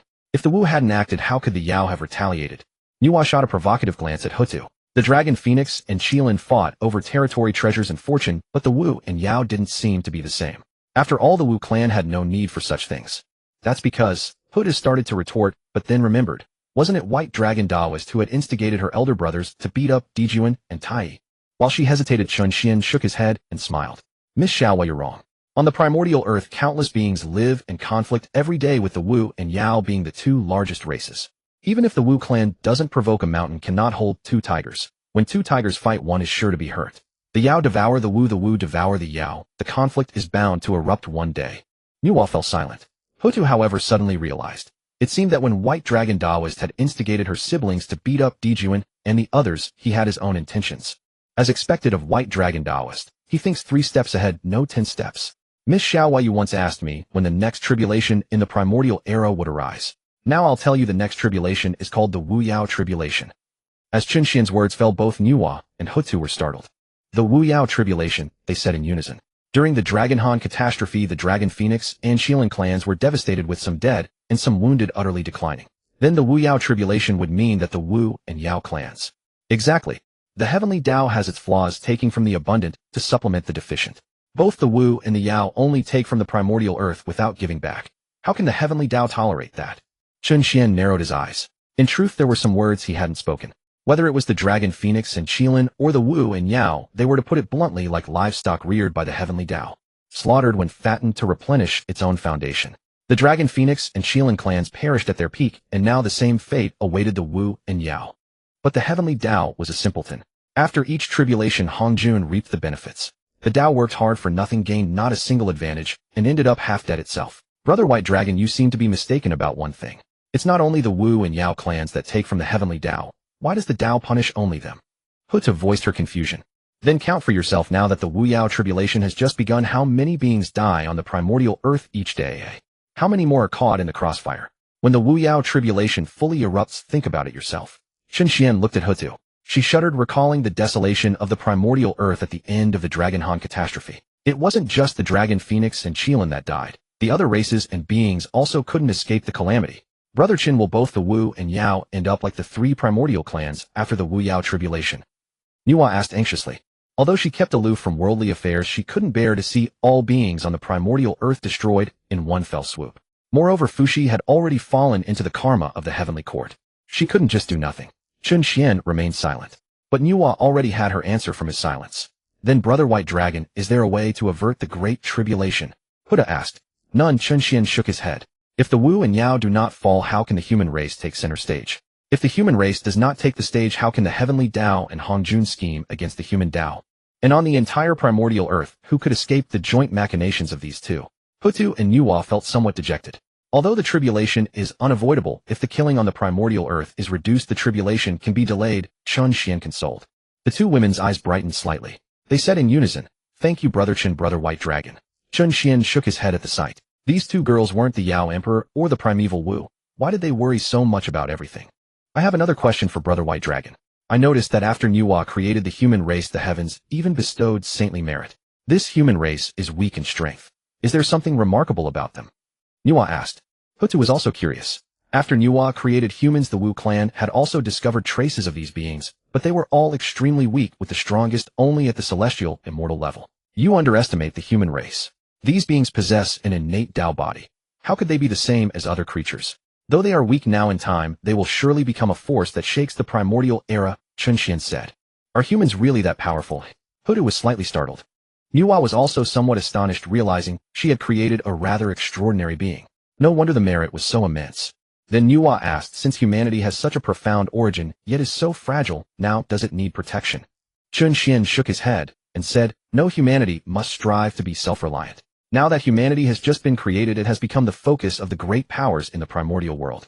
Even Hongjun has cast part of his gaze upon them. If I were to support humanity at this time, what if I get killed? Therefore he wanted to dissuade the two ladies from that idea. For your safety, ladies, do not spread what I told you earlier, or it may bring deadly consequences. Chunxian added. Nüwa and Hutan nodded in unison, treating his words as golden rules. Thus the two ladies left Chunxian's dojo, and with a tacit understanding they flew far away together before descending. Lady Little Two, you must have heard Brother Chen's words. The conflict between the Wu and Yao tribes will inevitably lead to mutual destruction. With someone scheming behind the scenes, the great calamity is unavoidable. I hope our two tribes can buy some time. Nüwa smiled, emphasizing the words, Lady Little Two. Lady Little Wa, I am confident I can persuade my siblings, but do you have the ability to stop Dijuan? Let me tell you, if the Yao tribe does not back off, our Wu tribe will not passively take the beating. Hutu retorted. As for the person Nüwa mentioned, she certainly knew who it was. Instantly Nüwa fell silent. She recalled that when she had severed her 3 corpses, Hongjun had descended and explicitly stated that she must not interfere in the affairs of the Wu, Yao, and human tribes. What? Can't you do it? Huta mocked. I thought that as a Yao emperor you could control the overall situation of the Yao tribe. It seems not. Just manage your Wu tribe well, I'll handle the Yao side. Nüwa gritted her teeth. Then the two parted ways. The heavenly court. Your Majesty Dijuan, the Empress Nüwa has arrived. Hearing this voice, Dijuan slowly rose. Even Tai and Kuanpeng were stirred. If Fushi had not been absent from the heavenly court, he would surely have come to greet her. Although Nüwa was one of the 4 Yao emperors, she rarely visited the heavenly court. Her arrival now greatly surprised them. Empress Nüwa, what brings you here today? Dijuan asked. I came today to demand a ceasefire between the Wu and Yao tribes. Nüwa declared firmly. At these words, Dijuan, Tai, and Kuanpeng were all startled. Empress Nüwa, I see you never come to the heavenly court, and I thought you didn't care about Yao affairs. But I will not agree to this ceasefire.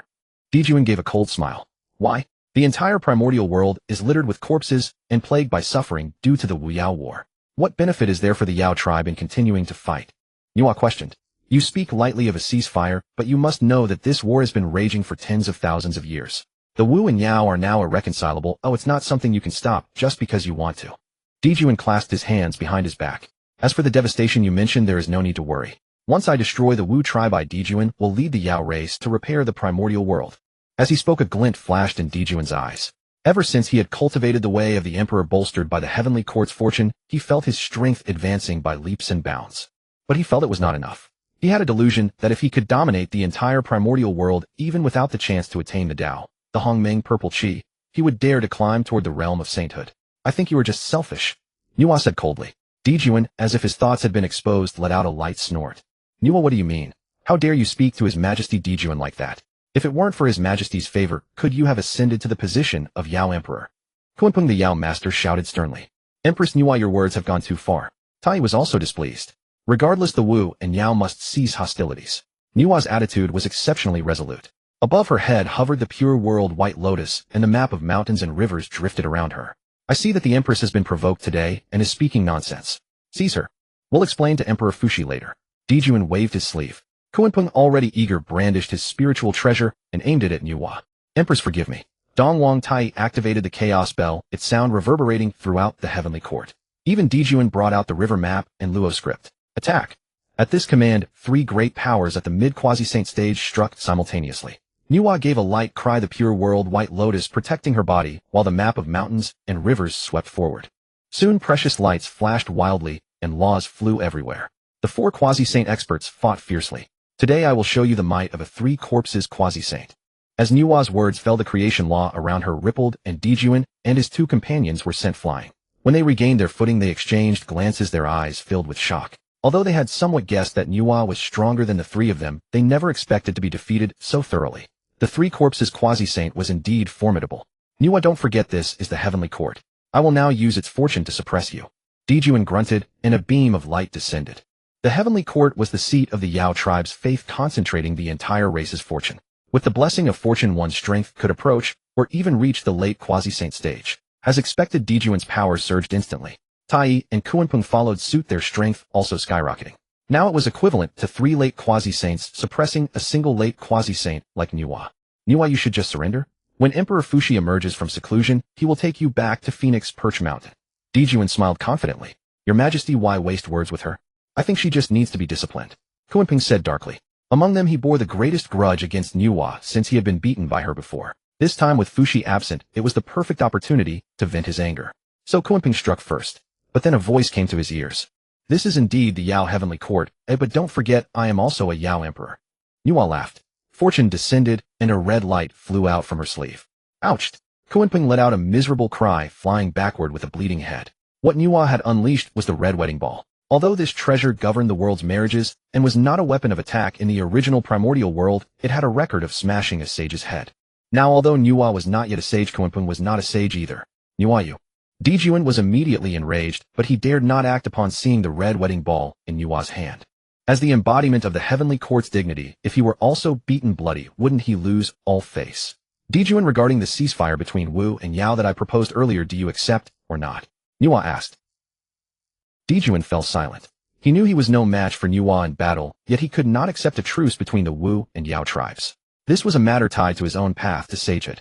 Just then a wave of Heavenly Dao pressure descended. Nüwa, who had been confronting Dijuan, suddenly spat out a mouthful of blood and was sent flying backward. Dijuan and the others, however, were overjoyed and bowed in unison. Greetings, ancestor of the Dao. Hongjun did not reveal his form this time, but Dijuan and the others could clearly sense his presence. Only Hongjun could have defeated Nüwa, three-corpse quasi-saint, so easily. Ancestor of the Dao, the hatred between my Yao tribe and the Wu tribe runs deep as the sea. Nüwa's demand for us to cease hostilities is utterly outrageous. Dijuan was the first to lodge a complaint. Ancestor of the Dao, look at what Nüwa has done to me. I am in such a miserable state. You must seek justice for me, Kunping said in a pitiful tone. But Hongjuan's voice rang out once more.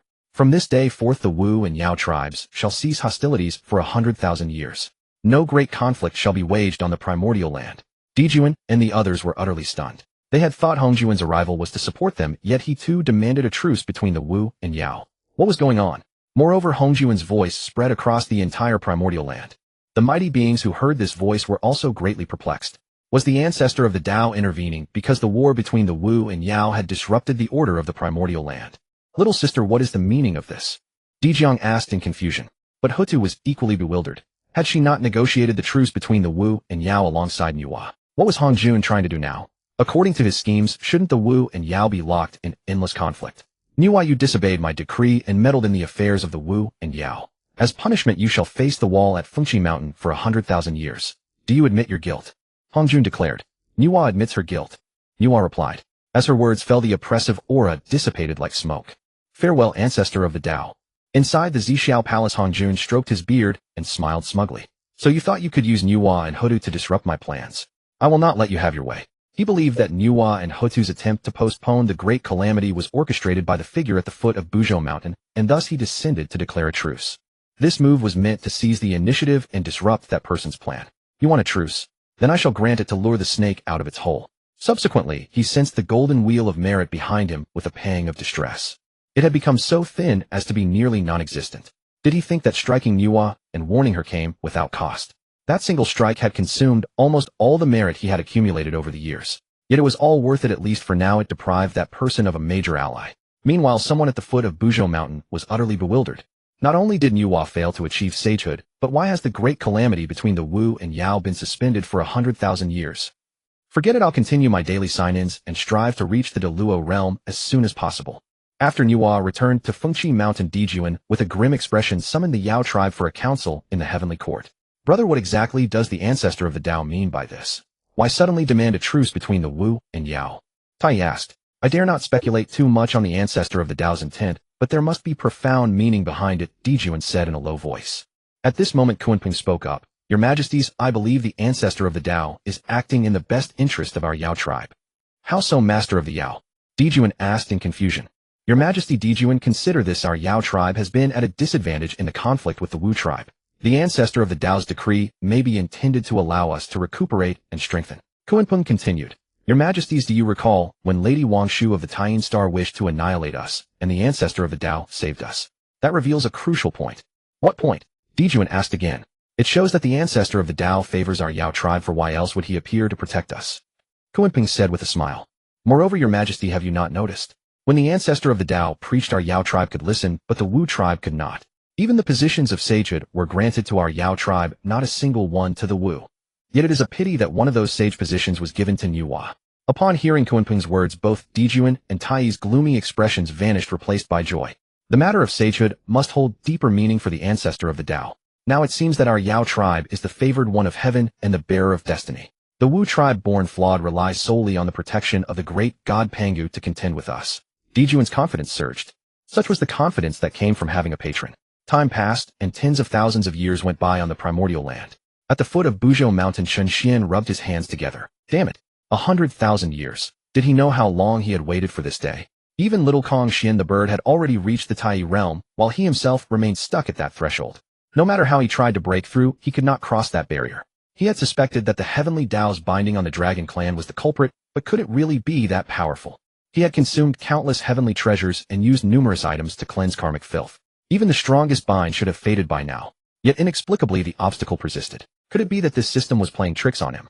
In the end, he stopped overthinking, for Chen Xian felt that the key to his breakthrough lay in the 100,000-year sign-in. Ding detection host has completed a continuous 100,000-year sign-in. Do you wish to open the 100,000-year sign-in gift pack? Open. Host obtains the supreme primordial spiritual treasure, the Extinction Black Lotus incomplete. Host obtains the 12 divine fiend formation. Host obtains the heavenly star array. Host ascends to the Deluo realm. Chen Xian stared at the rewards with a face full of confusion. Was that all? A mere supreme primordial spiritual treasure, and even incomplete. And why give him 2 killing formations? Although these were the most renowned formations in the primordial land, the primordial chaos 10,000 world sage-slaying formation was 100 times more powerful than these broken arrays. Weren't they just useless? At least the last reward was what he truly needed. As the system's voice fell silent, a warm current surged through Chen Xian's body. In an instant the winds and clouds stirred, and the 3 flowers gathered atop his head, blooming into 12 petals. On the primordial land, 9 was the ultimate. A 9-petal bloom signified the highest innate foundation. Figures like the 3 pure ones and Nüwa possessed such a foundation, granting them the potential to become sages through their own cultivation. A 12-petal bloom, however, surpassed even that, rivaling the great god Pangu himself, enabling one to attain the great Dao. At that moment, Chen Xian seemed to understand why the system had held him back for so long. It was to lay the foundation for this supreme heritage. In no time at all, he ascended to the Deluo golden immortal realm. An awe-inspiring aura spread unceasingly. Although Chen Xian had only advanced to the Deluo realm, the resonance of the formations elevated his pressure to the peak of quasi-saint. Of course, this aura was concealed by the formations remaining unknown to the beings of the primordial land. At this moment, Dan Xiao and Kong Xian were huddled in the corner of the Taoist sanctuary. Father, does ascending to Daoyuo always create such a commotion? How formidable. I also wish to ascend to Daoyuo quickly. Kong Xian exclaimed. Kong Xian, I will tell you a truth today. Do not judge things by their surface appearance alone. You think our Lord has ascended to Daoyuo now, but that is not the case. Dan Xiao sighed. Father, what do you mean? Kong Xian asked in confusion. Let me tell you, when a true Tai ascends to Daoyuo, it would not create such a tremendous commotion. I myself have ascended to Daoyuo, reaching the highest grade of 9 blossom flowers in the primordial world, yet my aura could not compare to even a fraction of our Lord's. Dan Xiao changed his tone and continued, I suspect our Lord has instead ascended to Zhuanxing, or perhaps an even higher realm. His roots were extraordinary, and reaching the 9 blossom flower grade was not surprising for him. I see. Kong Xian nodded, then asked, Then Father, since our Lord is so powerful, why does he always present himself as being at the Tai stage? That is called concealing one's abilities. It is also known as prudence. Dan Xiao said mysteriously. Our Lord once told me that no matter where you are, you must always keep something in reserve. For example, if you are at the Tai level, you should appear to be merely a Jinxian, or even at a lower rank. In this way, your enemies will let down their guard, and you can strike them when they least expect it. Kong Xian's face was instantly filled with admiration. Dan Xiao continued, This art of concealment is profound and extensive. Not only must one conceal their cultivation realm, but also their magical treasures. Of course, this method of concealment is not unique to our school. There are also those in the primordial world who excel at it. So what we need to compete on is who is more cunning, no prudent. Although we conceal our cultivation realm, when we strike, we must never hold back. Master the key techniques of speed, precision, and ferocity. I understand. Kong Xian nodded solemnly, committing Dan Xiao's words to heart. There is one more thing you must remember. Some enemies are extremely cunning. They will exploit even the slightest negligence on your part, faking death to escape. Our Lord has a saying, if you do not pull up the weeds by the roots, they will grow back again with the spring wind. Therefore, after killing an enemy, it is best to destroy both their body and spirit completely. Dan Xiao added another instruction. Do you think that is all? No, it is not. After killing an enemy, you still need to use precious treasures to confuse the heavenly mechanism, for you cannot be sure that the opponent does not have even more powerful relatives or friends coming to seek revenge. Father, you know so much, Kong Xian praised. It is not that I know much, but that our Lord taught well. Dan Xiao smiled. Let me tell you, the most cunning, the most prudent person in this world is none other than our Lord. Since I gained form, our Lord has never left the Taoist sanctuary, which shows how cautious he is. Even more ruthless is the fact that he even deceives his own people. If not for the tremendous commotion of today's breakthrough, even I would have thought he was merely a Tai Jinxian. While Qian was breaking through on a plane of the primordial world, a small human tribe was established here. After Nüwa created the number of humans equal to 1 Yuan Hui, those humans scattered and settled near water in tribal formations. After breeding for tens of thousands of years, the human tribes, though not covering the entire primordial world, had already become quite numerous. But at this very moment, this human tribe was in utter disarray, with the smell of blood filling the air and the corpses of humans, even severed arms and broken limbs were scattered all over the ground. The sounds of crying and begging echoed in the air. Brother Leopard, I told you that human flesh tastes delicious, and now you believe it, right? After a bear demon opened its massive bloody mouth and swallowed a human child, it grinned widely. Black Bear, although human flesh is indeed delicious, these humans were created by our demon clan's Lady Nüwa. It is not quite right for us to simply eat them, replied a spotted leopard nearby. Hey, you mean that? It has been tens of thousands of years already. Have you seen Lady Nüwa come after us for trouble? I reckon these humans were actually created by Lady Nüwa as food for our demon clan, said the bear demon carelessly. Let me tell you, among these humans, the most delicious are the primordial humans created by Lady Nüwa at the beginning, those numbering 1 Yuan Hui. After eating them, one's cultivation can even increase. Is there such a good thing? The spotted leopard exclaimed in surprise. Would I lie to you? Eat quickly, said the bear demon. The two demons continued to wreak devastation without restraint. Stop this immediately. Suddenly a fierce shout came from not far away. Two figures were seen hurtling toward them at great speed. Brother Leopard, we are fortunate today. There are actually 2 primordial humans. The bear demon looked up and his eyes suddenly lit up. The spotted leopard also wore an expression of delight. The 2 demons did not wait for the 2 humans to approach. Instead, they charged directly at them, looking for death. The young man in white at the forefront had a cold expression on his face. He drew a sword that gleamed with chilling light and slashed toward the bear demon. I think you are the one looking for death. The bear demon let out a fierce roar, and its body surged to 3 times its original size, appearing like a small mountain. In comparison, that young man in white was so frail and so insignificant. However, the sword in his hand pressed forward, relentlessly striking toward the bear demon. The 2 figures clashed and passed each other. The bear demon's face was filled with disbelief, its eyes overflowing with terror. You? How can you be so strong? Before the words even finished falling, the bear demon crashed to the ground dead beyond any possibility of revival. The leopard demon, who was fighting another human in green clothing, saw the bear fall and was instantly terrified to the core. He knew that both he and the bear demon were at the Jinxian level among demon clans, and the bear demon was even slightly stronger than him. Yet how could they not withstand a single strike from that human? In the next instant he wanted to flee, but before he could escape, that man in green clothing directly pierced him through with a spear. Thus the 2 demons perished. The young man in white sheathed his sword and looked at the already devastated tribe, his eyes full of sorrow. The primordial world is full of crises. Why is our human race so weak? The Holy Mother created our human race, so why does she turn a blind eye? How unjust is the Heavenly Dao toward us humans? The man in green clothing holding a long spear also sighed. We do not know what great figures are thinking, but our human race lacks good origins and suitable cultivation techniques, so indeed we are too weak. If not for the help of the Witch clan and the 3 ancestors obtaining heavenly merit to achieve Jinxian status, the human race's situation would probably have been even more dire. Tens of thousands of years ago, although the human race had been established, its strength was weak. Even the primordial humans, with the assistance of merit, could only reach the Tongtian cultivation level, not to mention those humans born later. At first, because they feared that humans were created by Nüwa, and that great merit had descended upon them, humans lived quite peacefully in the primordial world. But as time passed, gradually some creatures began to treat humans as food, and especially after seeing that Nüwa did not intervene, they became even more reckless and unmindful of consequences. It was Hutu who remembered that Qian had said humans were extraordinary. Seeing the similarity in form between humans and the Witch clan, she felt compassion and had the Witch clan provide some assistance to humans. And only after the 3 ancestors achieved Jinxian status did the human race finally gain a firm footing in the primordial world. Yet they had merely found a foothold, the human race still struggled to survive. A glimmer of determination flashed in the white-robed youth's eyes as he said, I wish to seek out a great master to learn skills so that I may return to protect our people. The green-robed youth's expression shifted slightly. Are you serious? The primordial world is vast, and those great masters are elusive. Now you are merely a true immortal. Wandering through the wilderness is nothing short of suicide. Although the war between the Wu and Yao tribes had ceased for tens of thousands of years, minor conflicts persisted, and conflicts in the primordial world were never scarce. A true immortal was nothing but the lowest existence in the primordial world, any disturbance could lead to utter annihilation. Regardless, I must find a path for humanity to survive, the white-robed youth declared. Old friend, from now on protect the tribes around here.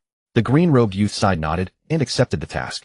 Within the purple cloud palace, Hongjun felt a sense of vexation. It's been nearly 100,000 years. Why hasn't that person made any move? The calamitous energy in the primordial world had been spreading since the first war between the Wu and Yao tribes. Though the war had ceased, the energy festered unspent, growing denser by the day. Hongjun waited anxiously, hoping to lure the serpent out of its hole, but the opponent never showed. Was the ceasefire not what that person wanted? Hongjun was utterly perplexed. Very well, I shall see what tricks you can play 100,000 years from now. Meanwhile, on the primordial land, 3 Taoists, an elder, a middle-aged, and a young one, were wandering. These 3 were the 3 pure ones. Brother back then, Nüwa created humanity and gained merit, yet she did not achieve sainthood. Surely that was her opportunity to become a saint, said Yuanshi. So many years have passed, why has our chance to become saints not yet appeared?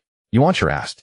Since leaving Nüwa's palace, Yuanshi had been obsessed with becoming the first saint in the primordial world, even surpassing his elder brother Taishang Laozi. Second brother, how can one rush into sainthood? Focus on severing your 3rd corpse first. Tongtian advised. Sainthood is our ultimate pursuit. Do you think I lack ambition like you? Retorted Yuanshi. Second brother, I only told you not to be impatient. Why such a harsh reaction? Tongtian responded. I am your elder, and I cannot even admonish you. Yuanshi said coldly. Enough, stop arguing. Laozi said, feeling a headache. Originally, Tongtian and Yuanshi only had disagreements on Taoist doctrines. But after Tongtian accepted Ao Hai as a disciple, Yuanshi began to target Tongtian constantly, as if expressing his dissatisfaction. The two often quarreled. Laozi had no good solution.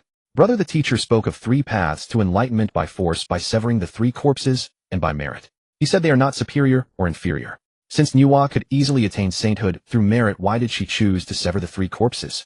Tongtian asked, turning to Laozi. If I had to choose, I would not choose the path of merit either, Laozi said after a moment of silence. Why? Yuanshi asked in confusion. Because Laozi was about to explain the drawbacks of merit-based sainthood when a sudden surge of inspiration shook him, as if something terrifying was watching him. His body trembled slightly. At that time, Qin Xian could speak freely because of the system's protection. Now Laozi was being warned by the Heavenly Dao. Brother, what's wrong? Yuanshi and Tongtian asked in confusion. Nothing. I suspect Nüwa chose merit-based sainthood because she wanted to follow the path of Master Hongjun. In any case, I advise you to choose the path of severing the 3 corpses, Laozi said, recovering. Is that so? Then I will first try to sever the 3 corpses to attain the great Dao, Tongtian nodded. Yuanshi's eyes flickered with suspicion. He felt Laozi was hiding something. Brother, you once said you studied under a reclusive great master. Who is that master? Could you introduce us so that we may also become his disciples? Laozi sighed. To say I studied under him is too flattering, but I dare not casually reveal his name.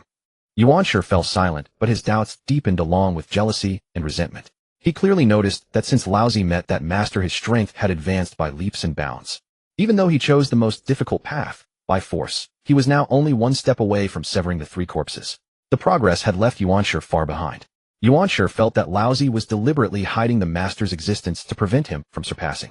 He recalled how, for the sake of brotherhood, he had refused to become a direct disciple of the Dao ancestor. Yet Laozi treated him so. Yuanshi could not accept this. Though he harbored these thoughts, he did not voice them. The 3 continued their journey, seeking their own fortunes. Suddenly a fierce shout rang out.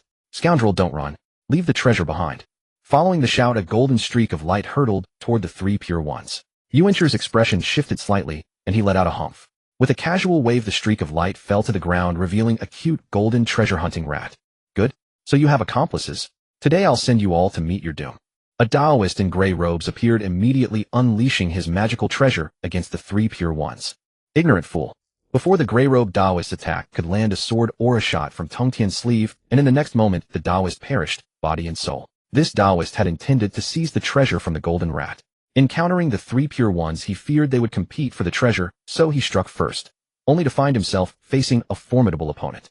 His death was indeed quite unjust. Little one, where are you going? We saved your life. Don't you have something to show for it? Tongtian asked with a chuckle. The treasure-hunting rat, ready to flee, froze. Turning around, it forced a smile. Many thanks to the seniors for saving my life. The Taoist who had tried to rob him was a genuine Daoyuo powerhouse, yet he was killed in a single blow. This showed how powerful these 3 were. Who knew what their temperaments were like? If they were bloodthirsty, he would be doomed. With that thought, the treasure-hunting rat reluctantly produced a spiritual treasure, appearing deeply pained. 3 seniors, this is the most valuable thing I have. Please accept it. Tongtian looked at the rat with interest. I didn't expect a little Tai realm fellow like you to possess a mid-grade innate spiritual treasure. Yuanshi glanced coldly at the rat. Just a furred and horned creature. Why waste so many words on it? Tongtian disliked this remark. Second brother, all beings in the primordial world have spirituality. Why treat them so differently? Yuanshi glanced at Tongtian. Are you teaching me how to act? As his words fell, a streak of light shot toward the treasure-seeking mouse. The mouse was terrified, but how could it escape from the primordial killing move? Yet just as it awaited death, Tongtian waved his sleeve, lightly blocking Yuanshi's attack. Yuanshi's face turned cold. What do you mean? For a mere Tai demon you would fight me. But Tongtian ignored Yuanshi and looked at the treasure-seeking mouse, saying, I am Shanxing Tongtian Taoist. Would you be willing to become my disciple? Tongtian had always acted on impulse, and he felt a certain affinity with the treasure-seeking mouse. Now that Yuanshi had made a scene, Tongtian became even more defiant. Upon hearing this, the treasure-seeking mouse's eyes lit up. In the primordial land, who didn't know the names of the three pure ones? They were the most supreme beings. The treasure-seeking mouse immediately said, I am willing to take you as my master.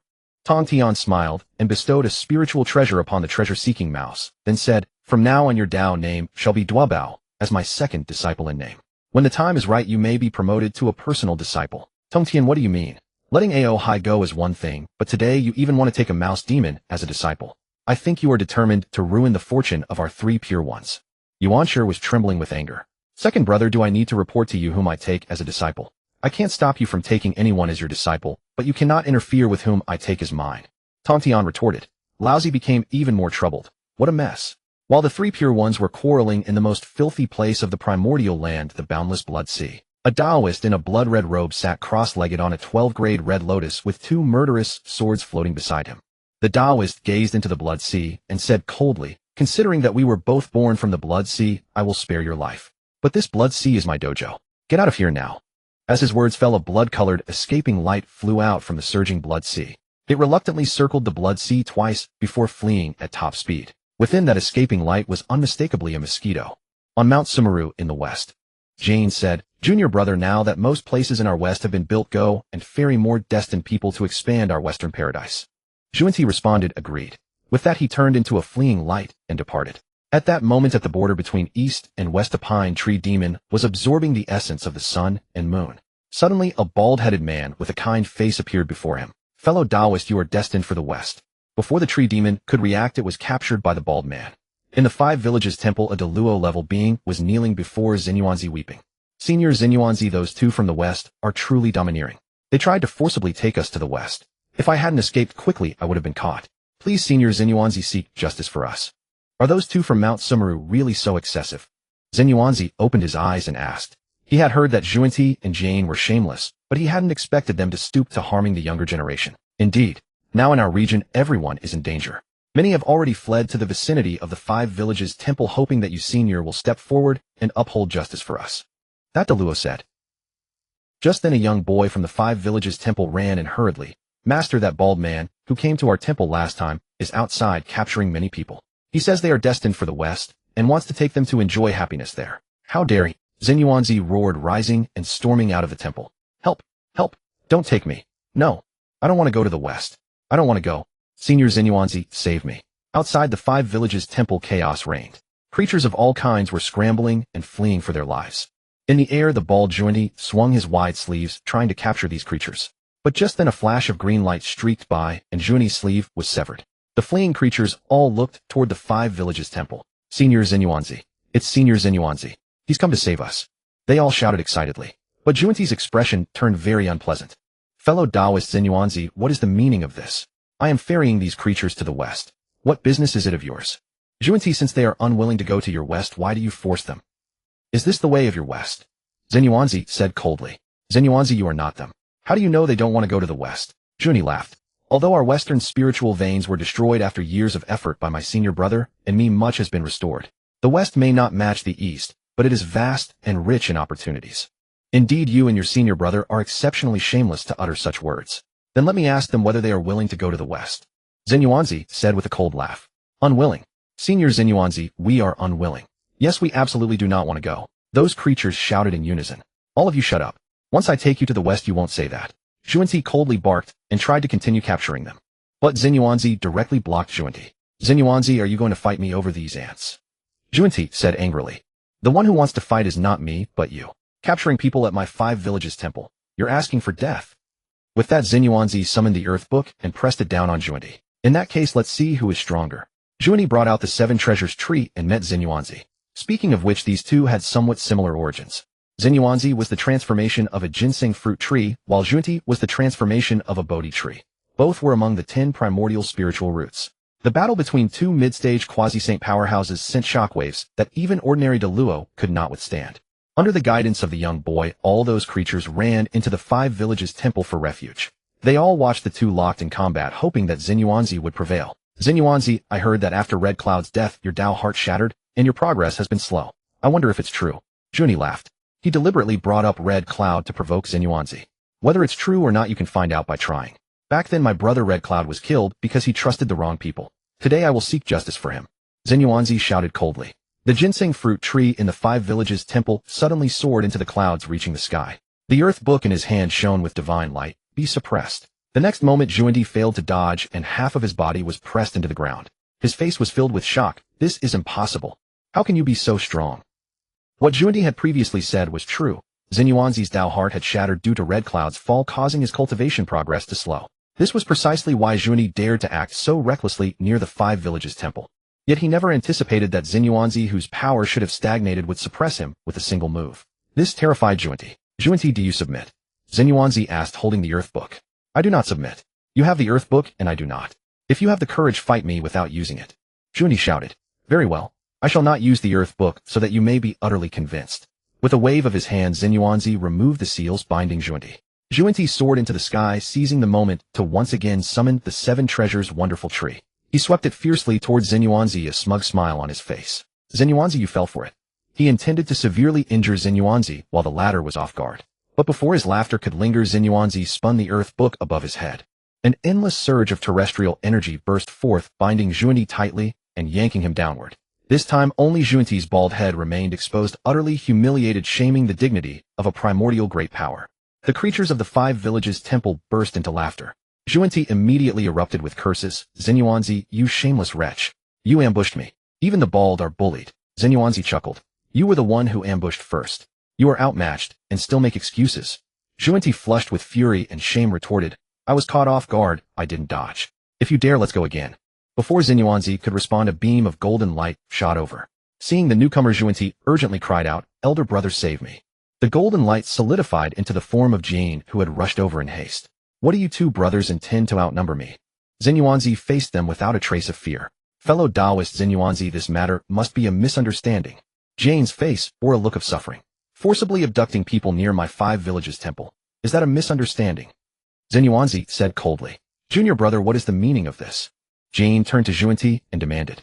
Zhuanti instantly understood Jane's intent and hurriedly said, Fellow Taoist Xinyuanzi, it's a misunderstanding, a misunderstanding. I merely saw those creatures living unhappily here and wished to bring them to the west for enjoyment. Since you are unwilling, I will release them immediately. Xinyuanzi gave a grunt of displeasure and flicked his sleeve, allowing Zhuanti to break free. Zhuanti then released all the captives he had taken. From this day forth, the lands extending millions of li around the 5 villages temple are under my protection. Xinyuanzi declared coldly. Fellow Taoist Xinyuanzi, we assure you we will not touch the creatures near the 5 villages temple again. We will visit another day. Jane made a bow and departed with Zhuanti. After they left, Xinyuanzi returned to the 5 villages temple. We thank Senior Xinyuanzi for saving our lives. We thank Senior Xinyuanzi. The multitude of creatures voiced their gratitude in unison. You may disperse. If you fear being captured by the 2 Westerners again, you are welcome to establish your dwellings within the million-li radius of the 5 villages temple. Xinyuanzi said. The creatures dispersed. A young attendant approached and asked, Master, those 2 Westerners were so outrageous. To simply let them go, is it not too lenient? Xinyuanzi sighed. Although those 2 are shameless, their strength is by no means weak. Even I cannot detain them both. Despite how easily Xinyuanzi had suppressed Zhuanti, it was only because he had laid arrangements near his Dao field using the earth book in his hands. Suppressing Zhuanti had already exhausted all his mental energy.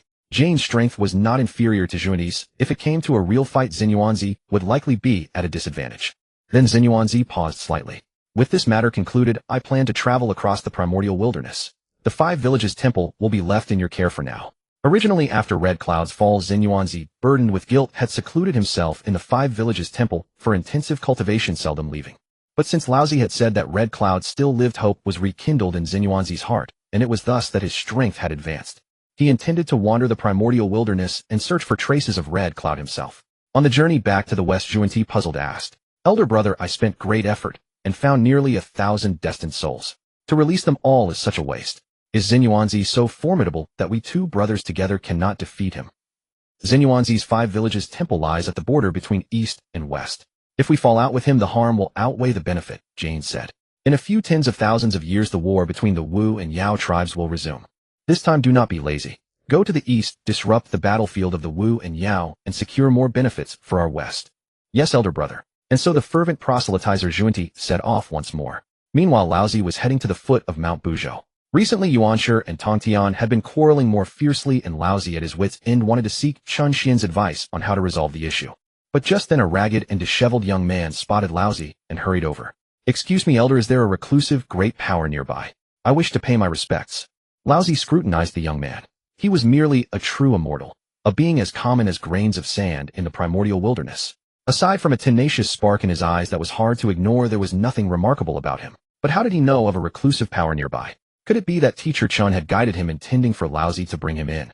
Finally, without overthinking, Laozi said, there is indeed a reclusive great power here. What business do you have with him? The young man was overjoyed, trembling with excitement. For 5,000 years, he had wandered the vast primordial wilderness, searching for the footprints of reclusive great powers. In this journey, he had faced countless perils and found some Tai and Dayuo realm experts, but upon learning of his identity as a primordial human, they all refused to take him as a disciple. Even so, he never gave up. After enduring countless hardships, he finally arrived at the foot of Mount Buzhou. He had not expected to find a clue to a reclusive great power so soon after arriving. Elder, I am a primordial human. I wish to become a disciple of a great power, master skills, and then protect the human race, the young man said truthfully. Oh, a primordial human. The race created by Goddess Nüwa? Laozi asked. Yes, the young man replied with neither humility nor arrogance. Very well. Follow me quietly. Whether that great power will accept you depends on your own fate, Laozi said. Thank you, elder, the young man said joyfully. And so the old and the young entered Chen Xian's Dao field. Teacher Chen, I have been troubled by a matter recently and would like to seek your guidance. Laozi said. What is it? Speak freely, Chen Xian replied with a smile. Master Chen, I cultivate the Dao on Mount Kunlun, where the 3 pure ones reside atop the summit. Lately, Yuqing and Shangxing quarrel daily, disturbing the peace of Mount Kunlun. I wonder if Master Chen has any method to resolve this. Laozi said without any metaphor directly. Oh, the 3 pure ones. Their quarreling was inevitable, and it will only grow more severe. Master Chen, what is the reason? Asked Laozi. The 3 brothers, all manifested from Pangu's primordial qi, have accompanied each other for countless years with deep bonds. Later, they also obtained the 3 supreme treasures formed from the dissolution of the 24th grade Green Lotus platform. The Tai Dust Whisk, the 3 treasures Rui, and the Green Duckweed Sword. Hence the beautiful tale of the Red Flower, White Lotus Root, and Green Lotus Leaf Spread. He also knew that Tongtian and Yuanshi were somewhat at odds as their paths diverged, but he never expected it to escalate to this extent. Yuqing conforms to the heavenly trend valuing origins. Shangxing intercepts the celestial mechanism acting according to his nature. The two have fundamentally different Dao paths. Moreover, Taiching by nature follows non-action and often muddles through. It seems to persuade his 2 younger brothers, but in truth it is a foolish practice that only intensifies the conflict. Chen Xian said. Upon hearing this, Laozi flushed red. Master Chen was admonishing him. The way he handled the conflict between Tongtian and Yuanshi was exactly muddling through. After all, he did not want to harm brotherly affection, believing that true brothers have no lasting grudges. Now it seemed he was wrong. Then, Master Chen, is there any way to resolve it? Laozi continued. There is only one method. Separation of the household. Chen Xian said calmly. Rumble. Laozi felt a dull thud inside his head. Separation of the household. This was something he had never considered. Had the 3 brothers truly reached such a point? Master Chen, is there any better way? Laozi asked urgently. No. Chen Xian shook his head. The separation of the household was merely an appetizer for the 3 pure ones. During the Fengshen calamity, with Hongjun scheming in the midst, the 3 pure ones went far beyond just separation of the household. They had clearly torn apart. The Jie sect, lacking a powerful spiritual treasure to suppress its fortune, often made poor moves. In the end, Laozi and Yuanshi allied with the 2 sages of the West to oppose Tongtian, turning brothers against each other, their bond utterly shattered. After hearing Chen Xian's words, Laozi felt somewhat dejected. Speaking of which, the opportunity for the 3 pure ones to attain the Dao lies with the human race. If you have any means, you may inform them, but do not reveal that this came from me. Chen Xian said. This was not him meddling for no reason. It was because after the recent upheavals in the primordial world, Chen Xian had doubted himself for a long time. Thus, he wanted to test whether the 3 pure ones' attainment of the Dao would encounter a change similar to Nüwa's. The human race? Laozi was slightly startled. He had observed for a while when Nüwa created humans, but never expected the opportunity for enlightenment to lie with the human race. That's right. Do not underestimate the current insignificant human race. Don't ask too many questions, you just tell the three pure ones truthfully. Qian said. Originally the three pure ones attained the Dao through merit just like Nüwa. However, Nüwa used the merit of creating humans, while the three pure ones relied on establishing their sex to draw out a portion of Pangu's original merit from opening the heavens. It was also Pangu's legacy to the three pure ones. Laozi was astonished, but aside from him the human youth nearby was even more shaken to his core. After following Laozi inside, he had not spoken a single word listening throughout. When he saw this Master Chun casually discussing the renowned three pure ones of the primordial world, he was already convinced that this was the legendary hermit sage. Yet he never expected to hear from such a sage that the opportunity for the three pure ones to become saints lies with the human race. Wasn't the human race just a minor clan in the primordial world? What connection did it have with the opportunity for sainthood? Master Chun, I understand. Laozi nodded seriously, then turned to look at the human youth beside him. Master Chun, this is a primordial human I encountered at the foot of Mount Buzhou. He said he wished to pay respects to you, so I brought him in. Before Qian could speak, the youth directly knelt on the ground. Senior, I cannot bear to see the human race weak and bullied. Therefore I wish to become your disciple, learn skills to protect humanity. I beg you to grant this. Qian was speechless. Another one coming to seek apprenticeship. Did he look like some great sage? Besides, he had no intention of taking disciples at this moment. Do not speak of apprenticeship again. I have no intention of taking disciples for now. Qian waved his hand. The youth felt a pang of disappointment. Laozi, however, felt relieved at the sight. Hadn't he said that Master Chun wouldn't even take him as a disciple, so how could he fancy such a little one? It seems that after 5,000 years of toil, I still end up with nothing. How unjust heaven is to my human race. The youth said dejectedly again. No, you are wrong in saying that, Qian said. The youth looked up in confusion. Your human race placing hope in the Heavenly Dao is far less reliable than striving for self-improvement. Qian said. But senior, the human race has neither cultivation techniques nor a good foundation. How can we strive for self-improvement? Asked the youth. These sufferings of the human race are only temporary. As long as humanity strives in time, it can surpass the Wu and Yao and even defy the heavens. Qian simply poured a bowl of chicken soup. The youth's eyes immediately sparkled with brightness. He felt that this reclusive sage would surely not deceive him. He murmured to himself, humanity can surpass the Wu and Yao and also defy the heavens. Then he bowed heavily to Qian. Thank you for your guidance, senior. In his heart, he continuously envisioned this, seeing his chest surging with heroic spirit. Qian was speechless again. Well, another hot-blooded youth. He glanced at Laozi, cleared his throat twice, and said, Lauer, this child has spent 5,000 years seeking a way out for humanity, showing he is a person of firm resolve. How about this? Why don't you take him as your disciple? As a former human, he thought he could lend a hand if possible. Laozi respectfully replied, Lauer obeys Master Chun's command. Earlier Master Chun had said that his opportunity for enlightenment lay with the human race. Although attaining the Dao through merit was a trap, he also wanted to resolve this latent danger sooner. Now that Master Chun had designated this primordial human as his disciple, there must be a scheme of his own. Perhaps he was trying to dissolve his own calamity. Moreover, he had a favorable impression of this human lad, so he gladly agreed. Youngster, although Lauer's strength is not too great, it should be more than enough to be your master. Speaking of which, both Lauer and the girl Nüwa seemed to have used some method to conceal their cultivation levels. Were they preparing to hide their strength and ambush others? Hiss. As expected of the primordial world, full of old schemers. Laozi also sighed upon hearing Qian's words. The cultivation he prided himself on was actually insignificant in Master Qian's eyes. In that case, I will take you as my primary personal disciple, said Laozi.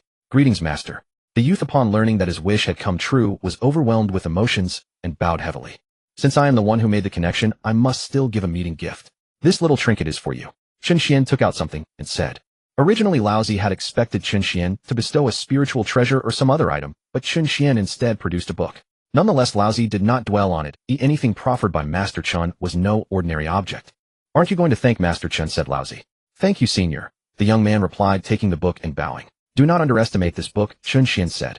It is a classic capable of developing the way of humanity. You can propagate it among the human race to gather their fortune. Qian spoke. The young man carefully tucked the book away. After a moment, Laozi asked, Now that you have become my disciple, may I ask your name? Master, I am called Xiandu, the young man replied respectfully. As soon as the words left his mouth, 10,000 stampeding alpacas raced through Qian's mind. You are Xiandu. Senior, is there something wrong? Xiandu asked, puzzled. Ahem, nothing at all. A fine name. I can tell at a glance you are destined for great things. Qian coughed twice and smiled. A primordial human, and named Xiandu at that. Wasn't this lad the destined chief disciple of Taiching Laozi, the future Xiandu, the great master renowned across the three realms? Damn it. Good thing he hadn't accepted him as a disciple. Meanwhile, Laozi grew increasingly pleased with his own disciple. Even Master Chen praised him so highly, which meant the boy was surely bound for a brilliant future. But now Chen Xian looked at him with eyes full of pity. Old heir, don't say I tricked you. I've snatched Tai Ching's disciple away. Rest assured, if you happen to kick the bucket, I'll burn plenty of paper money for you every year. Go in peace. Master Chen, I shall take my leave now. Laozi bid farewell. Chen Xian waved his hand. Laozi and Xian Du then left the Taoist ground. Master, I seem to have trouble understanding the book Senior Chen gave me, Xian Du said with some shame. Upon hearing that the book was a classic capable of developing the way of humanity, he had treasured it like a gem and immediately began studying it, only to find he could not understand a single thing. So he sought help from his teacher, hoping his master could interpret it. Hand it over, let me have a look. Laozi stroked his long beard. As a supreme innate sacred being of the Primordial Era, Laozi felt confident in his ability to interpret scriptures. But when he took the book from Xian Du and opened the first page, his entire body jolted violently. A line of text immediately met his eyes. The Tao that can be told is not the eternal Tao. The name that can be named is not the eternal name. This single sentence actually expounded the Tao he had been seeking all his life. Truly profound and mysterious. Master, what's wrong? Xian Du noticed Laozi's unusual state and asked. But Laozi had no time to respond. He continued reading, growing increasingly excited until tears streamed down his aged face. Before long, the aura around Laozi surged, abruptly breaking through some barrier. Breakthrough to late-stage quasi-sage. Yet at the moment of breakthrough he felt no joy. Instead he bowed heavily toward Chen Xian's Taoist ground. Master Chen, I shall forever remember your grace. This book was the Tao Te Ching, specifically the fully formed version that contained the supreme principles of heaven and earth. He believed that Master Chen had used Xian Du as a medium to perfect him. Even more surprising, Master Chen, despite saying he did not wish to take him as a disciple, had still imparted the great Tao to him. Did this mean Master Chen acknowledged him? At this thought, Laozi was moved once again. My disciple, this book indeed contains the supreme truths of the way of humanity, but it is extremely profound. Even I must spend some time to comprehend even a fraction of it.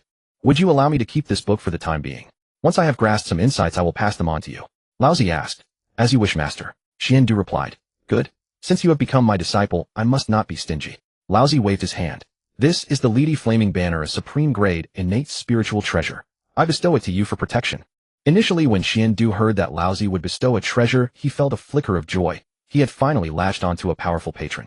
Once he honed his skills, he would return to the human race and spread the Tao among them.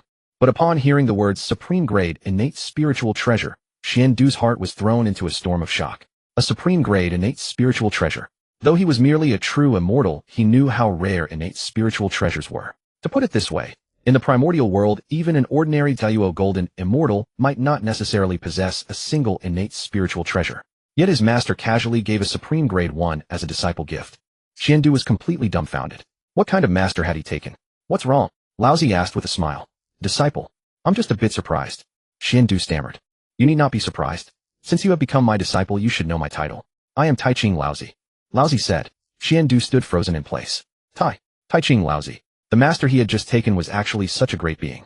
But a moment ago that senior had clearly said that his master's strength was not particularly great. How the hell was that not strong? And he had seen his own master treat that senior with utmost respect. So how formidable must that senior be? Alright, stop your wild thoughts. Since you are my disciple, when you walk the primordial world, do not bring shame to my name, Laozi said. Yes, master. Xian Du, after all, possessed a resilient mind and quickly composed himself. He resolved to diligently learn from his master and uphold his vow to protect the human race. Laozi, carrying Xian Du, transformed into a beam of light and flew toward Kunlun Mountains. After the two left, Chen Xian suddenly started, oh no. Did I just give the wrong thing? Isn't the Tao Te Ching something Laozi composed after attaining sainthood? If it's revealed ahead of time, will something go wrong? When he had given the book to Xian Du, he had only thought that the Tao Te Ching was a classic of the way of humanity beneficial to the human race, but he forgot that it was a culmination of Laozi's teachings after his enlightenment. Otherwise, how could it align so perfectly with Laozi's Tao? Forget it, I'll just ignore it. Even if he finds out, so what? Is he going to come to my Taoist ground and chop me down? Chen Xian didn't dwell on it. As for old heir, don't say I've tricked you again. You've already taken Tai Ching Laozi's direct disciple. The karma is deep enough. When you're up to your neck in debts, you stop worrying. Oh, when you're covered in lice, you stop itching. Adding another Tao Te Ching should be something you can handle.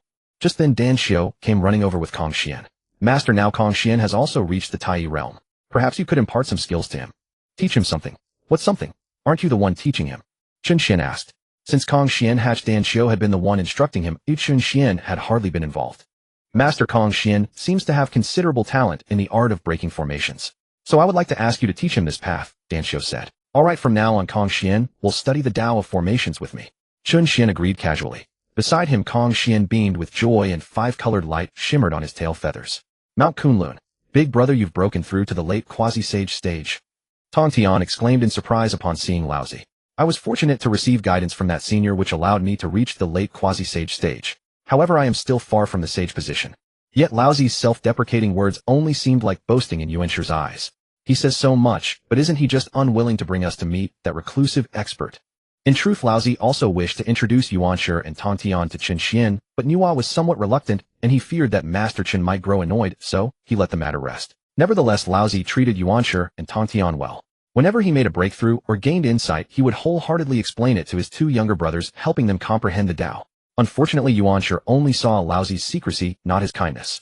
During this journey, I have taken on a personal disciple. Xuandu, come and meet your uncle Yuanshi and Uncle Tongtian, said Laozi. Greetings, uncles, Xuandu said respectfully. He had only heard of the three pure ones and legends, never expecting to become a disciple under their tutelage. Moreover, as the personal disciple of the pure one of Tai did that not make him the senior disciple of the three pure ones. With this thought, Xuandu felt the weight of pressure. An innate human born with an innate Tao body with decent roots. Yuanshi nodded, then shifted his tone. Indeed, big brother would not take disciples indiscriminately like some people. But Tongtian paid him no heed. Instead, he brought out a spiritual treasure and looked at Xuandu. You are my elder brother's first personal disciple, thus the senior disciple of the three pure ones. I hope you can live up to this responsibility. This spiritual treasure is my gift to you. Thank you, Uncle Tongtian, said Xuandu. Then Yuanshi also bestowed a spiritual object upon Xuandu. Since we have now established the senior disciple of the three pure ones, our disciples can also be listed as personal disciples. I propose a competition on Mount Kunlun 10,000 years from now. Let us see whose disciples are more outstanding, Yuanshi suddenly declared. Then he added, considering that big brother's disciple has not been training for long, he may be exempted from this competition. With that, he cast a challenging glance at Tongtian. This so-called competition among the three pure ones' disciples was merely Yuanshi's attempt to have his own disciple outshine Tongtian's. Agreed. Tongtian accepted without hesitation. There is no need for you to avoid it. In 10,000 years my disciple Xuandu will also participate, said Laozi. Yuanshi and Tongtian said nothing more. After they left Laozi's side, although Master Chun had already made it clear to him that the three pure ones were destined to part ways. How could years of brotherly affection simply vanish? Thus Laozi hoped to mend a rift. Xuandu, you have heard what was said. In 10,000 years there will be a competition. I want you to emerge victorious, or else your two uncles will fight to the death again, Laozi said solemnly. Yes, master. Though aware of his modest cultivation, Xuandu harbored an unyielding faith in himself. Soon the 10,000-year truce between the Wu and Yao tribes was nearing its end. In the Zixiao Palace, Hongjun sat cross-legged. 10,000 years, and you have made no move, no action whatsoever. Or perhaps you lack the courage. Have I overestimated you? Since you hold the Wu tribe, I shall hold the Yao tribe as my pawn. In this game, Hongjun will surely defeat you. At that moment in the Yao clan's heavenly court. Your Majesty Dijuan, the 10,000 years are almost over. Our Yao tribe must prepare for war, said Kunping. This time we will teach those barbarians a lesson, Tai added. Seated above, Dijuan was equally filled with battle lust. If he could annihilate the Wu tribe, he would unify the primordial world and use that fortune to achieve sagehood. However, despite his eagerness to clash with the Wu tribe, he raised a hand and said, not so fast. I have obtained celestial secrets from the Hichu and Luoshu, deducing a powerful formation called the All-Seeing Star Formation. It allows our Yao tribe to harness the power of 365 main stars, its might rivaling even that of a sage.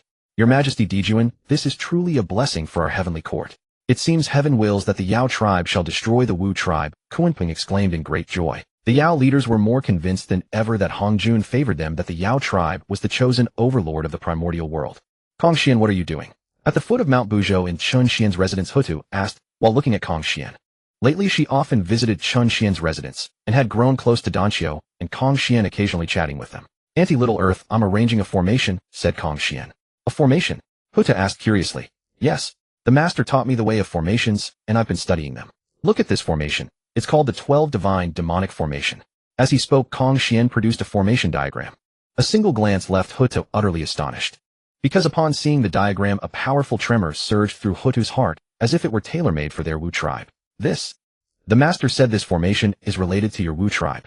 The Wu tribe absorbs the turbid chi of the earth, and when 12 Wu tribesmen form the formation, their power can multiply, Kong Xian explained, then added with some dejection. But the master also said this is merely an entry-level formation. Unfortunately, I can never fully comprehend it. Truly I am too dull. The first part of Kong Xian's words confirmed Huda's thoughts, but the latter part nearly frightened her out of her wits. This is an entry-level formation. You call this an entry-level formation? Though Huda did not understand formations as a primordial, Wuxi had seen many formations. The 12 divine demonic formation was undoubtedly the pinnacle of formations in the primordial world. Yes, that's what the master said, Kong Xian replied matter-of-factly. After a moment, he took out another diagram and said, Anti-Little Earth, look, here's another one. The master's improved version of the 12 divine demonic formation. Its power is about 30% stronger than the version you just saw. Huda was even more stunned when she saw the new diagram, nearly biting her tongue. Even the most supreme formation in the primordial world could be improved. White Dragon Taoist was truly formidable, achieving such accomplishments in the way of formations. What she did not know was that Kong Xian's talent in formations was so high, and he asked so many questions that Chun Xian grew extremely annoyed. Thus, he simply gave Kong Xian the 12 divine demonic formation to study, claiming it was an entry-level formation just to gain some peace. Even more brazenly to make Kong Xian believe him, he provided an improved version. In the end, Kong Xian actually believed it. If Kong Xian knew the truth, he would surely say, "Bah, tricking a child. That old rascal is up to no good, no martial virtue." After a while, Huta calmed herself and glanced toward Qin Xian. Could it be that White Dragon Taoist intended to pass this formation to her and the Wu tribe through Kong Xian? The more she thought, the more likely it seemed. She cast a grateful glance at Qin Xian and said, "Thank you, fellow Taoist White Dragon." Qin Xian was utterly bewildered, but he was busy at the moment and had no time to attend to Huta. Huta simply assumed that Qin Xian did not consider such a trivial matter worth his attention, and thus felt even more grateful. After committing the enhanced formation diagram to memory, she departed from Qin Xian's dwelling. "Master, what are you doing?" Danqiu ran over and asked. "I plan to dig a pond here and plant lotuses," Qin Xian said with a smile. "You've come at the right time. Help me dig the pond."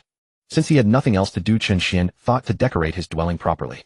Danqiu eagerly took out a shovel like spiritual treasure and began digging. "Master, it's done." Danqiu put away the shovel and clapped his hands. The pit was about 3,000 meters in length and width, dug according to Qin Xian's specifications. Not bad. Qin Xian waved his sleeve, and the pit was soon filled with water of 3 colors. This was a pond of 3 light, divine water. Then he took out a black lotus with 12 petals and placed it in the center of the pond. It was the 12th-grade black lotus. After being cast into the pond, the black lotus radiated a faint glow. Is a single black lotus too monotonous? Qin Xian rested his chin in thought. "Master, I agree it's a bit plain," Danqiu chimed in. At that moment, Kong Xian, who had stopped studying the formation, came over curiously. "It's fine, I have more lotuses," Qin Xian said with a smile, then waved his sleeve. For beams of light shot out from his sleeve. They were lotuses of various colors, red, gold, white, and black. These were the karmic fire red lotus, merit golden lotus, pure world white lotus, and annihilation black lotus. However, none of these lotuses had 12 petals, the most had 3 petals, some had 6, and the fewest had 9. For a moment, the pond of lotuses radiated in harmony, creating a stunning sight. The 12th-grade black lotus in the center seemed to glow even more intensely, like a shimmering piece of obsidian. "Master, this looks much better," Danqiu clapped and laughed. "Since we have a pond, shouldn't we arrange a grove?" Qin Xian pondered again. Soon the pond was surrounded by a thick cluster of various spiritual plants. Top-grade innate spiritual root purple smoke saint bamboo, top-grade phoenix perching parasol, middle-grade crimson fire jujube, lower-grade 3-mao grass. "How does it look?" Qin Xian nodded with satisfaction as he watched the spiritual plants and colored lotuses emit various glows. A thatched cottage would make the scene more fitting. Danqiu Yu and Kong Xian cut some bamboo and gather thatch to build a cottage. Purple smoke saint bamboo in danger. 3-mao grass in danger. Qin Xian flicked his sleeve again, and a gourd vine hung from a spiritual root beside the pond. Then he beckoned with his hand, and 7 gourds descended from the sky, hanging on the vine, and swaying, emitting a thump-thump sound. After Danqiu and Kong Xian finished building the thatched cottage, Danqiu said, "Master, watch this." He leaped into the air, intending to seize some of the red clouds that were already in the dwelling to decorate. Danqiu grabbed only once, but he caught 3 clouds. Strangely, after being pulled out, the 3 clouds changed from red to a pure white. Accompanying the 3 clouds was a wisp of clear wind. "Master, these clouds and wind are strange. It seems like living beings are gestating inside." Danqiu scratched his head in annoyance, thinking he had done something wrong. "Father, besides the 3 clouds and the wind, I also saw a bolt of lightning in the red cloud, and it seemed to have life force flowing out. They must be about to take form," Kong Xian exclaimed. Qin Xian fell into thought. According to legend, several famous figures from the Fengshen era were closely related to Red Cloud, so it seemed this was no mere rumor. These 3 clouds, a wisp of clear wind, and the lightning in the cloud should be the ones he suspected. They were fated to be masters and disciples with Tongtian and Yuanshi, the 2 destined sages. After a moment, Qin Xian said, "Danqiu, take a trip and send these fellows away." Master, why send them away? Wouldn't it be nice to have more living beings in the dwelling?" Danqiu asked in confusion. Yes, Master, then I'll have younger siblings, Tongtian added. These little ones bear great karmic consequences and should not remain in the dwelling, Tongtian said. He actually harbored some special feelings for these little ones nurtured in his dwelling. If he wanted to keep them, he could. But Tongtian felt that these little ones had their own destiny and their own lives and should not be confined. At worst, he could bring them back before the start of the Fengshen calamity. Very well then. Danqiu reluctantly gathered the 3 clouds, the wisp of wind and the bolt of lightning. Remember, after you leave the dwelling, place them in a safe place and return immediately. Try to put them as close to Mount Kunlun as possible, Tongtian instructed. Yes, master. Danqiu nodded and was about to leave the dwelling when Tongtian stopped him. Although you have reached the mid-stage of Deluo, the primordial world is fraught with danger. Be cautious above all. Though Danqiu felt a slight unease, he said, Master, Sister Xiao told me that Deluo is already considered high-level combat power in the primordial world, and I have many spiritual treasures. I should be fine, right? Tongtian shook his head. Today I will teach you another treasure. With that, he pulled out something that looked like a human skin mask. This is the mid-grade innate spiritual treasure Thousand Faces mask. Wear it, and you can transform into various forms. It also disrupts heavenly secrets, so even a quasi-saint cannot see through your origins. When you go out, prepare several disguises. Identities. Better safe than sorry. Hearing Tongtian's introduction, Danqiu's eyes lit up. What a treasure. With it, he could commit murder, arson, or strike from the shadows without worry. Master, can I go out with father? I want to see the primordial world too. Tongtian pouted, his eyes filled with longing. You'd better not. Quasi-saints are everywhere on the primordial land, and Deluo are as common as dogs. Danqiu can barely protect himself. You should stay home, Tongtian said with a smile. Seeing Tongtian's dejected expression, he continued, when you break through to Deluo and can better wield innate spiritual treasures, I'll let you go out. Tongtian's sadness then turned to joy. Danqiu took the Thousand Faces mask and transformed with a shake. His childlike form became an old man with an immortal air. At first glance, he even resembled Laozi. He blinked and made a bow to Tongtian. I am Shenxiuzi. Greetings, fellow Taoist. Fellow Taoist, my foot. Tongtian laughed and gave Danqiu a smack on the head. This fellow sure knew how to pick a Taoist title. Shenxiuzi. Kidney deficiency. Ouch, master, why did you hit me? Danqiu rubbed his head, then said, Master, I'll take my leave now. Go on, Tongtian said. Danqiu suppressed his aura, retaining only the presence of a golden immortal, then transformed into a streak of light and shot out of Tongtian's domain. Following Tongtian's instructions, he headed straight toward Mount Kunlun.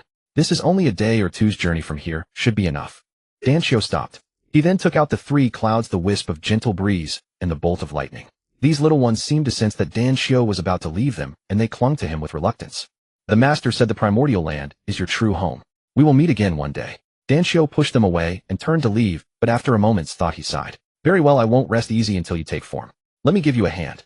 With that, Danqiu waved his hand, and a streak of light shot into the clouds and the others. This was Danqiu's lifeblood pill energy. As the only Tintern Supreme pill in the primordial land, Danqiu's lifeblood pill energy was even more potent than the 9-turn golden pill refined by Taishang Laojun. The next moment, clouds and mist churned. The wisp of breeze let out a cheerful whistle, and the thunder crackled, expressing their joy. Not far away, a gaunt Taoist in a gray robe riding a spotted deer frowned slightly, then smiled. This aura. Could some precious treasure be emerging? With that thought, the Taoist urged his deer forward. When he saw the clouds taking shape with pill energy flowing within, his delight deepened. Such beings are exceptionally blessed with excellent origins.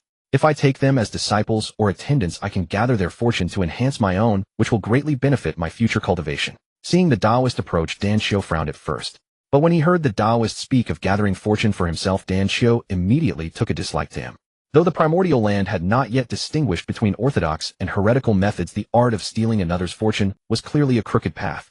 No virtuous person would stoop to such a despicable act. Thus this man was surely of ill intent. Danqiu was not one to meddle, but he certainly could not stand by and watch the 5 little ones he had brought fall into the hands of this sinister Taoist. However, Danqiu did not act rashly. Seeing that this fellow seemed stronger than him, he pondered how to deal with him. The Taoist also noticed Danqiu, but a mere golden immortal was beneath his notice. I am Ran Deng. Greetings, fellow Taoist. In the primordial land, opportunities come to those destined. I see that these beings are fated to be with me. I wish to take them as my disciples. If you have no business here, please leave. Ran Deng smiled amiably at Danqiu, his tone seemingly gentle, but his oppressive aura pressed down on Danqiu, far from friendly. Very well, I won't delay your discipleship. Danqiu turned as if to leave, but a cold smirk curled at the corner of his mouth. Ran Deng chuckled, thinking this golden immortal knew his place. Otherwise, he wouldn't mind adding another golden immortal soul to his collection. But just as he was about to claim the beings undergoing transformation, a seal suddenly descended from the heavens, startling Ran Deng. You wretch! How dare you ambush me? Ran Deng blocked the strike, but his hairpin was knocked to the ground, leaving him disheveled. Yet when he saw the seal, his eyes lit up. A peak-grade primordial spirit treasure. Excellent treasure. I'll take it. Today was truly Randang's lucky day. Not only had he encountered beings of immense fortune, but he could also seize a top-tier primordial spirit treasure. As for the golden immortal ant, he would grant him a quick death for bringing him such a treasure. Randang then claimed the seal. But just as he was about to deliver the killing blow, a flying sword hurtled toward him. Randang was delighted again. This sword was also a mid-grade primordial spirit treasure. Take it. Take them all. I didn't expect an ant like you to have so many treasures. Any more? Hand over the rest, and I might consider letting you live. Randang barked. You want treasures? I'll give them to you. Danxiu said, pulling out another long spear. This too was a mid-grade primordial spirit treasure. Randang's smile widened, his withered face wrinkling like a chrysanthemum. Any more? Any more? He urged. Yes. Yes. Of course there are. Danxiu cheerfully kept producing treasures. Blades, spears, swords, halberds, a crystal lamp. Over a dozen treasures piled up, their radiance dazzling. Rich. Rich. That was the truest thought in Randang's mind. Though he was one of the 3,000 guests at Xiao Palace, he was unremarkable and insignificant. Apart from his innate companion treasure, the funeral lamp, which was a primordial spirit treasure, his other items like the purple gold alms bowl were merely post-heaven treasures. He was truly destitute.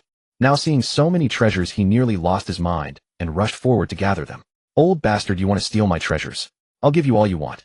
Danxiu sneered and waved his hand. A golden rope instantly bound the unsuspecting Randang. A mere golden immortal ant playing tricks. I am already at the peak of Great Luo. Do you think a little rope can hold me at? Though caught off guard, Randang remained confident. Even if this rope were a primordial spirit treasure, what could a golden immortal do with it? A Great Luo golden immortal might manage, but not this. However, the next moment his smile froze.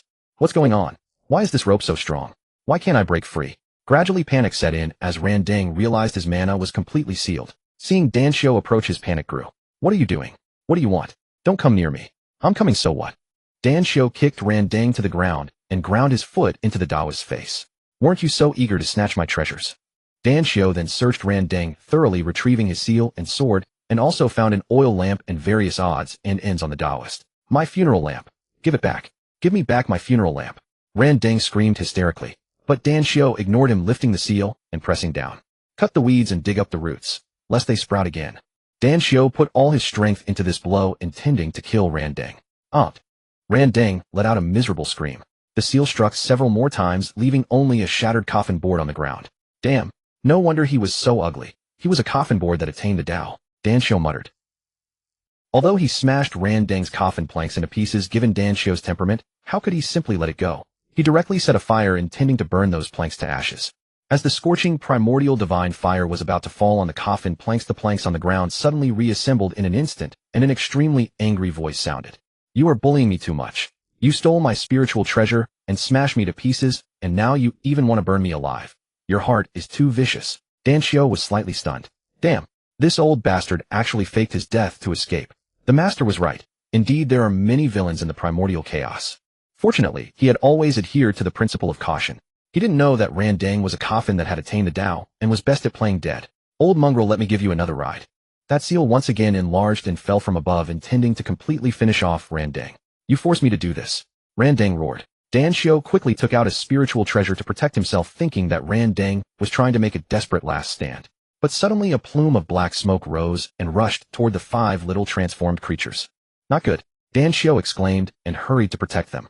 At that moment, the coffin planks bound by the immortal binding rope actually broke free and then fled with all their might. Randang's furious voice sounded again. You just wait. If you have the guts, leave your name. One day, Randang will surely avenge this. Seeing that he couldn't catch up, Danxiu's eyes rolled twice, and he shouted loudly, I Shinshuzi never change my name. If you don't come to seek revenge, you are my grandson. Shinshuzi is it? I've remembered. After these words, Randang completely vanished. Danxiu's face darkened slightly. It seems I was still inexperienced, otherwise I wouldn't have let that old mongrel escape. But fortunately, I followed the master's advice and wore another disguise. After this matter, I won't use the name Shinshuzi anymore. That Randang wants to find me. In his dreams. At that moment, 2 powerful auras suddenly surged toward him, and Danxiu's expression changed drastically. Quasi-sage powerhouses. He glanced back at the little creatures, still transforming, and gritted his teeth. It was too late. He had to hide first and see how things developed. As soon as he concealed his form, a young Daoist carrying a sword appeared first. I was wondering why I felt a tremor in my heart. It turns out these little ones have a master-disciple affinity with me. Not long after, a middle-aged man in white robes with an arrogant expression also revealed himself, glanced at Tongtian, and snorted. Soon the 5 little creatures grew increasingly powerful with winds and clouds surging and thunderclaps roaring. Among them the Thunderbolt was the first to take form, transforming into a young man in white, already at the late golden immortal stage upon transformation. Yuanshi stepped forward smiling and said, a primordial thunderbolt taking form. Your foundation is excellent. You have a master-disciple affinity with me, the Jade Purity. The young man in white bowed and said Yun Zhongzi pays respects to master. Then Yuanshi, ignoring that Yun Zhongzi was still looking at the 3 clouds, and that wisp of clear wind swept him away and left. After Yun Zhongzi, the wisp of clear wind was the second to take form, turning into a sturdy man who had reached the mid-golden immortal stage. Then came the 3 cloud mists. Yun Xiao was at the late golden immortal stage upon transformation, while Qiong Xiao and Bai Xiao were at the mid-golden immortal stage. You 4 have a master-disciple affinity with me and can become my direct disciples. Tongtian said to them. Zhao Gongming, Yun Xiao, Qiong Xiao, Bai Xiao pay respects to master. The 3 said in unison. After saying that, the 4 looked around. Although they were somewhat ignorant before taking form, they could sense that a senior was protecting them. But where had that senior gone? Do you 3 have anything else to deal with? If not, I will take you back to Kunlun, Tongtian asked. Master, nothing else. The several didn't think much about it, and then Tongtian took them away as escaping light. After a while, Dan Xiu revealed himself. The master said they would have a great opportunity and told me to send them near Kunlun Mountain. Could it be that he was waiting for these 2 to take them as disciples? The master truly has divine foresight. Dan Xiu sighed. Then he turned into escaping light and flew away. But just as he was returning to Buzhou Mountain, a bald-headed man with a full smile suddenly appeared before him, blocking his path. Dan Xiu's heart skipped a beat when he saw this man. Fuck, that bald head was so familiar. Wasn't this one of the thieves who sneaked into the Dao field 10,000 years ago and was caught on the spot by him? He remembered that when he left he had kicked them a couple of times. Hiss, this bald guy was so petty. Could he be coming specifically to seek revenge? But after thinking, Dan Xiu felt it was not right. He was no longer in his child form, he was now Shinshuzi. Thus Dan Xiu's heart calmed a bit. I am the Taoist Shinshuzi. May I ask why you block my path? Dan Xiu asked. I observe that your fortune is flourishing, and you are truly a remarkable person. I feel that you have an affinity with the West. The bald-headed Juandi said with a smile. Following his senior brother's intention, he came alone to the east, ready to go all out. Since the first living being he encountered was Dan Xiu, he wanted to make this little golden immortal a good start. Hearing Juanti's words, Dan Xiu's heart was filled with disgust. Although he didn't know what Juandi was thinking, the bald man's stare made him uneasy. Moreover, he discovered that the space around him had been sealed by the bald man. Clearly the bald man's strength far exceeded his own, likely a quasi-sage powerhouse. Dan Xiu cursed his bad luck. It seemed the master was right, the primordial chaos was indeed dangerous. Damn. In just a short while he had seen 1 Deluo and 3 quasi-sages. Were there so many powerhouses in the primordial chaos? But the master said, don't panic when things happen. Then Dan Xiu followed the 18th rule of his 36 cautious survival methods. Even if his heart was panicking like an old dog, his face must remain extremely calm. First intimidate the opponent with presence, then find a chance to escape. Thinking this, Dan Xiu smiled. My friend, you jest. The word destiny is the hardest to define. You say I have an affinity with the West, but how do you know I have no affinity with the East? Destiny rises and falls, flowers bloom and wither. Each has its own karma. In a flower is a world, and a leaf is a Bodhi tree. My friend, you are attached to appearances. Originally, Juanti intended to have a good talk with the first living being he encountered. But this Shinshuzi's words shocked him deeply. In a flower is a world, and a leaf is a Bodhi tree. This short sentence actually contained the great Dao he was seeking. Then Juanti looked Dan Xiu up and down a few times. No matter how he looked, this Taoist was just an ordinary golden immortal. How could he utter such a world-shaking statement? Then Juanti looked Dan Xiu up and down a few times. No matter how he looked, this Taoist was just an ordinary golden immortal. How could he utter such a world-shaking statement? But he did not know that this was merely something Dan Xiu had casually said after hearing Chun Xian recite a few Buddhist verses. Dan Xiu himself never expected that his ramblings would leave such a profound impact on Juanti. Friend, might we delve deeper into our exchange?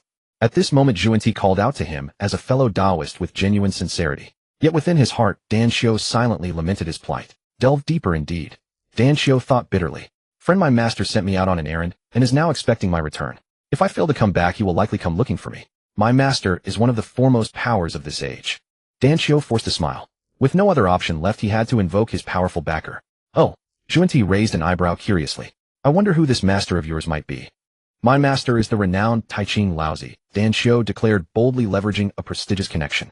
He dared not mention Chun Xian's name, uncertain whether this bald monk still harbored grudges from the events at Mount Buzhou. He feared that mentioning Chun Xian could lead to his own demise. Yet Juanti responded with a warm smile. Oh, so you serve Master Laozi. Fear not, stay with me for a time, and I shall escort you to your master's side. Whether or not this Taoist truly served Laozi was beside the point. Even if he did, what difference would it make? Would Laozi really sever ties over a mere subordinate? Dan Xiao's expression shifted slightly. Not good. His bluff had backfired. Yet he dared not reveal his true cultivation to flee, so he resolved to adapt to whatever came next. Of course, the ideal outcome would be for his master to discover his predicament and come rescue him swiftly. Meanwhile, at the foot of Mount Buzhou, Master, why hasn't my father returned yet? He should be back soon. Dan Xiao's cultivation has reached the Daluo stage, and he possesses numerous spirit treasures. Only a quasi-sage could hope to capture him. The primordial world is vast, yet quasi-sages are few. I cannot believe his luck would be so wretched as to provoke one. Chun Xian smiled. Dan Xiao. On the other side, Ran Deng had fled far away in disheveled state. He had burned his very origin to escape the bind heaven rope, and his cultivation had plummeted from the peak of Daluo to its later stage, a sacrifice of enormous cost. But what rankled him most was that the fellow had also plundered his companion's spirit treasure, the spirit tomb lamp. Damn you, Shang Suzi. If I ever cross paths with you again, I will tear you to pieces. Ran Deng seethed with suppressed fury. He then muttered to himself. I have heard that both Yuqing and Shangqing are currently accepting disciples. If I can become their disciple, I will not only gain a powerful backer, but also attain the opportunity to listen to the Tao and elevate my cultivation. After some thought, Ran Deng resolved to do exactly that. True, he was one of the 3,000 wanderers of the mortal realm, roughly a contemporary of Yuanshi and Tongtian. Seeking a master did seem somewhat inappropriate. But Ran Deng possessed a notably thick skin. Soon enough, the 10,000-year armistice between the Wu and Yao clans came to an end. Dong, accompanied by a bell toll of ancient resonance that stirred the soul, a massive bronze-yellow bell manifested. Its exterior was carved with the sun, moon, and stars, while within flowed mountains and rivers. The myriad races of the primordial world flickered inside, and earth, fire, wind, and water swirled around it. Countless beings across the primordial world raised their gaze to the heavens. At this moment, the very winds and clouds of the world shifted ominously, and whispers of dread swept through every corner as an eerie aura of calamity continuously spread. They all knew that with the Wu Yao ban lifted, a great war was upon them. Emperor Jun of the Yao clan stood in the heavenly court alongside his brother Tai, the demon preceptor Kuanpeng, the 10 great demon gods, and a million-strong army of demons radiating fierce confidence. Today marks the end of our 10,000-year truce. Fortunately, our demon clan has just perfected the array of the myriad stars, a sign of heavenly favor. This battle permits only victory, never defeat. Victory! Victory! Victory! These cries echoed alongside the thunderous drumming of celestial drums, and the Tao-claiming resonance of the chaos bell amplifying the momentum. The demon clan's momentum had reached its zenith. Emperor Jun was in splendid spirits. Today he intended to crush the Wu tribe in one stroke, dominate the primordial world, and thereby achieve sainthood. Within the Honghuang Palace, Nüwa gazed toward the heavenly court, her face etched with deep worry. Beside her, Fushi spoke, "Little sister, do not worry. I have heard that Emperor Jun has comprehended an extraordinarily powerful formation from the river map and Luo writing. The demon clan stands to win this battle with great assurance." Ever since Nüwa had clashed with Emperor Jun and his allies 10,000 years prior, Fushi and they had drifted apart. Aside from his own duties, Fushi had ceased to meddle in court affairs. And now, as the demon clan launched its expedition, Emperor Jun had not once invited Fushi. "Big brother, my concern lies elsewhere." Nüwa began, but left the sentence unfinished. She had learned from Brother Chun that in the end, neither the Wu nor the Yao would meet a fortunate fate. Even if the demon clan defeated the Wu tribe, they could not escape the calculations of Han Jun and the Heavenly Dao. "Then what troubles you?" Fushi pressed. But Nüwa simply shook her head, choosing not to elaborate. She felt she should bear this burden alone, and did not wish to weigh it upon Fushi as well. Finally, she turned her gaze toward the foot of Mount Buzhou, and only then did a glimmer of confidence return to her heart. Brother Chun would surely have a strategy to thwart Hongjuan's conspiracy. In the Zixiao Palace beyond the heavens, Hongjun stroked his long beard with smug satisfaction, gazing upon the demon army with a smirk. The demon clan has now formed the array of the myriad stars whose power rivals that of Han Yuan. If you cannot withstand this tactic, then you are unworthy of being my Hongjuan opponent. Yet he had no idea that Chun Xian was still in his own cultivation grounds watering the spiritual plants he had planted, completely unaware that the 10,000-year armistice between the Wu and Yao clans had expired today. "Master, I believe I have noticed something peculiar about that black lotus in the center of the pond." Kong Xian approached, and spoke in a low voice, then stole a covert glance at the 12th-grade black lotus. Perhaps it was merely his imagination, but each time he gazed upon that 12th-grade black lotus his heart grew exceptionally restless, and a killing intent would stir within his chest. Chun Xian furrowed his brow slightly, and also looked up.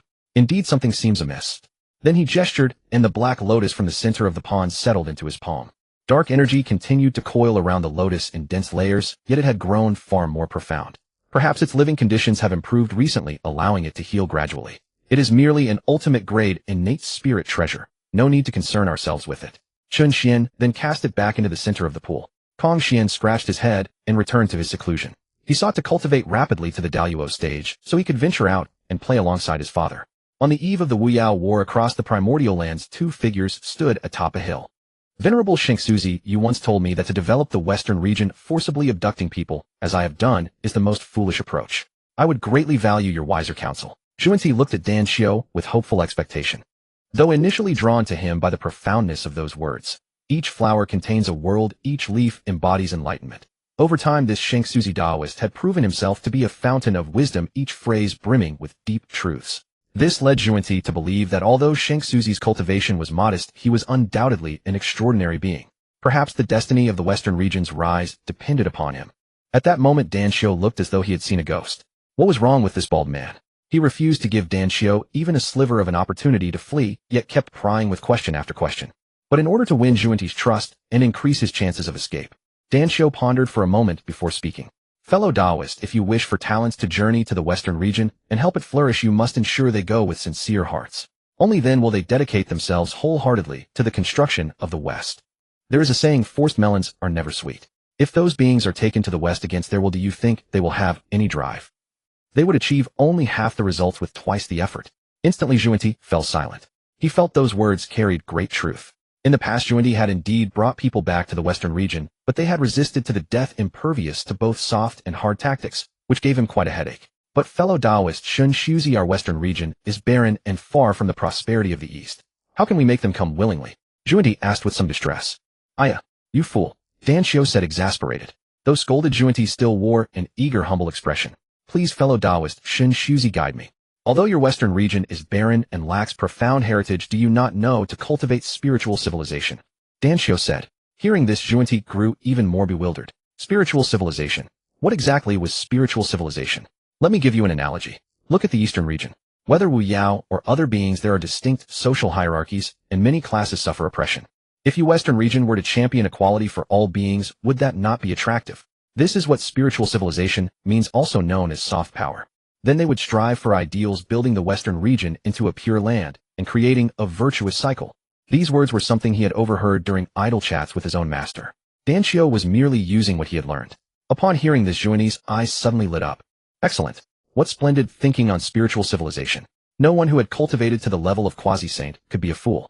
Zhuanti instantly grasped the meaning behind Dan Xiu's words. Brilliant. But after a while, Zhuanti furrowed his brows again. Fellow Taoist Shengsuzi, this spiritual civilization does not seem to be accomplished in a single day. Is there no shortcut we can take? Dan Xiu nearly lost his temper and wanted to deliver a couple of strikes to Zhuanti's bald head. Why was this fellow so insufferable? But remembering he was trying to gain Zhuanti's trust, he restrained himself. The spiritual realm differs from the material. This path is indeed difficult, but it is not without shortcuts. Has this fellow Taoist ever heard of pyramid schemes? Pyramid scheme? Zhuanti was completely baffled once again. What kind of novel term was this? Why did a quasi-saint supreme being like himself appear so ignorant before a golden immortal? May I ask this fellow Taoist Shengsuzi, what is a pyramid scheme? Zhuanti asked humbly. A pyramid scheme is essentially brainwashing. For example, if there is a Xian who wishes to become a Daluo, you could deceive him by claiming you can help him reach that level, and he would follow you.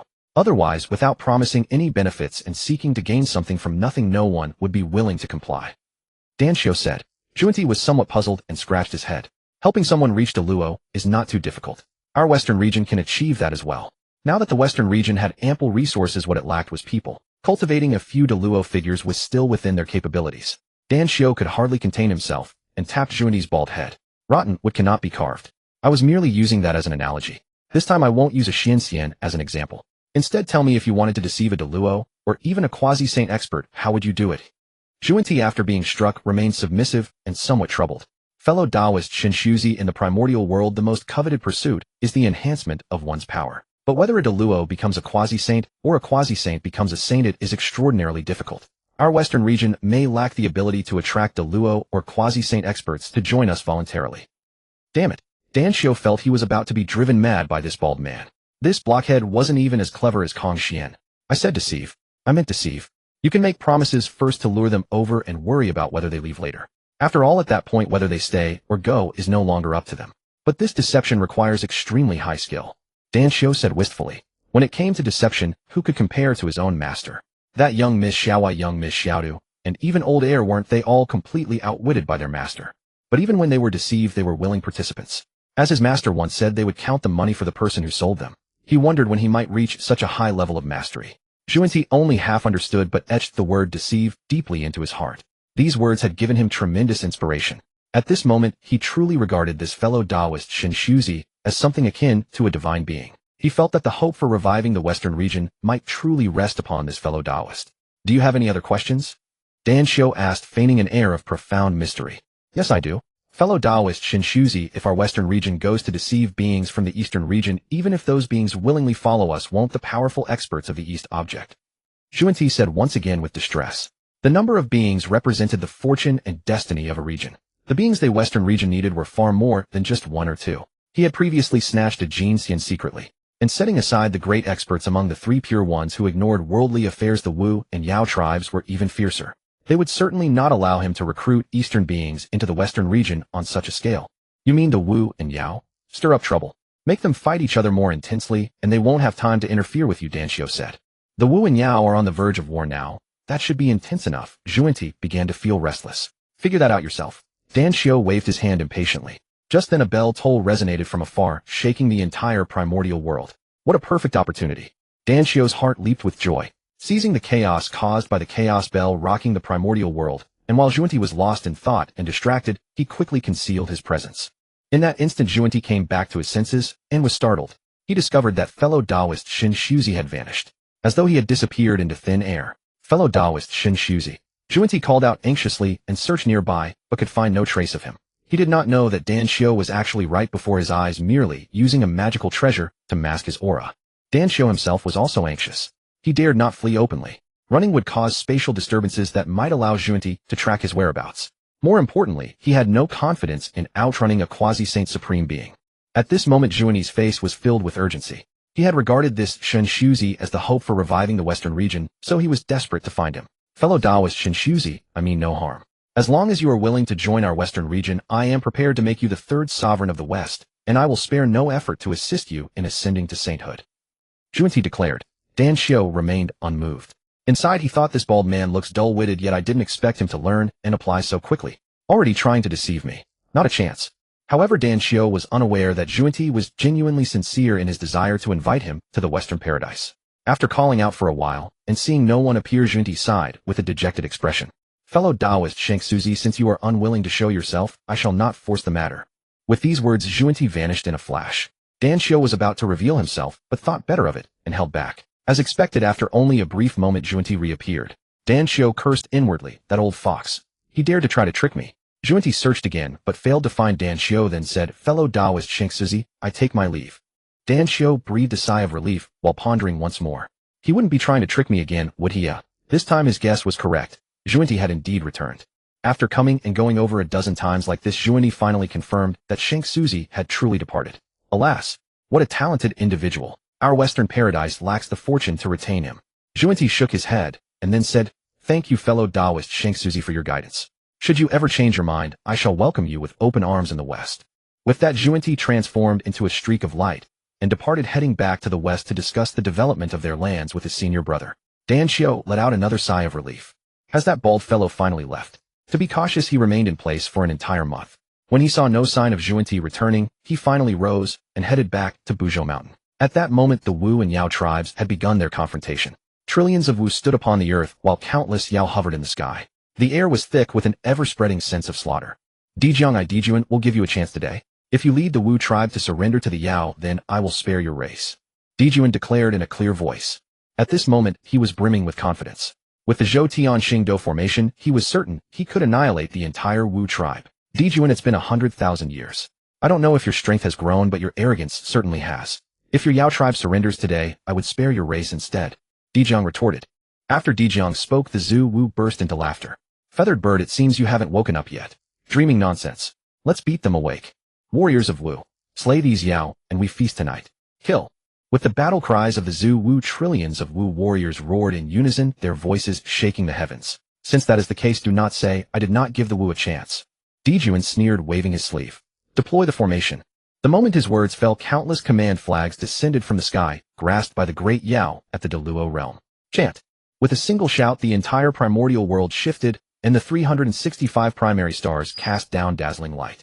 Dijuan and Tai stood amidst the formation flags, their auras elevated infinitely by the power of the array. At this moment, even the entire primordial world trembled in awe. Nearly every living being could feel the overwhelming pressure of that formation.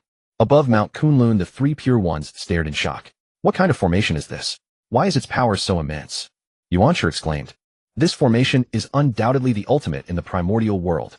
Tongtian, a master of arrays, was also deeply shaken by the Zhou Tianxing Do formation. Meanwhile, Laozi's hand stroking his beard trembled slightly as he whispered, "If I am not mistaken, the power of this formation can rival even that of a sage." Yuanshi and Tongtian were both stunned.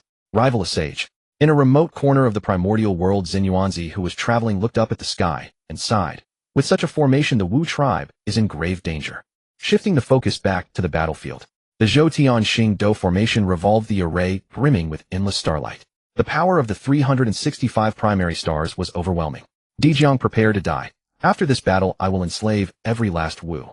Dijin roared. Kill. The Zhou Tianxing Do formation, now fully activated, bore down upon the 12 Zhu Wu with immense pressure. In the Zixiao Palace, Hongjun watched the battle intently and nodded. He had passed the Zhou Tianxing Do formation to the Yao, not to let them annihilate the Wu, but to test the true power of that person at the foot of Buzhou Mountain. This battle would reveal the answer. Elder brother, Huda cried out. The 12 Zhu Wu instantly formed a circle and shouted in unison, their voices shaking the primordial world, pretending to be supernatural. Dijuan's gaze grew sharper. After this battle, the Yao tribe would reign supreme. He, Dijuan, would become the ruler of the primordial world, with the throne of sage beckoning him. Closer and closer. Once the 12 Zhu Wu were slain, everything would be settled. But at that moment, a surge of air erupted from the circle formed by the 12 Zhu Wu. A giant wielding a massive axe rose from the ground, ancient and majestic. This is the great god Pangu. All beings in the primordial world gasped in unison. Though these creatures had never seen Pangu, the towering figure that seemed to support the heavens and earth was imprinted deep in their souls. Laozi, after his initial shock, sighed. This is not the true father god, but a manifestation of Pangu condensed by the Wu through their formation. Yet when the shadow of Pangu appeared once more in the primordial world, countless beings prostrated themselves in worship. Even the Yao were thrown into slight disarray by the sight. Stay calm. This is not the real Pangu, just a cheap trick of the Wu, Kuanpeng declared loudly. The Yao steadied themselves somewhat. But at this moment, the Yao High Command, including Dijuan, all wore grave expressions. They realized that the Pangu manifestation conjured by the Wu was no weaker in aura than their Zhou Tianxing Do formation. In fact, it was stronger. The Pangu figure threw a punch, and with that single blow, the Zhou Tianxing Do formation began to waver, nearly collapsing. Dijuan and the others were terrified. How can the formation of these barbarians be so powerful? Dijuan exclaimed in shock. With the Zhou Tianxing Do formation, their strength far exceeded that of quasi-sages, yet now they were about to lose to the Wu barbarians. In the Zixiao Palace, Hongjuan's eyes narrowed slightly, a flicker of surprise in his gaze. He knew of the 12 Dutian divine evil formation, but he had not expected that person to have given it to the Wu in advance. Moreover, when had the power of the 12 Dutian divine evil formation become so formidable? Do you think you are the only one with tricks? Let me Hongjuan test your depths. Hongjun waved his hand, and the 365 primary stars all cast down even more dazzling light. The Zhou Tianxing Do formation was being amplified. Dijuan and the others were overjoyed, their eyes lighting up. Heaven helps me. Even the heavens are on my side. Let's see how you barbarians can fight me now. They then re-erected the Zhou Tianxing Do formation and launched a fierce assault against the Wu's 12 Dutian divine evil formation. The Phantom of Pangu also raised its massive axe and brought it down with tremendous force. Boom! A deafening explosion ensued, and the entire primordial world shook violently. Magma erupted, and the four seas surged. This clash left the Wu and Yao clans evenly matched. I refuse to believe that I cannot annihilate the Wu clan today. Dijun snorted coldly, brandishing his command flag to form the array once more. The Wu clan, unwilling to be outdone, raised their axes. Boom!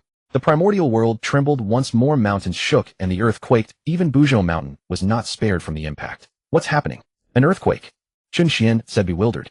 Although surrounded by the grand array, safety was assured, the sensation of shaking was still vivid. As the primordial world continued to tremble, the Heavenly Dao issued a warning. The current primordial world could no longer withstand a full-scale battle between sages. Since matters have reached this point, I will not rest until I draw out the hidden mastermind. Hongjun insisted.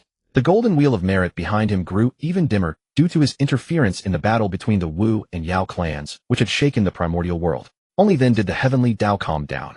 Next, he waved his hand abruptly. At that moment, the 365 main stars along with the Zhou Tian star array emitted an even more intense radiance. Under Hongjun's coercion, the stars began to infuse their origin essence into the Zhoutian star array. Sensing such a great boost, the Yao clan rejoiced once more. At that moment, however, a cold snort came from the Tian star. Hongjun, do not push your luck. I allowed the heavenly court to mobilize the energy of my Tian star, but you actually intend to consume its origin essence. Wang Shu's cold shout rang out, and she immediately cut off the supply to the Zhoutian star array. Wang Shu, how dare you? Hongjun bellowed. But Wang Shu was not afraid of him at all. After all, the Tian star was one of the two main stars of the primordial world, an indispensable part of the Zhoutian star array. If Wang Shu had not refined the origin essence of the Tian star, Hongjun could have manipulated the Zhoutian star array through the Heavenly Dao. But now that Wang Shu had taken control of the Tian star, Hongjun could do nothing about it. The Tian star cutting off the supply of star power was akin to a house missing a beam. Even the Zhoutian star array began to falter. Kill all these Yao, the ancestral Wu shouted. The phantom of Pangu raised its axe once more, preparing to strike. No, retreat quickly. Dijun cried out in alarm. He used the last vestiges of power in the Zhoutian star array to block the full force strike of the ancestral Wu, but the next moment the array collapsed entirely. Both Dijun and the Yao holding the array flags were sent flying backwards, spitting blood. Seeing this, the Wu clan rejoiced and launched another full-scale assault. The entire Yao clan was enveloped in despair, but at that moment the oppressive might of the Heavenly Dao descended. Stop! At that moment an old man appeared on the battlefield. It was Hongjun. However, the phantom of Pangu formed by the 12 capitals divine fiend array did not halt its action upon seeing Hongjun. Instead, it continued to bring down the axe. The Wu clan dared to defy heaven and earth. Now that they wielded the array, what harm was there in striking at Hongjun? But then Hongjun let out a muffled grunt. The next moment the phantom of Pangu dissipated and the ancestral Wu were struck down to the ground. This was the first time Hongjun had ever revealed his power before the beings of the primordial world, and it was astonishingly formidable. A formation capable of contending with a sage could not withstand even a single breath in Hongjun's hands. Just how powerful was he? We pay homage to the ancestral Dao. The Yao clan, upon seeing Hongjun, were overjoyed. They knew they had escaped a calamity.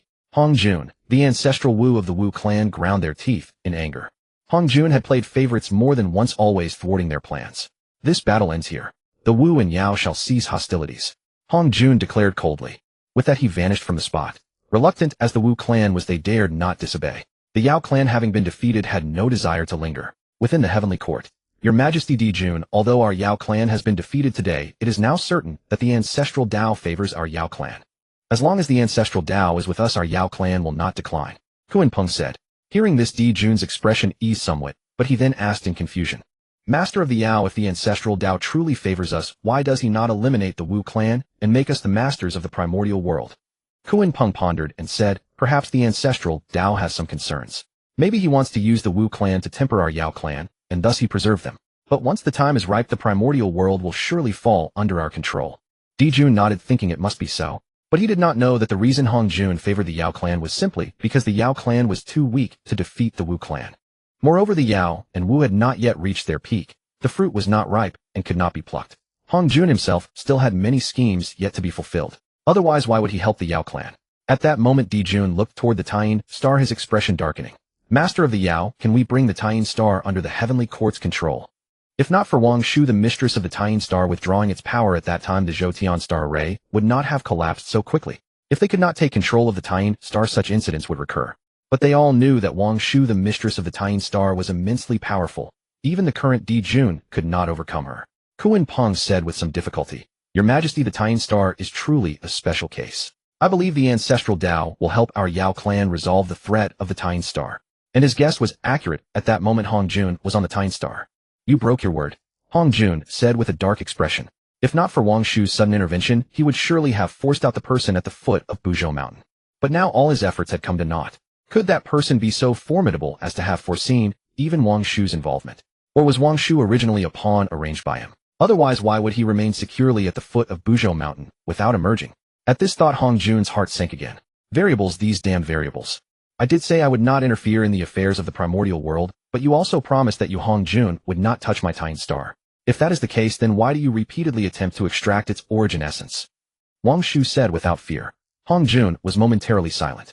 When he discovered that the power of the 12 capitals divine fiend array exceeded that of the Zhoutian star array, he used the Heavenly Dao to force the stars to bestow their origin essence to activate the Zhoutian star array. Extracting the star's origin essence in this way would harm their fundamental nature. Hongjun, sometimes I wonder, with all your schemes and calculations, aren't you tired? Wang Shu suddenly asked. However, Hong Jun's expression turned cold.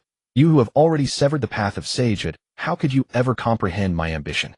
From today onward, your Taiyin star must cooperate with the Heavenly Court in deploying the Zhou Tian star array. Otherwise, even if I have to pay a great price, I will erase you, Wang Shu. With that, Hong Jun vanished from the Taiyin star, leaving Wang Shu to let out a heavy sigh. She was not very concerned about Hong Jun's threat, because she knew that as long as she did not overstep too much, Hong Jun would not dare to lay a hand on her. Wang Shu sighed because she wished to know who could have driven Hong Jun, who was always confident of victory, to such a desperate and flustered state. It was truly a rare occurrence. The days it had been quite some time since she visited her friend Bai Long. It was high time for a visit. At this moment, sisters Shiha and Changshi walked over. Mother, the two called out in unison. Would you like to accompany me to visit our friend Bai Long? Wang Shu asked. Although slightly worried that Bai Long might not take a fancy to her daughters, Wang Shu still harbored a hope. Perhaps she could somehow bring them together. As the elder sister Shiha had long been curious to see what distinguished that Bai Long, something that kept her mother so constantly preoccupied. But at this moment, Changshi pulled at Shiha and said, Mother, we will not go. We have some matters to attend to. You girl, what could be so important? Although Wang Shu said this, she did not press the two sisters and departed on her own. After Wang Shu left, Shiha asked, Don't you often say you wish to meet that Bai Long? Why did you refuse when Mother offered to take you? Changshi smiled and replied, Sister, you do not understand. If we go with Mother to see him willingly, would that not mean we simply yield to Mother's wishes? We still know nothing of this Bai Long's true nature. Who is to say he has not used smooth words to deceive Mother? Upon hearing this, Shiha thought it indeed made sense. Changshi continued, Sister, we have both reached the quasi-saint stage now. It is time we traveled through the primordial world. Perhaps we could take this opportunity to meet that Bai Long. Shiha nodded in agreement. Meanwhile, across the vast expanse of the primordial world, two figures were making their way. Daoist Shengsuzi, your eastern lands are truly vast and rich, teeming with remarkable people and spiritual energy. Which direction should we head next? The speaker was a middle-aged man with a magnificent beard, clad in green robes radiating an ethereal aura. Beside him walked Danqiu, dressed as Shengsuzi. Danqiu could not help but wonder. Having just escaped that bald fellow, he had not even had time to change his disguise, yet here he was running into another quasi-saint. Hadn't Miss Xiao Wa mentioned that quasi-saints were rare in the primordial world? Sure enough, as his master always said, the more beautiful a woman is, the better she deceives.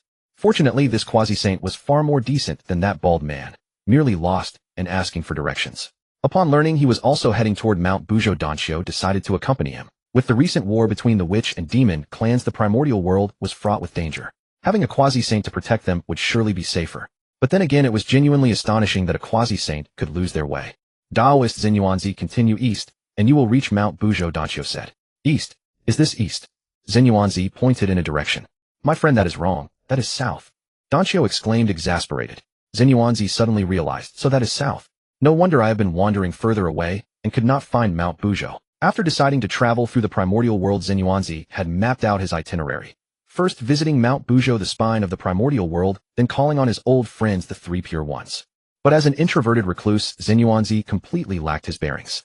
After stumbling all the way eastward, he still could not locate Mount Buzhou. Wait a moment. Danqiu could not bear it any longer. He retrieved certain items and began working on something. Done. However, as he eagerly prepared to hand the finished product to Zenyuanzi, a brilliant golden light descended from the heavens. It was heavenly merit bestowing itself. Not only was Zenyuanzi shaken, but Danqiu himself was astonished, his mouth agape. He had merely crafted a simple device. Why would heavenly merit descend for such a trivial creation? Daoist Shengsuzi, what is this object you have made? Zenyuanzi asked. This device is called a compass. Danqiu replied. His master had once mentioned it. Grinding an iron needle against magnetite would cause it to consistently point south. Having noticed Zenyuanzi's complete lack of directional awareness, and with congenital magnetite and divine iron on hand, Danqiu had decided to construct this very device. A compass.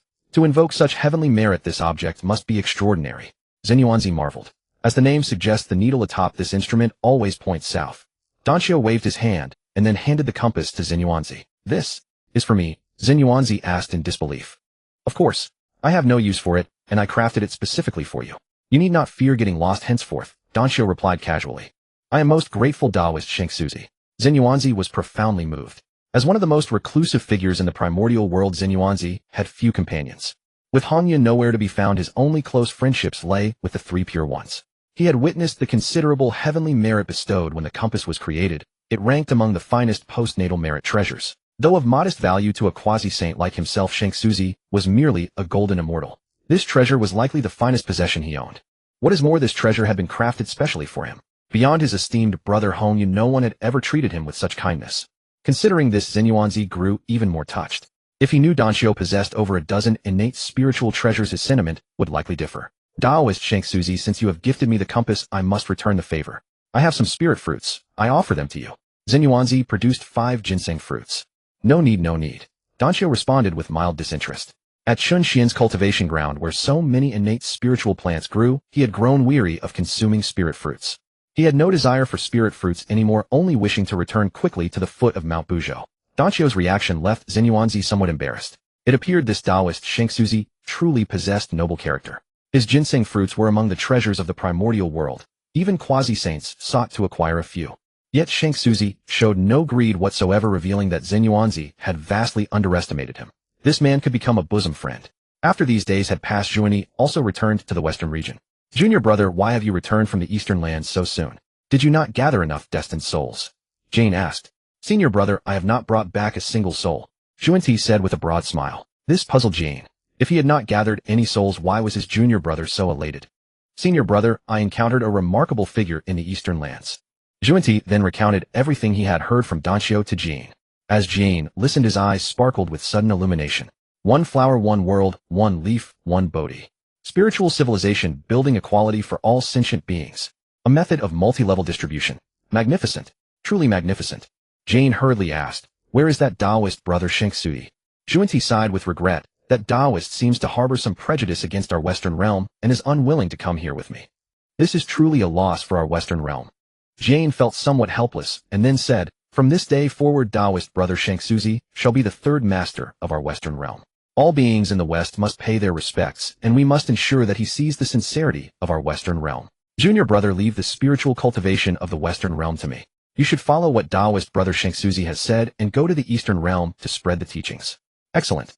Zhuanti set off once more with a smile on his face. Within the Purple Heaven Palace, a youthful boy carved from jade stood before Hongjun. Haoyan, I have a task for you.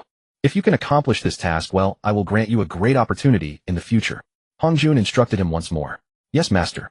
Haoyan was overjoyed. Watching Haoyan depart from the Purple Heaven Palace, Hongjun's expression grew slightly somber. He had decided he could no longer wait idly, yet the great formation at the foot of Mount Buzhou still filled him with wariness. Thus he had sent forth his own servant boy to scout the path ahead. Even if Haoyan were to fail and perish, it would only mean the loss of a single servant, of little consequence to him. At the foot of Mount Buzhou, within Chunxian's Taoist sanctuary, Wang Shu said to Chunxian with gratitude, I have come today to express my thanks for your guidance back then. If it had not been for Chunxian's words that even an ant has its pride, I might have become Hongjuan's pawn and been oppressed by him. To her this was an enormous favor. It was nothing. Chunxian was actually somewhat bewildered. He had only casually mentioned a couple of things, yet this Aunt Wang had come all the way here to thank him. It was quite confusing. Young friend White Dragon, I have come today with another matter to ask you. Regarding the path to sainthood, are there really only 3 ways? The path of merit, severing the 3 corpses, and the path of strength? Wang Shu asked with a solemn expression. After integrating the primordial origin of the Star of Great Een, she had never forgotten her pursuit of the path to sainthood. However, the path to sainthood was extraordinarily difficult. Now that she had fused with the primordial essence of Tien Star, she had not only strayed from the path of strength-based sanctification, but also could not sever the 3 corpses. Achieving sainthood through merit seemed impossible. Although she had sensed a loosening of her bottleneck, she had lost her direction. Chunxian furrowed his brow. Not necessarily so. Aunt Wang, all paths can lead to sainthood. In the primordial times did the methods of severing the 3 corpses and achieving sainthood through merit already exist. Were not these 2 paths also opened up by someone? If Hongjun can carve out a new path, why shouldn't others be able to do the same? As soon as these words fell, Wang Shu's body trembled slightly. Hongjuan, the Tao ancestor of the primordial world, was unparalleled through the ages. He had carved his own path, severing the 3 corpses to achieve sainthood and merge with the Tao, displaying astonishing brilliance. When Hongjun emerged, who in the entire primordial world could rival him? He was like a towering mountain that stood before everyone's heart, filling people with despair. Even Wang Shu, this primordial divine god whose foundation was no inferior to Hongjuan's, instinctively felt herself a step below him. But after Chunxian's guidance, Wang Shu's confidence was reignited. Young friend White Dragon, I am enlightened. Wang Shu said earnestly, then she looked at the water pool arranged by Chunxian and smiled. You truly have refined taste, young friend. When she had first seen this pool of 3 lights divine water, and a basin full of lotus flowers, even Wang Shu had been shocked by Chunxian's display. Especially when she saw those 7 precious gourds of different colors beside the pool, her spirit began to tremble violently. She had a strange feeling that if these 7 precious gourds were to unleash their power, she might perish right there on the spot. At this thought, even Wang Shu was somewhat surprised. As one of the most powerful beings in the primordial world after Hongjuan, Wang Shu believed herself to be invincible under any saint. Yet she had actually felt the threat of death from just these 7 gourds. This young friend was truly enigmatic. Since I had nothing better to do, I just arranged my Taoist sanctuary a bit. Chun Xian said, if Aunt Wang likes it, you can pick some lotus flowers and spiritual fruits to take back. I have already received numerous favors from you, young friend. It would be inappropriate to take anything without compensation. Wang Shu smiled, then pointed to the 12-rank Black Lotus. The 12-rank Black Lotus had disappeared since the Longhan Great Calamity. I never expected it to end up in your hands. This was also something I obtained by chance. Chun Xian gestured, and the 12-rank Black Lotus landed in his hand. He was not sure if it was due to the nourishment from the 3 lights divine water and the other lotus flowers, but this damaged Black Lotus was becoming increasingly complete. Wang Shu glanced at the 12-rank Black Lotus once more and said cryptically, this Black Lotus, I observe there is something peculiar about it. In the late stage of the Longhan Great Calamity, everyone knew that Luoho had died at the hands of Hongjun. However, some speculated that Luoho had not completely perished and that remnants of his soul still remained. And the most likely place for this remnant soul to exist was upon the 12-rank world-devouring Black Lotus and the God-killing spear. So Wang Shu wanted to give Chun Xian a warning lest he fall victim to Luoho's schemes. However, upon hearing Wang Shu's words, Chun Xian casually replied, something peculiar. I noticed that long ago. Wang Shu was slightly startled.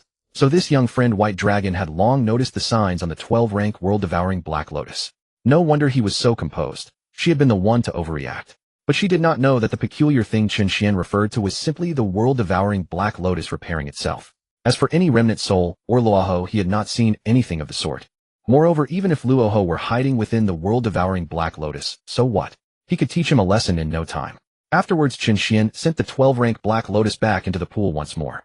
Neither he nor Wang Shu had noticed that within the world-devouring Black Lotus a streak of light flashed by, and within it a trace of true spirit emerged with a human face, showing an expression of terror. He noticed it long ago? He actually noticed it long ago. How is this possible? I concealed myself within the world-devouring Black Lotus, and even deployed the heaven-deceiving art. Even Hongjun and the Heavenly Dao could not detect my traces.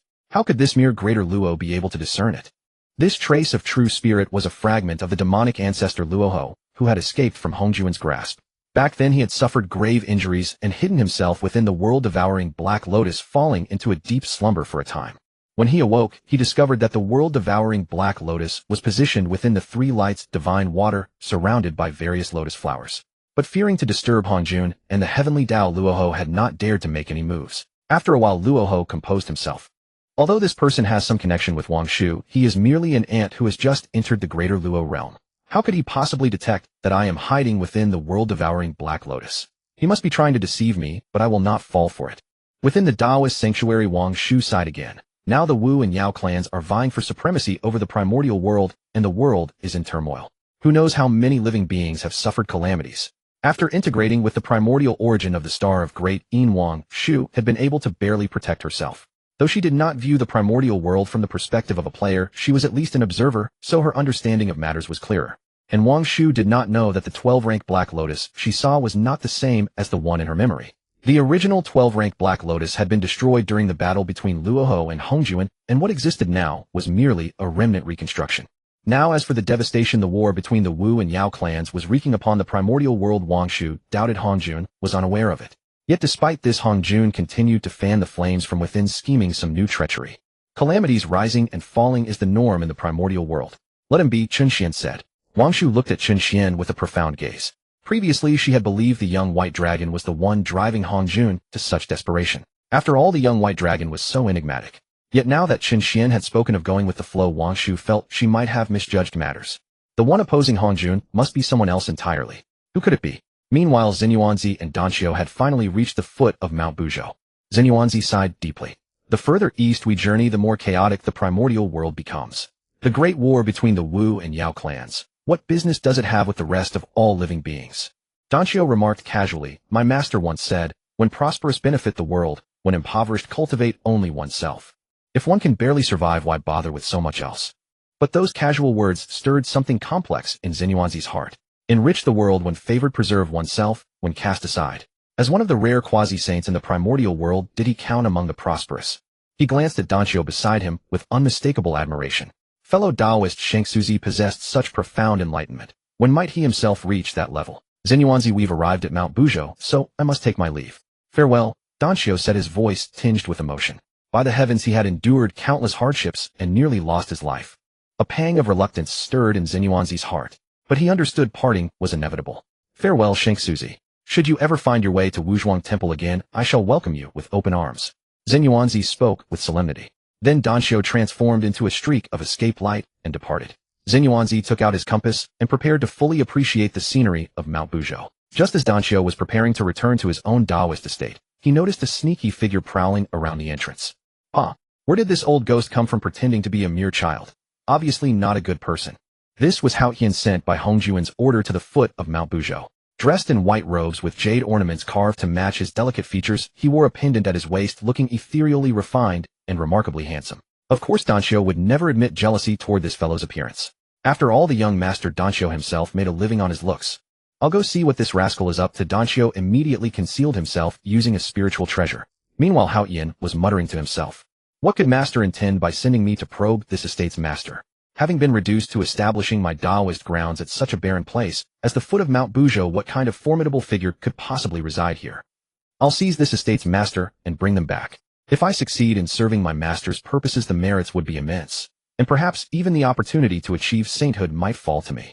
At this thought, Hao Qian's eyes lit up suddenly. Meanwhile, Danxiu, concealed in the shadows, silently reflected. So this fellow truly harbored ill intentions toward his master. I'll make sure to teach him a proper lesson.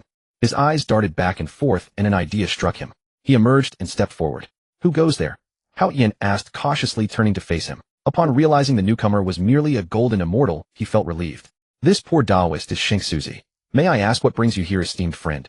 Danxiu bowed respectfully. Tell me, do you know who resides within? Answer me honestly and quickly, Hao Qian demanded with an arrogant expression, speaking with haughty contempt. Setting aside his role as the Dao ancestor's attendant, he himself was a peak Duo existence, considering himself superior to all. Esteemed friend, you may not be aware. The master of this estate is known as Banshan Doran, whose mystical powers are vast, and whose strength is unfathomable. It is said he rivals even the Dao ancestor Hongjuan. But before Danxiu could finish, Hao Qian bellowed sharply. How dare you? The Dao ancestor is the most powerful being in all of primordial heaven and earth, yet you claim a cultivator within could rival him. This humble one has only heard such rumors. Danxiu feigned a terrified demeanor. Since you know this, Banshan Doran, summon him out to pay his respects to me immediately or face dire consequences. That might prove rather difficult. Banshan Doran rarely leaves his estate. Would you care to accompany me inside? Danxiu suggested with some hesitation. Useless fool. Hao Qian snorted coldly, kicked Danxiu, placed his small hands behind his back, and strode forward with large steps. However, he failed to notice the sinister smile creeping across Danxiu's face. The moment Hao Qian crossed into the erased territory, an overwhelming pressure surged forth, crushing him so intensely he could barely draw breath. What is happening here? What's going on? Fuck! Behind him, Danxiu had materialized a Fong Club's spiritual treasure and struck Hao Qian squarely on the head.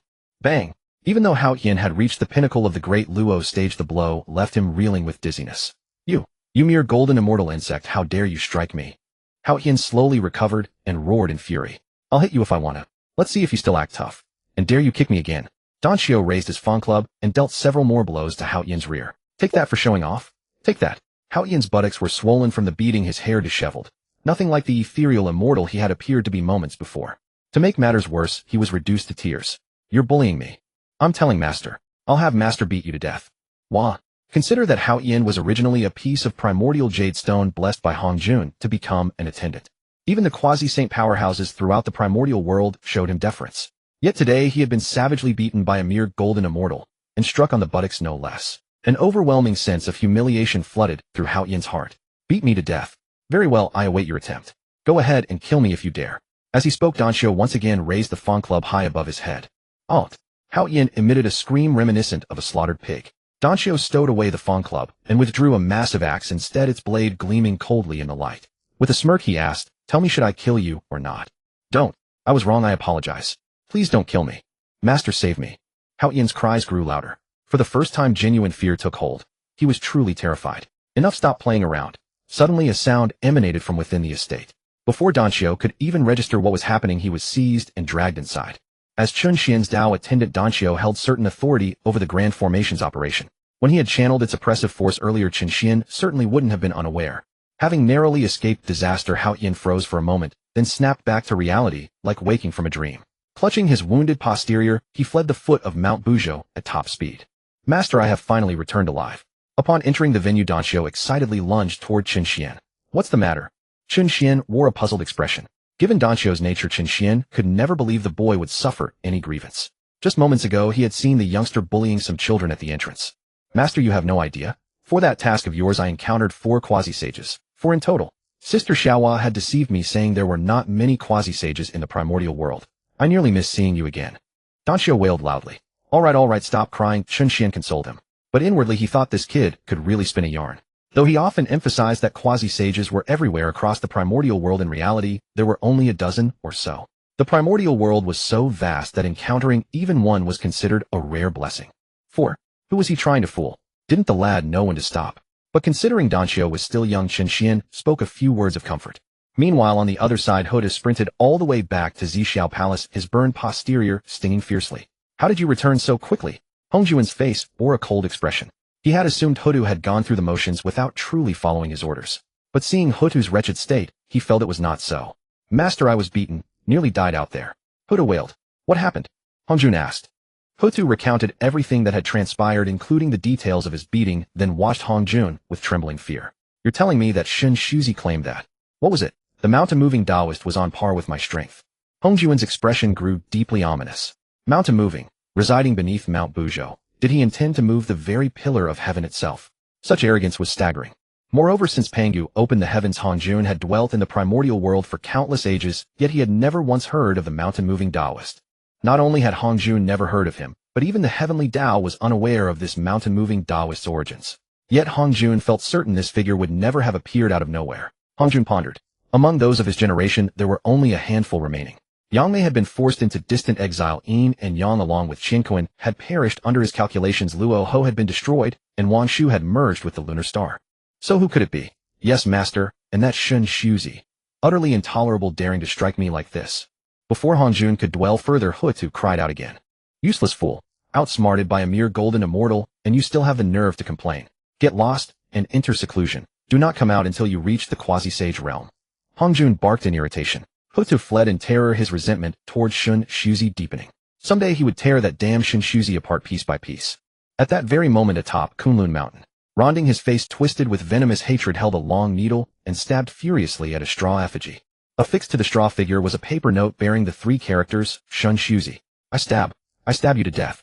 Thinking of his crippled cultivation base and the lost spirit coffin lamp, Ronding's heart ached. The more he looked at the straw figure, the more it resembled that scheming old fox Shen Shuzi. The more he looked, the more he wanted to stab. Senior brother Ronding, today is the day of the 10,000-year grand competition. Master sent me to fetch you. A voice came from outside. Understood, I'll be there shortly, Randang said, setting down his needle. Yin Zhongzi, standing outside, shivered inexplicably. For reasons unknown, every time Yin Zhongzi saw senior brother Ronding, he felt a chill descend upon him. Most importantly, senior brother Randang loved locking himself in his quarters where creepy sounds would drift out, sending goosebumps across his skin. Back then, when the date of the 10,000-year grand competition had been established, the entire Kunlun Mountain had buzzed with excitement. The second-generation disciples were eager, sharpening their skills, hoping to bring glory to their masters. At this moment, behind Tongtian stood over 10 disciples. Besides Ao Hai, the 3 Shi sisters, Zhao Gongming and Duo Bao, his direct disciples, the rest were all formally acknowledged students. Tongtian was not particular about the lineage of those he accepted, he mostly judged by whether they caught his eye. Most were creatures born from fur, horns, wetness, or eggs. Among them, Ao Hai was the strongest, having reached the peak of Tai. Yuanshur, however, was exceedingly strict about lineage and conducted grueling examinations.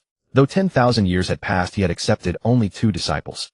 One was Nanji, the other Yin Zhongzi. Nanji was Yuanshur's foremost disciple and had now also reached the peak of Tai. Of course, standing behind Yuanshur was also Randang.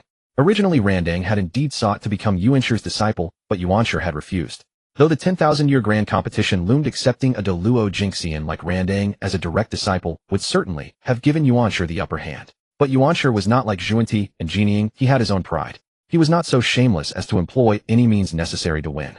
Thus he accepted Randang as a guest scholar instead. Third brother, look at the sort of disciples you've taken, of low origin, turning Kunlun into a den of filth. Today I shall show you that my method of accepting disciples is the correct one. Yuanshur spoke coldly. Second brother, save your empty words. Let us settle this with action. Tongtian smiled, then added. Ao Hai, are you ready? This branch of mine no longer needs you to carry the burden alone. Please rest assured, master. Ao Hai will surely prevail. Aohai declared resolutely. Master, don't worry. Even if the eldest senior brother falters, isn't there still me? Duobao protested. You won't hold up. This competition still relies on your eldest senior brother. Tongtian gazed at Aohai with growing satisfaction. This disciple of his was no ordinary origin. He was pure-blooded dragon. Moreover, he was remarkably diligent, possessing a resilient mind and a tireless work ethic, bringing great honor to their sect. What he failed to notice was that as Tongtian spoke those words, a shadow of resentment flashed across Duobao's face. Compared to his eldest senior brother Aohai, his strength fell short. And compared to the later arrivals, Zhao Gongming and the three Shi sisters, his lineage could not compare. Thus Duobao felt that as the second senior brother, he lacked any sense of presence. So Duobao worked diligently and trained hard, hoping to earn a single word of praise from his master. But no matter how hard he tried or how outstanding he became, Tongtian seemed blind to it. All his attention rested on Aohai. This filled Duobao with profound disappointment, though he hid his feelings well. Everyone has arrived. We may begin. Laozi said. 10,000 years had passed, yet Laozi had not taken a single new disciple. Xiandu remained his only student. Brothers, let us not waste time. Each of us should send forth our most powerful disciple. Yuanshi said. But there are 3 of us brothers, each sending 1 disciple. That makes 3. How can we arrange the matches? Tongtian asked. With 3 pairwise matchups would not work properly. How about this third brother? Since this so-called second-generation grand competition is essentially a contest between you and me, perhaps my disciple need not participate. Yuanshi proposed. But just as Tongtian was about to act, Xiandu suddenly stepped forward and said with a smile, 2 uncles, there is no need to worry about this matter. Since the grand competition is to determine the foremost among the second-generation disciples, then let me challenge junior brothers Aohai and Nanji. You are challenging 2 people. Tongtian and Yuanshi both looked at Xiandu in astonishment. At this moment, Nanji, under Yuanshi's tutelage, said, Senior brother Xiandu, although you are the disciple of Supreme Elder Uncle Taishang, it is rumored that 10,000 years ago you were merely a true immortal. I am now only 1 step away from reaching the Daoyuo realm. I fear that if I strike I might injure you. Indeed, as the senior disciple of Yuanshi, he had imbibed Yuanshi's arrogance into his very bones. Although Xiandu was a disciple of Taishang and nominally the foremost disciple of the 3 pure ones. However, after learning that Xiandu was still a true immortal 10,000 years ago, Nanji couldn't help but hold some contempt for this senior brother. At this moment, Aohai also spoke. Senior brother Xiandu, don't joke around. If you fight both of us, fists and feet have no eyes. Compared to Nanji's contempt, Aohai was actually thinking for Xiandu's sake. It's fine. Both of you just come at me. If you 2 defeat me and send me off the field, then you can compete for first place later. Xiandu said calmly. Elder brother, your disciple hasn't learned your doctrine of non-action. I didn't expect him to be so competitive. Yuanshi chuckled. Since Xiandu is confident, let him face Nanji and Aohai together. Laozi said indifferently. In truth, Xiandu wasn't after the title of first place, it was on Laozi's instruction.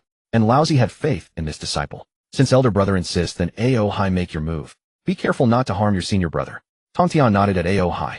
Yuanshi also waved his hand at Nanji. On the field, because their masters were at odds, Aohai and Nanji didn't get along well either, and they never imagined they would one day join forces. Aohai, I'll first send senior brother Xiandu out, then I'll fight you. Nanji said. With that, he made the first move, a beam of divine light shooting towards Xiandu. Junior brother Nanji, you underestimate me.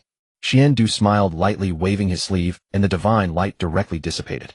This made Nanji frown slightly. Although his casual strike seemed effortless, it contained half his strength. With his peak Tai cultivation, that move was enough to heavily injure an ordinary Tai. Yet it was casually blocked by Xiandu. Could it be that Xiandu had also reached the Tai realm? Then his heart jolted again. Come to think of it, he had been Yuanshi's disciple for 10,000 years, living in Kunlun Mountain for the same duration, yet he had never seen Xiandu make a move. Junior brother Nanji, is that all you've got? Xiandu laughed again. It seems I have indeed underestimated senior brother Xiandu, but senior brother, don't underestimate me either. A fan-shaped spiritual treasure appeared in Nanji's hand. This was the supreme grade innate spiritual treasure, the 5-fire 7-feather fan bestowed by Yuanshi. Senior brother Xiandu, be careful. Immediately, Nanji's expression turned serious. As he fanned the fan, the void of space began to distort. 5 streams of primordial divine fire emerged from it, roaring towards Xiandu. Elder brother, this time you have overreached. Nanji is exceptionally gifted and powerful. Though not yet a Daoyuo wielding the 5-fire 7-feather fan, he can defeat a Daoyuo. Yuanshi was quite smug. His own disciple before defeating Tongtian's disciple could win against Xiandu. This was enough to satisfy his vanity. I think not. As soon as Laozi's words fell, a small red flag shot out from Xiandu's brow. It was the Li Di flame flag, one of the 5 directional flags. As soon as the flag appeared, it shielded Xiandu, blocking the attack of the 5-fire 7-feather fan. Junior brother, you are not enough. Xiandu formed another hand seal, and the lead D flame flag spun rapidly several times, causing the fire to surge back towards Nanji. Nanji inwardly cursed, and though he dodged in time, he was still somewhat disheveled. Huh. Second brother, who did you say was overreaching just now? Tongtian laughed. Yuanshi's expression turned sour and he defended. Nanji's 5 Fire 7 Feather Fan is a fire attribute spiritual treasure, and Xiandu's lead D flame flag is also fire attribute. Nanji was careless this time. Tongtian didn't argue with him, instead turning to Laozi and saying, Elder brother, in my opinion, among the second-generation disciples, Xiandu is the one who hides his strength the deepest. His cultivation is at least the peak of Tai. Laozi smiled, casting a satisfied glance at Xiandu. This child is very diligent. Although he had provided Xiandu with many resources, Xiandu had indeed lived up to expectations, otherwise he could not have reached such a realm in merely 10,000 years. Truly he was a disciple who had even earned praise from Master Chen. Ao Haisi, your senior brother Xiandu's strength is not as weak as you thought. You'd better muster all your spirit. Tongtian laughed. Yes, master. Ao Hai's fighting spirit was already surging. Nanji joined forces with Ao Hai and send your senior brother Xiandu off the field. Yuanshi also said to Nanji. Nanji accept the order. At this moment Nanji also felt he had lost face and wanted to regain the upper hand.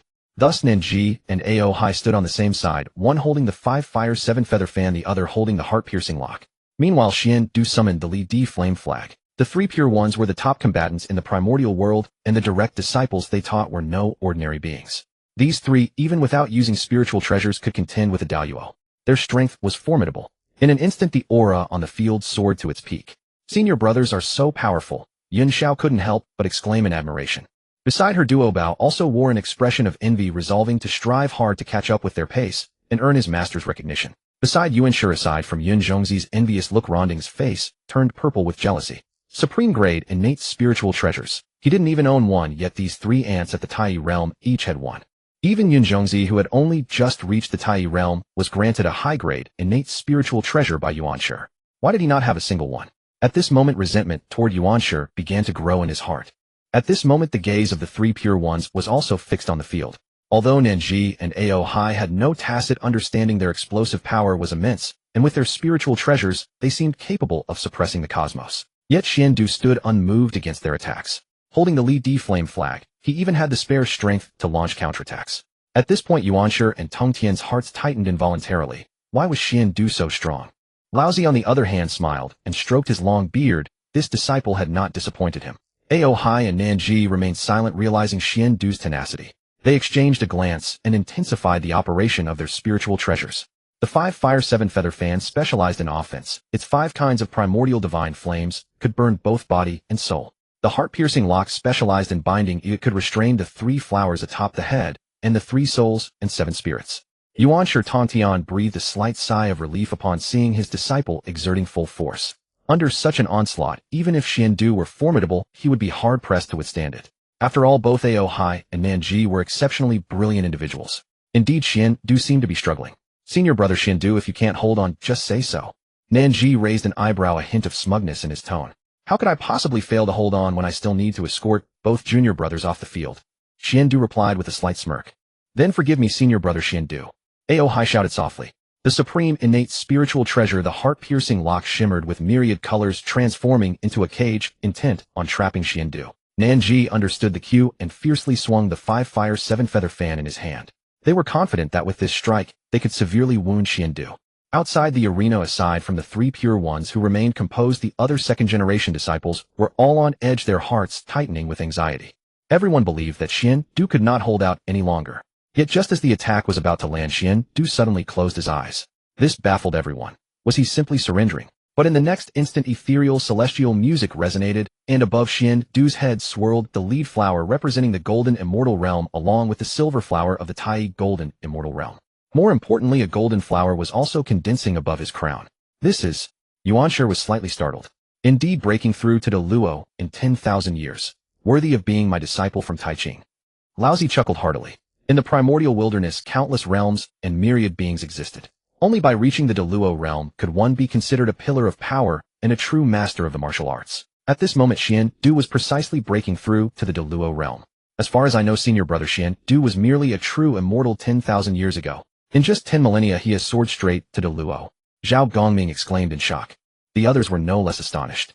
Ascending to Deluo in 10,000 years was truly breathtaking. Though the shock had not yet faded from Nanji and Ao Hai's eyes, they knew that if Xiandu were to fully step into the Deluo realm, they would have no chance of winning the contest. Thus they mustered all their strength to channel their spiritual treasures. But alas, too late. The golden flower atop Xiandu's head bloomed, and the three flowers converged. A dazzling radiance. The flower bloomed with 8 grades. In the next moment Xiandu grasped the earth-lifting flame banner and swung the staff with all his might. Both Nanji and Ao Hai were sent flying. You lose. The earth-lifting flame banner returned to the space between Xiandu's brows. Elder brother, you have taught a fine disciple. Yuanshi sighed, his expression profoundly complex. Among the 3 pure ones, none cared more about this 10,000-year grand competition than Yuanshi. He had spared no effort in instructing Nanji for this contest. He had sought to claim a name, but in the end he lost. Seeing his master's disappointed gaze, Nanji's heart ached with guilt and unease. Master, I will train diligently from now on, and strive to surpass senior brother Xiandu one day. Yuanshi merely snorted, waved his sleeve, and turned to leave. Master, I have let you down, Ao Hai said dejectedly, his voice full of apology. But Tongtian smiled magnanimously. It's all right. You have worked hard and done exceptionally well. If your senior brother Xiandu hadn't broken through to Deluo ahead of time, the outcome might have been different. These words stirred Ao Hai's heart even more, igniting greater determination. He looked at Xiandu and said, Senior brother Xiandu, once I advance to Deluo, we shall duel again. Disciple, let us depart, said Laozi. Xiandu followed closely behind his master. That the innate human race can produce a prodigy like Xiandu shows how extraordinary this clan truly is. Tongtian sighed, addressing his disciples behind him. In the future you must learn from senior brother Xiandu and senior brother Ao Hai. Yes, master. All the disciples behind Tongtian replied in unison. But Duobao felt somewhat resentful. Ao Hai had clearly lost, yet he so readily accepted the master's consolation, which only made Duobao feel that Ao Hai had failed to live up to the master's trust. In Laozi's alchemy chamber, Laozi stood with his hands behind his back, breathing a faint sigh of relief as he looked at Xiandu. Xiandu, you have worked hard. You have not disappointed me. He had arranged for Xiandu to win the contest by facing 2 opponents alone, precisely to prevent the conflict between Yuanshi and Tongtian from escalating further. It seemed he had succeeded. Yet recalling Qinshi's prophecy that the 3 pure ones would inevitably split, his heart sank once more. He decided to take things one step at a time. It is my duty, Xiandu bowed, then hesitated for a moment before saying, Master, it has been 10,000 years since I last returned to the human race. I wish to go back and visit if you will permit it. Now that you have reached Deluo, you may return whenever you wish, said Laozi. Xiandu was overjoyed. But after a moment Laozi frowned slightly and added, I will accompany you on this journey to the human race. Qinshi had said that the key to their enlightenment as saints lay within the human race. Perhaps it was time to see for himself. And so master and disciple departed from Kunlun. Mount Shouyang was where Nüwa created humanity, revered as the ancestral land of the human race, the place with the strongest human power and the largest population. Even the 3 human ancestors, Sueren, Youchao, and Zi, resided here. When Laozi and Xiandu landed on Mount Shouyang, though no oppressive aura radiated the humans since the arrival of a great sage, the 3 human ancestors came out personally to welcome them. May I ask what business brings you, esteemed elder, to our human race? Sueren asked, cautiously bowing respectfully. The human race was weak and dared not offend anyone. Especially when great figures descended, they would humble themselves. This scene struck Xiandu's heart with a pang of pain. Chief Sueren, please rise. I am unworthy of such a grand courtesy. Xiandu hurried forward. This surprised the 3 human ancestors. When Nüwa created the innate human race numbering a full epoch, both Sueren and Xiandu belonged to that group, but Sueren did not recognize Xiandu. You are? Sueren asked in confusion. Chief Sueren, I am Taiching Laozi, and this is my disciple Xiandu, who is also an innate human. Laozi said. Taiching Laozi. The 3 human ancestors were startled. The name of Taiching was known throughout the entire primordial wilderness, and such a great figure had deigned to visit their insignificant clan. They were utterly flattered. Just then another person rushed out, staring at Xiandu and shouting excitedly, Xiandu, you're back. This person was the young man in blue who had once been with Xiandu. Calm. I have returned. Xiandu, seeing his close friend, had tears in his eyes as he ran forward, and the 2 embraced. Sueren was the first to react, turning to look at Xiandu, his eyes brimming with excitement. One of their own had become a disciple of Taiching, and he seemed to be no weakling. Senior Taiching, is Xuandu truly your disciple? Sueren asked again, uncertain. Yes, I am very satisfied with Xuandu as my disciple. After 10,000 years of apprenticeship, he has already reached the Daluo realm. Laozi said with a smile. Since Xuandu had returned to the human race, he naturally did not hesitate to praise him. Hearing this, Sueren and the others immediately burst into tears. By the Holy Mother, our human race has finally produced a Daluo. The primordial world was teeming with countless beings and races. Small races like the humans were scattered across the primordial world, clinging to the great clans and struggling to survive. But if a clan could boast a Daluo, their lot would be much improved. No wonder Shuairenqi and the others were so moved. Today Xuandu returns to Mount Shouyang. He must have much to tell you, and I wish to look around. Laozi said. Senior Taiching, do you need me to accompany you? Asked Shuairenqi. No need. Laozi replied, then departed. When he descended upon Mount Shouyang, an inexplicable tremor stirred within his heart. Moreover, the Tao Te Ching he carried with him pulsed with strange vibrations. Yet strangely Laozi was certain this was his first visit to this ancestral land of the human race. Thus he resolved to investigate. After Laozi left, a crowd of humans gathered around Xuandu, and the three ancestors personally brought spiritual fruits to entertain him. Xuandu, you've done it. To become a disciple of Senior Taiching. Tell us, how did you manage to win him over? Chuckled Kong, a young human. Though 10,000 years had passed, his bond with Xuandu remained undiminished. The two were still as close as ever. It's a long story. Xuandu recalled the arduous days of his quest for the Tao. But now looking back, it had all been worthwhile. Xuandu, having spent so many years by Senior Taiching's side, do you know why the Holy Mother created us, yet then abandoned us to our fate? Shuairenqi asked cautiously. Back when Nüwa created humanity, the heavenly merit that descended shook the entire primordial world, and that was the most glorious moment for the human race. Even the humans revered Nüwa as the Holy Mother, hoping for her protection in their weakness. But Nüwa disappointed them time and again. Even when the humans suffered grievous losses from beast attacks, Nüwa never showed herself. In the primordial world, there were even whispers that humans were nothing more than rations created by Nüwa for the demon race. This filled the humans with immense sorrow and grief. I have heard from my master that the Holy Mother has not abandoned us. There is another reason, Xuandu said, frowning. This brought a long sigh of relief to everyone, including Shuairenqi. They still harbored hope for the Holy Mother. Now that Xuandu told them the Holy Mother had not forsaken the human race, a heavy stone was lifted from their hearts. Meanwhile, guided by his doubts, Laozi ventured deep into Mount Shouyang. Under the guidance of the Tao Te Ching, he arrived at a cave. At the end of the cave was hidden a seal inscribed with the characters Kantong. Such a treasure lies hidden within Mount Shouyang. Though the artifact had not yet emerged, Laozi could still sense the immense power it contained, and it stirred a strong sense of familiarity within him. Sensing the approach of Laozi, or perhaps the Tao Te Ching, the Kantong seal emitted a series of soft chimes and trembled violently. But just then a streak of purple chi suddenly hovered above the Kantong seal, suppressing it directly. The seal fell into utter stillness once more. Laozi's face changed dramatically. Even with his extraordinary composure, he exclaimed in surprise. Hongmeng purple chi. Indeed, the purple aura he had just witnessed was the Hongmeng purple chi, known as the opportunity to become a saint. Could this be the one that belonged to Hongyun? Laozi thought, suppressing his shock. When the purple chi was distributed at the Purple Cloud Palace, Hongjun had stated that he possessed 7 strands of purple chi. He had given them to the 3 pure ones, the 2 Westerners Nüwa and Hongyun. Except for Hongyun's, none of the others had been lost, so this purple chi was likely Hongyun's. But why was it here? As everyone knew, Hongmeng purple chi was the key to sainthood pursued by all in the primordial world. Among the humans, aside from Xuandu, the strongest were only golden immortals. How could such an insignificant little race possess a strand of Hongmeng purple chi? Laozi pondered. Could this be yet another of Hongjuan's schemes? At the foot of Buzhou Mountain, Tongtian asked, Master, you once said that the primordial world should be governed by the 3 paths of heaven, earth, and humanity. But why do we now see only the heavenly path, while the earthly and human paths remain hidden? Because the heavenly path has emotions, Chun Xian said with a smile. Master, what does that have to do with the earthly and human paths not manifesting? Danqiu asked while watering the plants. When the heavenly path gains emotions, it gains selfishness. It wishes to be the sole ruler of the primordial world, unwilling for anyone to surpass it or stand alongside it. Thus it will suppress the earthly and human paths, Chun Xian continued. The entire primordial world knows that Hongmeng purple chi is the key to sainthood, but they do not know that there are 27 strands of Hongmeng purple chi in the primordial world. 27. Both Danqiu and Tongtian were greatly astonished. Master, how can there be 27? In a complete primordial world, creation is infinite, and the 3 paths of heaven, earth, and humanity coexist.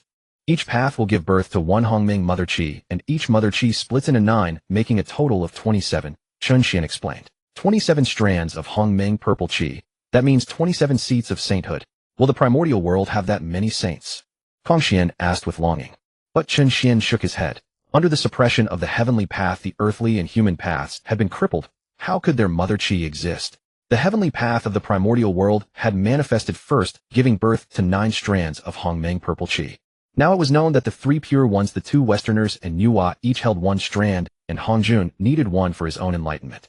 Where had the remaining 2 strands gone? In truth, those 2 strands of Hongmeng purple chi were the means by which the heavenly path and Hongjun castrated the human and earthly paths. At present, the earthly and human paths had no intelligence. They merely operated according to their own procedures. When the two strands of Hongmeng purple qi descended, they naively believed they had produced their own purple qi, thus completing their task and ceasing production. And the strand that Laozi had seen on Mount Shouyang was one of those two. As Chen Xian and his disciples discussed this in their dojo, every word reached Luoho's ears. This startled Luoho. The three paths of heaven, earth, and humanity. 27 strands of Hongmeng purple qi. How had he never heard of this? Luoho had once been a figure who could match Hongjun. Why did he now seem so ignorant? This wounded his pride. Lies, all fabrications. What three paths? What Hongmeng purple qi? Lies. In the cave on Mount Shouyang that housed the Kongtong seal before Laozi could react, the Dao De Jing on his person suddenly flew out, as if out of control. At this moment on Shouyang Mountain, Xuandu said, "During my travels through the primordial wilderness, I once met an elder. That elder told me that humanity must strive unceasingly to strengthen itself. In the future, our human race will surpass both the Wu and Yao tribes." Shuairenqi was greatly startled. Xuandu, such words must not be spoken carelessly. Although humanity now had a Deluo like Xuandu, the overall strength of the human race remained at the bottom of the primordial wilderness. The Wu and Yao tribes each had dozens of quasi-sages. How could humanity compare? This matter was personally told to me by that elder, and it is absolutely true, Xuandu said earnestly. The moment his words fell, Shouyang Mountain unexpectedly trembled slightly. What happened? Everyone was alarmed. Inside the cave on Shouyang Mountain, under Laozi's astonished gaze, the Dao De Jing floated above the Kongtong seal. At that moment, the pages of the Dao De Jing turned one by one, and rows of characters emerged from it. The Dao that can be spoken is not the eternal Dao. The name that can be named is not the eternal name. The Kongtong seal began to tremble again, and the character Run Human flickered in and out of visibility.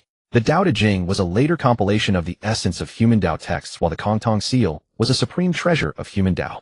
The appearance of the Dao De Jing actually awakened the consciousness of human Dao, which had been suppressed by the Heavenly Dao. In the Zixiao Palace, Hongjuan, who had been resting with his eyes closed, opened them at this moment, a sharp glint flashing in his gaze. The revival of human Dao? Overreaching. Suppress it. The strand of Hongmeng purple qi materialized once more and again suppressed the Kongtong seal. The Dao De Jing also returned to Laozi's hand. At this time, human Dao was still nascent. Even with the aid of the Dao De Jing, no matter how hard it struggled, it could not withstand the combined forces of the Heavenly Dao and Hongjun. But even so, nurtured by the Dao De Jing, human Dao had developed a will to resist. It needed to grow in order to break free from the shackles of the Heavenly Dao. However, when Laozi took the Dao De Jing, his eyes were filled with awe. He saw himself establishing the human sect and attaining sainthood. He saw the early pioneers of humanity toiling through hardships. He saw the governance of the 3 sovereigns and 5 emperors, the flourishing of human Dao. He also saw the last human king, Dixian King Zhou, being plotted against and perishing, and GFA of the Zhou dynasty voluntarily lowering his status to become the son of heaven, while the golden dragon of humanity's fate dissipated in mournful cries. From then on, there would be no more human kings in the human race, only sons of heaven. Human Dao was completely reduced to a vassal of the Heavenly Dao. So in the primordial wilderness, besides the Heavenly Dao, there are also the human Dao and the earthly Dao, but they have always been suppressed by the Heavenly Dao. Hongjun has played a grand chess game. After a long while, Laozi finally recovered from his shock. Master Chen must be aware of this, otherwise he would not have sent me to the human race. It is likely that even the Dao De Jing was merely delivered through me on Master Chen's behalf. Hongjun thinks he can calculate heaven and earth without flaw, yet he cannot escape Master Chen's schemes. Master Chen is ultimately the superior strategist. On the other side, Hongjun, having suppressed human Dao, stiffened his expression slightly. I have used the Hongmeng purple qi to suppress the emergence of the earthly Dao and human Dao, so why did human Dao stir just now? Moreover, due to the disturbance of human Dao, all heavenly mechanisms were obscured. Even Shouyang Mountain was beyond his detection. Oh well, soon enough neither the earthly Dao nor the human Dao will be able to cause any waves. At the moment the consciousness of human Dao manifested on Shouyang Mountain, all humans sensed it. Even Xuandu, a Deluo, felt a sudden tremor in his heart, and tears of clear sorrow slid down his face. A surge of intuition. Even Nüwa, who was in seclusion in the Honghuang Palace, was startled. But in the next moment, those who had obtained the Hongmeng purple qi all received a warning from Hongjun. No one was allowed to interfere in the affairs of the human race. When Laozi descended Shouyang Mountain, he finally awakened Xuandu and the others. Master, what just happened? Xuandu asked. Nothing. You will return to Kunlun with me. From today onward, you must go into seclusion on Kunlun Mountain for 100,000 years. Until that time is complete, you are not allowed to descend, Laozi said. But the human race. Before Xuandu could finish, Laozi swept him away and vanished into the distance. The shocking change in human Dao would surely have been detected by the Heavenly Dao and Hongjun. The warning Hongjun had just issued was proof enough. Thus, Shouyang Mountain was no longer a place to linger. He could not afford to explain too much to Shuairenqi and the others, as their strength was too meager. Knowing too much would only burden them, and might even bring disaster. Moreover, for Xuandu's safety, his disciple should not appear among the human race for the time being. He needed to go to the Honghuang Palace to discuss this matter with Nüwa, the holy mother of humanity. But Laozi's sudden departure left Xuanrenqi and the others dumbfounded. What happened? Why did the Supreme Elder leave so suddenly? And why did he order Xuandu to go into seclusion for 100,000 years? Unfortunately, no one could answer this question. This left the humans on Honghuang Mountain feeling disheartened. They feared Xuandu would never return. After all, humanity had finally produced a Deluo. Everyone, although we don't know why the Supreme Elder left, as Xuandu said before, humanity must strive to strengthen itself. In the past, even without Xuandu, our human race could still thrive on the lands of the primordial wilderness. So in the future we can do the same. The human youth Kong spoke loudly. These words swept away the dejection among the people. Indeed, humanity must strive unceasingly. Even without Xuandu, they could still live well on the primordial wilderness. As these thoughts intertwined, the Kongtong seal, hidden on Honghuang Mountain, emitted a faint glow. Master, what exactly happened? On the way, Xuandu was greatly astonished. He rarely saw his master so disturbed. I cannot tell you the specifics, but you must remember, the human race is of great importance. In the Hutu tribe of the Wu clan, Hutu transformed into an innate Dao body sat by the river lost in thought. After the great battle of the Wu Yao erased, the conflict between the Wu and Yao tribes had erupted completely. Although subsequent battles were no longer violent enough to shake the entire primordial wilderness, skirmishes of varying scales occurred every day.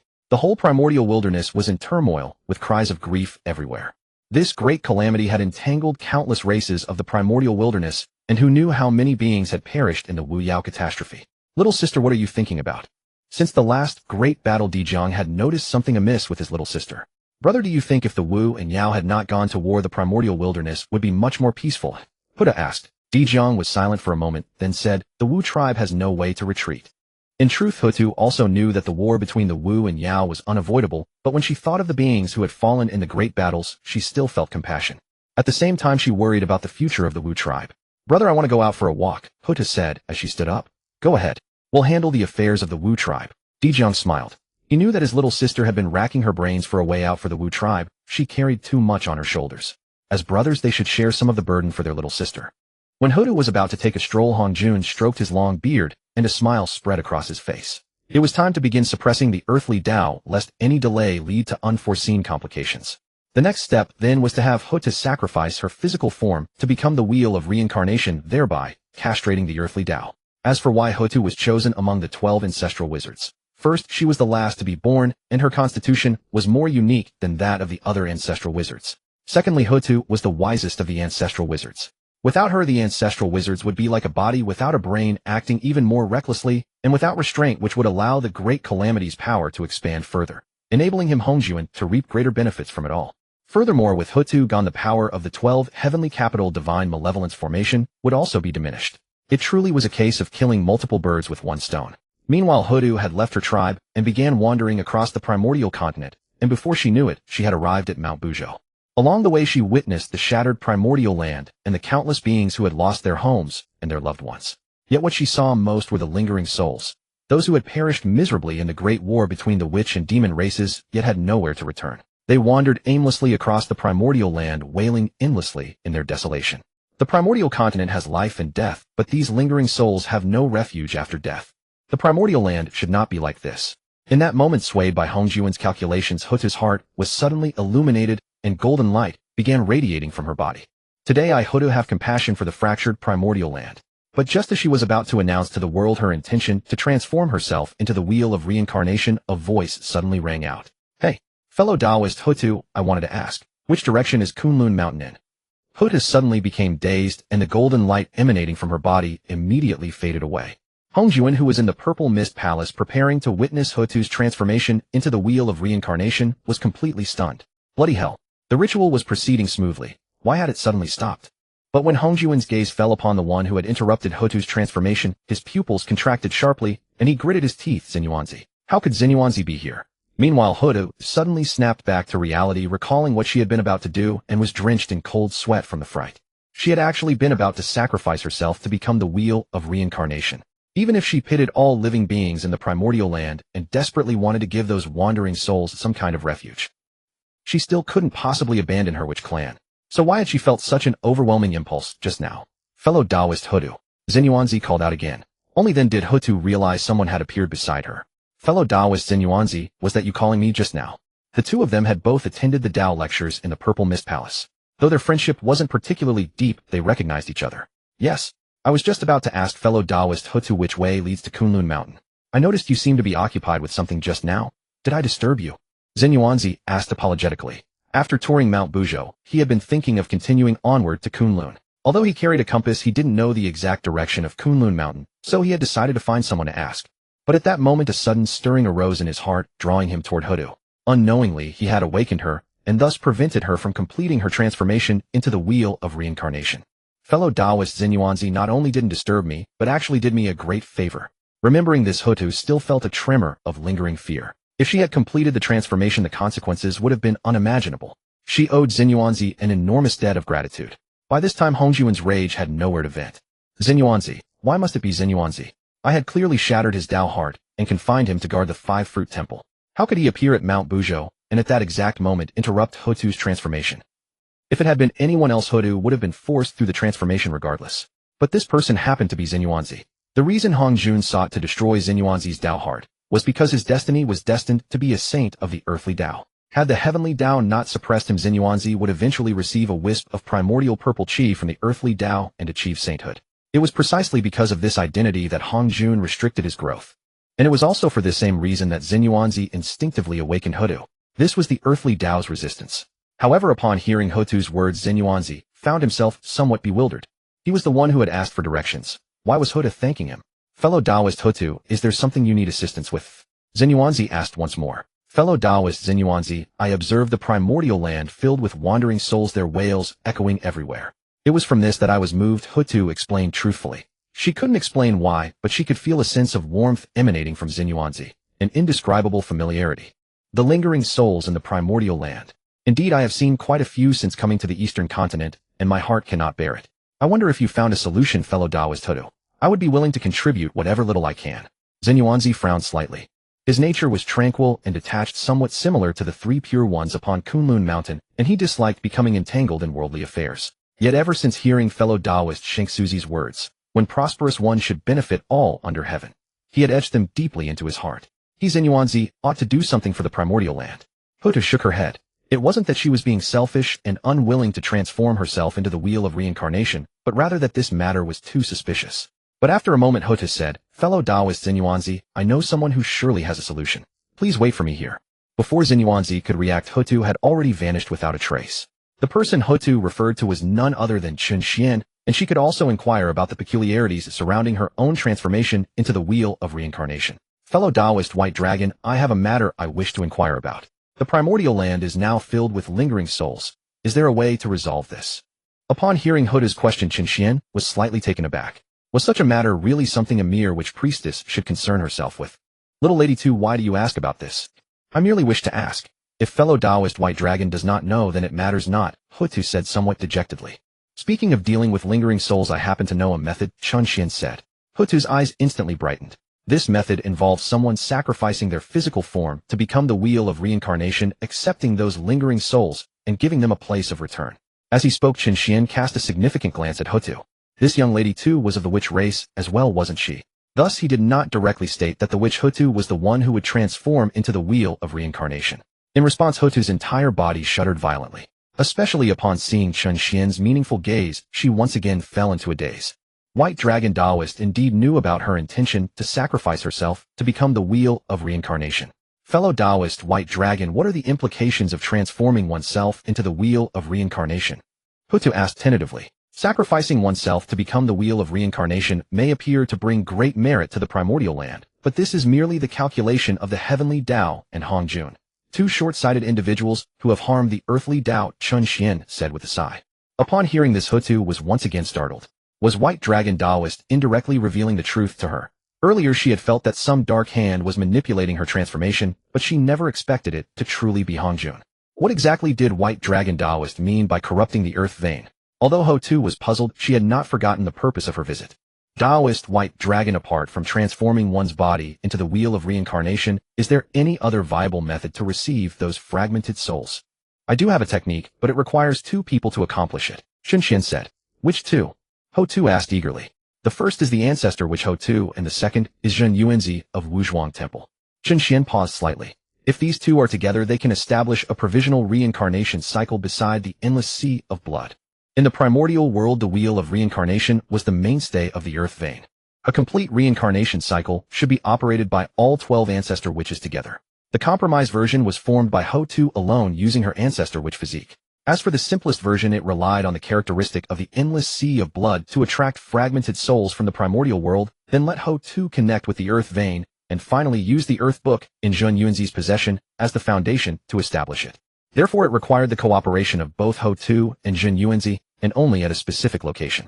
Upon hearing Chen Xian's words, Ho-Tu was startled once more. So the White Dragon Taoist already knew she was together with Zhen Yuanzi. This person truly never missed a detail. I thank you, Taoist White Dragon.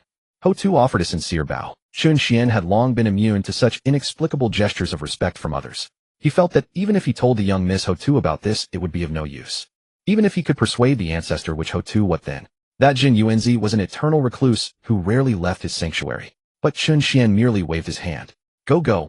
Ho-Tu understood his meaning and took this as White Dragon Taoist's encouragement to proceed, so she cheerfully departed the sanctuary. Taoist Ho-Tu, did you learn anything? Zhen Yuanzi asked. I already know what to do. Now let us head to the endless sea of blood, Ho-Tu said. The endless sea of blood. Zhen Yuanzi furrowed his brow. Mount Buzhou was formed from Panga's spinal column, while the endless sea of blood emerged from Panga's navel and impure blood, making it the most polluted place in the entire primordial world. So few ever dared to venture there. However, within the endless sea of blood, there was Patriarch Ming, he also a mighty expert who had once listened to the Dao alongside them in the Purple Cloud Palace. In the end, Zhen Yuanzi asked no further questions, and together with Ho-Tu transformed into a ray of elusive light and headed for the endless sea of blood. Along the way, Ho-Tu watched as fragmented souls across the primordial world drifted purposefully toward the sea of blood, and at last, she understood the White Dragon Taoist's intention. Taoist Zhen Yuanzi, since we intend to establish the wheel of reincarnation beside the endless sea of blood, we should visit Patriarch Ming, he in the sea of blood, Ho-Tu said. Well said, Zhen Yuanzi agreed. And the arrival of two great saints at the quasi-saint stage would naturally disturb Ming, he in the sea of blood. What brings the two of you to my sea of blood? Ming He's expression turned cold. Currently, only two beings had been born within the sea of blood. One was Ming He, and the other was Mosquito Taoist. Ming He couldn't even tolerate Mosquito Taoist, which revealed just how narrow-minded he was as well as how domineering. Even Zhen Yuanzi, whose temper was relatively mild in the primordial world, furrowed his brow at Ming He's attitude. Taoist Ming He, we come today regarding a matter to discuss, Ho-Tu said politely. What matter? Ming He asked. After all, the fragmented souls upon the primordial world lack a destination and wander everywhere. My companion Zhen Yuanzi and I wish to establish a wheel of reincarnation beside the endless sea of blood, and we hope for your permission, Taoist Ming He, Ho-Tu stated straightforwardly. Reincarnation. Seek another place. Ming He waved his hand dismissively. He had never heard of such a thing called reincarnation. He even suspected that Ho-Tu and Zhen Yuanzi harbored ulterior motives against him and the endless sea of blood. At this moment, he was slightly on guard. Taoist Ming He, establishing a wheel of reincarnation is a matter that benefits the entire primordial world, and great merit will descend upon it, Ho-Tu urged again. This somewhat tempted Ming He, but did not move him. Ming He firmly shook his head. At this point, Zhen Yuanzi said, Taoist Ming He, a close friend of mine once said, when prosperous one should benefit all beneath heaven. You as a great saint at the quasi-saint stage command the endless sea of blood. Won't you even help with a small favor? Besides, the wheel of reincarnation is not being established within your sea of blood, only beside it. What makes you think I'm willing? Ming He sneered. Back at the Purple Cloud Palace, wasn't your brother Han Yun beaten to death precisely because he meddled in matters that were not his business? I say he deserved it. How do I know whether this so-called wheel of reincarnation you're establishing isn't some scheme against my sea of blood? How could one tolerate another snoring while resting on one's own bed? In the primordial world, both Zhen Yuanzi and Ming He were recluses. And in terms of the degree of reclusiveness, Ming He was likely even more so than Zhen Yuanzi. In the original records, besides coveting the 99 soul-scattering red gourd from Hong Yun Ming, he had never once engaged in any other karmic entanglements. This was precisely why he was one of the few great experts to survive until the journey to the West Era. Taoist Ming He, you have gone too far. How my brother Han Yun met his end is not something you are entitled to criticize, Zhen Yuanzi said with slight anger. Banner was fine, but never joke about Han Yun in front of Zhen Yuanzi. I'll say what I want. Han Yun was an unlucky bastard and his death was deserved. What can you do about it, Zhen Yuanzi? Both of you get out of here right now. Ming He said coldly, and even launched an attack toward Zhen Yuanzi. Although Zhen Yuanzi's temperament was considered quite mild in the primordial world, but at this moment he had truly lost his temper and directly summoned the Earth Book. You dare fight me within the sea of blood? Have you lost your mind? Ming, he roared loudly. The flames upon his karmic fire red lotus surged upward while the two spirit swords Yuan Tu and Abai emitted faint hums. The entire sea of blood began to churn violently as Ming he moved. Before long, the two great saints at the quasi-saint stage were engaged in battle. Although Jin Yuanzi had a profound foundation and the Earth Book in his possession, the Sea of Blood was Ming He's domain. After so many years, Ming he certainly had not failed to leave his own arrangements within the Sea of Blood.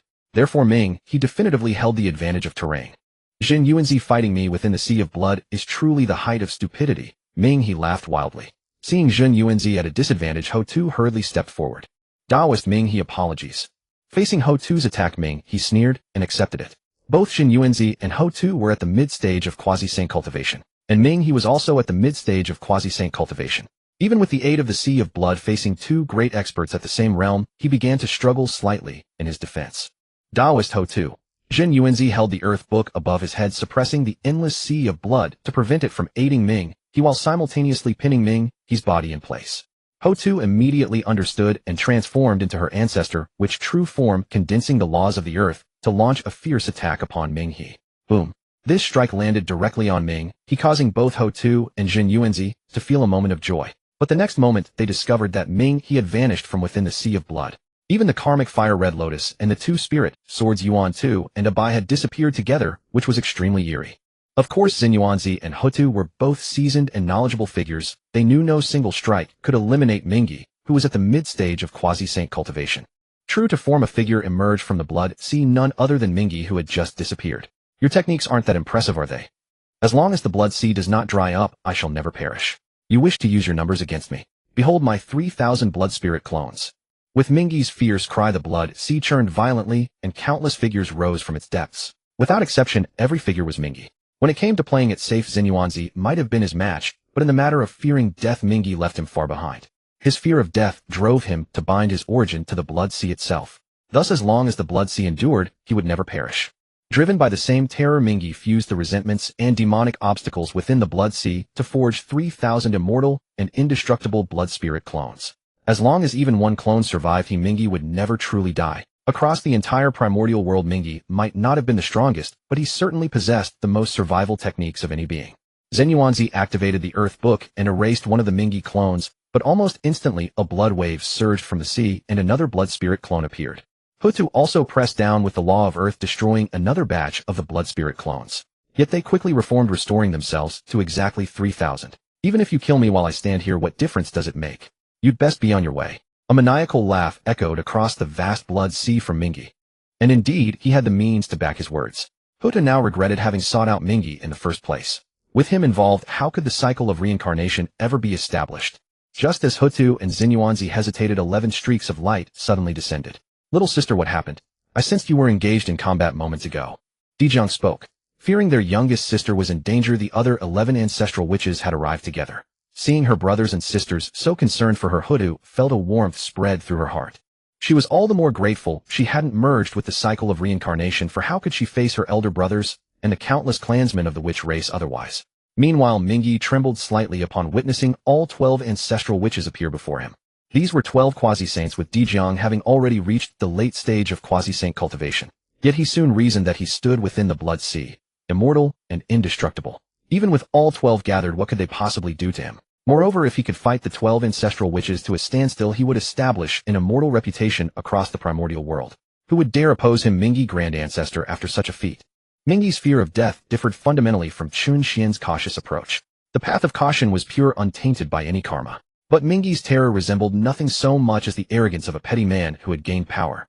Today, within the blood sea, his home ground, he would seize this opportunity to use the 12 ancestral witches as stepping stones, forging his name as Mingyi, grand ancestor. With this thought, Mingyi relaxed and chuckled. I wondered who had come, and it turns out to be you barbarians of the witch race. Dijiang's expression turned cold. You were the one bullying our little sister. So what?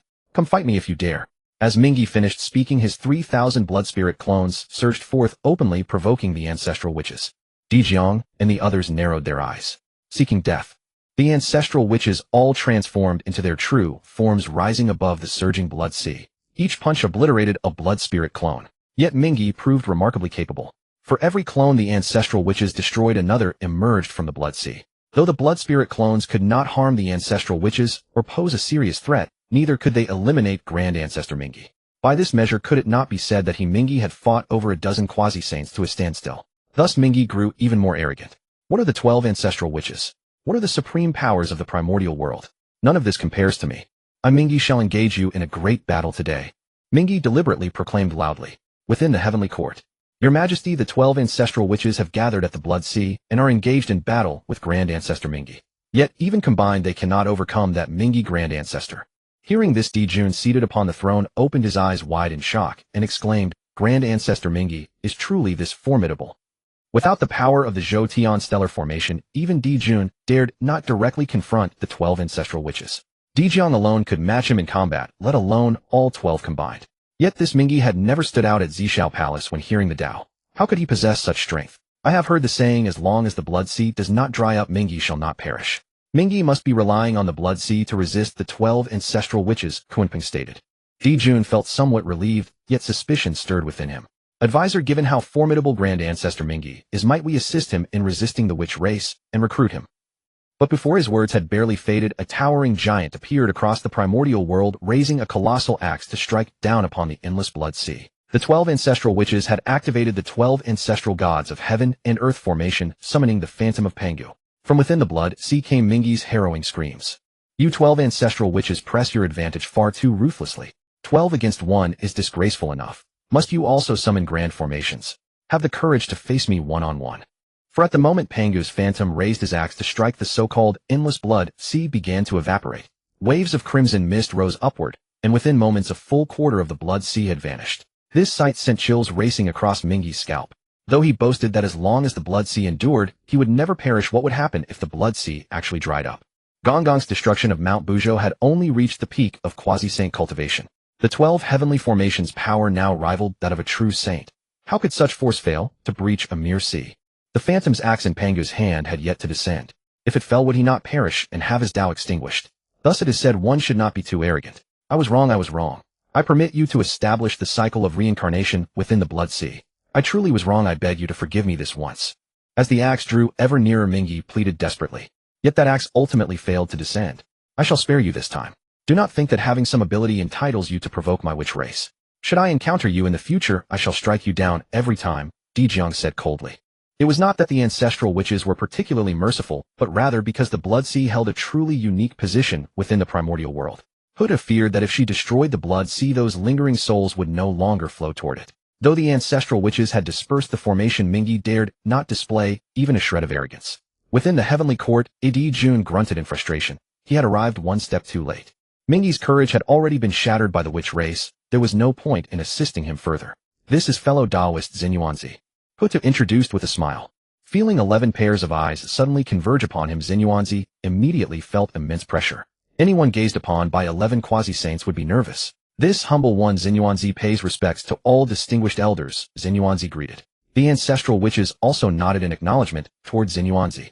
Taoist Xinyuanzi, let us establish the cycle of reincarnation immediately. Huda declared. The ancestral witches, without asking what reincarnation meant, silently guarded them. The river Styx beside them wore a miserable expression, daring to be angry, but not to speak. In his heart, he vowed to make them pay in the future. Following Hutu's instructions, Xinyuanzi produced the Earth Book. I Hutu hereby proclaim to the primordial world, desiring to establish the reincarnation of the primordial. In an instant, the Earth Book above Xinyuanzi's head began to radiate a yellowish-brown light, and the boundless Blood Sea churned incessantly. Throughout the entire primordial world, a series of roars from lingering souls echoed. They howled and celebrated the impending birth of reincarnation. In the purple firmament palace, Hongjun abruptly rose to his feet, his eyes filled with coldness. Hutu, you not only refuse to transform yourself into the reincarnation cycle, but also attempt to establish it and awaken the earthly path. Do you think such a good thing exists in this world? By the boundless Blood Sea, as Hutu proclaimed to the primordial world, the Earth Book had already erupted into a towering pillar of light. The Earth Book was formed from the Earth's fetal membrane, attuned to the earthly path. Under the summoning of the Earth Book, a plate-shaped spiritual treasure, surrounded by boundless chaotic energy, appeared beside the endless Blood Sea. Upon it, the great path of reincarnation manifested vaguely, forming the shape of the 6 paths of reincarnation. Reincarnation. Reincarnation. As soon as it appeared, a thunderous roar echoed through the entire primordial world, with seductive sounds filling the air. The human path possessed the supreme treasure Kongtong seal, while the earthly path's supreme treasure was called the reincarnation plate. Seeing the emergence of the reincarnation plate, Hutu and Xinyuanzi's eyes revealed deep joy. Only one final step remained, and the primordial reincarnation would be established. The lingering souls in the primordial would also have the opportunity to reincarnate. However, at that moment, a burst of golden light erupted from the sky. It was actually Heavenly Dao merit, and the amount was considerable. But when this merit descended, both Hutu and Xinyuanzi felt a foreboding sense of unease. Roar. Accompanied by a howl, a pitch-black nether dragon shot out from the reincarnation plate, charging recklessly toward the merit, seemingly trying to scatter it. Overreaching. Suppress. Hongjun coldly shouted, and a purple aura flashed past. The nether dragon let out a mournful cry before vanishing into smoke. The merit descended from the heavens, its magnitude equivalent to 80% of Nüwa's merit from creating humanity. This showed how vast the merit was. It drew continuous exclamations of amazement from the beings of the primordial. The River Styx patriarch, who had previously tried to stop Hutu from establishing reincarnation, now regretted his actions deeply. If he had known there would be so much merit, why would he have interfered? Oh, my merit.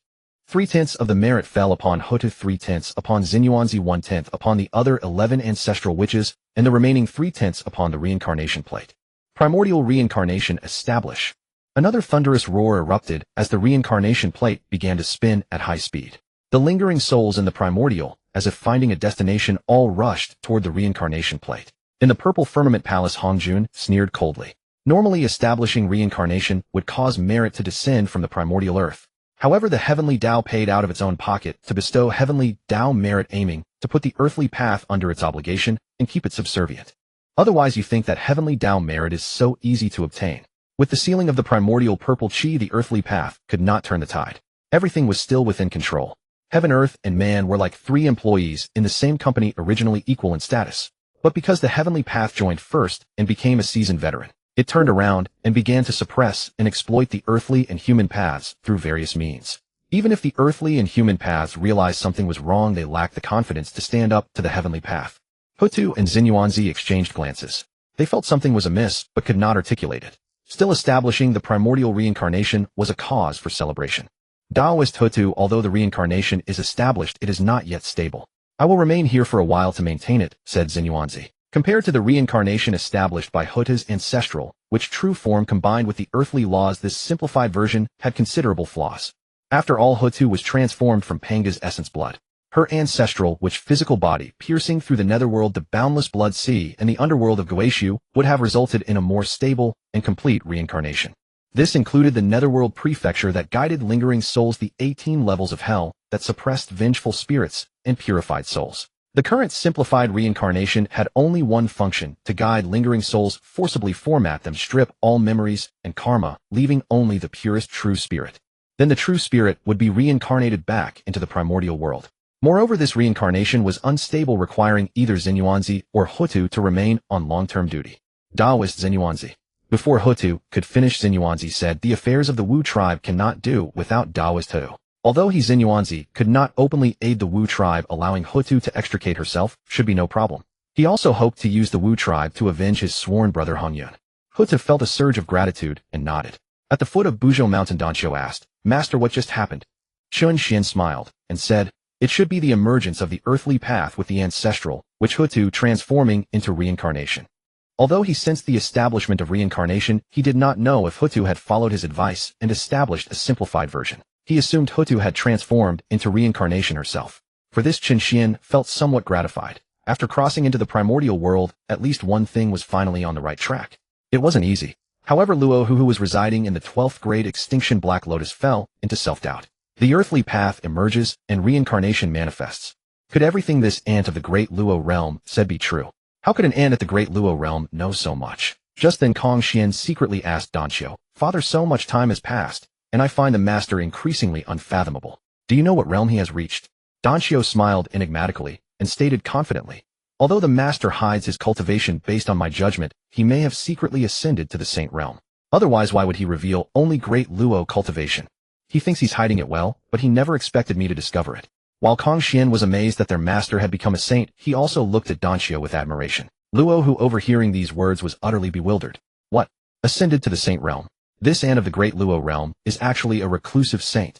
Although he couldn't believe it, recalling the words of the white dragon Taoist, they seemed to carry the principles of heaven and earth. Even the earthly path he spoke of had now manifested. So is he truly a reclusive saint? But if he is a reclusive saint, how could he not know of my existence? At that moment, Qin Xian's gaze happened to fall upon the 12th grade Black Lotus. Luo, who felt as if struck by lightning. No, he has discovered me.